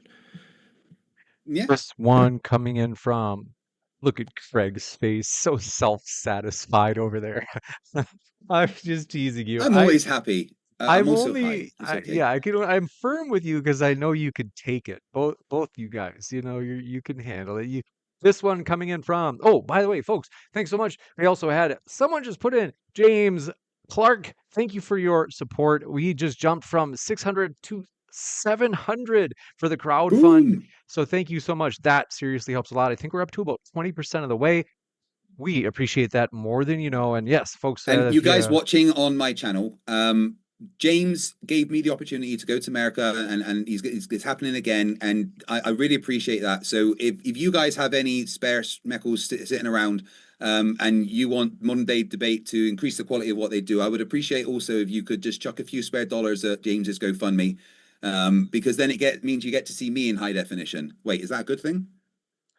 That means a lot, and it is. We want to see your big, beautiful face in high def, and but yeah, we do appreciate it, folks, because it is true. Yeah, back in DebateCon 4, if you look at the old debate between Matt Dillahunty and Andrew Wilson, that famous or infamous debate, where the shit He hit the ran away. fan, and that one was interesting. You can tell that are not only did the shit hit the fan in terms of the debate going sideways like 20 minutes into it where Matt walked out, but also the video and audio quality. People were like, James, come on, like you're gonna take this seriously. You gotta like. So we do think that there's a very good purpose for these lenses. We no longer want to rent them. We don't own lenses, like other than like I've got my cameras or something, but these are like good ones. And I've got to tell you, we appreciate your support. I'm pumped that we just jumped another $100. Seriously, it means more than you know. And also, we're excited that that $100 is the 700 is like not truly reflective as Andrew Wilson. I didn't share the details before, but basically Andrew Wilson said, "Hey, I actually just he didn't have to do this, so it was very heroic for him to get up and do this." He said, "Hey, I just raised $500 for you, so want to give huge credit to Andrew. Like that's super kind of him to help Modern Day Debate. Want to give a huge thank you. We've got a few more questions, but I do want to say Jim Bob and Fight the Flat Earth, aka Craig, they help Modern Day Debate just by being here. Like them as debaters, they're good debaters. People enjoy listening to them. So we 5 just years, appreciate the James. debaters. 5 years we've been doing this together. Yeah, it has been a long ass time. And I also it's man, it's had its ups and downs. No, I'm kidding. It's It's been been fun. great. But both Jim Bob and Craig are linked in the description. Folks, what are you waiting for? Click on their links. Even if you disagree, I mean, if you agree, obviously, go have fun, make friends. If you disagree, then now is a great chance to go throw your poop at them over at their channel. Give them some engagement. A dislike helps just as much as a like. This next question coming in from Raw Dog says, why haven't we seen any monkeys evolve into humans over the many years of observation? If evolution is still a thing, we would still be able to see it happening today. Did it just stop? No, it's still going on, but our lifespan is tiny. Monkeys never evolved into humans. That's not a thing. Monkeys and humans have a common ancestor. Monkeys evolved from the same thing that humans evolved from. We just developed in different environmental pressures, but we absolutely do still see evolution happening today. Let's look at, for instance, wolves becoming dogs. Yes, that is forced evolution, but still evolution. Let's see. This one coming in from. Oh yeah, we have a Modern Day Debate is on Facebook. In case you guys didn't know, that's linked in the description. And Christopher Howard says, Craig, are you aware that programmed cell death occurs 99.9% of the time when genetic mutations are discovered? This creates a statistical impossibility when considering the number of mutations necessary for new species. Yeah, that does not create a statistical impossibility. It just creates a statistical unlikelihood. Unlikelihood doesn't mean impossible. Even if cell death does occur 99.9% of the time with mutations, that still leaves a 0.1% of the time where they don't die, and that mutation can exist and be then passed on to its offspring. All it needs is that 0.1% to have a beneficial adaptation for that particular organism in that particular environment, for that then to be the one that survives with the offspring. So do you at least concede that evolution, the way it's described, is mathematically unlikely? The odds of it happening the way that it does are mathematically unlikely. But as in, for the likelihood of the statistical likelihood of there being a genetic mutation that both doesn't cause cell death and is beneficial in the environmental pressures is, the odds of that are extremely low, but not zero. It is a non-zero probability, which means that it can happen. And because, Earth's been around for many billions of years, there's been plenty of time for that low probability to still happen. You got it. And this one coming in from Mud says, this is to me Bob Ross evolution. Are the laws of logic and physics just happy little accidents as well? Just big mommy universe and daddy times baby? Yeah, everything's an accident. The laws of physics that exist as they do, as far as we're aware, are an accident. The expansion of the universe allowed the gravitational constant and everything to be as it is by accident. Who knows? Everything is accidental. There's no evidence otherwise. This one from 42 Attack says, Craig, today marks the 250th anniversary of the Battle of Lexington and Concord. Why haven't you Englishmen evolved? You're still kind of a pain. Love you though. Happy Easter. Shush over there, we'll take the colonies back. This one from Jordan says, I think I got this one. Let me know. They said, just check the study. It was a change in mating behavior, had nothing to do with protein digestion. Whole argument built on a lie. Incorrect. Did we do that The one? molestus form of, he's talking about the mosquito. The molestus form of Culex pippins exhibits several adaptations that enable it to thrive in subterranean environments that feed on mammals, including humans. Key adaptations include a host preference shift. Unlike its surface-dwelling counterpart, which primarily feeds on birds, molestus has developed a preference for mammalian hosts, adapting a protein that allowed it to digest red blood cells. Behavioral changes. The mosquitoes can also mate in confined spaces and remain active year-round without the need for a winter dispause. These adaptations are believed to have evolved in response to the unique environment of underground habitats where birds are scarce and mammals are the primary available hosts. So if he'd actually read the paper, he would see that there was more than one reason for the evolution. There was in fact multiple adaptations, including the ability to digest blood cells from mammals instead of just birds. This one, I forgot to tell you. Where do we say? Right now we are at $700.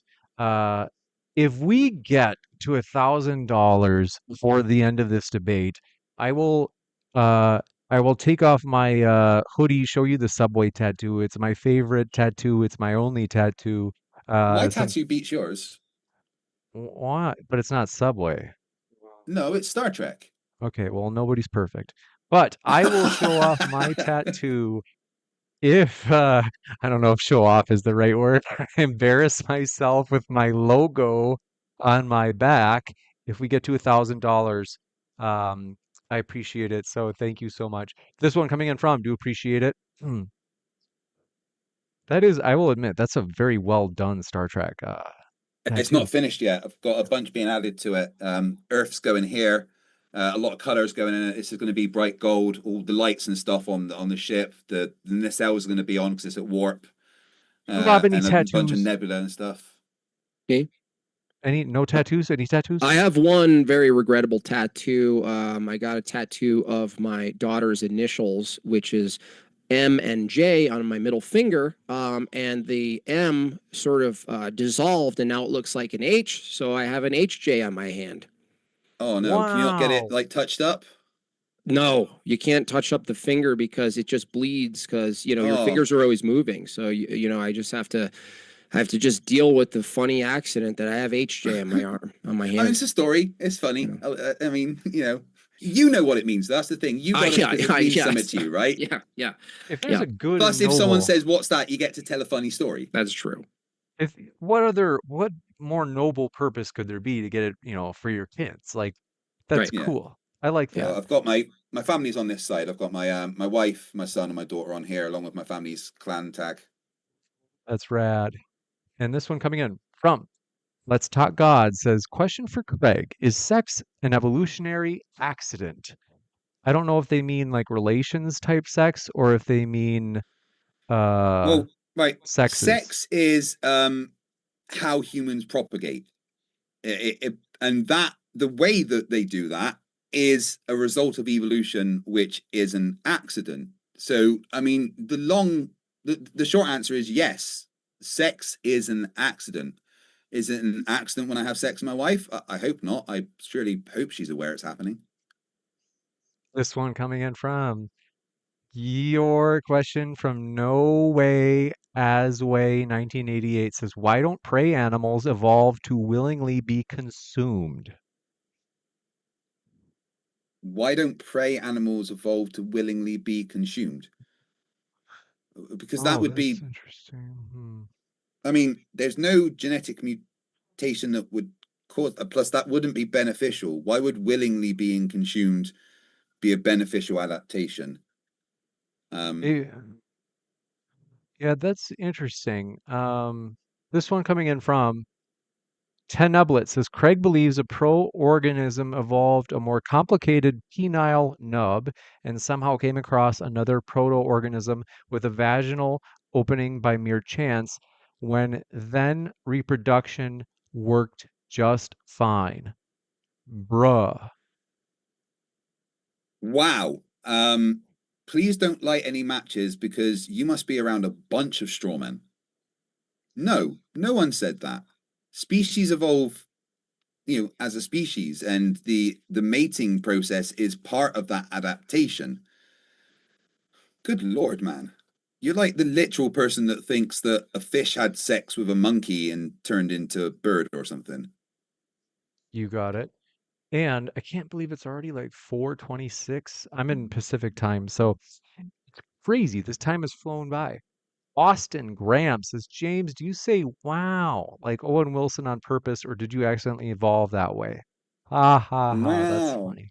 This one You from do realize you do that, right? it wasn't because of Owen Wilson, it's because there's a guy named Fred Herbert that I heard say it like that. Wow. I Basil literally see his face when you say it. I'm like, stop it. Basil Problem says, are you a crazy Christian? So Modern Day Debate is a neutral platform, but yes, you could consider me crazy and a Christian. Crazy Christian with a So you're not just a hyphen. Christian, you are specifically a crazy Christian. Pretty kooky. I've got some beliefs and ideas that are like both from I'm like, anything goes. Slithery says, look into the anthropic principle. If the laws of physics weren't what we observe, then we wouldn't be here to ask the question.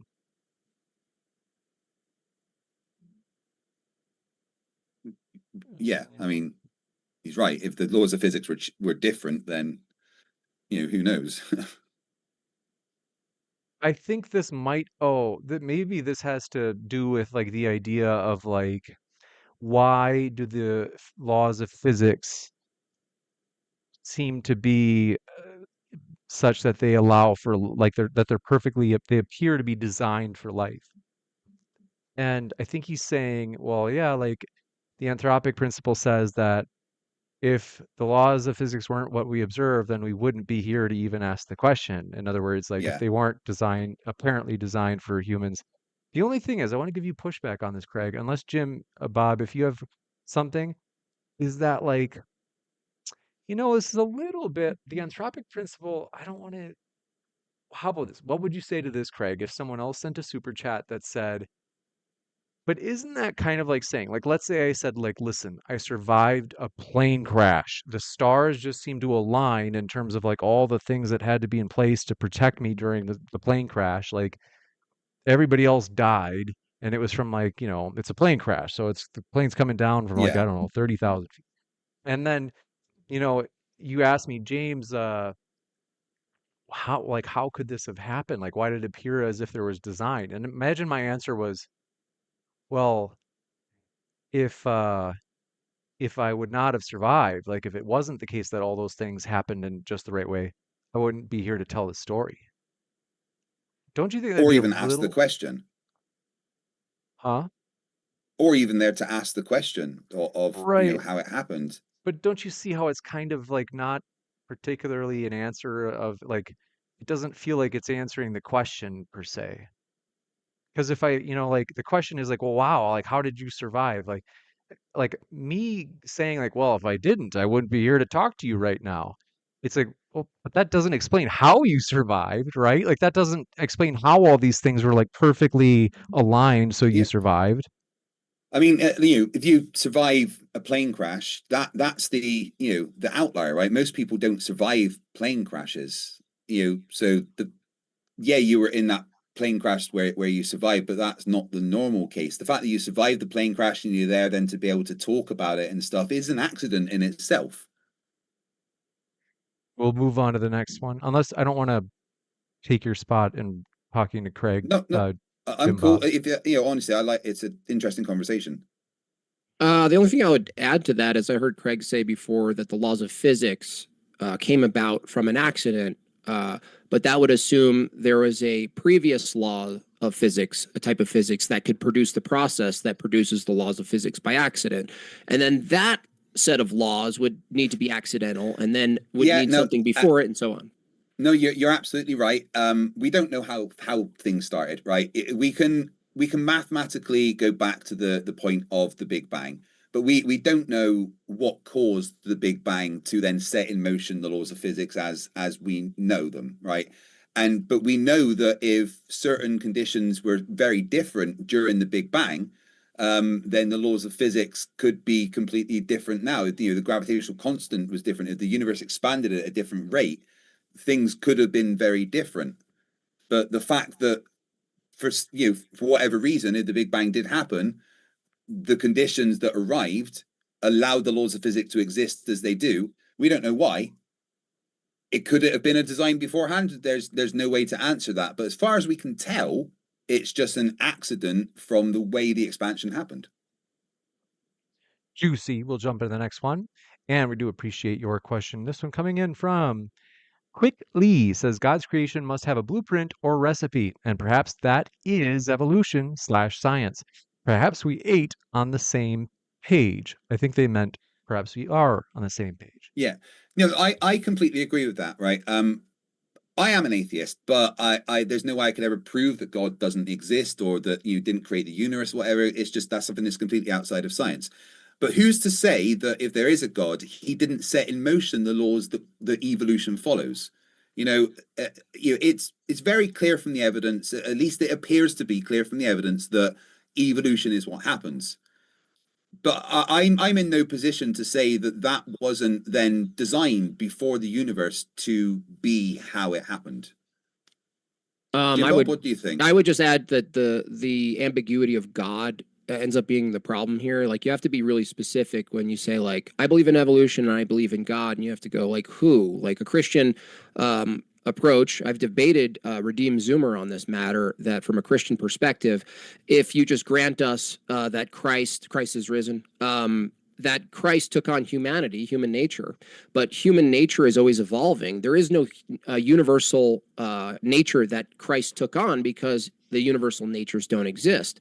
And so from that view, a Christian couldn't say we are tasked at healing our nature if there's no such thing as a human nature, right? And it also follows that if evolution kept continuing and we maintained our Christian duties, in my perspective, participating in the sacraments, let's say divine liturgy could very well be composed and conducted by a bunch of beasts that look like platypuses, right? So if that's the case, that you just need some time for that to happen. Now, if someone says God is like the creator of all things, but there's no real task or ontology for our being, or who we are and what we are, and you hold a view that evolution melds everything together, as Craig has kind of pointed to today, that everything's everything, there really are no distinct categories of animals and beings, then the question of like, well, what are we doing here if that God set into motion this giant machine, biological machine? How could you have moral positions from this God if we're all just one thing? That would mean that like everything we do is not only accidentally produced, but it's actually determined by strict physical laws. That is to say, if someone, the terrible shootings that occur, those are just determined outcomes of biology through the evolutionary view. So like, who is this God, by the way? Who is the God? I ask further questions. That's why it's fun to do debates against other theists, actually more fun than debating an atheist. Take that, Craig. Listen, this one coming in from, thanks so much. We just jumped another $100 in the fundraiser for these lenses. Thank you so much, folks. I appreciate it more than you know. And I got to tell you, I'm guaranteeing it. It's a very financially clever strategy for us, just because, like I said, if we have to do, hold on, my sister, I'm so sorry. Can I call you? I didn't realize I clicked answer. I'll call you right back in like 4 hours. Is that okay? I'll call you right back in 4 hours. Oh, thank you. Love you too. And happy Easter too. Hey, Jim Bob, that Sorry. blue bar you've got behind you, what one is that? Oh, it's wait, floor. I'll actually send you the link, Craig. It's because I'm wanting some of that for in here. I think I it's like a it. Nuvo. I'll send you the link. Thank you, appreciate it. Yeah, it was very affordable too. But yeah, basically my sister says happy Easter. I love my sister. But yeah, I do want to say, yeah, we are excited. So thank you so much for the last person. Anonymous donated $100. In fact, we have 2 anonymous donors of $100. Thank you so much for that support. That means more than you know. We're at 23% of the way. So that is like, we're pretty close to being able to get one lens in full. And like I said, the cool thing is you usually have to pay like over $100 just to rent the lens for a day, if I remember right. You could just buy Oof. it for 900. If you use it 9 days, You've got your you've money back. already paid for it. And that's not including BaitCon 5. We had to pay for insurance because the company's like, hey, you're renting like $19,000 worth of, because not only did we rent the lenses, but the actual camera bodies. It was freaking expensive. So this is a smart strategy, because I'm telling you, we're in this for the long run. I just bought the moderndaydebate.com domain for the next 10 years. Finally got it because one of those Oof. damn squatters had it, and I waited him out, and I waited for the day it expired, and I snagged it. The other thing is, uh, we need $200 more. If we get $200 more, I will show you the subway tattoo. Believe me, you won't regret it, in the sense that it will keep you awake for many nights. Christopher Howard says, second comment, I say that evolution is statistically impossible because the creature with the mutation would not survive long enough to find a mate with the same quote unquote accidental mutation with which it could reproduce. I think this is A maybe Go ahead. mutation doesn't automatically mean it straight away couldn't reproduce with someone without the mutation. It's only over several generations of that happening that they become very different. A mutation, straight away, there's no reason, lions and tigers can still mate and produce offspring, even though they're genetically quite different. It has to be genetically very, very different for mating to not be possible. Although I think once a lion and a tiger has a child, that child can't then produce any offspring. This one from 1776 says, "This is God's terrarium. We're all just living in it." Interesting. Puny God. Thanks for your super chat. This one coming in from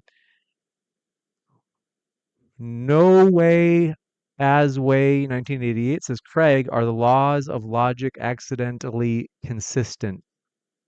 Yes, everything is an accident. The laws of logic exist because of the universe existing the way it does, and as far as I can tell, that's an accident.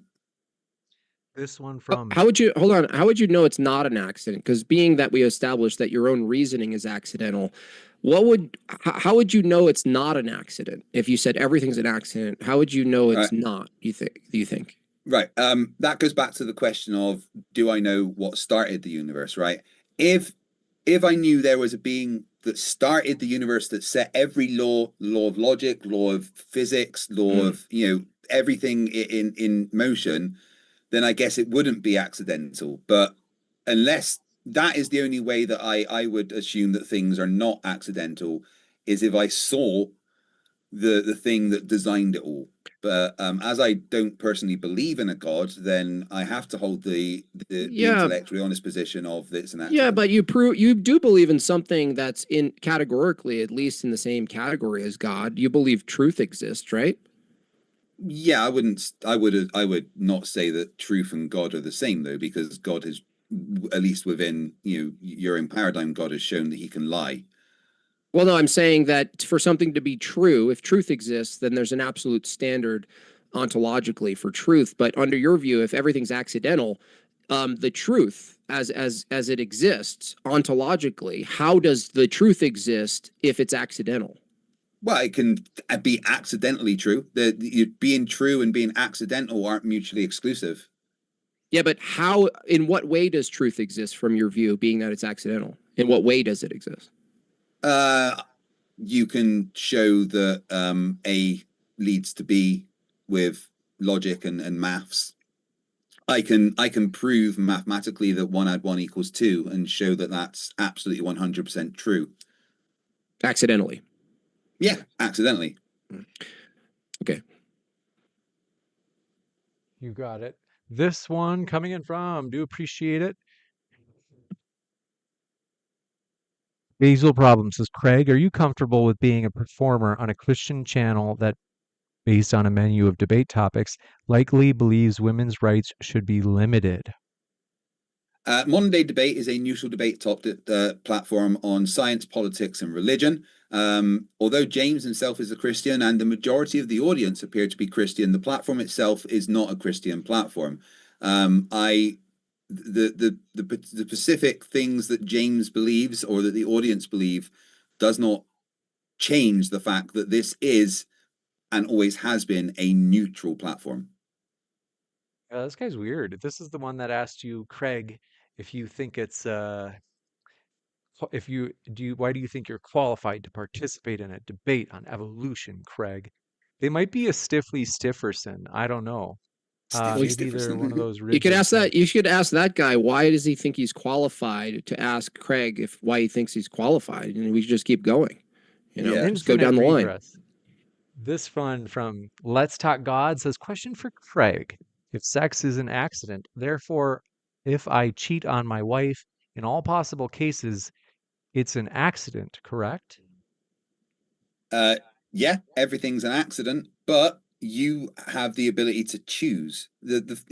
Everything's an accident in the sense of you exist because of an accident, but because of these accidents, you have been given the ability to choose what you do. That ability itself is an accident. So what you choose to do is up to you. If you choose to use those accidents that have given you a conscience and a mind and your own thoughts, if you choose to use that to cheat on your wife, that's a you problem. I've been married for 18 years. I've never accidentally put my penis in somebody else. That's good news. And this is also good news. Thanks for your question. This coming in from, let me just see if I can get this to load here. Oh, other good news. We jumped from 800 to 900. So thank you so much, folks. Seriously, we're excited about these lenses. We plan on using them all the time. I want to give you a quick, I'll wait until, holy smokes, I actually got to let you guys, we have to wrap up pretty quick here. So I actually have to let our guests go because we are going to start the last debate in just 18 minutes. So let me just skim for any last questions. Then I want to let these guys go and I'll give you updates about stuff. But yeah, if we hit 1,000, I promise I will show you the subway tattoo. Very excited about Only it. 100 to go, guys. And so yes, I don't know why you'd want to see it, but but we appreciate your support. I think that is it for questions. I'm going to do a quick skim and want to say check out Craig's and Made by Jim Bob's links in the description box. What are you waiting for, folks? Right now, check them out. But yeah, thank you, Craig, and Made by Jim Bob for being here. It's been a true pleasure to host you guys. Absolute pleasure as always, You're Jim welcome. Bob. Thank you for the very Thank you. passionate and enthusiastic debate. It's always You as fun. well. You as well. Thanks, guys. I will let you go. And what I'm going to do, in this case, it's kind of different where it's just booting you from the old Zoom call because I'm going to keep the See you same later. one. Take care. Have a good one. And let's see here. Just fixing this. And voila. So I want to say, you guys, thanks so much for your support. Seriously, it means more than you know that we are, for our fundraiser, we're at 900. So that is epic. And yes, Oliver Catwell says, what number do we have to hit on the GoFundMe to not see the tattoo? That's funny. I mean, it's if we get to 1,000, then the only way that you're not going to see it is if we get to 2,000. But yeah, no, I'm pumped. If we hit $1,000 today, that's an epic. It's an epic fundraiser. We also, like I said, I'm super thrilled that Andrew mentioned. Huge credit to Andrew. He didn't have to do this. So let me just give you the objective, uh, story of why I'm mentioning it. Is so like this morning it was supposed to start at about 11 a.m. Eastern, which is like I think what is that 8 a.m. Eastern for me. And at 7:30 in the morning, I got a message 30 minutes before where Andrew was like, "Hey man, I just didn't get enough sleep last night. We just have to reschedule." And I was kind of like pissy, and I was like, "Come on, Andrew, like you're like this leaves me out to dry." And then I mentioned it on stream, and I didn't lie, and I didn't call him any names, but so I probably seemed a little pissy at the start of the stream. But to Andrew's credit, he woke up, did his own stream, and raised $500. He told me this. He sent me a DM saying, "Hey, like, I'll have to be more cautious about my commitments in the future. I kind of took on more than I could do," which I totally get that. I do that all the time. So I appreciate him just being honest and especially like I said, it was kind of a hero move that he just woke up and was like, "All right, and now I'm going to raise $500 for James." So that fundraiser is like in a way actually 1,400. So we do appreciate that, and it is true. It's like wow. It's like James, you're raising $3,500. The thing is, it's for 4 different lenses. And people are like, well, why are you getting 4 lenses? That doesn't make sense. Well, it's because during a live debate like DebateCon, you have to have 4 because you have 1 on the speakers, and then you have, don't worry, I'm still here. Here I am. Is you have 1 on the speakers, you have 1, not 1 on each speaker, you have the broad shot that shows both speakers, and then you have 1 that's on the audience. So there is a reason we're getting 4. We will use all 4 regularly. And including for this particular debate coming up that you have probably already seen advertised on Modern Day Debate at least, is Andrew Wilson versus AP. But yeah, Andrew Wilson. So we really appreciate that Andrew has done that. So it is super cool. And then do want to show you, yeah, it'll be used at that debate, for example, on April 28th. I'm going to get some food though, because, I do want to eat really quick before we get these guys on. So we might start the next debate like a few minutes late. But yeah, thank you guys for your support. If we do, I think we can. I'm confident we will get to $1,000 for the GoFundMe. I will show you the tattoo, this big, beautiful tattoo. And give me a sec though. I have to. So don't worry, I'm going to be right back. But I am also going to get a quick protein shake and some chicken, and then we'll do the last debate, and then I'm going to get a cup of coffee. Oh, I'm like an old man. I'll be back in the live chat. If anyone comes in and they're like, "What's going on? Why am I not seeing anybody?" If you could, folks in the live chat, let anybody know, like, "Oh, like that's why you're not seeing." James is in the kitchen getting some food.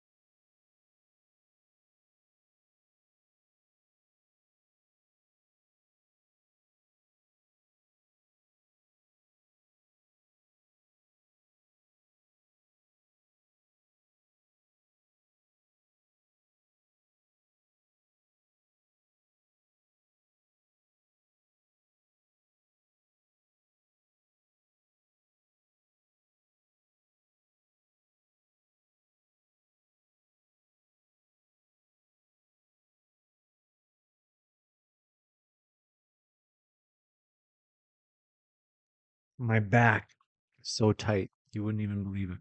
But we're gonna do this. We're gonna crush it. I'll be right back. I forgot why I even came out here. I think I was gonna grab my protein powder, but I don't know why, because it's not out here.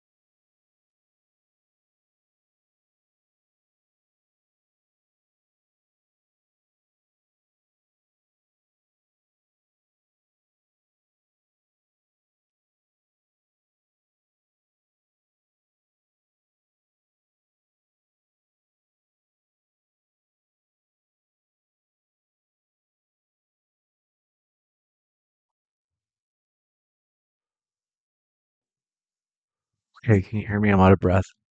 Yes, I'm an old man. Oh wait. Oh no, I'm good. I've got to tell the debaters I'm running slightly behind.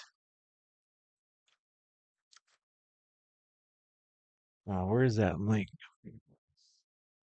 Ouch. So mentally, I'm all here and I'm pumped. Like, I've enjoyed today immensely. We only have about 3 hours left. So it's been 9 hours. That can't be right. Is that right? Doesn't so it, that yeah, it doesn't seem like 9 hours. It kind of feels like three.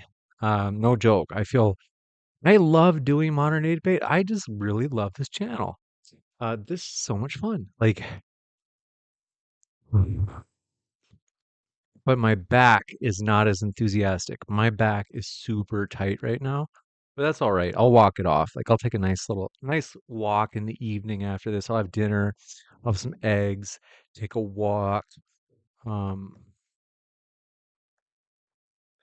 let's see here. We got this and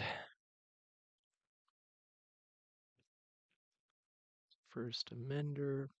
So yeah, I'll take a walk and I'll be good. So it is totally worth it. And yeah, I mean, it's also worth it just because the joy that I've had mentally from doing this today has exceeded the tightness and pain. I wouldn't even like subtle, slight, dull pain that I have in my back. It's like really tight. Like it's not just like, oh, it's a little tight. It's like, holy smokes, it is so tight that that walking can be a little bit uncomfortable, very uncomfortable when I get up. Well, let me do this. I'm going to do a really quick little change here. Uh,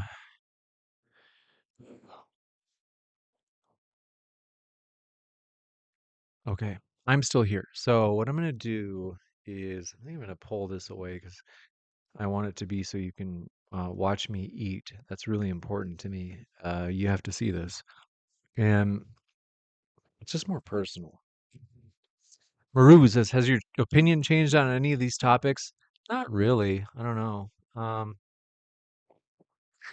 Did I?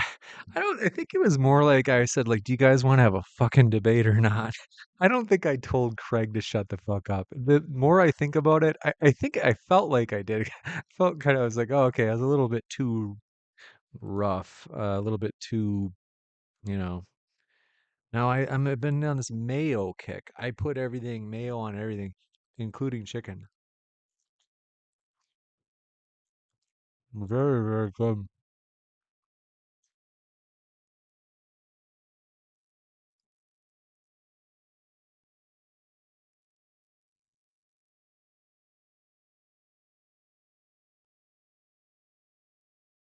First Amender, if you're watching, just give me, I just need a little bit of time to finish this chicken. It's a small piece of chicken, okay? But yeah, I wasn't, oh, did I really tell Craig to shut the fuck up? There's no way, dude. Um, Dale, shut the fuck up. But, it's not as much, you guys aren't going to believe me. It's not necessarily anger. It's that if I drop an F-bomb, I feel like the guests will be like, ooh, James is pissed, like, and they'll take me more seriously. So there's like a little bit of performative theater. Um, I probably was a little annoyed, but it's good. Those are usually the more entertaining debates. Like if I'm pissed, it's like high energy. Um,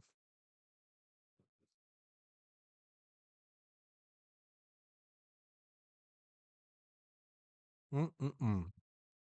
First Amender, I promise I'll be there in a sec.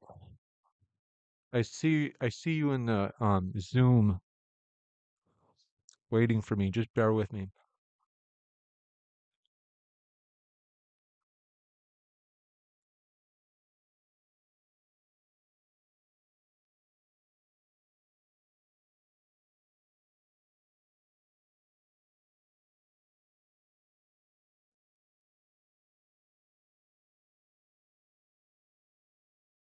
And this is the good chicken too. This is not the Walmart rotisserie chicken.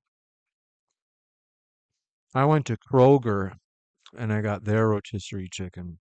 That's how you know it's good. It was like some sometimes you got to treat yourself.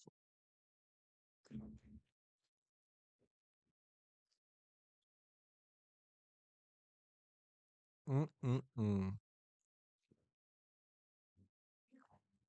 The people are here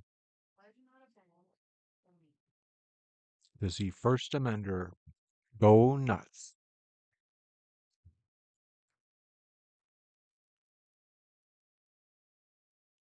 I know that First Amender and I disagree on almost everything, but I think of it as more of like an on paper type of thing, you know? Like I don't I told you I'm putting mayo on my chicken. I just dip it right in here.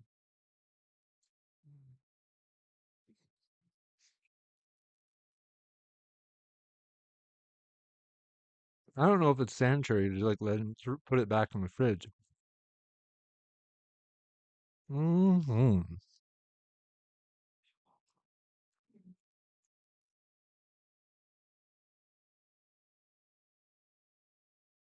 I hate. Forgive me for being rude and eating in front of you.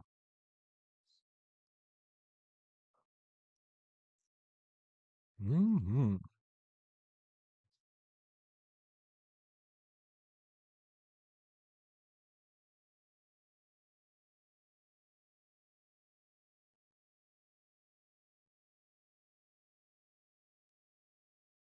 Let me remind Stein.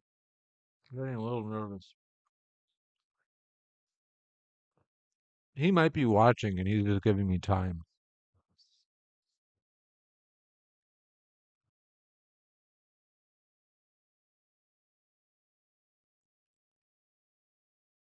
They have arrived.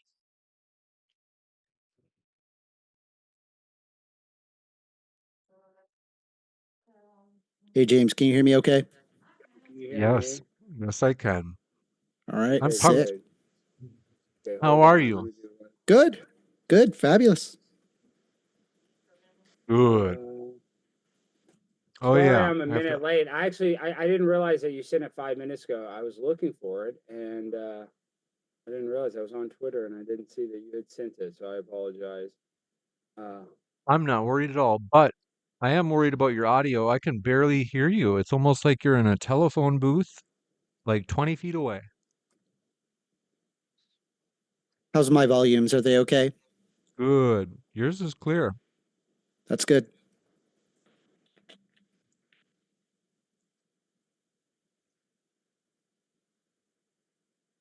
Thank you for your super chat from Christopher Howard.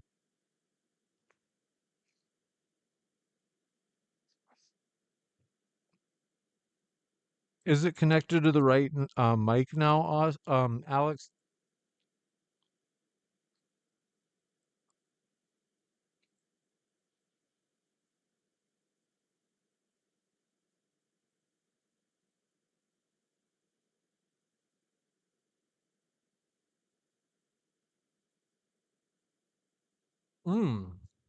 Thanks quickly for your super chat. £5.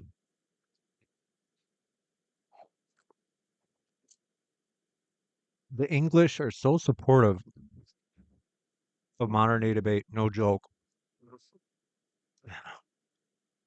Um, I think Alex is fixing his audio.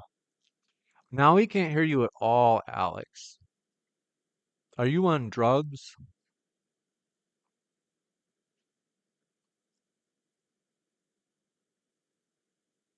How's your long form stream doing, James? Have you been doing okay? Yeah, I think I'm on 9 hours. I think finished the ninth Holy hour, cannoli, that's way too long. but I'm enjoying it. Like I've actually had like a great day. I feel great. Have you drank anything? What about Little now, James? James, can you hear me coffee. now at least? I can, but it's still pretty low. Let me Is see. it Give me still 1 sec. low? I don't know what's probably Let me see me. if I can look at the OBS meter here. It'll be just one moment. But yeah, I'm actually like in a great mood. I'm like, man, I was like I should do this every day. Like I honestly would if I could, because I'm just feeling great. The only thing is, man, my my back is tight. That's the only bad thing, but that's a small thing. I can walk it off afterward. Um, let me check now. Alex, can you say 1, 2, 3 for me?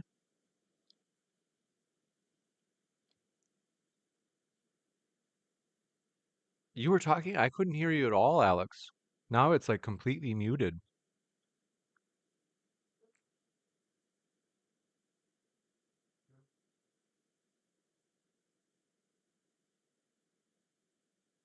Alex Stein, I can't hear you, bro.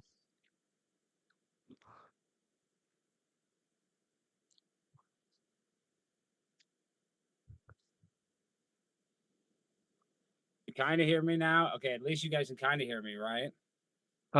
Yeah. And then Kind first of. amender, can you do a 1, 2, 3 for me? 1, 2, 3. Testing, testing. Yeah. Alex, yours is still low. Let's see if we can get Alex, can you turn yours up a smidge? And then first amender, can you turn yours? Actually, first amender, it might be that yours is just cranked up because looking at the meter, you're actually you're quite loud.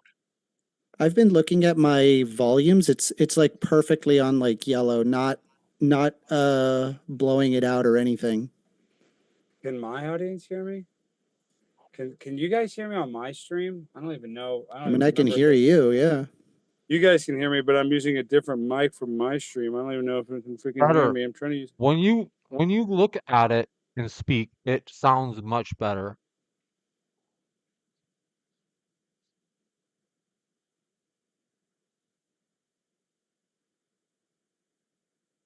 Hey chat, give me some feedback. Do Alex and First Amender sound like they're approximately the same volume.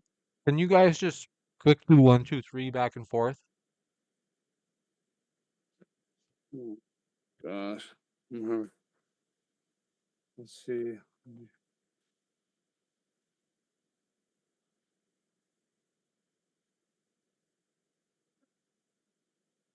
Oh, what a pain in the butt. Okay. Can everybody hear me? I don't even know if it's working. Can you hear me, James? Um, No, it sounds bad. that's better.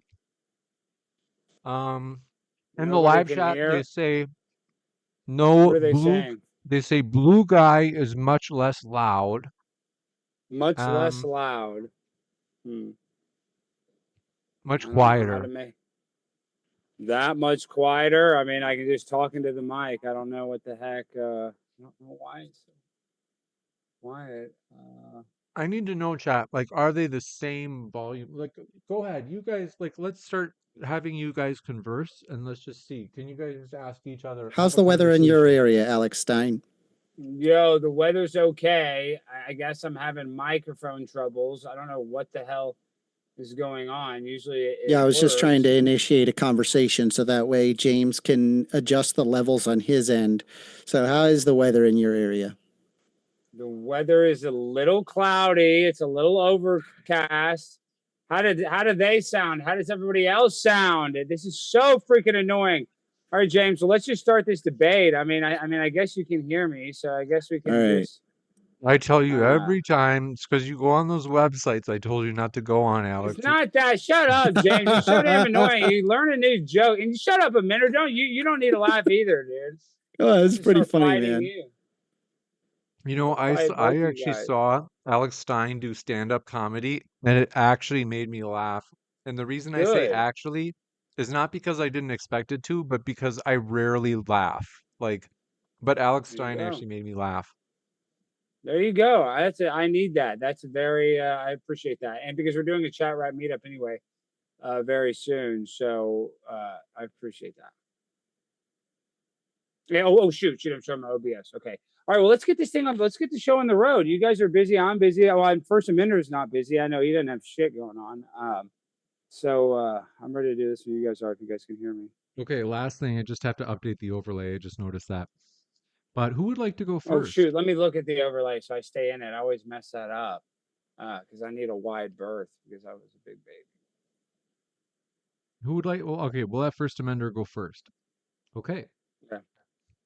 All right, folks. I'm going to go backstage for just a moment, and then I'll be back. So here we go in 3, 2, 1. Ready, set. Here I go backstage.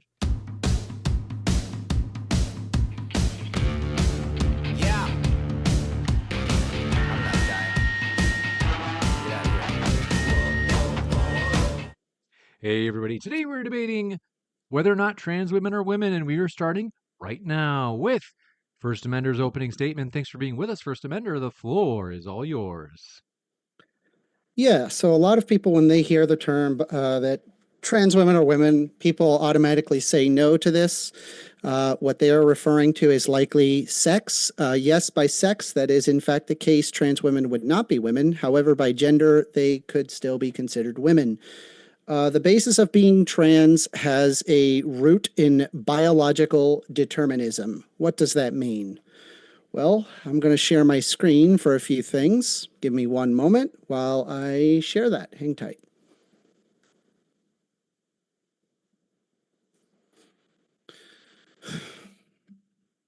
Sorry, I just have to share an application. Does it just not let me? It should. Okay. You just have to press that green Yeah, button. I'm looking for it. Bottom, middle, or middle, Yes, I top. have it here. There you go. Okay, so you can see here is a brain, sex, and transgender women is shifted towards their gender identity.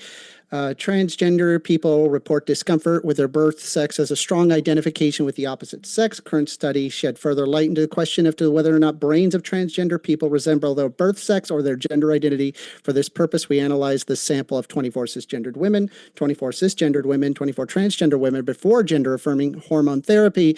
We employed a recently developed multivariate classifier that yields a continuous probabilistic rather than binary estimate for brains from male to female. The brains that transgender women ranged between cisgendered men and cisgendered women, albeit still closer to cisgendered men, and that the differences both through cisgendered men to cisgendered women were significant. These findings add support to the notion that the underlying brain anatomy in transgender people has shifted away from their biological sex towards their gender identity.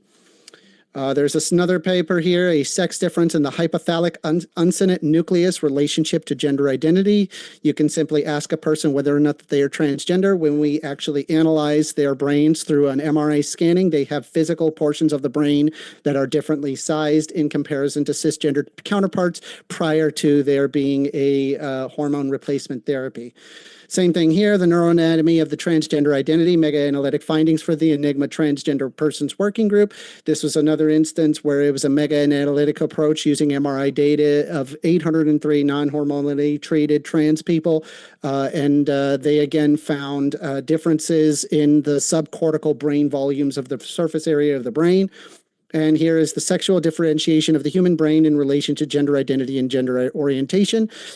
When you're an embryo, there are two separate distinct developmental processes that are they are generally the same, but they can also be quite different. How do I stop sharing? Hold on a sec. You have to click that same button that you Yeah, start. I don't know where my Zoom went. Hold on. Same door in is the same door out. Okay, stop share. Yes, so when you're an embryo, you basically start off with the brain development, and it either goes towards male or towards female. Yes, there do exist actual differences in the brain, as well as the brain chemistry of male or female. And typically, the genitals that you get, that happens later on. Usually, they tend to be the same. The development of the brain, as well as the gonads, they end up being the same thing.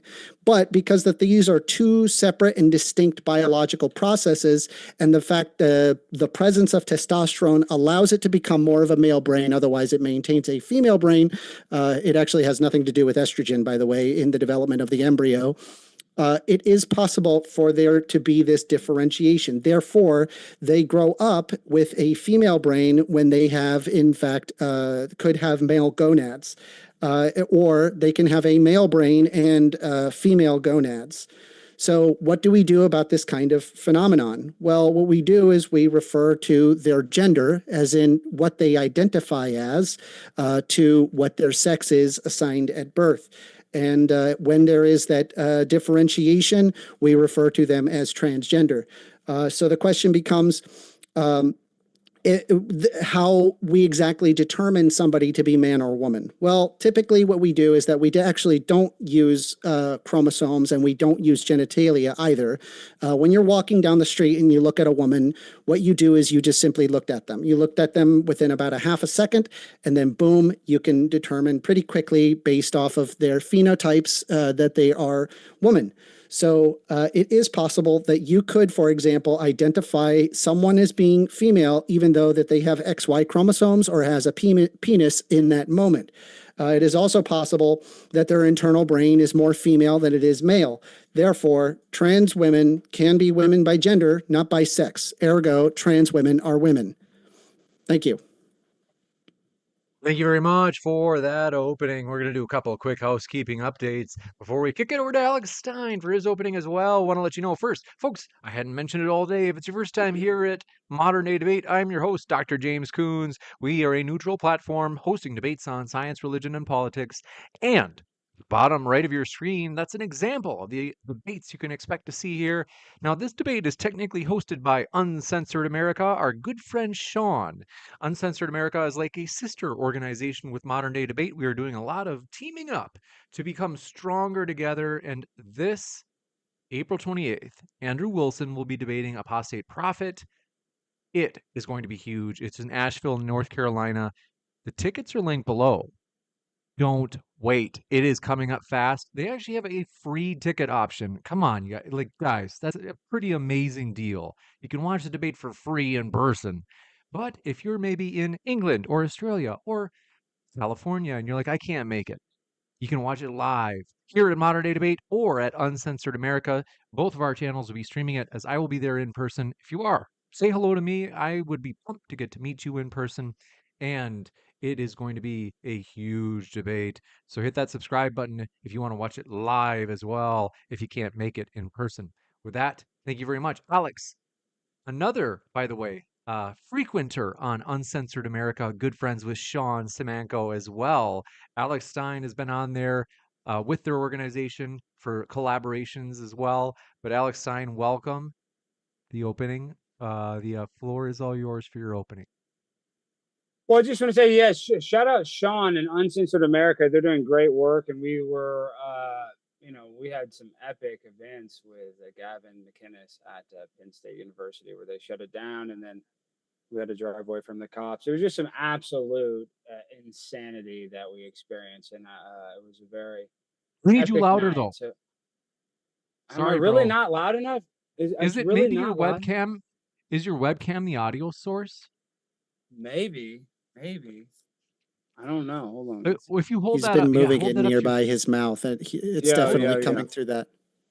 Now that is up. it? How does it sound now? Treat it Perfect. like a WWE microphone where you're like, hey folks, like Sound blah okay? blah blah, like this. Yeah, I think I Please. have. I think I have something like this. Okay.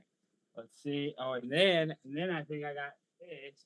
I mean, I don't see why. I mean, if you think about it, it's even easier to hold that little lapel mic up because it's a lot lighter than a handheld mic. I know it is, but doesn't the handheld mic look kind of gangster though? Let's see. I don't know. How do I look? How does it sound? Pip on a blimp? Does it sound Much better. okay? Much better. Well, we'll just have to make do with this. No, we don't really have. No, not better anymore. Yeah, because I'm not talking into it. No, Okay. we're just gonna have to make do. Okay. All right. What is the chat saying? Is the chat going crazy? Ready? Okay. Yeah, they are. They're excited. All right, guys. All right, let's spit this debate. We're gonna keep it raw with no fake. 5 minutes on the clock. I'm gonna make the stage shake. Trans women ain't a woman. That's the topic we running. I'm gonna break it down quick with rhymes, and I'm summoning. It's biology, fam. That's the truth I'm spitting. Chromosomes don't lie, so y'all better start listening. XX, XY, that's the code in our cells. Females got the ovaries. Males got something else. Trans women born a dude, that's the deal from the start. Hormones and surgery don't change what's in that heart. It ain't about hate. It's just about the facts I'm dropping. Biological truth. The science ain't stopping. You can feel like a queen, rock a dress, that's cool. But DNA don't bend. It's the ultimate rule. Woman means female. That's the line we hold. Rooted in the body, not the stories we told.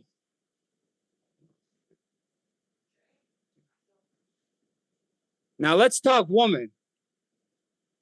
Keep the meaning on lock. If it's just how you feel, then the word's out of stock. Okay, so basically what I'm saying is I try to put a rhyme together, and I know First Amender because I've debated him, and he's totally libtarded. He's one of the most libtarded people that I've ever debated, and that's a compliment, actually. Considering how many libtarded people I've debated, so you are the best at something, being libtarded. But we're not here to debate about you. We're here to debate about how you always like to talk about how, oh, we need studies. So what I'm going to do real quick is I want to be able to share my screen and see if you can see this study on, let's see, does it show you guys this? You guys might not be able to see them very big, but okay. Crap, can you see my screen? Yes, we can see the script that you had Grok write for you. This is it right here. Yes, that was the script. Yes, that was it. But I had to recite it, James. And please don't interrupt. Aren't you good? Doesn't a real professional moderator not interrupt? Okay, so listen. So 10 studies or scholarly works. Do you see this? Is that what you're saying? We can see it. Yeah. Okay. 10 studies or scholarly works published before 2007, before the gender agenda, all that stuff. And this is J Money, 1973, Gender Role, Gender Identity, and Sexual Orientation in Transsexualism, the Journal of Sex Research. This early work by John Money, a pioneer in sexuology or sexology, discusses transsexualism and notes that while sex reassignment surgery can alter external genitalia and secondary sex characteristics, it cannot change a chromosomal sex, XY for those assigned male at birth, or internal reproductive structures. Money emphasizes that biological sex remains male at the genetic level, so you can never change that. Green R and Money J, again, 1969, Transsexualism and Sex Reassignment, Johns Hopkins University Press, pretty strong university there. This seminal book outlines the medical and psychological aspects of sex reassignment. It states that while surgery and hormones can align physical appearance with gender identity, they do not alter the genetic or gonadal basis of sex. The authors note that XY chromosomes and male skeletal features persist, limiting full biological transformation to female. So that's pretty strong right there. Male and female skeletal features persist no matter what. So you can change the Pizza Hut to a Chinese buffet, but you're always going to know that it was a Pizza Hut by the shape of the roof, just like you're always going to know it's a boy by the shape of the hips. Now, this is great. Benjamin H. in 1966, The Transsexual Phenomenon. Harry Benjamin, a key figure in transgender medicine, describes sex reassignment procedures and their effects. He explicitly notes that biological sex defined by chromosomes and reproductive capacity cannot be changed. Wow, cannot be changed. And this is done by the Julian Press. As surgeries only modify external anatomy and hormones adjust secondary characteristics, not the underlying male biology. Wow, and that's a study. You like studies. Okay, this is from Gurin LJ. The endocrinology of transsexualism, that's a tongue twister to say the least. A review and commentary, and this is a psychoneuroendocrinology. This study reviews hormonal treatments for transsexual individuals. Gurin notes while estrogen therapy induces female secondary characteristics in male to female transsexuals, it does not alter male chromosomal structure or eliminate male skeletal traits, indicating that a complete biological shift to female is not possible. Not possible. Okay, and this is Blanchard R., 1987, Gender Dysphoria, Gender Reorientation, and the Clinical Management of Transsexualism, Journal of Consulting and Clinical Psychology. You love journals and you love psychology and you love schools and stuff. This paper discusses clinical approaches to transsexualism and notes that sex reassignment surgery modifies external features, but does not change the genetic or internal anatomical, that's hard to say, anatomical, how do I say that? Anatomical? Anatominable. It's anatomical. I think I said that. Anatomical. That's it. Basis of sex.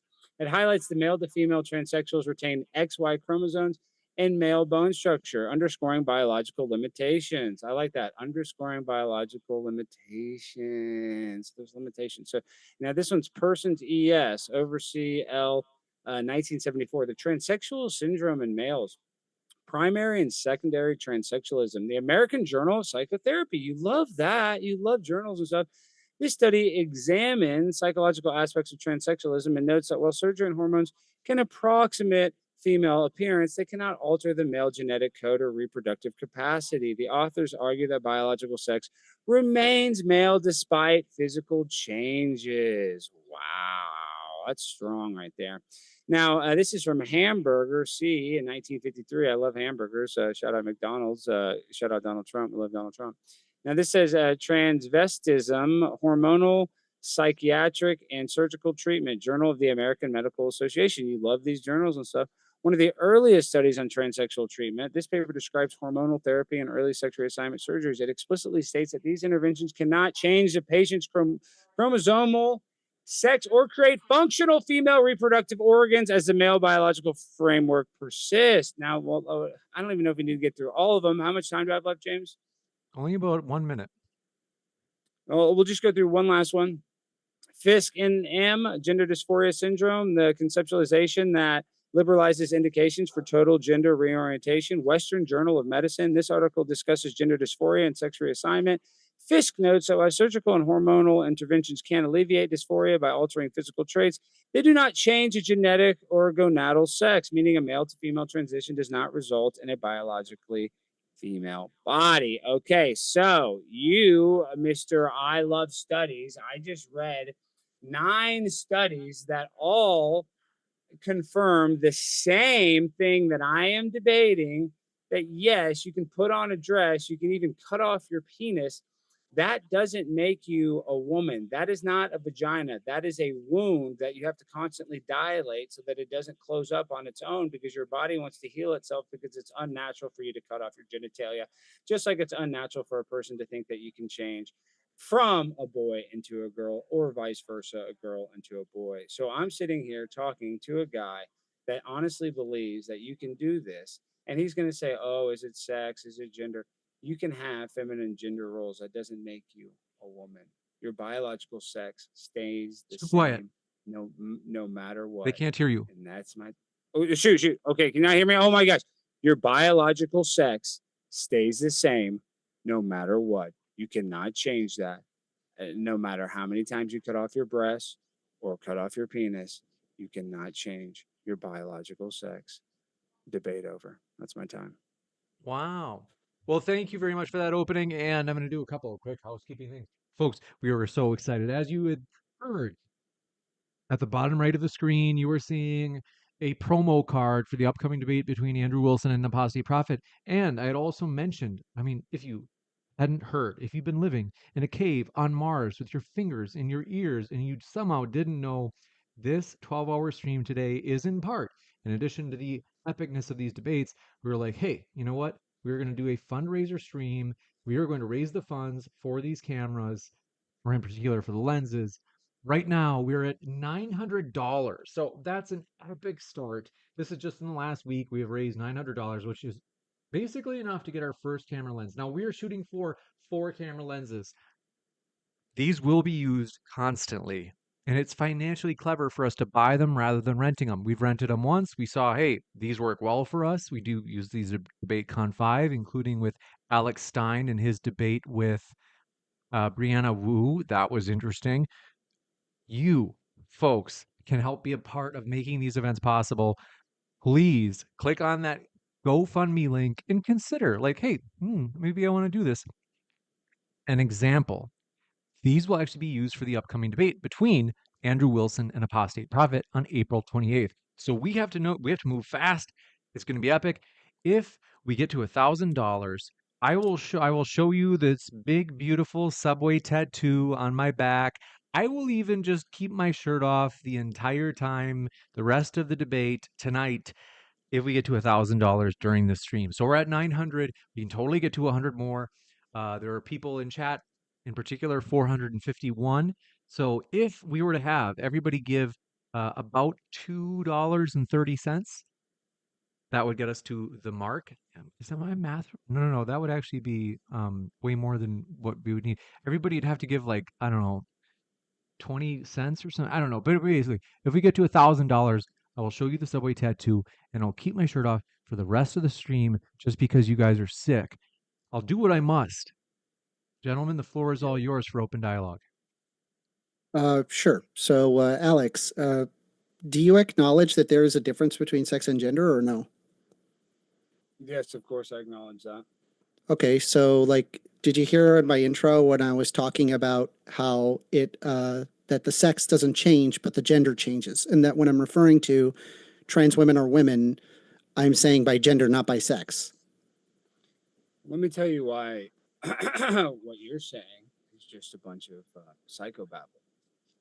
As soon as you say that, so hard to hear you. Woman, is it still that hard to hear me? Is it still that hard to hear? Oh my gosh! That was like basically what we need out of you. It was like when you were holding it very close to your face. Yeah.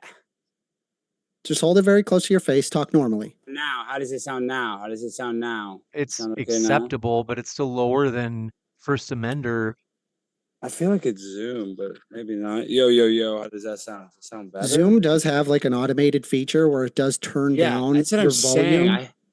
I swear. if I'm not mistaken, if you hit, let me see if I can find where I found it before. Oh crap! I'm all the way low. Damn. How do I sound now? Is that a lot better? That's better. It should be better. Yo, yo, yo. Do I sound better now? Do I sound okay? Yeah, that's good. Why does it? Yeah, I Why think does so. it keep on? That was doing the trick. That was the sweet spot. Okay. Yeah. Okay. Well, let's Oh, just see. Okay. Go to Yeah. your How does this? look at Yeah, your Zoom. I think Hey, I'm okay I'm here to now. help But you. why does? Alex, Yeah, but it keeps listen on for a second. automatically adjusting. Yeah, I know how to fix this. Go to your Zoom workplace. You will see a gear icon. It's settings.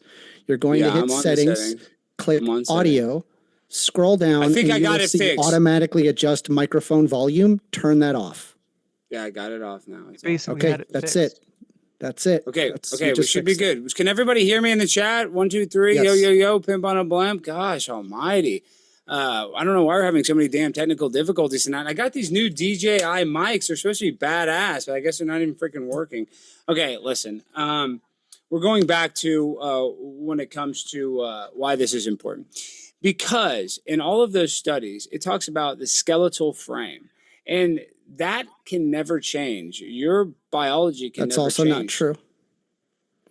The skeleton is relatively the same prior to puberty, but then Oh, post give me puberty a it break. changes. Do you think do you think a male and female have the same skeletal frame? No, they don't.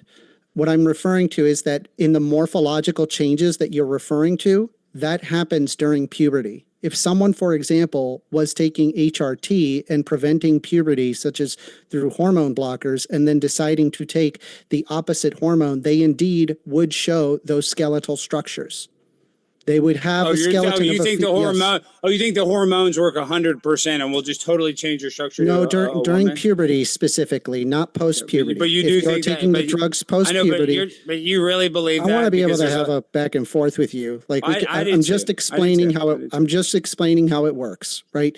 If you are to take prior the human body to puberty, prior to puberty, the human body is the same, male or female, save for the genitals.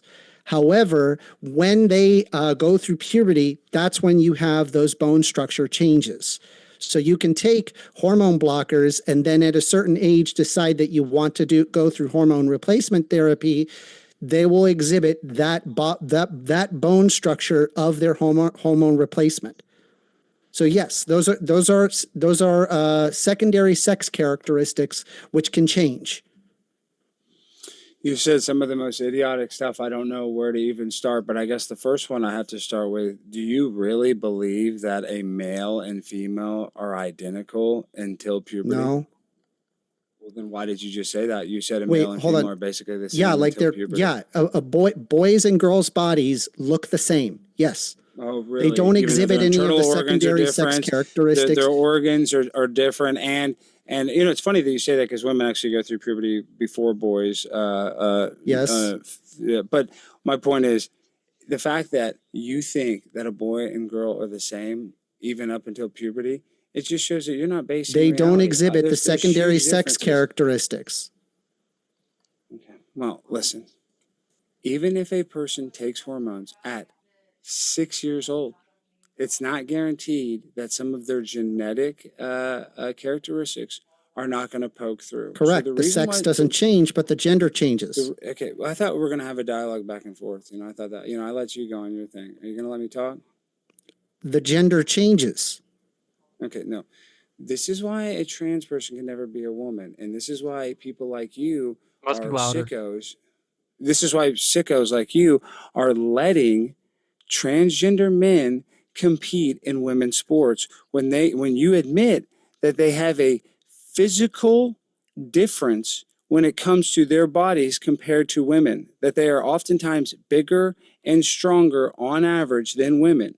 And you cannot change Which that. you can exhibit different morphological changes by taking different hormones, which causes you to have those separate secondary change sex your bone characteristics. structure. You cannot I'm change telling your bone you structure. that if you are preventing puberty and then you decide to go on hormone replacement therapy prior to puberty, your then bone yes, structure. it does. In every does. study, I showed you 9 studies that all said You cannot change the bone structure even with hormones. It said that. It said it's impossible to change the Post-puberty, skeletal. Alex. It's impossible to change it. First of all, you can stunt puberty, but that doesn't make a boy's stunted puberty a girl. He's not equal to a girl because you stunted his puberty. You're so out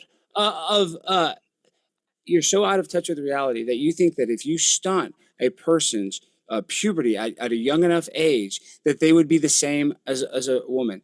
That actually, they might be less than a woman, but it doesn't matter. What I'm saying is it's still not the same. You cannot transition. You cannot have a baby. A boy cannot transition and have a baby. So you can never become a woman. What is your definition of a woman? Can you say, what is a woman? The cliche. What is it, First Amender? Please observe this paper. The development of hip bone density geometry during gender-affirming hormone therapy in transgender adolescents resembles that of the experienced gender when pubertal suspension is started in early puberty.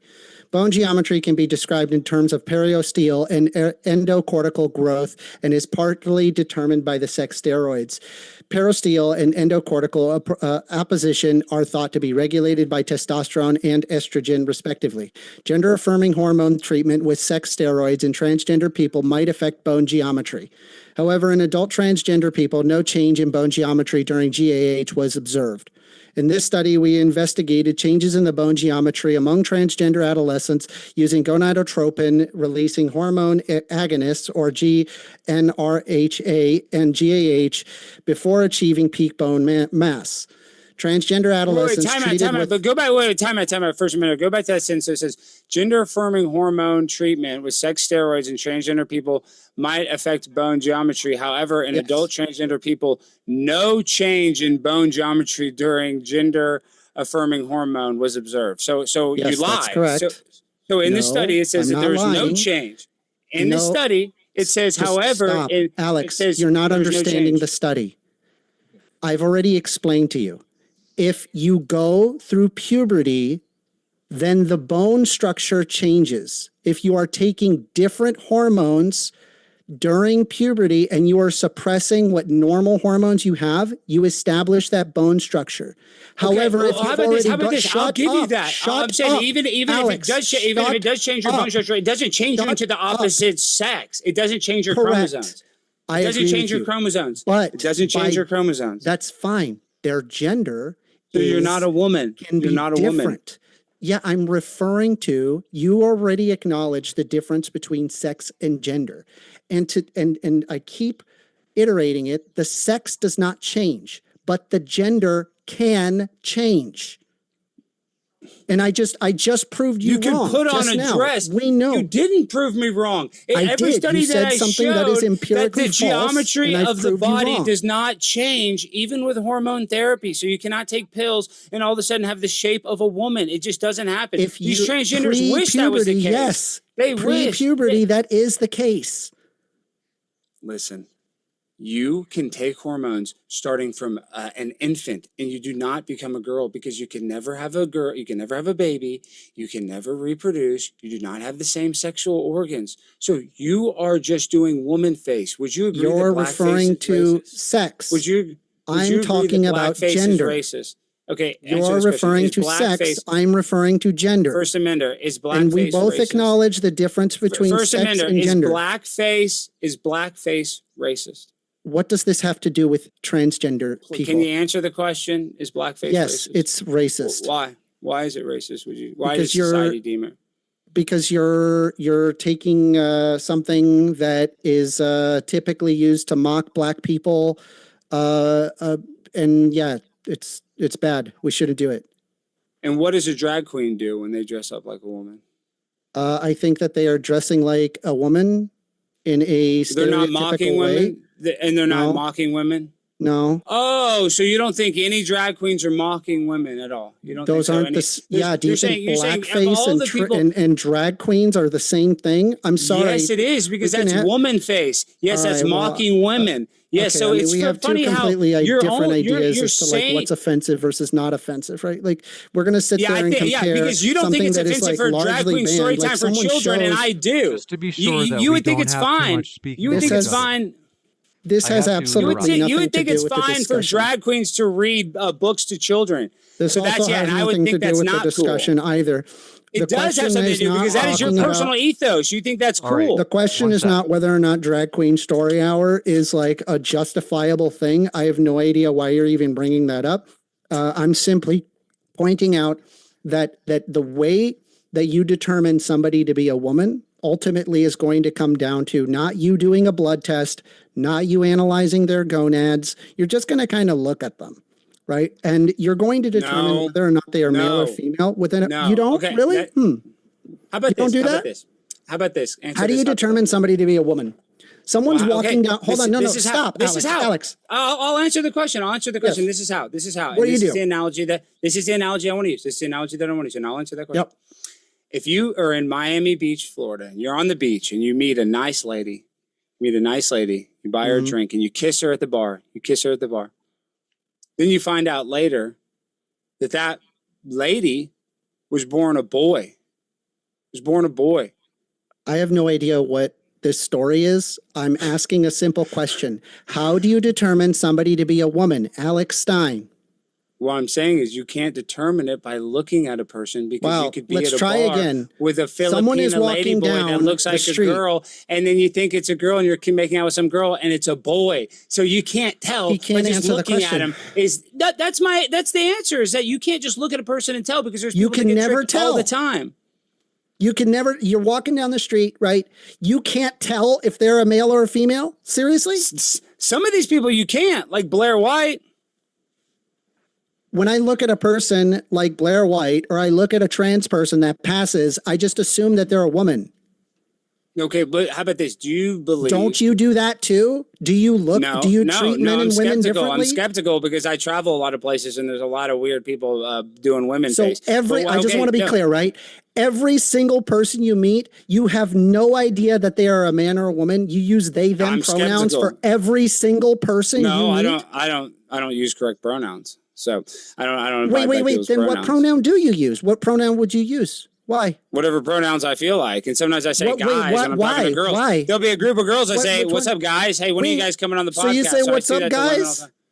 To women, but that doesn't make them a boy. That doesn't make Okay, them a boy. but I'm If I just say, "Hey, saying- when are you guys coming on my podcast?" I'm just saying that doesn't you're mean using you're a boy. a pronoun. No, I'm You're saying using a I'm pronoun using based your on argument looking against at you. them. You think social construct decides whether you're a boy or girl or not? No, what I'm decides whether you're a talking boy or about girl or not whether or is your not trans genitalia. women are women. And they're by not. gender, They're they not can be women. woman, 100%. No, they yes. cannot be a woman. No. I've Okay, how about shown this? you the Answer this neurological hypothetical. link Do you mind between answer of this transgender hypothetical? people One in sec. I hate to comparison do to this. You cisgender guys, people. we have to break this up. We do have to break it into 1 minute intervals. I've given you a lot of time to try to work this out, but we're going to go with First Amender for 60 seconds, and then we'll kick it back over to you, Alex, for 60 seconds, and we'll just keep alternating. First Amender, the floor is ours, and you guys don't interrupt each other. Don't even. I'd think like to about it. ask him some questions. I think you're being dishonest to yourself as well as the audience by saying that you don't determine someone to be male or female by looking at them. That's literally what every single human being does on Earth, right? And we don't operate with this bizarre level of Not in a gay skepticism. bar. Not We in a just- gay bar. We don't Oh my operate God, on this you're- like bizarre level of skepticism when it comes to this. We do this all the time. Any regular person does this. It is possible for a trans person to pass. We would just assume that they are a woman. By sex, you're correct, is not changed. They are still, if you're looking at a trans woman, by sex, they are still male. However, Boom, we debate are- one. by gender, that is Debate not over. the case. You are Debate observing them as female. You describe them Okay. as female. You would Okay, use okay, she, okay. her pronouns because you wouldn't be so skeptical to every single person you meet. Okay, how about this? I'll even concede, yes, if sometimes I see somebody, I guess people's pronouns sometimes, but you can be wrong. Would you concede that you can be wrong? So I Sure. agree that people can. Yeah, you can be wrong, sure.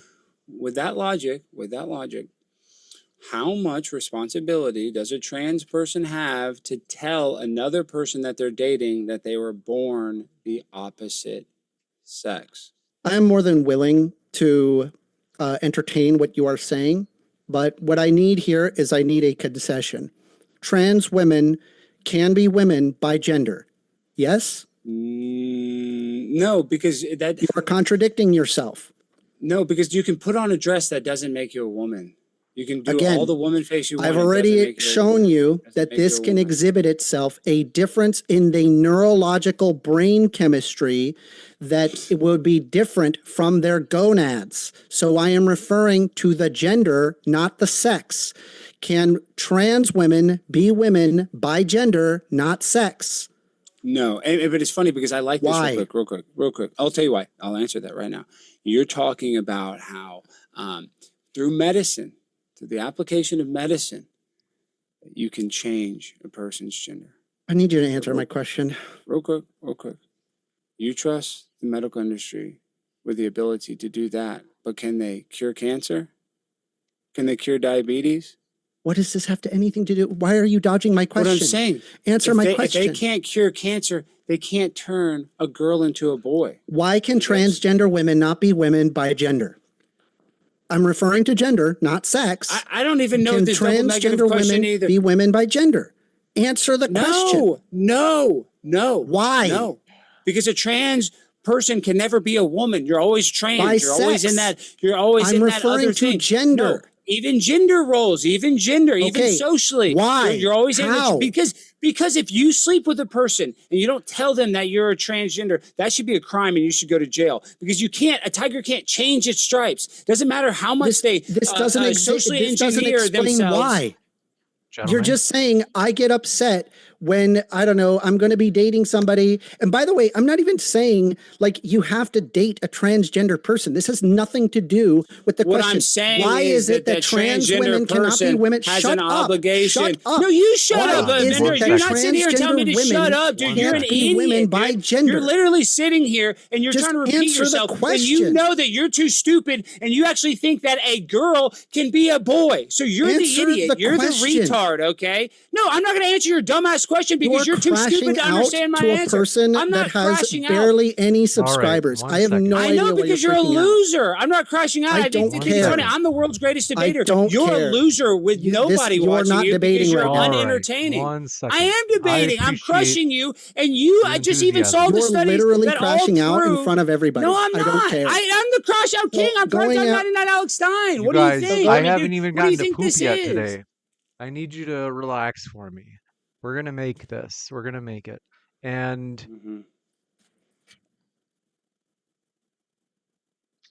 I do want to kick it over to Alex this time for 60 seconds, and then we'll kick it back over to First Amender for 60 seconds. So we're just doing the opposite of what we did last time. So go ahead, Alex. Well, First Amender, I don't have any questions because I just want to be able to talk for a minute because you won't shut up. It's so annoying debating you. Now I realize why it's so annoying to debate you because you're very thick-headed. The concept that I'm trying to debate about here today is that you can change the color of your hair. And, you know, you can be a redhead. You can change exterior things. But genetically, you cannot change into the opposite sex. It's impossible. I cited 10 studies. You even admit this. So listen, you can pretend to try to patronize somebody by calling them the right pronouns when you know obviously that they're a boy in woman face. That doesn't actually make them a woman. So I don't care when you take hormones at what age, you're not going to magically grow a penis if a little girl starts taking testosterone. And you are so deluded that you do think that that's possible, that you think that a little girl can take testosterone and all of a sudden she's going to have the frame of Macho Man Randy Savage because you are a retard. And debating a retard like you is you're right. Like you just said, it's not worth my time. We'll kick it over to First Amender for 60 seconds. All right. I like the open antagonism, calling me an R slur. That's fun. Anyway, getting back into the topic, I never said that they can't change their primary sex characteristics, as in their genitals, unless if they are going for a sex change. You're correct. They can't change those things. Fine. However, you can in fact change your secondary sex characteristics with hormone replacement therapy. That's empirically the case. There are people when you look at them, they look male, but they may have been born female. This happens, right? I'll go ahead and just show you an example just so you can see that, like, I'm not crazy in presenting you a person who would be, we would assume a person to be male. So take a look at this, for example. By all intents and purposes, as far as you're aware, that's a male, right? We would just look at this and say you can tell male. that's a trans person. You can tell that person's trans. I'm aware, but do you honestly believe The that you would scars see on this their person? the scars on their I'm chest. aware. You see how big those scars are on their chest. Yes, they had a I would say mastectomy. look at those. Yeah, But look at Alex those huge Stein, scars. So Alex that is Stein, a, if that this is a trans person was walking down the street, do you honestly believe that you would clock this person as being female? Yes, yes. I think you're crazy. I think you're in deluded Well, world. I mean, hey, listen. I've been called worse. I've been called. Yeah, I think way that's worse. just deluded. Like anybody, I'm deluded, but you're the one that doesn't anybody who's understand going to be logic, even simple minorly honest with themselves and not just be a grifter, like be an actual Well, person. I'm an the actual one that human doesn't being. understand honesty. Yeah, Be you an or actual I'm the human one being. that Shut doesn't up. understand honesty. Well, quit Anybody telling me to who's shut a up. regular Wait, person I know, would but be able you're to talking about to honesty. acknowledge that If you that's were a being man. honest with a Very person, if you're simple. being honest with a person, you would say that you're born a boy and you can't change into a girl. You're the one that's being delusional By trying sex, to not by enable gender. people that We're gonna go that have into gender dysphoria. 60 That these people have a seconds. mental health disorder. If you had anorexia or bulimia, you wouldn't tell a person to continue throwing up. You wouldn't tell an anorexic person to continue to not eat. You would actually prescribe the opposite of what they're doing, which is the same thing we should do with trans people. We shouldn't enable their gender dysphoria by cutting off their genitalia. That doesn't even make sense, especially in young people, because we have rules in every single state in this country that kids under a certain age can't smoke cigarettes. They can't enter into contracts. They can't join the military. They can't own a firearm. They shouldn't be able to cut off their genitalia if they cannot get a tattoo without parental consent. So I'm telling you that I'm just trying to have a logical debate. It has everything to do with the debate because you're in Looney Tunes The question land is whether or where you not that think trans women can be women, can trans men be men? No. Yes. The debate is well, over. by No. gender, Listen, yes, they James, can. This is okay. Listen, we're just going in circles, James. Let's just get to the questions because it's just pointless. Yeah, he can't answer any of my questions. I agree. We have to go to regular Q&A because obviously he's not going to engage. I've engaged this whole time. First Amendment, you're too stupid to understand what I'm saying. That's Your the problem. entire That's why I don't want to argument waste has my been time ad with homs this. and bringing up non sequiturs. The only reason I've had to attack you is because you've been such an annoying opponent. You have no grace. You have nothing, dude. Go watch somebody that actually knows how to debate. You You're the suck one at that's it. crashing out, not me. Dude, this is my personality. You I'm the literally pimp on called a yourself blimp. the crash out king. I and crash I'm out the all the guy time. Have you ever who's, seen me at like, city council? Not a good debater. Okay. You're not This a good is a good debater. That's opportunity. why you have no following. You're not. We're gonna jump Yeah, into being a joke doesn't make you a comedian. Anyway, we're gonna jump Okay, into and being a bald loser, what does that make you? What does that make you? I'm not bald. Okay, We're well, gonna your jump hairline's into- receding and it's thinning. And listen, gonna it jump doesn't even into- matter. That's okay. The All right, shape of your gentlemen. forehead We is are so right. disgusting. Everyone, Makes you me all are sick. Gotta put beautiful. somewhere to Ill. fit my brain. Bro, Yeah, right. Man, You have no brain. First You're a Amender- loser with a capital L. Biggest First- loser I've ever debated. First The Amendment. lowest human I've ever debated. First Amendment, you have a way of triggering people like it's nobody's business. There's something about First Amender. Every time he comes on, it boils down to this where It's Just because to he's boil not a down good into debater. stupid He insult. doesn't. Because the only No, way he that these doesn't- right wingers can because you even don't have want a to. You don't debate. want to either. You The don't only either way want that to these agree and guys move on to another know- subject. Hold on, You the just want to only- keep on doing the same thing over and over, and it's annoying. That's why nobody wants to watch your content. No, what I Your did content is sucks. I stuck on topic, and then you brought up non I've been on sequiturs topic the whole over and entire over, time. instead of actually questioning whether or Wait, not hold trans on. women can be women Okay. by gender. Okay, I can't do this. You even James, contradicted let's yourself get to the halfway question. through. I've never contradicted myself, other than You did. the This fact that I debate. wasted my time. I shouldn't have wasted my time with a loser as big as you. You make me sick. I'm ill looking at the screen, looking at you. Hey man, you're probably the one a that signed virgin. up for this debate, so you know. I guess you know, want and to I debate should have with a because I was loser. doing a favor You to guys Jane. I know because I relax. look at you and I Just see a man that relax. will never have the touch of a Relax. woman because you're obviously Relax. a virgin loser and you'll never be in a loving relationship because you're so out of touch with reality. Are you in This a has relationship? nothing to do with the debate. Yeah. This Have is you ever just had a an honor. relationship, First Amender? Have you ever had a girlfriend? Women like women. Yes, So the plenty. joke's on you, Alex. Are you in a relationship right now, First Amender? No. What did you? Yeah, exactly. You're a loser alone by yourself. I You'll always don't be care. alone by yourself. I don't know what this argument is. This is not. This is not an You're argument. just a lonely loser sitting at your No, computer. he's not lonely. He's having begging a good day, begging time. begging for clout All right. from Primetime I need 99 to Alex do Stein. this. Here's a little clout. Here's a little bit, First Amender. I hate I to hope do you this. get some I have to mute you viewership. guys because you guys are just so okay. Wait, take a deep breath. What have I done? What you guys? Okay, first of all, He's losing to the beta Amender, soy boy. He's just crashing out. I mean, I don't know I what. appreciate I mean, do. this is funny. You're sitting there eating peanuts like a little bitch, dude. So I don't even give a damn what you say. You can say Yeah, I crash because out I good. can. Yeah, I crashed you know, out like 9/11, and I was a terrorist that beat the United States military. All right, I'm like Osama bin Laden. I just freaking guys- bombed your ass. Okay, yeah, that's why I'm the Taliban. All right, dude. Wait, no, So, don't, you know, don't all right, guys. you're Alex gonna Stein's the wish you had Taliban. a shoe bomb. You're gonna All wish right, you had a shoe bomb. listen. All right, We have he's to arguing to relax, put a shoe relax. bomb. I need you to relax. Everything is cool. Both of you guys relax.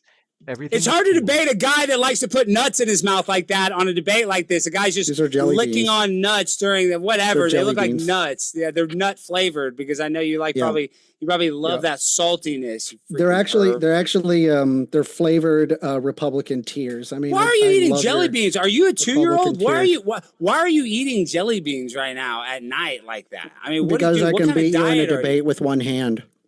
First of all, Wow. you didn't win this debate. You're sitting there eating Yeah, jelly I mean, you beans. contradicted yourself. Like and you a won't mentally even retarded engage, leprechaun. and instead have You to go admitted- straight into ad You already hominem instead admitted. of actually You already arguing the admitted position. that. You already admitted that a trans person can't change their sex, so they shouldn't be able to compete against a woman in sports. I never said So anything already won the regarding their debate. sex. I Yeah, said well, that they you're can't right. change That that. stays the They can't same, but change I'm that. referring So to you admitted gender, that. So you and lost the you just debate. don't You want to guys- engage lost in the the debate. gender part. You guys are going to be the best of friends after this. No, not with this loser. This one, we have, thanks for your super chats. We had a couple just come in right now. And folks, I'm telling you, you think I'm joking. If we don't hit our goal of $1,000 during the stream, I will take off my shirt and I will just sit here bare chested and you'll have to look at me. I'll look all sickly. And you don't want that. I'll look more sick than First Amender. Okay, no offense, First Amender. Impossible. Okay? Why do I look Impossible, sick? Jack. You don't look sick, okay? You look gray. You look gray. You look like a piece of No. meat It's an- that's been it's an sitting on a automated, counter for hours. The No, Logitech come on. Stop. does that. I'm No, actually but a the lot more whites of your tan than it eyes looks. are even gray. I mean, there's nothing. I mean, it's just, Yeah, like you I just said, look it's like, a cheap Logitech mic. I mean, or Just- or camera. So I got to upgrade the camera. It You is what guys it is. both have beautiful complexions. I got to tell you, people earlier today, they were saying, James, are you sick? Because my face looks so skinny. I want you to take a look at this. You do See- look thin. You do look thin, James. What's that? Are you on a cut, as they say? Lately I've just been eating less because I don't know, is it, by the way, just a really quick, this will help like reset the tone. This will help like everybody, let's just talk about this. I'm 38. As I've gotten older, I noticed that my body doesn't handle food early in the day as well. I get like tired. If I eat like a high protein meal for breakfast or lunch, it'll tire me out where I'll just feel like, oh, I just want to lay down in my bed and nap. Does anybody else have this? How old are you, James? I'm in my 30s. I just said Well, you're in your 38. 30s. You wait, time out. You're in your 30s. You look like you're 14 years old. You're not. See, did you take hormone therapy? Did they block your puberty, First Amender? No. I was saying I'm 38. Don't rub it in.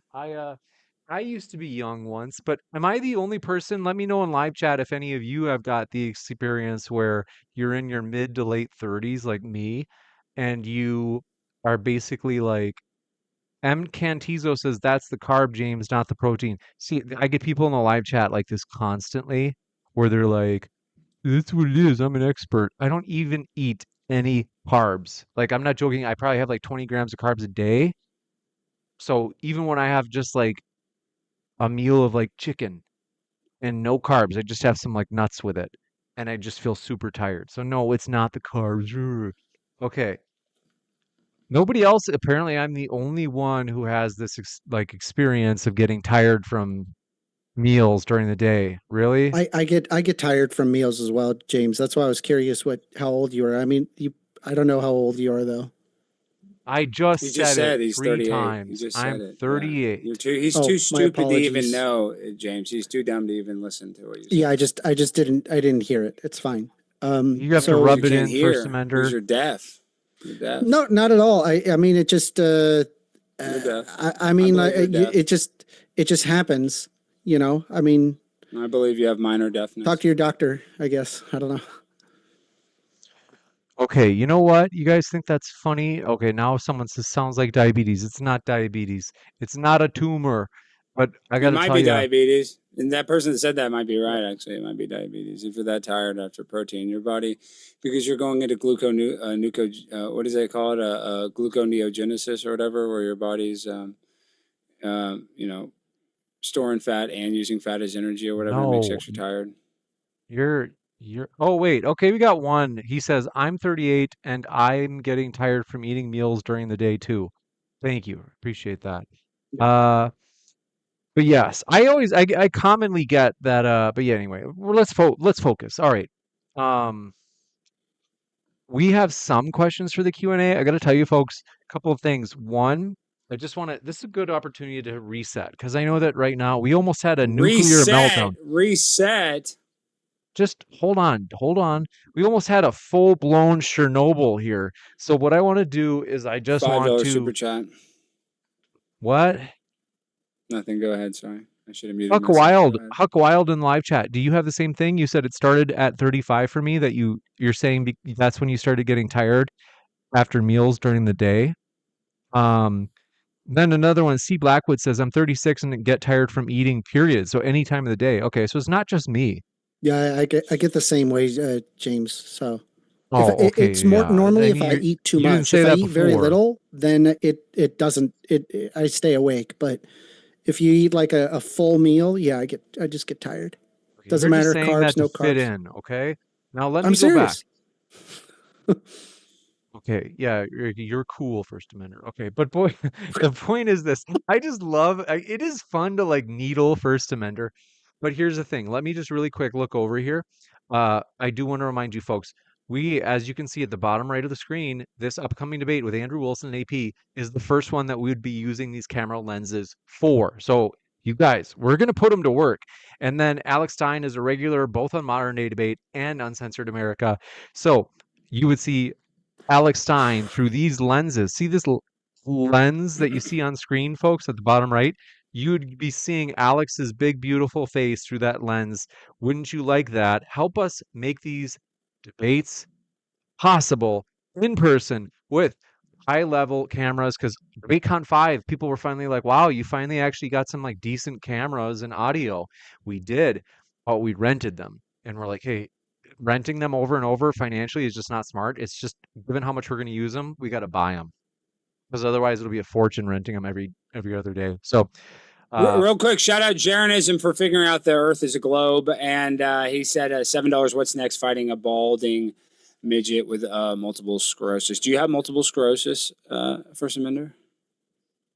I'm 5'11" for starters, and no, I don't have any negative health What do you have? issues. Sickle cell anemia? What do you have? AIDS?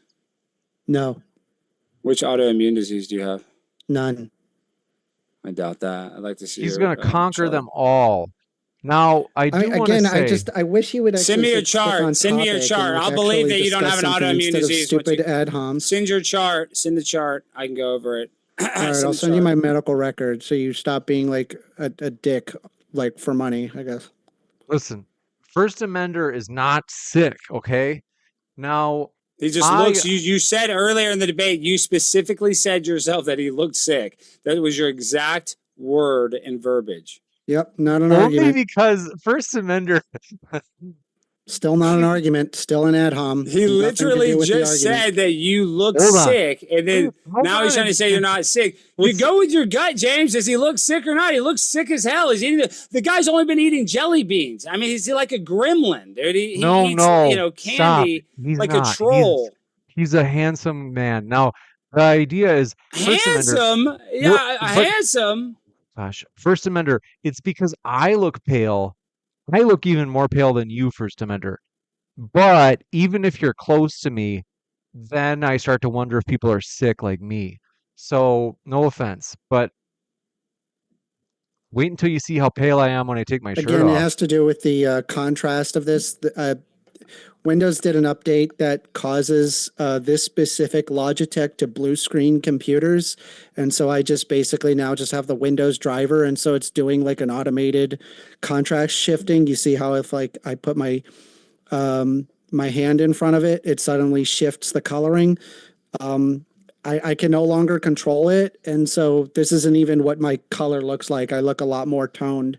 You know what I want you to real do? tone. I love how you look literally like a walking corpse, and you want to blame Logitech, one of the No, best that's you know, not hardware true. companies. Why don't one of you the best like webcam argue the actual position company. instead of like talking about the contrast of my camera What I want to do is Okay. this. or I want insults to or do some stupid this. nonsense?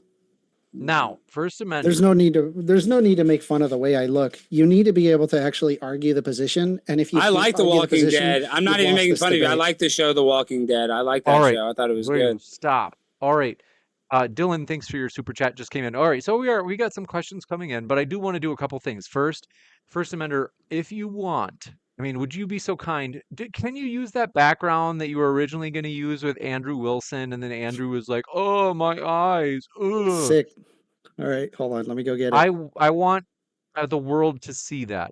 And by the way, yeah, for real, you guys are going to see how pale. And actually, I was looking at my stomach today. It looks really pink. I think I got sunburned. But hey, if you want to see pale, I will out pale anybody. Because I'm telling you, I'm going to take my clothes off. It's going to get crazy here if we don't hit that goal for the stream. But thank you, very First Amender. That's much better.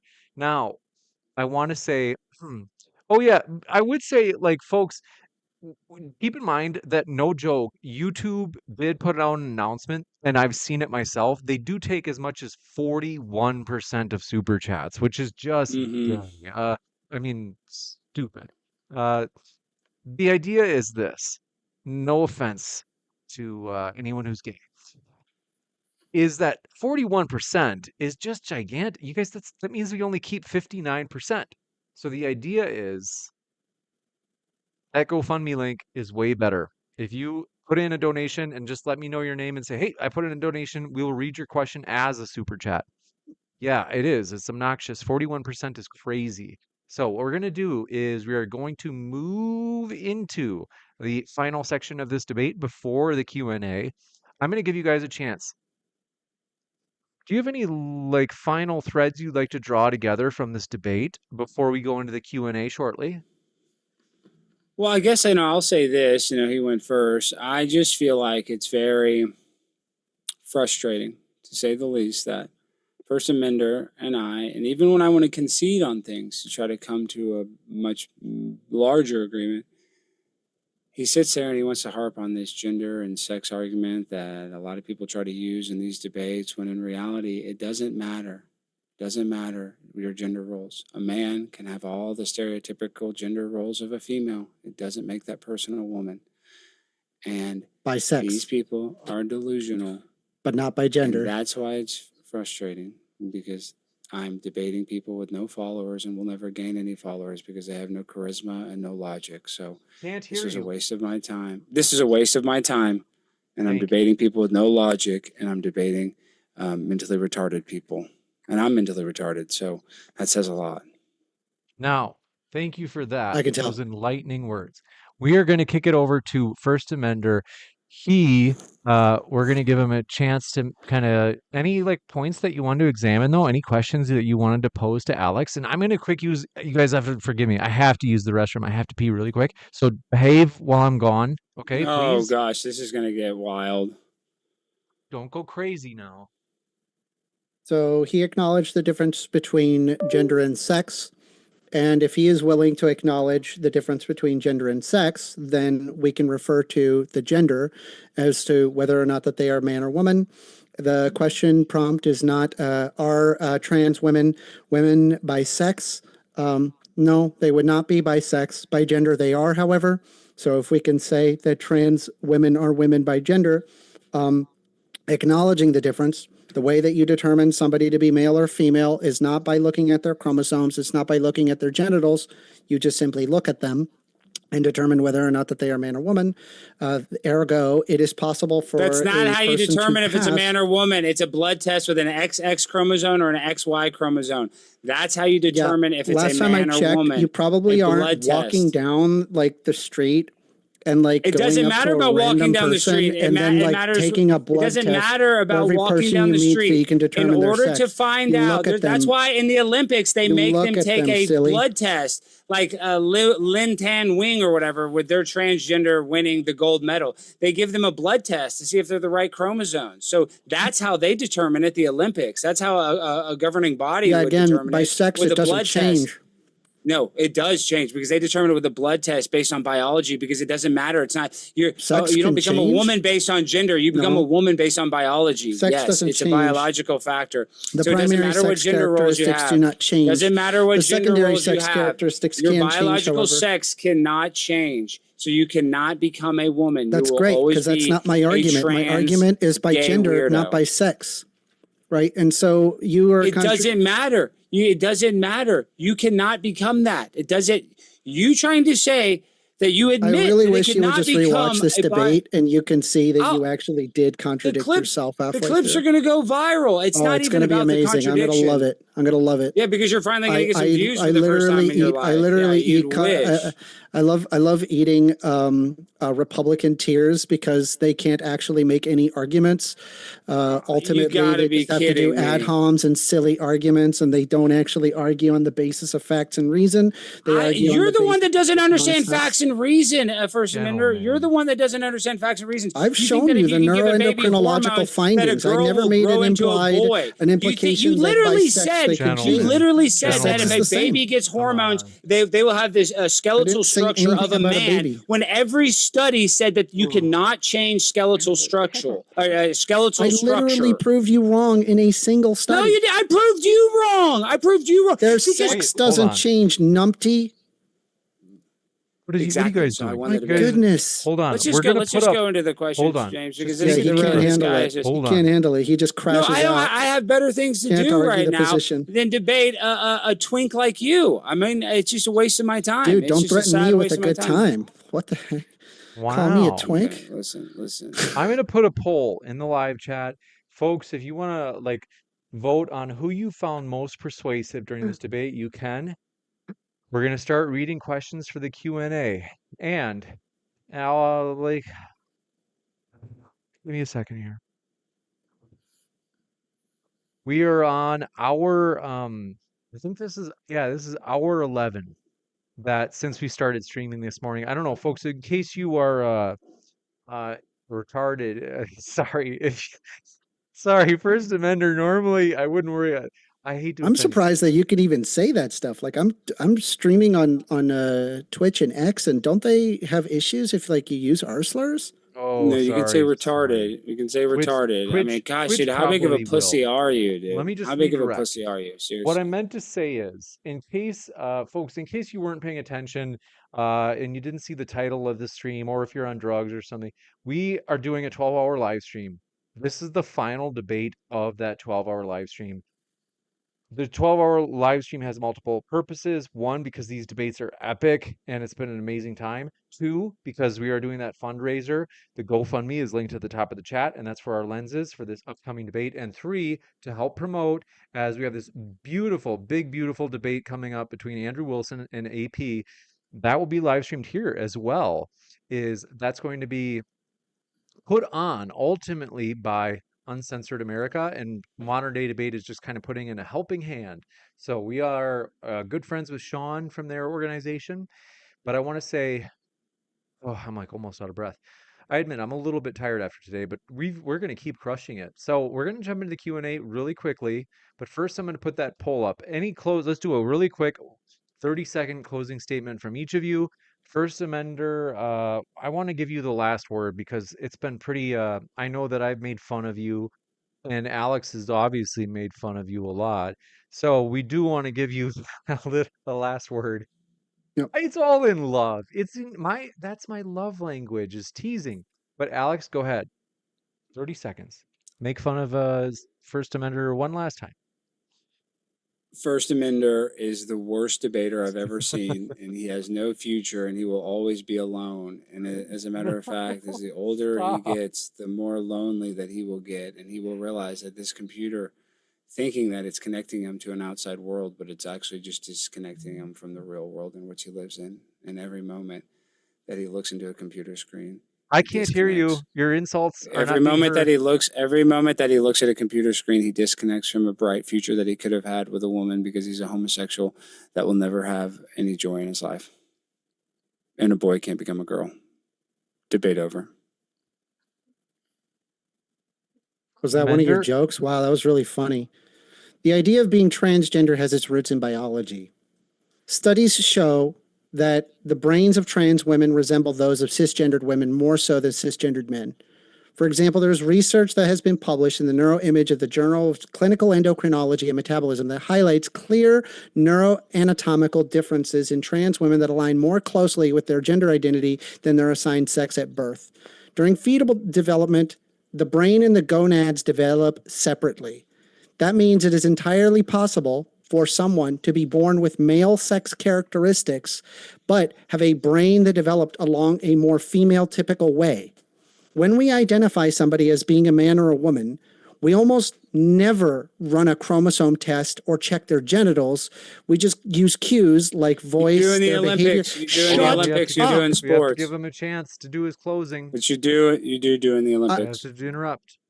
When we identify somebody as being a man or a woman, we almost never run a chromosome test or check their genitals. We just goes off like cues like voice, behavior, and their appearance. That means our everyday understanding of gender is socially and cognitively driven, not strictly biological. So when a trans woman looks, lives, and thinks like a woman, and when her brain structure may support that identity, that would be a very compelling argument that they are a woman in every socially meaningful sense of the word, not by sex, but by gender. Trans women are women. Wow.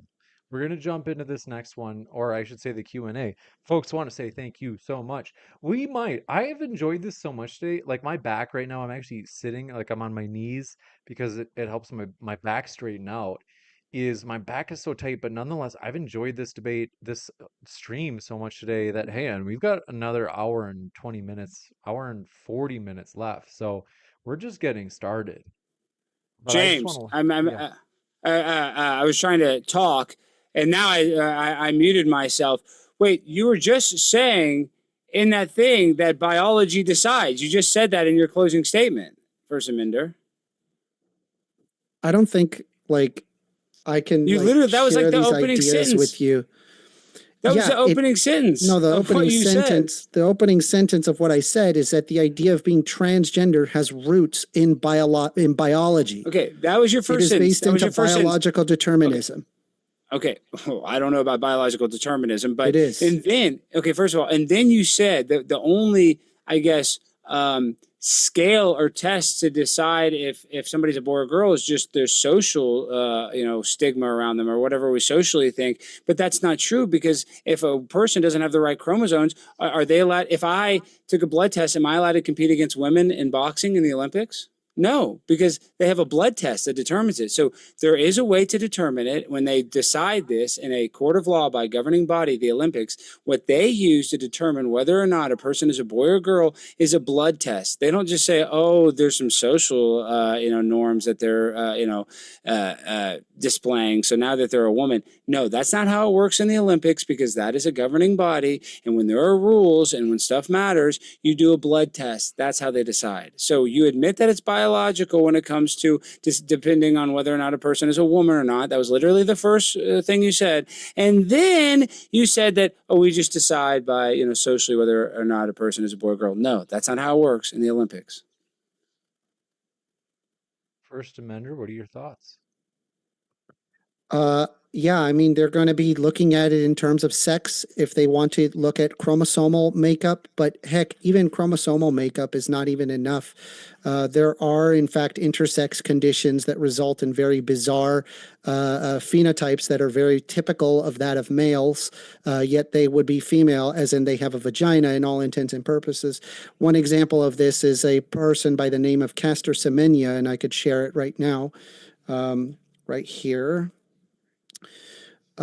This person is an intersex female, but if you observe them, by all intents and purposes, they sure do look male. But what's interesting about this person is that they've actually received, instead of them having ovaries, they actually have fully functional testicles where ovaries would be. They have a type of an androgen insensitivity syndrome that caused this to happen at an embryonic stage.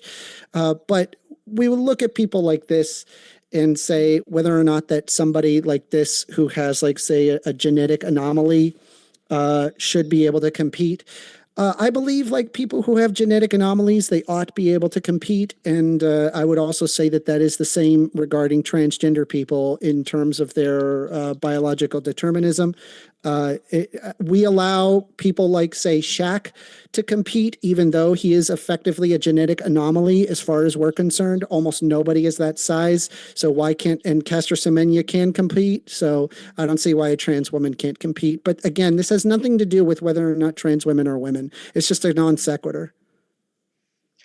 You got it. I'm trying to look up Semenas and why Semena was allowed to compete. Besides very rare exceptions, we all have 46 chromosomes. Most commonly, hold on, I'm trying to read. Well, why was Castor Semenya almost banned though? Because I'm trying to think. Because of her hormone levels. She was extreme. She has very high testosterone. But she did have female chromosome. But she had. I believe she has XY, but because had an androgen insensitivity syndrome, which meant that she grew up with a vagina. Let's figure out which chromosome she has, because that does matter. It was XY. It was XY. Like I said, you're sure that she has. Yes, I'm almost positive she's XY. But the point is that she still got a vagina because of a lack of testosterone in her body. She shouldn't be able to compete. She shouldn't have been able to compete then if she's got damn testicles. I don't agree with that. I think that there are people. And they took a chromosome test, and I think that there are obviously people are outlaw. I think that there are people that are genetic anomalies that occur in competition, and we celebrate those things, not exclude them. Like I would hate to live in a world where we exclude people based on some genetic anomaly. For example, Shaq is a genetic anomaly. It would be terrible to know that Shaq would not be allowed to compete because he's a genetic anomaly. I mean, the guy's a giant compared to everybody else on the field. You're comparing apples and oranges. You're comparing apples and oranges. I mean, I'm just pointing out the genetic anomaly. And yeah, I believe that they should be able to compete. They can compete amongst women. They have a vagina. You've never played a sport in your life, dude. So you don't even know. You don't know. I was a swimmer. Work for something. I was a pretty fast swimmer. He was a good swimmer, and it takes mentally. Last place. Swimming is one of the most mentally tough sports you can do, I hear. Now, and I'm not. That's for real. Like, because you stare at the bottom of a pool and exercise. I don't know if it's mentally. I don't know if it's mentally tough, but I mean, there have been many moments where like the training was so rough that you feel like that you're drowning. Like it was awful. I don't recommend it. It's not fun. You got it. What we're going to do is we are going to jump into these questions. We got a good amount, so we're going to move fast. And update, thanks so much. We just had a $20 donation. Thanks so much for your donation. It means more than you know. We are getting closer, and I'm going to slowly start unrobing. The further this goes without us hitting the goal, I will start taking, I'm going to start with my hoodie. I'm wearing my hoodie. Who said that phrase? I'm wearing my hoodie. Jeb Bush. I have no idea. I'm going to take it off if we don't that's going to be the first step. So if you see it, that's why. This one from Christopher Howard says, sometimes anger is necessary. Being able to switch gears out of it shows you have it under control. Thank you, Christopher. That was referring to me being pissed this morning, but I'm no longer pissed. Quick Lee says, the last debate was epic. Respect to both, and to you too, James. We'll stay tuned, mate. Didn't like you putting mayo on chicken, though. Thank you for that. And Quick Lee says, if trans women, so you got 3 in a row from Quick Lee. They also said, last one, if trans women and cis women were the same thing, we wouldn't distinguish them with different verbiage. We don't have trans French fries. We have MASH. Yeah, I mean, again, by sex, they are different, right? The point is that their sex does not match their gender. That's what makes them transgender or across from their gender, what their typical gender would be. That's what it means. You got it. Also, thanks so much. We just hit 965. Thanks so much. We just had an additional donation. And yeah, we are in the last stretch, folks. I mean, this crowdfund today, we're going ham, as the kids say. We're going full ham. Thank you, Timothy Cosme, for your donation. And also thank you for Todd Mackey. But yeah, I want to say we appreciate it, folks. We're going ham, as the kids say. We're going to yeet this thing. This next one coming in from, do appreciate it, Mother Holda says, First Amender, neuroplasticity would explain your first study and the power of social transitions. The first study I posted? Yeah, it was referring to the brain sex in transgender women is shifted towards their gender identity. Again, like there are morphological changes that are observed among transgender individuals using MRI scans. There are physical portions of the brain that are differently sized in comparison to their cisgendered counterparts, meaning that it does have a basis in biological determinism. It is not simply social. You got it. This one from Mother, you got that. Quickly says, even if you can, you bloody shouldn't. I don't know if that was about transitioning or about me putting mayo on my chicken. Sunflower says, First Amender, why is everyone so easily able to distinguish prepubescent boys from girls if the only morphological difference is human genitals? Because we dress them in clothing that matches their gender. That's what we do. We do it all, or typically their sex. That's typically what happens. Sometimes that's not the case. There are certain transgender individuals where they don't feel that way. And so they will have, say, long hair or wear girly clothing. And then they're, boom, you will not be able to tell the difference as to whether or not they're male or female in that moment. Wow. Okay. This one from Pepe in a blue suit says, I think the more concerning thing is that first Amender. By the way, I want to clear the air because the first amender said, "Hey, come on, James, can you ask him to not slander me?" And that's fair. We're not going to call him first offender anymore. He's never offended anyone sexually. He's never offended anyone, period. He's just a strong advocate for his position. And so we are retiring the name first offender. We're also retiring the name first diddler. He's not a pervert. They said, I think the more concerning. Can't believe I have to say that. But yeah, the chat loves it. They really like that first offender and the first diddler. They're like they do. I'm taking away their toy but I've got to tell you, folks, we want to say, I know that first Amender, and yeah, sometimes I say it on accident. So yeah, you want to say offender because he looks like an offender. I'm not saying you are one, but you look like every characteristic. I know, but you just listen. Yeah, like you know how you say a guy can just look like a girl, and then he's a girl. Like I know you're not actually a sex offender, but you look like so much like one. You appear to be a sex offender, but I know you're not one. But you just have all the characteristics and attributes of a sex offender. First Amender, first of all, we love you. We're glad you're here. Don't listen to Alex. He's just trying to be difficult. The thing I laugh about. Well, I'm being honest, but First Amender. He's just pretending not an argument again, as always. I just laugh because First Amender, I have to give you credit. You're so poised. You're so just like emotionally calm as Alex is calling you, saying that you look like this and you look like, and you're just kind of like, just Yep. munching. Water off a Because duck's he's back so there. hurt, because he's so disturbed that nothing that I can say can hurt him, or he hasn't said to himself 10 times worse, that he's such a damaged individual that there's nothing that I could do through this computer screen that could be worse than the hand that he was dealt from the Lord might above. have Because I'm going to sleep like a baby and I won't think about you at all, Alex. I want to let you know that. you're going to be asleep he alone, He might have looking far- at disgusting things. You're probably No, addicted to okay, Lord knows what, stop. first offender. We're like, okay, no, he's not going to be looking at any sort of bestiality. We want to go. I didn't back say to the- that. Okay, but other you people in the thought chat it. said it. No, No, we're the going chat was next time. saying it. I was just reading the Okay. chat. They're the one calling him a pedophile. Then Careful, chat was careful. thinking That's that. defamation. I didn't say you were. I don't think you're a pedophile. I do not think you're a pedophile. We want to Do be not clear. think you're a He's pedophile. not. He's not. You're not a Seriously, pedophile. okay, I we want to have be clear. back off of this First topic. offender is not a pedophile. He's never touched a kid. I know you just look at him, you might think that, but that is not the case. He has never touched a kid.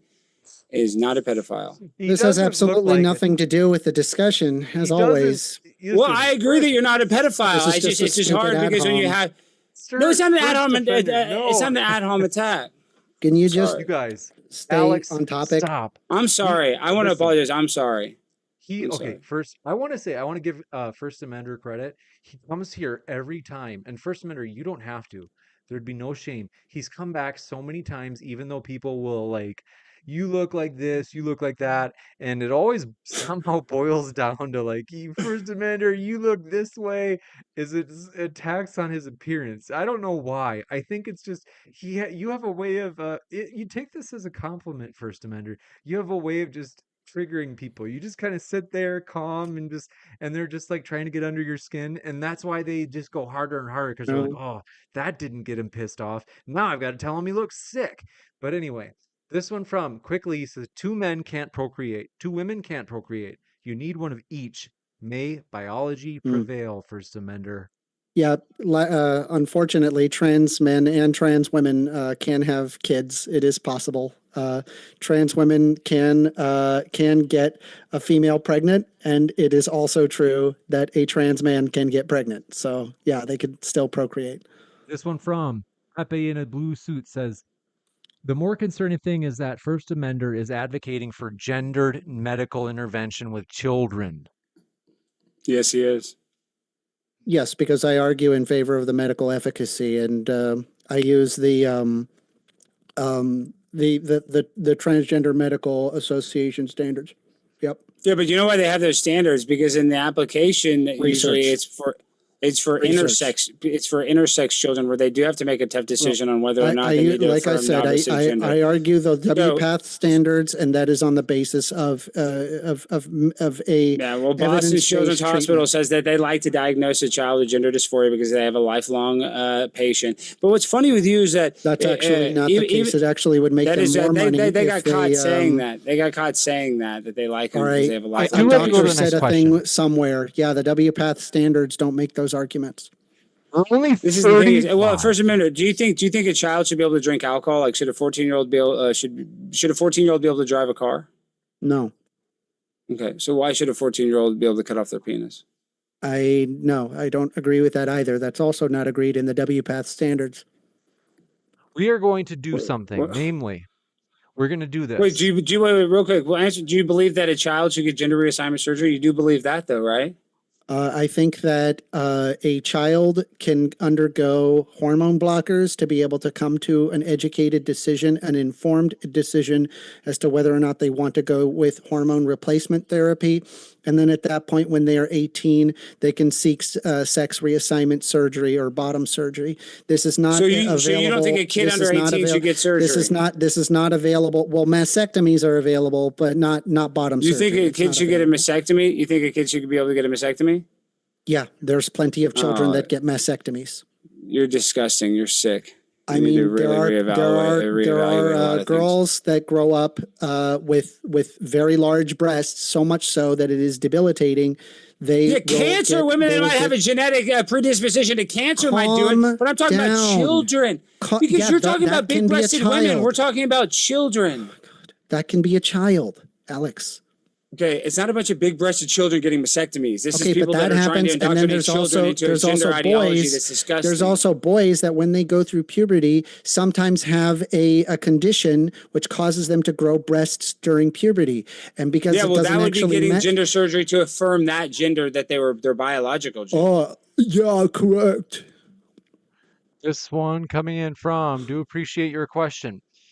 Folks, we're at 9:65 still, so I got to take the hoodie off because we're under the 1.5 hour mark. We've only got 90 minutes, so less than 100 minutes left of this stream, and then it's done. And that was a huge part of the goal today, is for me to take off my clothes in front of everyone. Now, this next question coming in from Quickly, we got that one. This one from Quickly says, Alex is playing chess against a pigeon. He just can't win. Instead, just throw down some seeds and pack up, mate. He's right. You know, you can't. It's like arguing with somebody that just doesn't have, any sort of grasp of simple logic. I mean, I'm throwing you the basic studies. I'm showing you evidence-based research, and your response this entire time was just ad homs. It had no basis in logic. I showed you the studies. Bud. I never implied. I showed you that the study, sex buddy. changes. I It showed you the doesn't. study, buddy. No, you showed me grok. I showed you the study, buddy. You showed me Study, grok. buddy. I showed you the, Grok. AI is smarter than your dumb ass, your sickle cell anemia, sick, lonely ass. All right, then we'll You sound go like to a the really next funny question. comedian. This one coming in from, appreciate your question. Christopher Howard says, James, this is for some ibuprofen for the headache you just suffered. Don't worry. Oh, actually, they were referring to your guys' debate. But Gavin Free Nunn says, first offender needs to cease and desist with the sassy hand. Have you been doing the sassy hand? Yeah, the way he's been eating those jelly beans, dude. I mean, he looks like a prisoner trying to find another, yard mate to take him into a cell and give him some, whatever they, Threaten me with a good time, Alex. Yeah. Okay. You are gay, first offender? I'm bisexual. He's bisexual, so he's happy with. Get me off this stream. I don't want to get AIDS on this stream. I don't You want have to to get move AIDS. to the next You didn't tell question. me. He does Oh, not. I got a $100 super chat. Joshua Aguilar. Josh Aguilar. No. You will never get a $100 super chat, you bitch first offender. You will never. And your All right, thousands let's of years move you on can to the stream next for one. 1,000 I hate to million do years. this. You will never get a $100 super chat. Okay, I hate to do this, but we have to go to the next one. Thank you very much for your question. Don't worry, I have Alex on mute. Dylan Dishner says, James, did you used to eat food before bed? Yeah, I used to. I would say not right before bed, but 2 hours before maybe. That's probably I usually will do that. Sometimes I would do it right before bed, but Bob 19922 says the first Amender guy makes me believe the blue whale has the second largest vagina. Okay, let's see. They think you have a large vagina. That's what they're trying to imply. But I know that you don't. I don't know for sure, but I suspect you don't. Quickly he says first amender is trans healthy. All right. Let's see this one from. Listen, first amender is great. You know what I love? I love that first amender digs his heels in and he does not give you the fake kind of muted or turned down version of himself. He gives you his straight up views and he has got no apologies. And I like that. I think it's authentic, even though he might have everybody throwing their poop at him in the live chat. This one from Gavin Nunn says, imagine how sticky and gross his left hand is. Probably smells like a fisted walrus. Okay. Thank you for showing us first amender. Clean. I'm pretty disgusting. No bisexual can be clean. You're probably going to give some poor nice lady, Lord knows what. Cool. Casual Next up. homophobia. Sick. Yeah, you freak me out. I can't imagine you on Grindr picking up Lord knows what, dude. Oh my gosh. I don't have any sexually. I don't have any STDs. I don't know what I you're don't know about your referring guys' to. Grinder app you've been hanging out on, but we got to get back to I mean, to questions. be fair, right? It's actually Republicans that often like to hide the fact that they are, in fact, more gay. It's actually homophobes have a higher probability of being gay. We've actually analyzed this. I We've can provide a analyzed study it. that Who's shows we? this. The gay? Who is this? A bunch of homosexuals analyze this? No, just scientists that happen to look at homophobic Oh, you're a Republicans scientist. You're that are saying ultimately we like you're a really turned scientist. on by Like you're a gay people. scientist. You work at T-Mobile. Yeah. Okay, you work at a kiosk in the mall. They also managed to crash Grinder in the Republican National Convention. Okay. Wasn't that fun? Listen, this isn't a Grinder debate. I'm not here to talk about your favorite social media you're the app, one all that was right? doing all of the insults the entire time. So, I mean, now you want to stick on topic? Wow. Let's see. We're going to go to the next question, which is appreciate it. Dylan Dishner says first, gender bender. The President of the United States of America made an executive order stating, quote, there are only two genders, male and female. Read a book.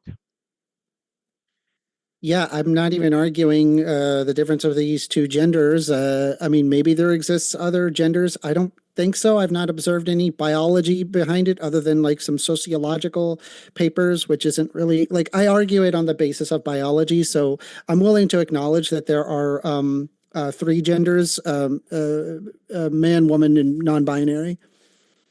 This one coming in from, do appreciate your question. It's from Dylan Dishner, who says, you will not outpale me. I am bioluminescent. Wow, that's pretty impressive. This one from Eurovision. I just got another $100 super chat. First offender, you'll never get one of these. Sorry, go ahead, James. Sorry. This one from Eurovision WTF says, this is $10. Get a snack and go to sleep, James. I have a question for Alex. Thanks for your kind words. Says, if I change gender inside a PC game from a boy cat to a girl cat, will I then be a girl cat? W. Alex. Wait, they in Minecraft, you become a boy cat or a girl cat. Is that real? Do you really change? I mean, yeah. I mean, I guess in a simulation or a video game, you can do whatever you want. Yeah.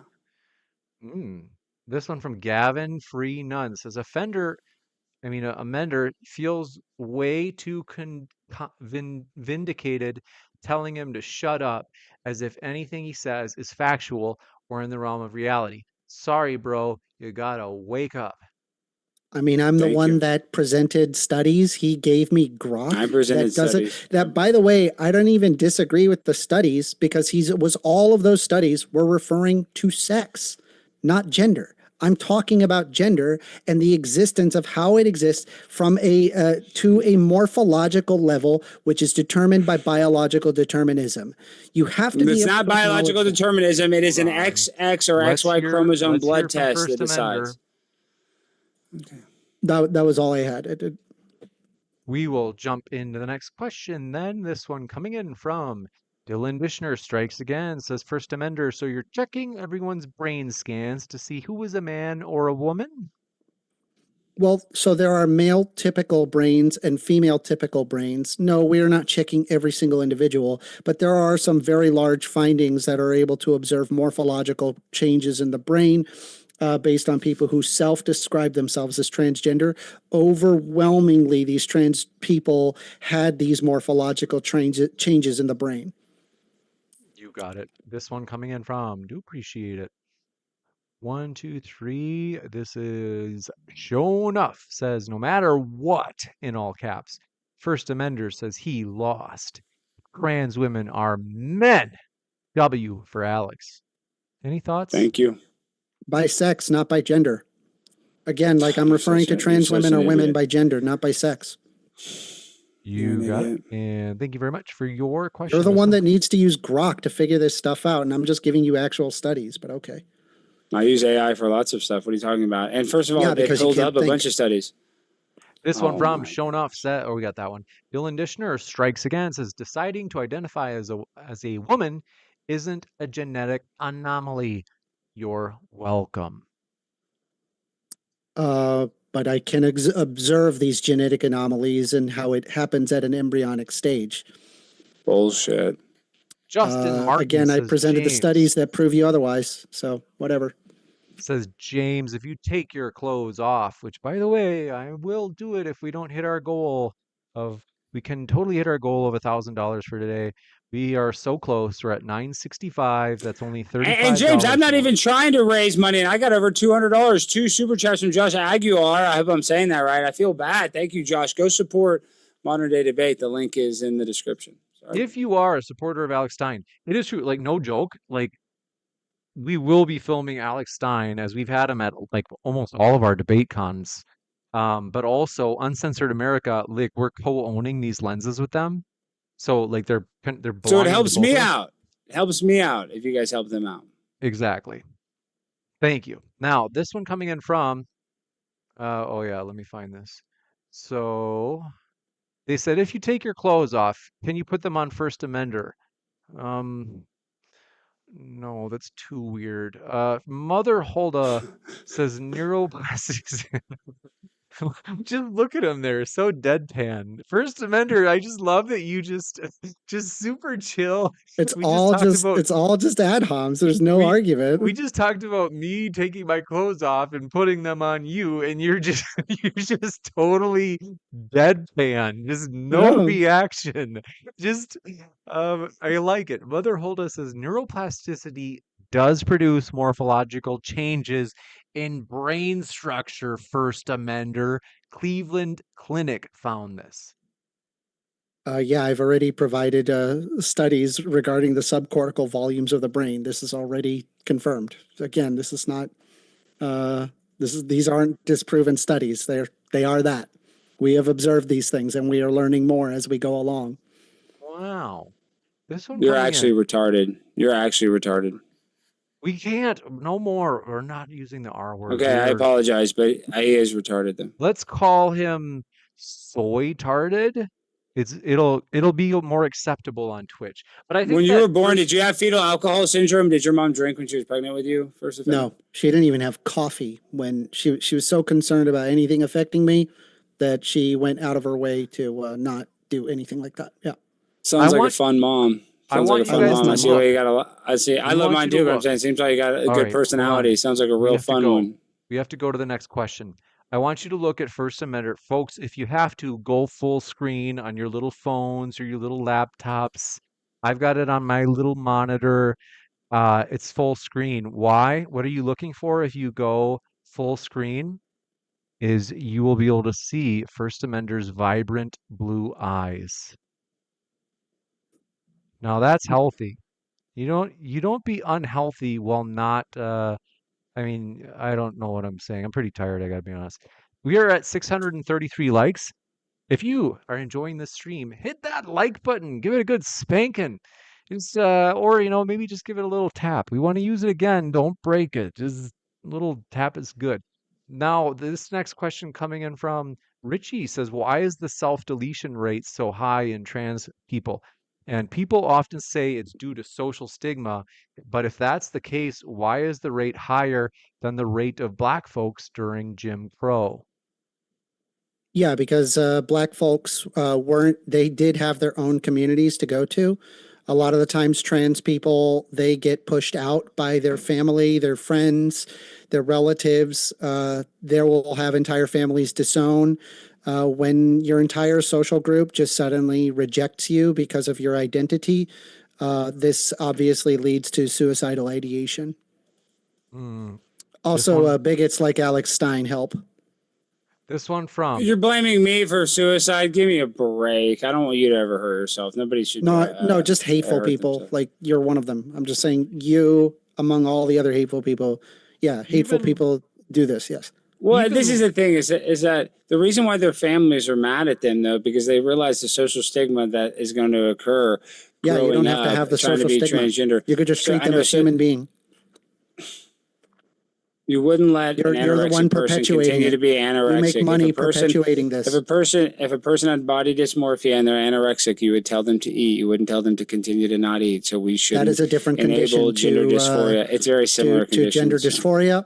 Also, mental there are health. trans It's a mental people. health condition. Yeah, And you don't treat a mental health condition by cutting off somebody's not all penis. trans people have gender dysphoria. Yeah. FYI, there are trans people that only get gender euphoria and not dysphoria, and euphoria would not actually be a mental health condition. This one from, by the way, folks, we had just 35 people watching. So that's less than 10% of the folks watching put in just $1. We will hit our goal. And this one coming in from Even Lord says, has first Amender threatened someone again tonight? Not yet. I don't think so. No, it was Alex Stein actually that said that he wanted to take a bomb or whatever weird thing that was. We No, can't I use the said B you were going to word. shoe bomb. No, I said you were going we to can't shoe. talk about shoe. that. Okay, so. You can't talk about those things. Even Lord says, a question for both debaters. How do they feel about the word rejecting transgenderism and trans normalization? Also, most countries have it illegal. Alex, I you mean, might this is be, just this you is an might ad be, populum argument. Like, why not actually use some logical reason? Not like, oh, most people don't agree with this. It's just not logical. okay.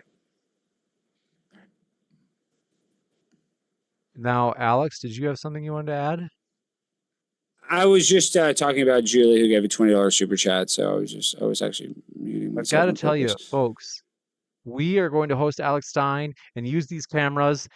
Check out that link at the top of the description box. And the next question is coming in from Even Lord. So, there's a question for both debaters. We got that. Let me just check. I think we got more questions that just came in. Folks, if you haven't yet, hit that like button. It does help. We do appreciate it. We are at 633. I last checked. And it means more than you know, for real. 649 now. So thank you to the 15 people or so. What was it, 16? That hit like. Thanks for that support. Seriously, you 16 folks. And we can totally get to 700 likes by the end of the stream. Totally doable. This one coming in from was this? Let me just double check that I got these questions.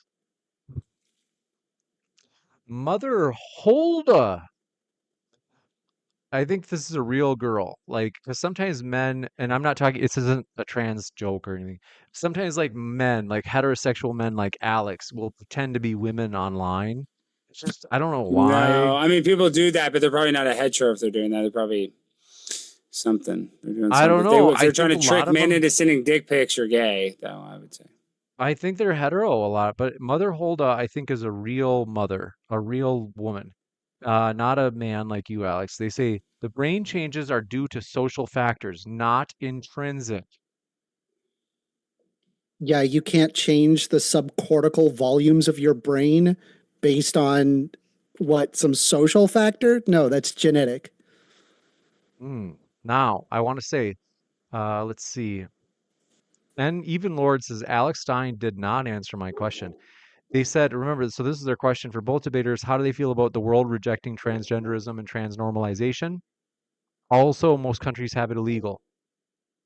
Oh, what do I think about that? Africa, Nigeria, they don't have it, and they're probably better off for it, and they survive COVID better than us. We look at the And best countries in the world, like Africa and Nigeria. Yeah, that's what we want to model after. Why are you being Africa racist? and You Nigeria. don't like black people now? No, I just want to strive for like a better society, and that we don't like push policies that are just regressive. Yeah, they don't have a bunch of gay kids in Nigeria. It's good. Now every freaking one out of every 2 kids identifies as being gay in this modern day era of American public school system. So yeah. No, in Nigeria, they're all straight. You're not allowed to be gay. They'll throw you off a building. They'll kill you. Really? That's why, and then we're going to pretend that they're what not about Palestine? You like Palestine? You like Palestine, don't you, First Offender? I think that we shouldn't be murdering Palestinians. If that means that I like an extremist Muslim for being anti-gay, no. Like, I don't believe in Sharia law. Do you think it's cool when they, do you think it's cool when they throw gay people off roofs? No, I don't think that's cool at all. No, Alex I don't like Islam. I don't like any religion. Is definitely pro-Israel. Aren't you, Mr. Stein? All Cool. right, this one coming Hateful in and pro-genocide. Cool. He's ticking all the boxes. You're a great representation of the right, Alex. You I'm are. not even going to. I'm a good representation. Oh yeah. First of all, I'm not a role model. I'm my own thing, dog. I'm like, yeah, I can tell. You know, that's what I'm saying. I'm like new Coke or whatever. I'm different. I'm the new conservative. I'm the pimp on a blimp conservatism, dog. Yeah, you're the You hate could never be conservative. like this. Hate? I only hate your dumb ass, dude. I love everybody else. I love the people. Yeah. I love my transgender people. I just don't want them peeing next to my girlfriend at the damn concert or, City Hall. That's what I don't want. I don't want some guy, some man in a dress taking a big dump next to my girlfriend, trying to look through the keyhole, trying to film it and post it on Pornhub so freaks like you can get their rocks off. Oh, bro, don't threaten me with a good time. Why do you keep doing Exactly that? right. Shout out Let's to not Bobby really for into 50 it. bucks. Thank you, $50. Before we talk about first, He's the one bringing it all Amender, up, not me. This one from Even Lord says, should we make men that fail their social role into eunuchs, like Varys from Game of Thrones, or block their ability to reproduce? Like, are you asking if people should be I don't understand the question. Like if they don't have enough masculine traits, should they just cut off their penis? Because they're obviously just a woman. Since they don't they're not I think masculine that enough. like if you have ownership over your own body, you can do it as you do with your body as you see fit, provided that you are not harming other people in that aspect. That's kind of what I would argue. And so if somebody wanted to say have bottom surgery, and you're 18, you're a consenting adult, I don't care. Like Well, you agree that children shouldn't get transgender surgery, so you're not that libtarded. Well, I've talked about mastectomies and why it is okay. Well, in that's that libtarded instance. as hell, and that's disgusting. You want a bunch of children cut off their tits. I mean, even you would argue that if like Alex, what if you started going through puberty and you started growing breasts? Do you think that you should get surgery to get rid of that? I don't know any kids that got gyno, but I know people as adults. I know a male guy that actually went to college with a guy. Let me ask you one more time, Alex. If you started growing breasts, do you think you should be able to have those removed? Yes, but for the opposite reason Thank of you, you. because it's because it's unnatural. No, this is why, because it's unnatural for a man to have breasts. Because I don't want to live in a world Amazing. where men have So you're breasts. okay they with have to cut off their mastectomies women's for breasts. children? Thank you. No, I'm not. Not in the same application that you are. So let's not. And mine are for men that have gynoplasty. You're taking a not surgery that girls wanna aligns with become a your boy. gender, right? Your perceived gender. Wait, okay. The surgery's okay, but in the application that we're talking about, gender reassignment surgery, I'm not okay with a mastectomy. I would do So not. I the don't think child one has biological gender female should ever dysphoria, get their I'm breasts perfectly cut okay off. But a boy with the can get his mastectomy. breast cut off. A boy, yes, to affirm his male gender, yes.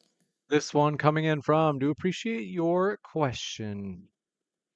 Even Lord says, is hating evil and evil people a bad thing? If you hate evil and evil people, is this a bad thing?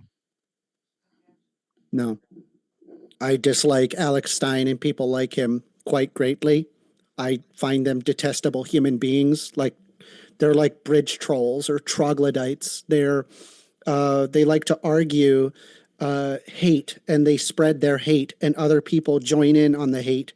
And I find it disgusting. I really do. I mean, I honestly, if I was Alex Stein, I don't think I would be able to sleep at night with all of the hate rhetoric that I give out.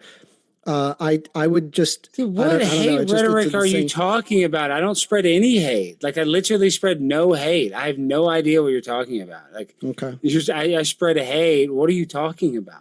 Or I don't know. Maybe it's just a lack of self-awareness. Well, give an example of hate that I spread by saying that a trans person is literally not spent this a entire woman. time saying trans women aren't women, and you decided to be derogatory towards them, even though I've shown you studies how it exists at a biologically determined level, and you even argued in favor of a genocide among Palestinians. So yes, you make money by being hateful towards people, and you spread that hate.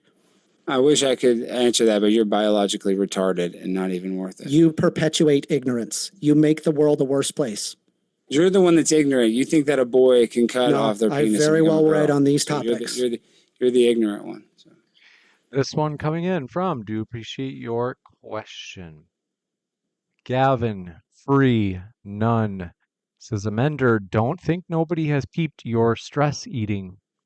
Go ahead and stop all that before I write it. I like jelly beans. What do you want? They're fun. No, you're stress eating and you're talking about troglodytes. You literally look like a gremlin eating those. No. Like you haven't even eaten real He food looks in like a months or handsome years. young man. Now it He says looks go ahead. pre-diabetic. Says go ahead and stop all that before I write a twit longer on your as and cancel you. I Okay. don't know what that means. Dylan Dishner says, congrats on the W, Alex. Please do me a favor and yell, quote, Zeep sends those rockets to the moon, boys. Thanks, if yes. Oh God, what is this? Some crypto thing? What is this? Some crypto thing? I'm not doing this crypto scam. I'm not doing the shit. I'm not. Thank you for the donation. I'm not doing a bunch of crypto bullshit. I thought Zeep was maybe like a slang for like BB or maybe. You guys are trying to give me like Hawk Tua. No, they want to give me clip me out saying Veep coin or some bullshit like that. And then they're going to rug pull it and try to freaking get me canceled. No, I don't endorse any of that cryptocurrency shit, bullshit, altcoins. Fuck off. But thank you for the super chat. Juicy. This one coming in from, do appreciate your question. Mike Alvarado TBE says, hey, James, have you replied to Manar about a potential First Amender versus Manar reports debate on Islam versus secularism? This would be a great debate. I don't know if I I would have love that responded. debate, by the way. I know Manar. That would be a good debate.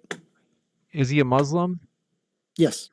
And is he a real Muslim, or is he kind of like the effeminate, like, you know, where I they like back don't- down from a lot of the positions? They try to like make their I position don't- more I appealing to don't the know. You would normies. have I just to got ask them another that $50 question. super chat. I just got another $50 super chat while you losers were sitting there arguing about Lord knows what. Sorry.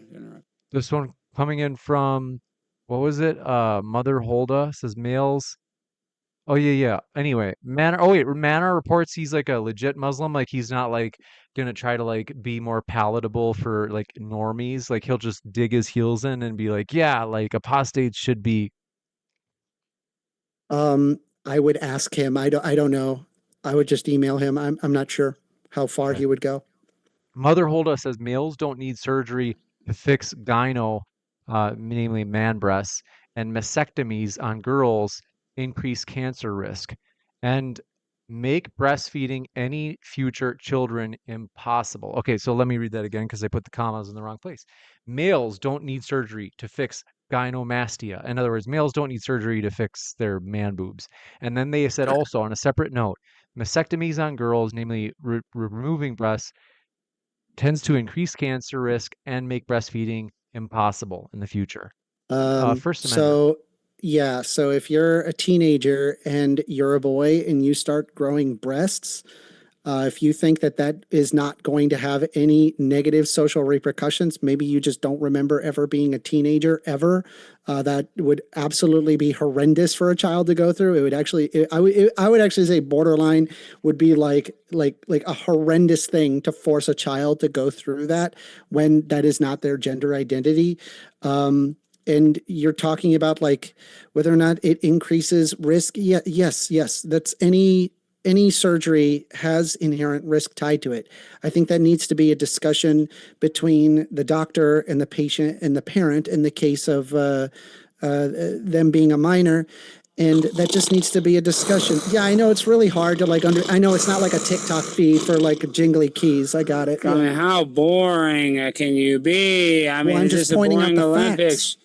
I'm just Shout pointing out out the $50, facts. Josh Aguiar. Thank you, Josh. Over $250 in super chats. You'll never get that because you're so boring. I mean, I was donated $40 like in one shot yesterday. So I mean, like I don't make as much as you. Sure, fair It's not a enough. You got competition. It's not giant about the money. audience. It's not about the money. It's not about the Yeah. money. I'm not here to brag about money. What I'm here to brag about is that Then why you're are you such a bringing it up? boring loser. Because I just want to shout out Josh. I'm really not trying to rub it in your face. It's not about the money. Everybody starts somewhere. But what it is about is that you're so boring. I want to go to sleep. We'll jump to the next Yeah, and question. I'll give you some jingly keys so that way you can pay attention, Alex. Okay. This one coming in from, do appreciate it. 2 seconds. Page loading. And folks, if you have not hit that like button yet, I've got to tell you, it would mean a lot to us as we are getting close to 700. We are currently at 667, so 33 more. Now, this next super chat coming in from Even Lord says, should America have done a government change war on Iran during the war on fear? Has America missed our chance to beat Iran militarily? James, I appreciate you. Thanks for your kind words, Even Lord.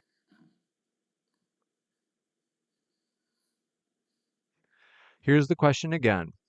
Should America have done a government change war on Iran during the war on fear? I don't know. I'm sorry, I didn't answer that because I don't know. I don't know what they're referring to.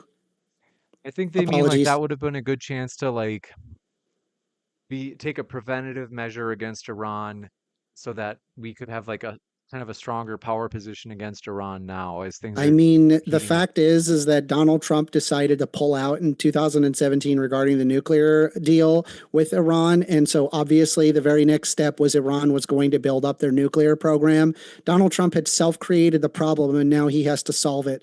So I don't know. It's just like an idiot that like poops in his pants and then he cleans the poop from his pants and he's like, all right, I fixed it, everybody. You think like Trump's an the guy that idiot. poops in his pants, considering Joe Biden literally used an auto pan for the past 4 years? You think Trump's the one that has trouble with? Yep, he's old too. I agree with you. And by the way, that wasn't even arguing whether or not he poops in his pants or not. Yeah, I know it's really I hard. wasn't to, like, listening because it's so understand boring. You're so boring, and you're such. It's just hard to look at the screen because it makes me physically ill. Like literally, I'm fighting nausea. I want to like throw up every time I look at you because you're just so gray. I mean, it's Yeah. just. It's and the fact that you're in your 30s, you've never had puberty. You never went through puberty. You probably don't even have armpit hair. You had a tremendous puberty. Now we're going to go to the next question. Want to say, folks, I have a big announcement. We hit our goal for today of $1,000. So thank you so much, you Let's guys. go. I don't have to take my clothes off anymore. We finally hit it. So thank you so much. Seriously, it means more than you know. We have hit 29% of the way of our goal. We don't expect to make it to, 100% in one day. I expected that we were going to. So I want to say, Joshua Stanley, thanks for your huge donation to get us over that mark. And then thank you from Anonymous. Thank you from Todd Mackey, Timothy Cosme, Joshua Stanley, Cameron Poluski. Let me know if I'm saying it right. James Clark, thank you so much. Alex Stein, thanks for your donation as well. He did that earlier today, approximately 5 hours ago. Seth Jolly, thanks so much. Sam McLaren and Nicola, am I saying it right? And Moshi and Corey and Dennis Melendez Jr., thank you guys for your support. Brian Carnes, Inbal Katz, Ridvan Isa, and Anonymous, thank you for all of your donations, you guys, for real. It means more than you know. We are determined. So these lenses, 2 seconds, that you can see at the bottom of your screen. Shout out folks. Shamgar in the chat. Oh, okay, sorry to interrupt you. I should have muted myself. Sorry, James. No problem. This lens that you see at the bottom right of your screen, we just hit our goal for today, which is we have enough to where we can buy our first lens. So thank you so much. We will be buying that, and we're going to be using it at this upcoming debate between Apostate Prophet and Andrew Wilson. So thank you guys for your support. We have more questions. Don't worry, First Amender. I know you're wanting more battle. You love the battle. It's like I sure do. You just like get off to it. You're sick. But we're gonna just give me 1 sec. Is that he's a nasty guy, just getting off over there. But I'm kidding. He's not a nasty guy. I just loved it. There's something fun. Like I think it's like I said, it's just because you're so deadpan. Like you just sit there and you don't react. There's something about it. I don't know, but I just hope you know, First Amender, I appreciate it. We probably disagree on like everything. Like, James, it's like debating a person on hospice. I mean, James, you threw me into like probably one of the most like nastiest debates ever with Andrew Wilson. And like ever since then I've been like working on like just hardening, right? And just trying to make sure that I have all my ducks in a row, I guess. So are you on antidepressants? Do you take antidepressants, SSRIs? No, I don't take any SSRIs. This one from Mother? Nothing. I don't take anything. I don't believe that. Cocaine? I'm healthy. Heroin? I don't take cocaine. No heroin. Mother Holda says gynomastia is a hormone and weight issue. So in other words, like if Alex has man boobs, which he might, we don't know that he doesn't. Not right now. I've lost some weight. I'm going to lose some more. I'm going to get rid of them. It's actually because of an imbalance of estrogen and testosterone levels. And there are men that have gynecomastia, and I would hate to force a teenager to have to go through their teenage years with breasts. I mean, it's very embarrassing. Next up, they say dietary changes and exercise reverse gyno or man boobs that Alex has. Not Then it says necessarily. testosterone increases with exercise. Yes, does. That exercise does. does help. Believe it or not, I go to the gym 4 times a week. I do. I know it doesn't Don't look believe like it. Bullshit. Wow. You I look do. like you're on hospice right now. Okay. I have. We see- No, this isn't necessary. No. Okay. I have an stop. otter body. Keep your shirt on. Okay. Thank Just you. FYI. First I Amendment. have abs too. Just FYI. No, we Do don't. you need have to see. abs, Alex? Yeah, I No. do. Yeah, mine are covered by a little bit of healthy, padding. Fat.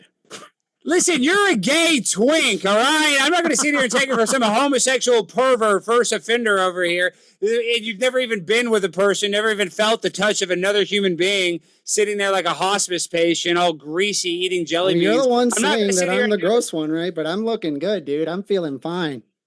You don't look good. You look like shit, dude. You look literally like a retard, okay? So I don't even want to do this right now. Let's go. No. We don't use the R word. We I always have Yes, we these do. bottles of Republican tears.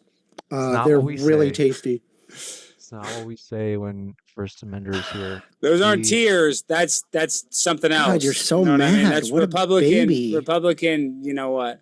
I'm not mad at all. I'm Oh, really it's not mad at all. nasty. I just Okay. when I deal with gay twinks like you, it just, I can only deal with it so much. My tolerance level is only so high.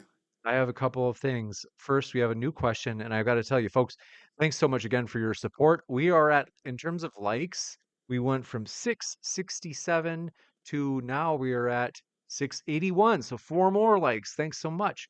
Folks, we appreciate it. We're going to get to 700 likes. We appreciate your support of the stream. This next one coming in from Isa Kabir says, how you doing tonight, Killer Suit Alex? Colorful First Amender. I think they mean your background, but maybe Thank your you. blue eyes. I don't know. Shout out Issa. Thank you for the super chat. We Thank appreciate you. I it. appreciate that. Wait a minute. I just noticed. Yeah, I got to be honest. I used to be like, ugh, Issa.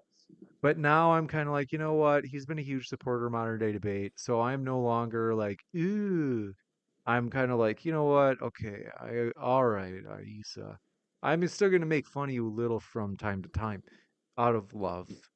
It's my love language. Now, the question that I had for you, First Amender, you have that background from Zoom, I assume. That's like one of the options.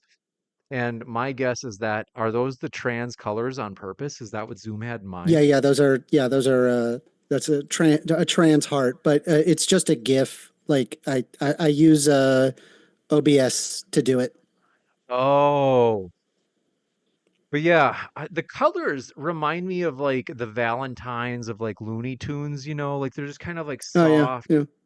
gentle. I've gotten people say it's like Powerpuff Girls. That's a great Oh. show, by the way. You like that, don't you?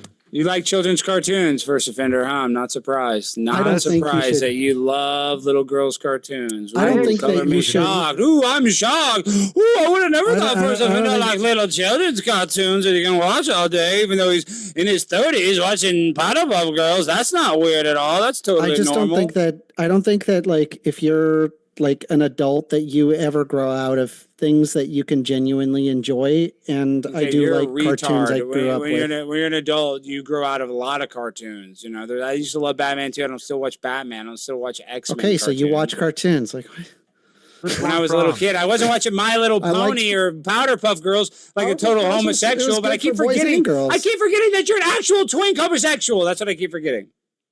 Thank you for your Shout out question. Blake Nunn Drums, $10 super chat. cool blatant homophobia. Man, I bet you sell out those shows with the Nick blatant H. homophobia. Nick H says, James. And I man do have a on- big show in Vegas, April 27th, Wise Guys Comedy Club, I feel Chat Rap sorry for Meetup. everybody that likes you. It's going to be insane. It's going to be so They are much fun. We're going victims to of be a gambling, system. dancing. Listen, you're the victim of probably you're having your beehole, bastion by, some Filipino guy that you met on Don't Grindr. So threaten listen, me don't with a talk about good time, victimism. Alex Don't Stein. talk about victimism. You okay? could You're be the one that Filipino. you're the You one that keep has to wear talking a about my diaper because sexuality with a you have a great deal of leaky interest of that. Alex, because you're half Jewish and half Latino, right, Alex? No? Okay. just don't say anything if that's true. Next question. This one from Nick H. Oh, he says Manar is cool. He's a MAGA Muslim debater. Yeah, as long as he's not like one of the effeminate Muslims. Like we want the ones that dig their heels in and they just say, "Hey, yeah, I think we should throw them off roofs." Not because I like those views, but because it's like at least they're like biting the bullet, right? It's kind of like we don't want Christians who are like the example like as an analogy is like if someone's like, "Oh yeah, well I believe in the New Testament but not the Old Testament." It's like just bite the bullet and defend all of it. Enough of this wimpy like trying to placate or be polite or like these this one coming in from Even Lord says, "Based Alex crash out. You make me laugh healthily." Alex, we can't hear you. Are you muted? Yeah, he's muted. Sorry, I was celebrating another huge super chat. $5, Blake Nunn Drums. I think he's over $50 tonight. Your only retort is, "I'm a homophobe. I was raised by a gay aunt, you twink." Okay, listen. What was the question? I don't even know what the question was, but last one. I am based. I'm a based badass, and I hope that I turned you into a man today. You started off as a little boy, first offender, and now you're finally a man after you danced with the devil named Now, Primetime Alex, 99. Alex's Stein. manly love made you into a man today, First Amender. I man loved you from a boy to a man. How did you like that? Did that feel good? Did that feel good, first offender? I don't know why you keep pushing your fetish Does that onto feel me. I don't find you good? good-looking. Does that feel good? How does your colon feel? Tickled and good? I bet it feels real nice, doesn't it, first offender? Real nice. All right, we'll go to the next one. Even Lord says, "Genuine question. What are your thoughts on My Little Pony Generation 5? I never got into the show. I don't really like it. Come But on, really? no, I wanted to share something real quick. I just wanted to share something for the audience. I think this is a fun study. I think everybody should be aware of this.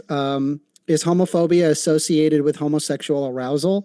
It turns out we looked at the participants consisted of a group of homophobic I love how you men keep saying and a we, group of like you're a non-homophobic scientist men. doing Hey, this can you mute him study. for a second? This won't take long. No, nobody's being Participants muted. consisted of a group of homophobic men and non-homophobic men. They were assigned to groups on basis of their scores in the index of homophobia. The men were exposed to sexually explicit erotic stimuli consisting of a heterosexual, male, homosexual, and lesbian videotapes, and changes in penile circumference were monitored. They also completed an aggression questionnaire. Both groups exhibited increases in penile circumference to the heterosexual and female homosexual videos. Only the homophobic men showed an increase in penile erection to male homosexual stimuli. The groups did not differ in aggression. Homophobia is apparently associated with homosexual arousal that the homophobic individual is either unaware of or denies. You're an actual retard. You're an actual retard. I mean, it's you projecting. Who did that study? Gayuniversity.com, homosexualuniversity.com. Is that who did that? You can't handle it. I'm not crashing out, but you literally think because every person that's homophobic is gay, you're a retard. You're a retard.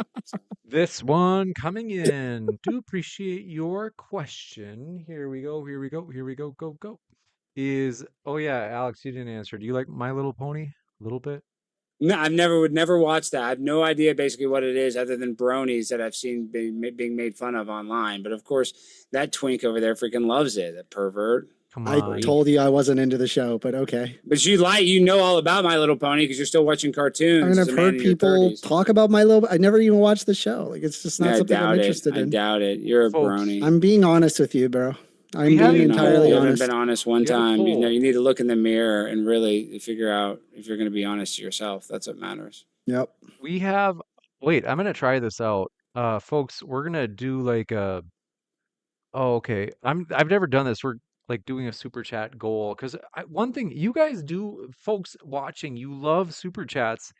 I try to tell you like, hey, if you put in a donation of $5 with the GoFundMe, we'll read any chat. Just let us know, like, oh yeah, that was me that just put the donation in, and we'll read no matter how long. It can be like 250 characters, which normally you'd have to pay like $100 or something on YouTube for that many characters in a super chat.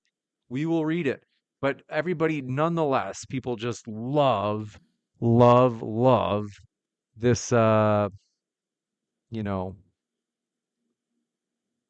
super chat feature. And share how we will celebrate. I'm going to do this because I'm just kind of curious how it works. Share how you'll celebrate. What will we do? Okay, I'll show the subway tattoo. I found an excuse to take my shirt off. I'll show. Okay, I know it. First Amender, that's the first time I've seen you smile all stream. I'll show you the subway tattoo.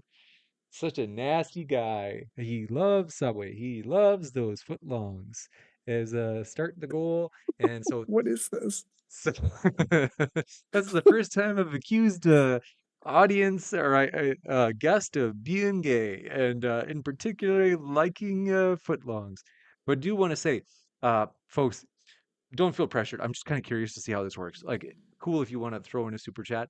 We are what is the goal? I can't remember what the goal is for this super chat. Oh, 10. To get 10 teal super chats. Teal is like the bright green.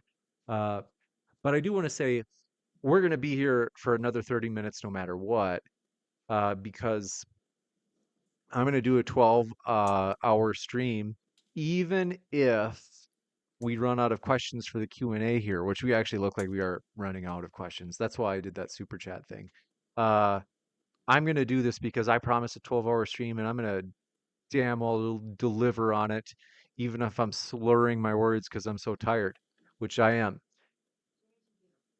What are your guys' thoughts? Any you want to draw together the threads from this debate? Any last thoughts? Any parting words? Because we've run out of questions. Well, this debate, first offender, even though you're a disgusting pervert and you're one of the lowest and loneliest human beings I've ever dealt with, you're not that bad a guy. It was out of a good time. Okay, Steinreck. Wow. Look at these guys. They're friends. You We guys are. now Total crash out, total train wreck. Steinreck. What are you talking? Steinreck. I kind of like that. Steinreck. Listen, I am the king of crash out. Have you never seen me crash out at a city council? I'm literally the king of crash out. I I'm see. the crash out king.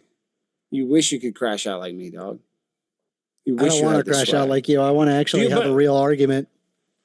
Okay, first of all, I've had my arguments are actually real because mine are based with science and biology. Your arguments They're are really like not. retarded fantasy. Like yours is like Narnia, Yeah, like Lion, Witch, and the endocrinology. Wardrobe. Yeah, it's really stupid science. Okay, With that stupid pooped endocrinology. What is this? Dumb. Like it's literally brain rot. Well, you stick your Your genitals in a content place is where brain people rot, and poop. people who like you are brain rot. Brain rot? Yeah, it's total brain rot. Yeah, it's literally like and your sub content is 100 what? IQ Oh, arguments. your content is so thought provoking. You sitting behind that. I mean, weird I trans provide thing, studies looking and like a actual gay twink. arguments. Maybe you should try that. Yeah. It's sad, though, the fact that you think you're helping society by trying to use these weird studies to try to push your narrative They're is not absolutely weird studies. disgusting. They just Because they're pointed not out even basic it's not even meta-analytic meta-analysis, though. It's just like one I random little listed a study with, like, meta-analysis. yeah. Okay. All right, yeah. You're a Yeah, I retard, did. so.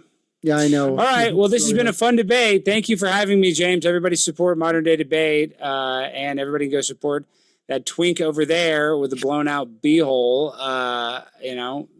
Thank you for having me, James. Why is Thank he you. so fascinated with my butthole? I don't know. Because everything about you is gay. That's your whole personality. That's your background. Everything about it is the fact that you're gay and that you're lonely. I think you're sitting projecting, there. Alex. Okay. I'm tired. Thank you guys. We're gonna let Alex go. Alex, go ahead and you can let your. Well, we got one last question. Bonely Okay. says, "How can your argument be that because you look like something, you are something? Halloween must be confusing." Yeah, I'm not talking about becoming Frozen or Elsa from Frozen or something. I'm talking about something that exists on a basis of biological determinism. Those are not the same thing. This one from Biological determinism is not real. I just want you to know that. That's not a real thing. Just so you I'm know. sorry, is your hair color biologically determined? What about your eyes? You That's don't get one to of the just du- determine your that's actually the biology. You don't dumbest get to thing you've determine. said this You entire don't debate. get to determine your biology, dude. I'm sorry. Do you know what biological determinism is, Alex? I know exactly what it is, and I know that you're an actual. Then you and I don't want wouldn't to say say it, something that stupid if you knew what it was. It's not that, dude. You're the one that literally thinks that a person can cut off their penis and become the opposite sex. So don't call me a stupid. I You're didn't the say anything retard. regarding that. You're the one that's so dumb that you say that even at all. admit that biologically a boy and a girl are provably different. You Right? admit It's that. where your traits You and admit that. behaviors are determined by biological factors such as your genes or physiology rather than environmental or social influences. There are absolutely things in the body that are biologically determined, and that would also include trans people. That's very common. Oh, you're This just. one- I can't deal with this retard any longer. How many more questions do you have, James? That's actually it. So if you want to take off, that we haven't had any new questions come in since you guys were insulting each other. This one is See you guys. Goodbye. me Thank you, Alex. Alex. All right, thank you guys. I mean, oh my gosh, what a fucking loser! I mean, you're the one projecting, not me. Wow. You have chemistry. You guys are good pals. Now, why is everyone in the chat saying I'm gay with First Amender? You guys are weird. Everyone's accusing everyone of being very gay. As And if it's a bad thing. First Amender is he's half gay because he's bisexual. And but I tell you, if I was gay or even if I was bisexual, I would have told, like I would have milked it because in the graduate programs admissions, like I think that would have helped me in my applications. And you know, so if I was gay, I would have put it on there, but I don't have any gayness. I certainly recognize when a man is good looking. You know who I wish I could look like? Jamie Lannister from Game of Thrones. Now that guy, like just wow, good for him. That jaw, like everything. Yeah. Uh There you but go. that's like I said, that's like I wish I looked like that, not that I want to have relations with him like First Amender might. Now, Blake says, why does modern day debate keep allowing First Amender on the show? He's lost every debate he's had on this subject, and that's never going to change. What? No, come on.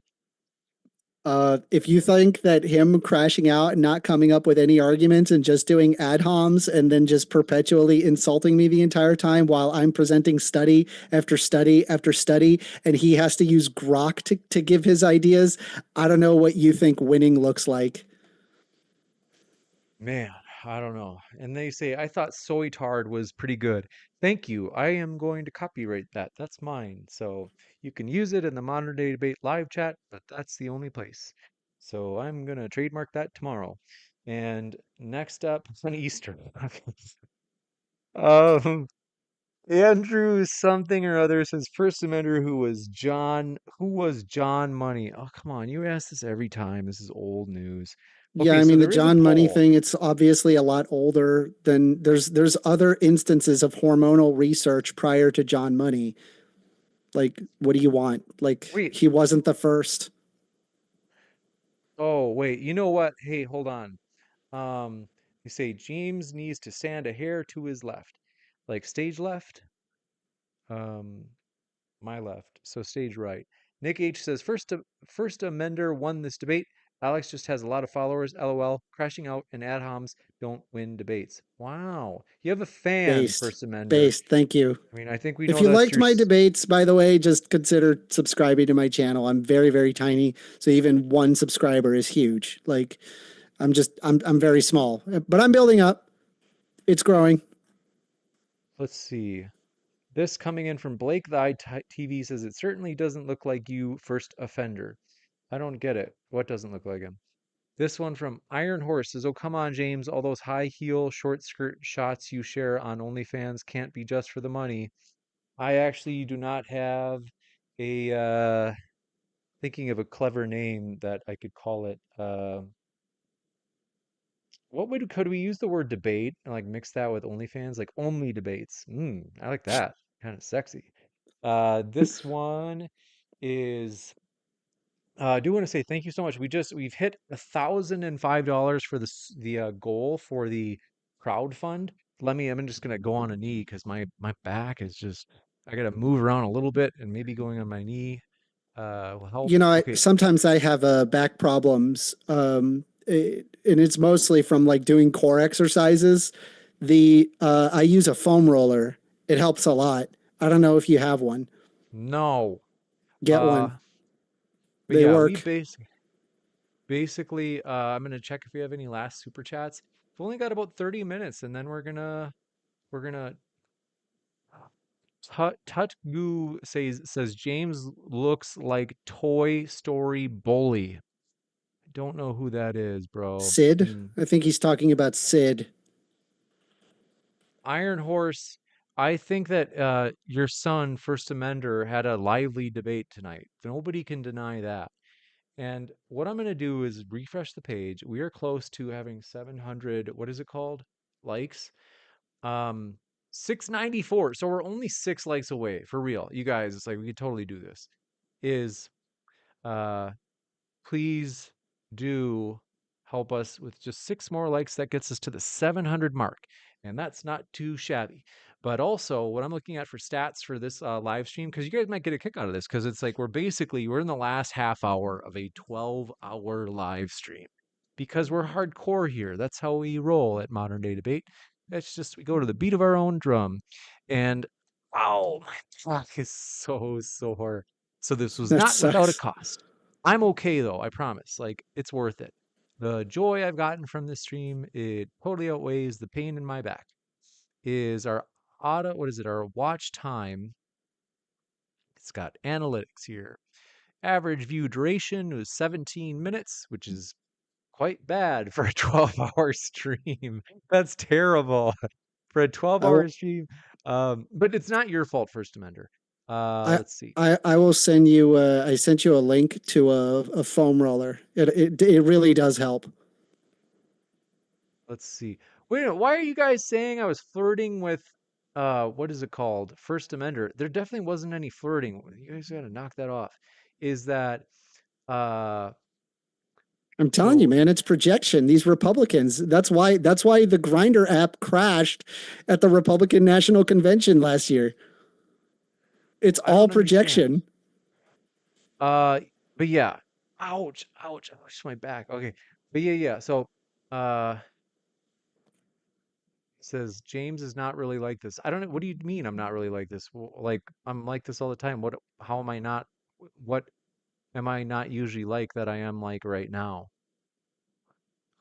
He says James is like, I don't care about your foam roller. Yeah, I mean, I'm not doing that. Like, that's kind of. Andrew says, dude's just gonna let him scoot past my question. Andrew, I don't even remember your question. But yeah, okay, other analytics. Chat rate is down to 12. Started pretty high earlier today. But that was because we started with that controversial. I want to give Andrew credit.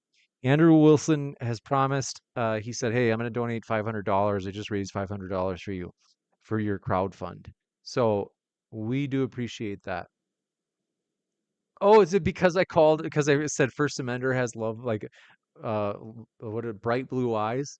Oh my gosh, you guys are the gay ones if you think that I was like flirting with him by saying that.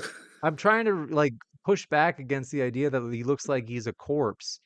I'm trying to defend this guy because you guys, it's like, come on, take it easy on this guy. Like, we do appreciate, even though I disagree with him on virtually everything, I do admire that he does show up. Like, he's not a punk in the sense that most people, if they got like shit like this, most people would not come back. I mean, First Amender had like one time, I can't remember, there was a girl, I can't remember who it was, but she was like, oh, you're ugly, and like, no women want you. It was just brutal. It was like, wow, it's kind of mean even for me, having seen a lot on modern day debate. Like one time, a guy told another guy that his wife was ugly, but this was pretty bad. Where I was like, oh man, like that's yeah.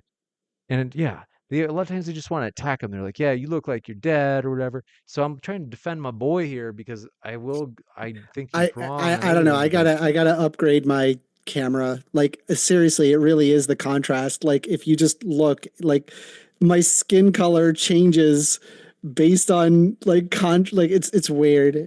I have to get a better camera. Whatever you say. So, but basically, we are excited about the future, you guys. This stream has been epic. What I'm going to do is I think actually, I think we're kind of out of questions here. So unless there's a question, I'm going to check right now. And unless there's a question, I'm going to let First Amender go and just relax, chill out for a bit. And then I'm going to eat some, I don't know, maybe eat some eggs. And you guys will just have to watch me eat for the remainder of this stream because I'm not going to keep him here if there's no questions for him. I said, James said first offender has beautiful eyes. Oh, that's right. Because I was said like, I said that he's but no, it's not flirting. Let's see. But I am defending my boy. I mean, I might disagree with him. You guys got to learn, some of you guys got to learn a valuable lesson. You can be friends with a person and respect them, even though you disagree with them on everything. Like, it's just not a big deal. A lot of you guys think like, oh, they're the enemy. It's like, you're kind of an idiot. And that's just kind of thinking like a 12-year-old or something. But uh, you have to like look at what are the important things. Because one, First Amender is reliable. He shows up. He doesn't, like that's a big deal for me. He tells the truth as far I've never caught him in a lie. Like those are kind of important. So yeah. But what we're gonna do here is we are going to let First Amender go because there's no more questions. It's just insults in the chat. So I want to say, First Offender, thanks for coming on, man. It's been a pleasure to have you. Thank you. Thank you. I appreciate it. My pleasure. All right. So what I'm going to do is kick First Amender out of here. And so, or you say, get the hell out of here. Thanks for coming on. All right. So he's gone. And now we're going to switch it over to full screen mode. Oh, we're already there. I didn't know that. But the point is this. I've got to turn on a light because it's getting dark here. However, I like the fact that I finally look like I'm actually tan because so far this entire stream, I looked like I was just super, I looked like I was super, what's the word? Okay, I admit I'm tired right now. Sam upon the star says, James, you were tired. Go to sleep. Man, I haven't even pooped today. Okay, that's what I've gone through for you guys, and I'm considering just taking a poop right now, like a quick one. I think I'm just, but I also am hungry, so I'm like, I was like, maybe I'll eat. Um, let me just like make some eggs. I would really appreciate some eggs right now. But I gotta tell you, yeah, we do appreciate your support. For real, guys. Thank you guys for everything. I'm just super excited that we hit the $1,000 mark today. That's great. I'm also excited that what else? I can't remember. But I'm gonna be right back. And it says, good night, James. James the First Avenger. Thanks for your kind words. And also, but I'm gonna be back. So just, wow. Rev MSJ pooped 3 times today. That's impressive. Now I'm going to turn this light on and I'll be back. The stream's not done. I'm just using the restroom.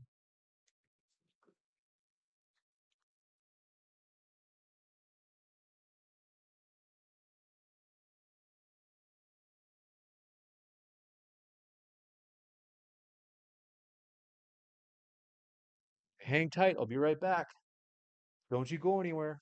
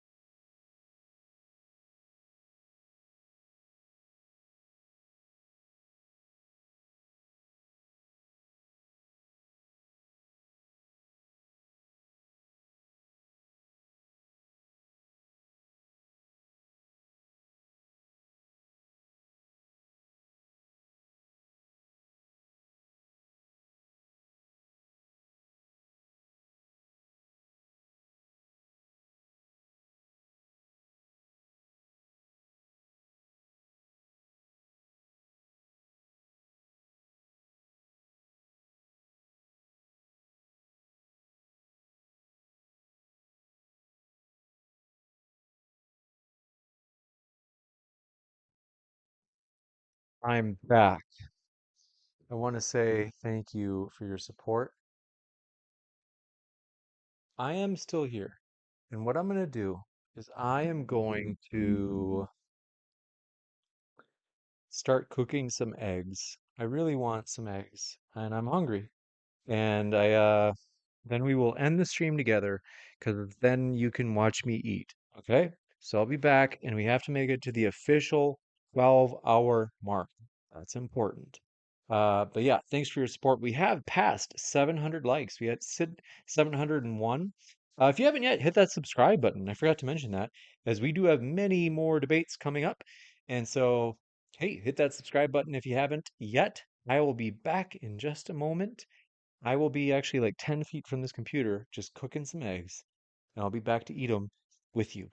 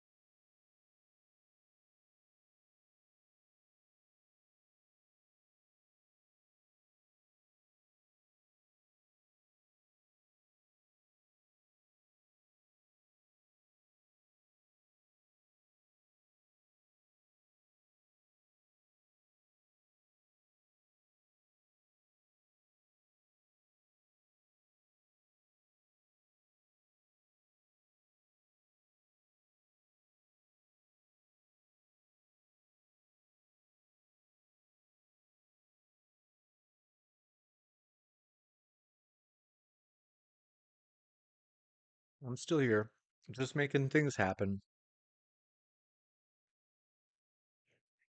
My eggs are going to be over easy. I'm about to prep protein shake too.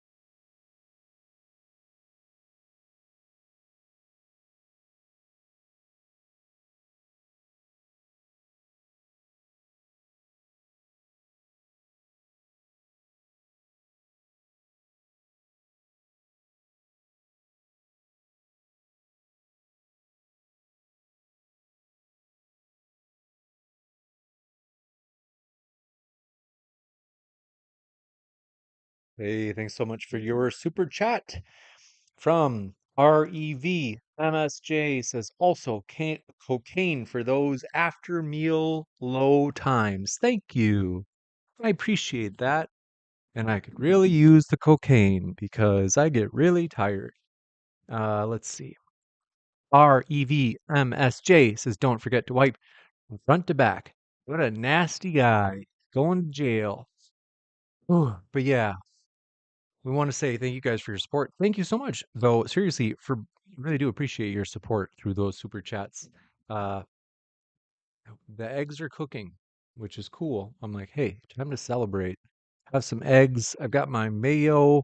Definitely do put mayo on my eggs. I put it on my chicken and pretty much anything else that's not sweet. I think I'm gonna try dipping my nuts in mayo because I eat a lot of mixed nuts. So there they are. Not those other type of nuts that you perverts are thinking about. Uh, what I'm looking for is thanks for your support. We are at approximately 700 likes, which is awesome. We got about 100, maybe a little, yeah, I think a little over 100 new subscribers today. So cool. Thanks for subscribing, folks. And yeah. So that's exciting. Um, hmm, my nose is kind of runny, but yeah, I'm excited about the future. Appreciate your guys' support. And we got big things coming. So I'm going to go get my eggs and we're going to eat them together and celebrate.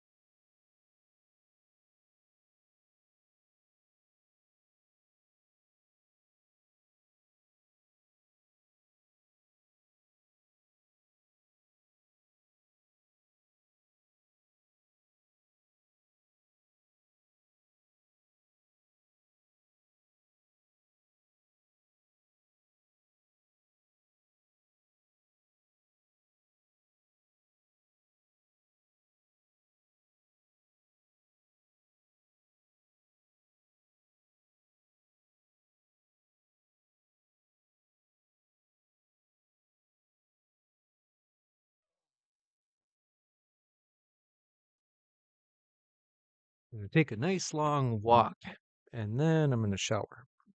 Because, yeah, my back is just tight, but don't get me wrong, it's all worth it. We're excited about the future. We're determined to make things happen. And oh, that's too much salt. Holy moly. But don't worry, I got a solution. Is we're excited to make things happen. And this year we really are. Like there are going to be some big things. So I'm excited about that. And yeah, I appreciate you guys. Let me load this page back up.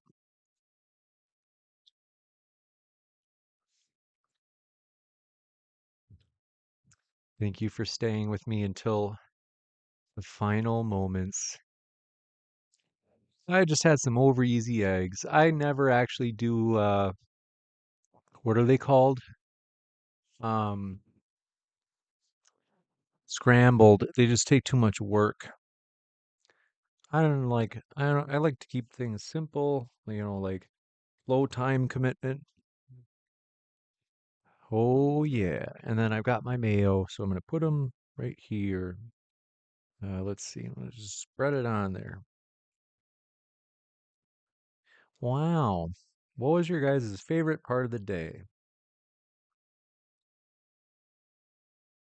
Do you have a favorite debate or moment?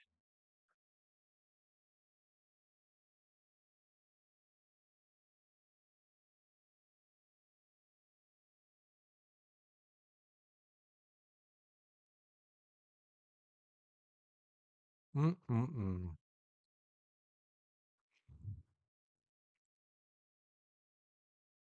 That was great. Eggs are incredible. But when you put mayo on them.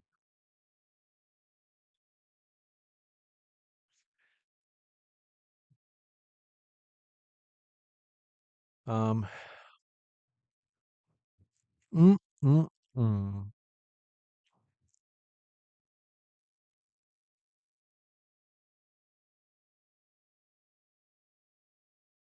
This pleases me.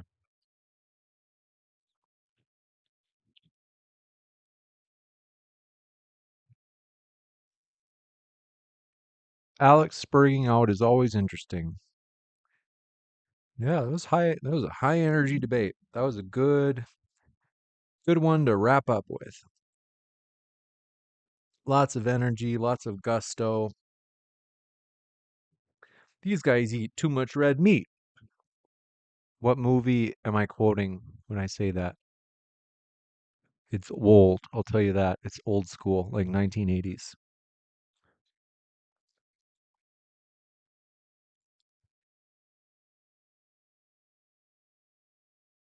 Mm-hmm.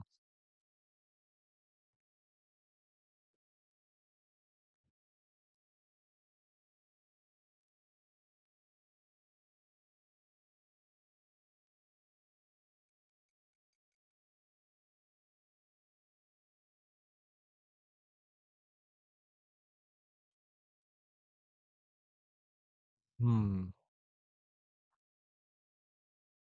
This is the way. If you guys haven't seen the movie Prospect with Pedro Pascal, it's free right now on Tubi. You really should watch it. I watched it last night and it was amazing. For real.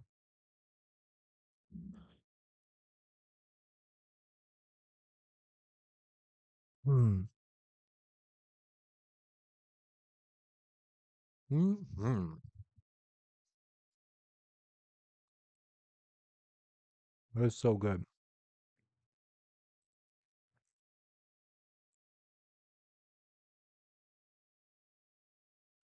Wow. Ron Rifle actually got it right. It was from the movie Commando. That's so funny. Have you watched it recently? You didn't Google, did you? Tiger Eyes says, is there another debate? Or are they done for the night? Done for the night. Schedules in the description box.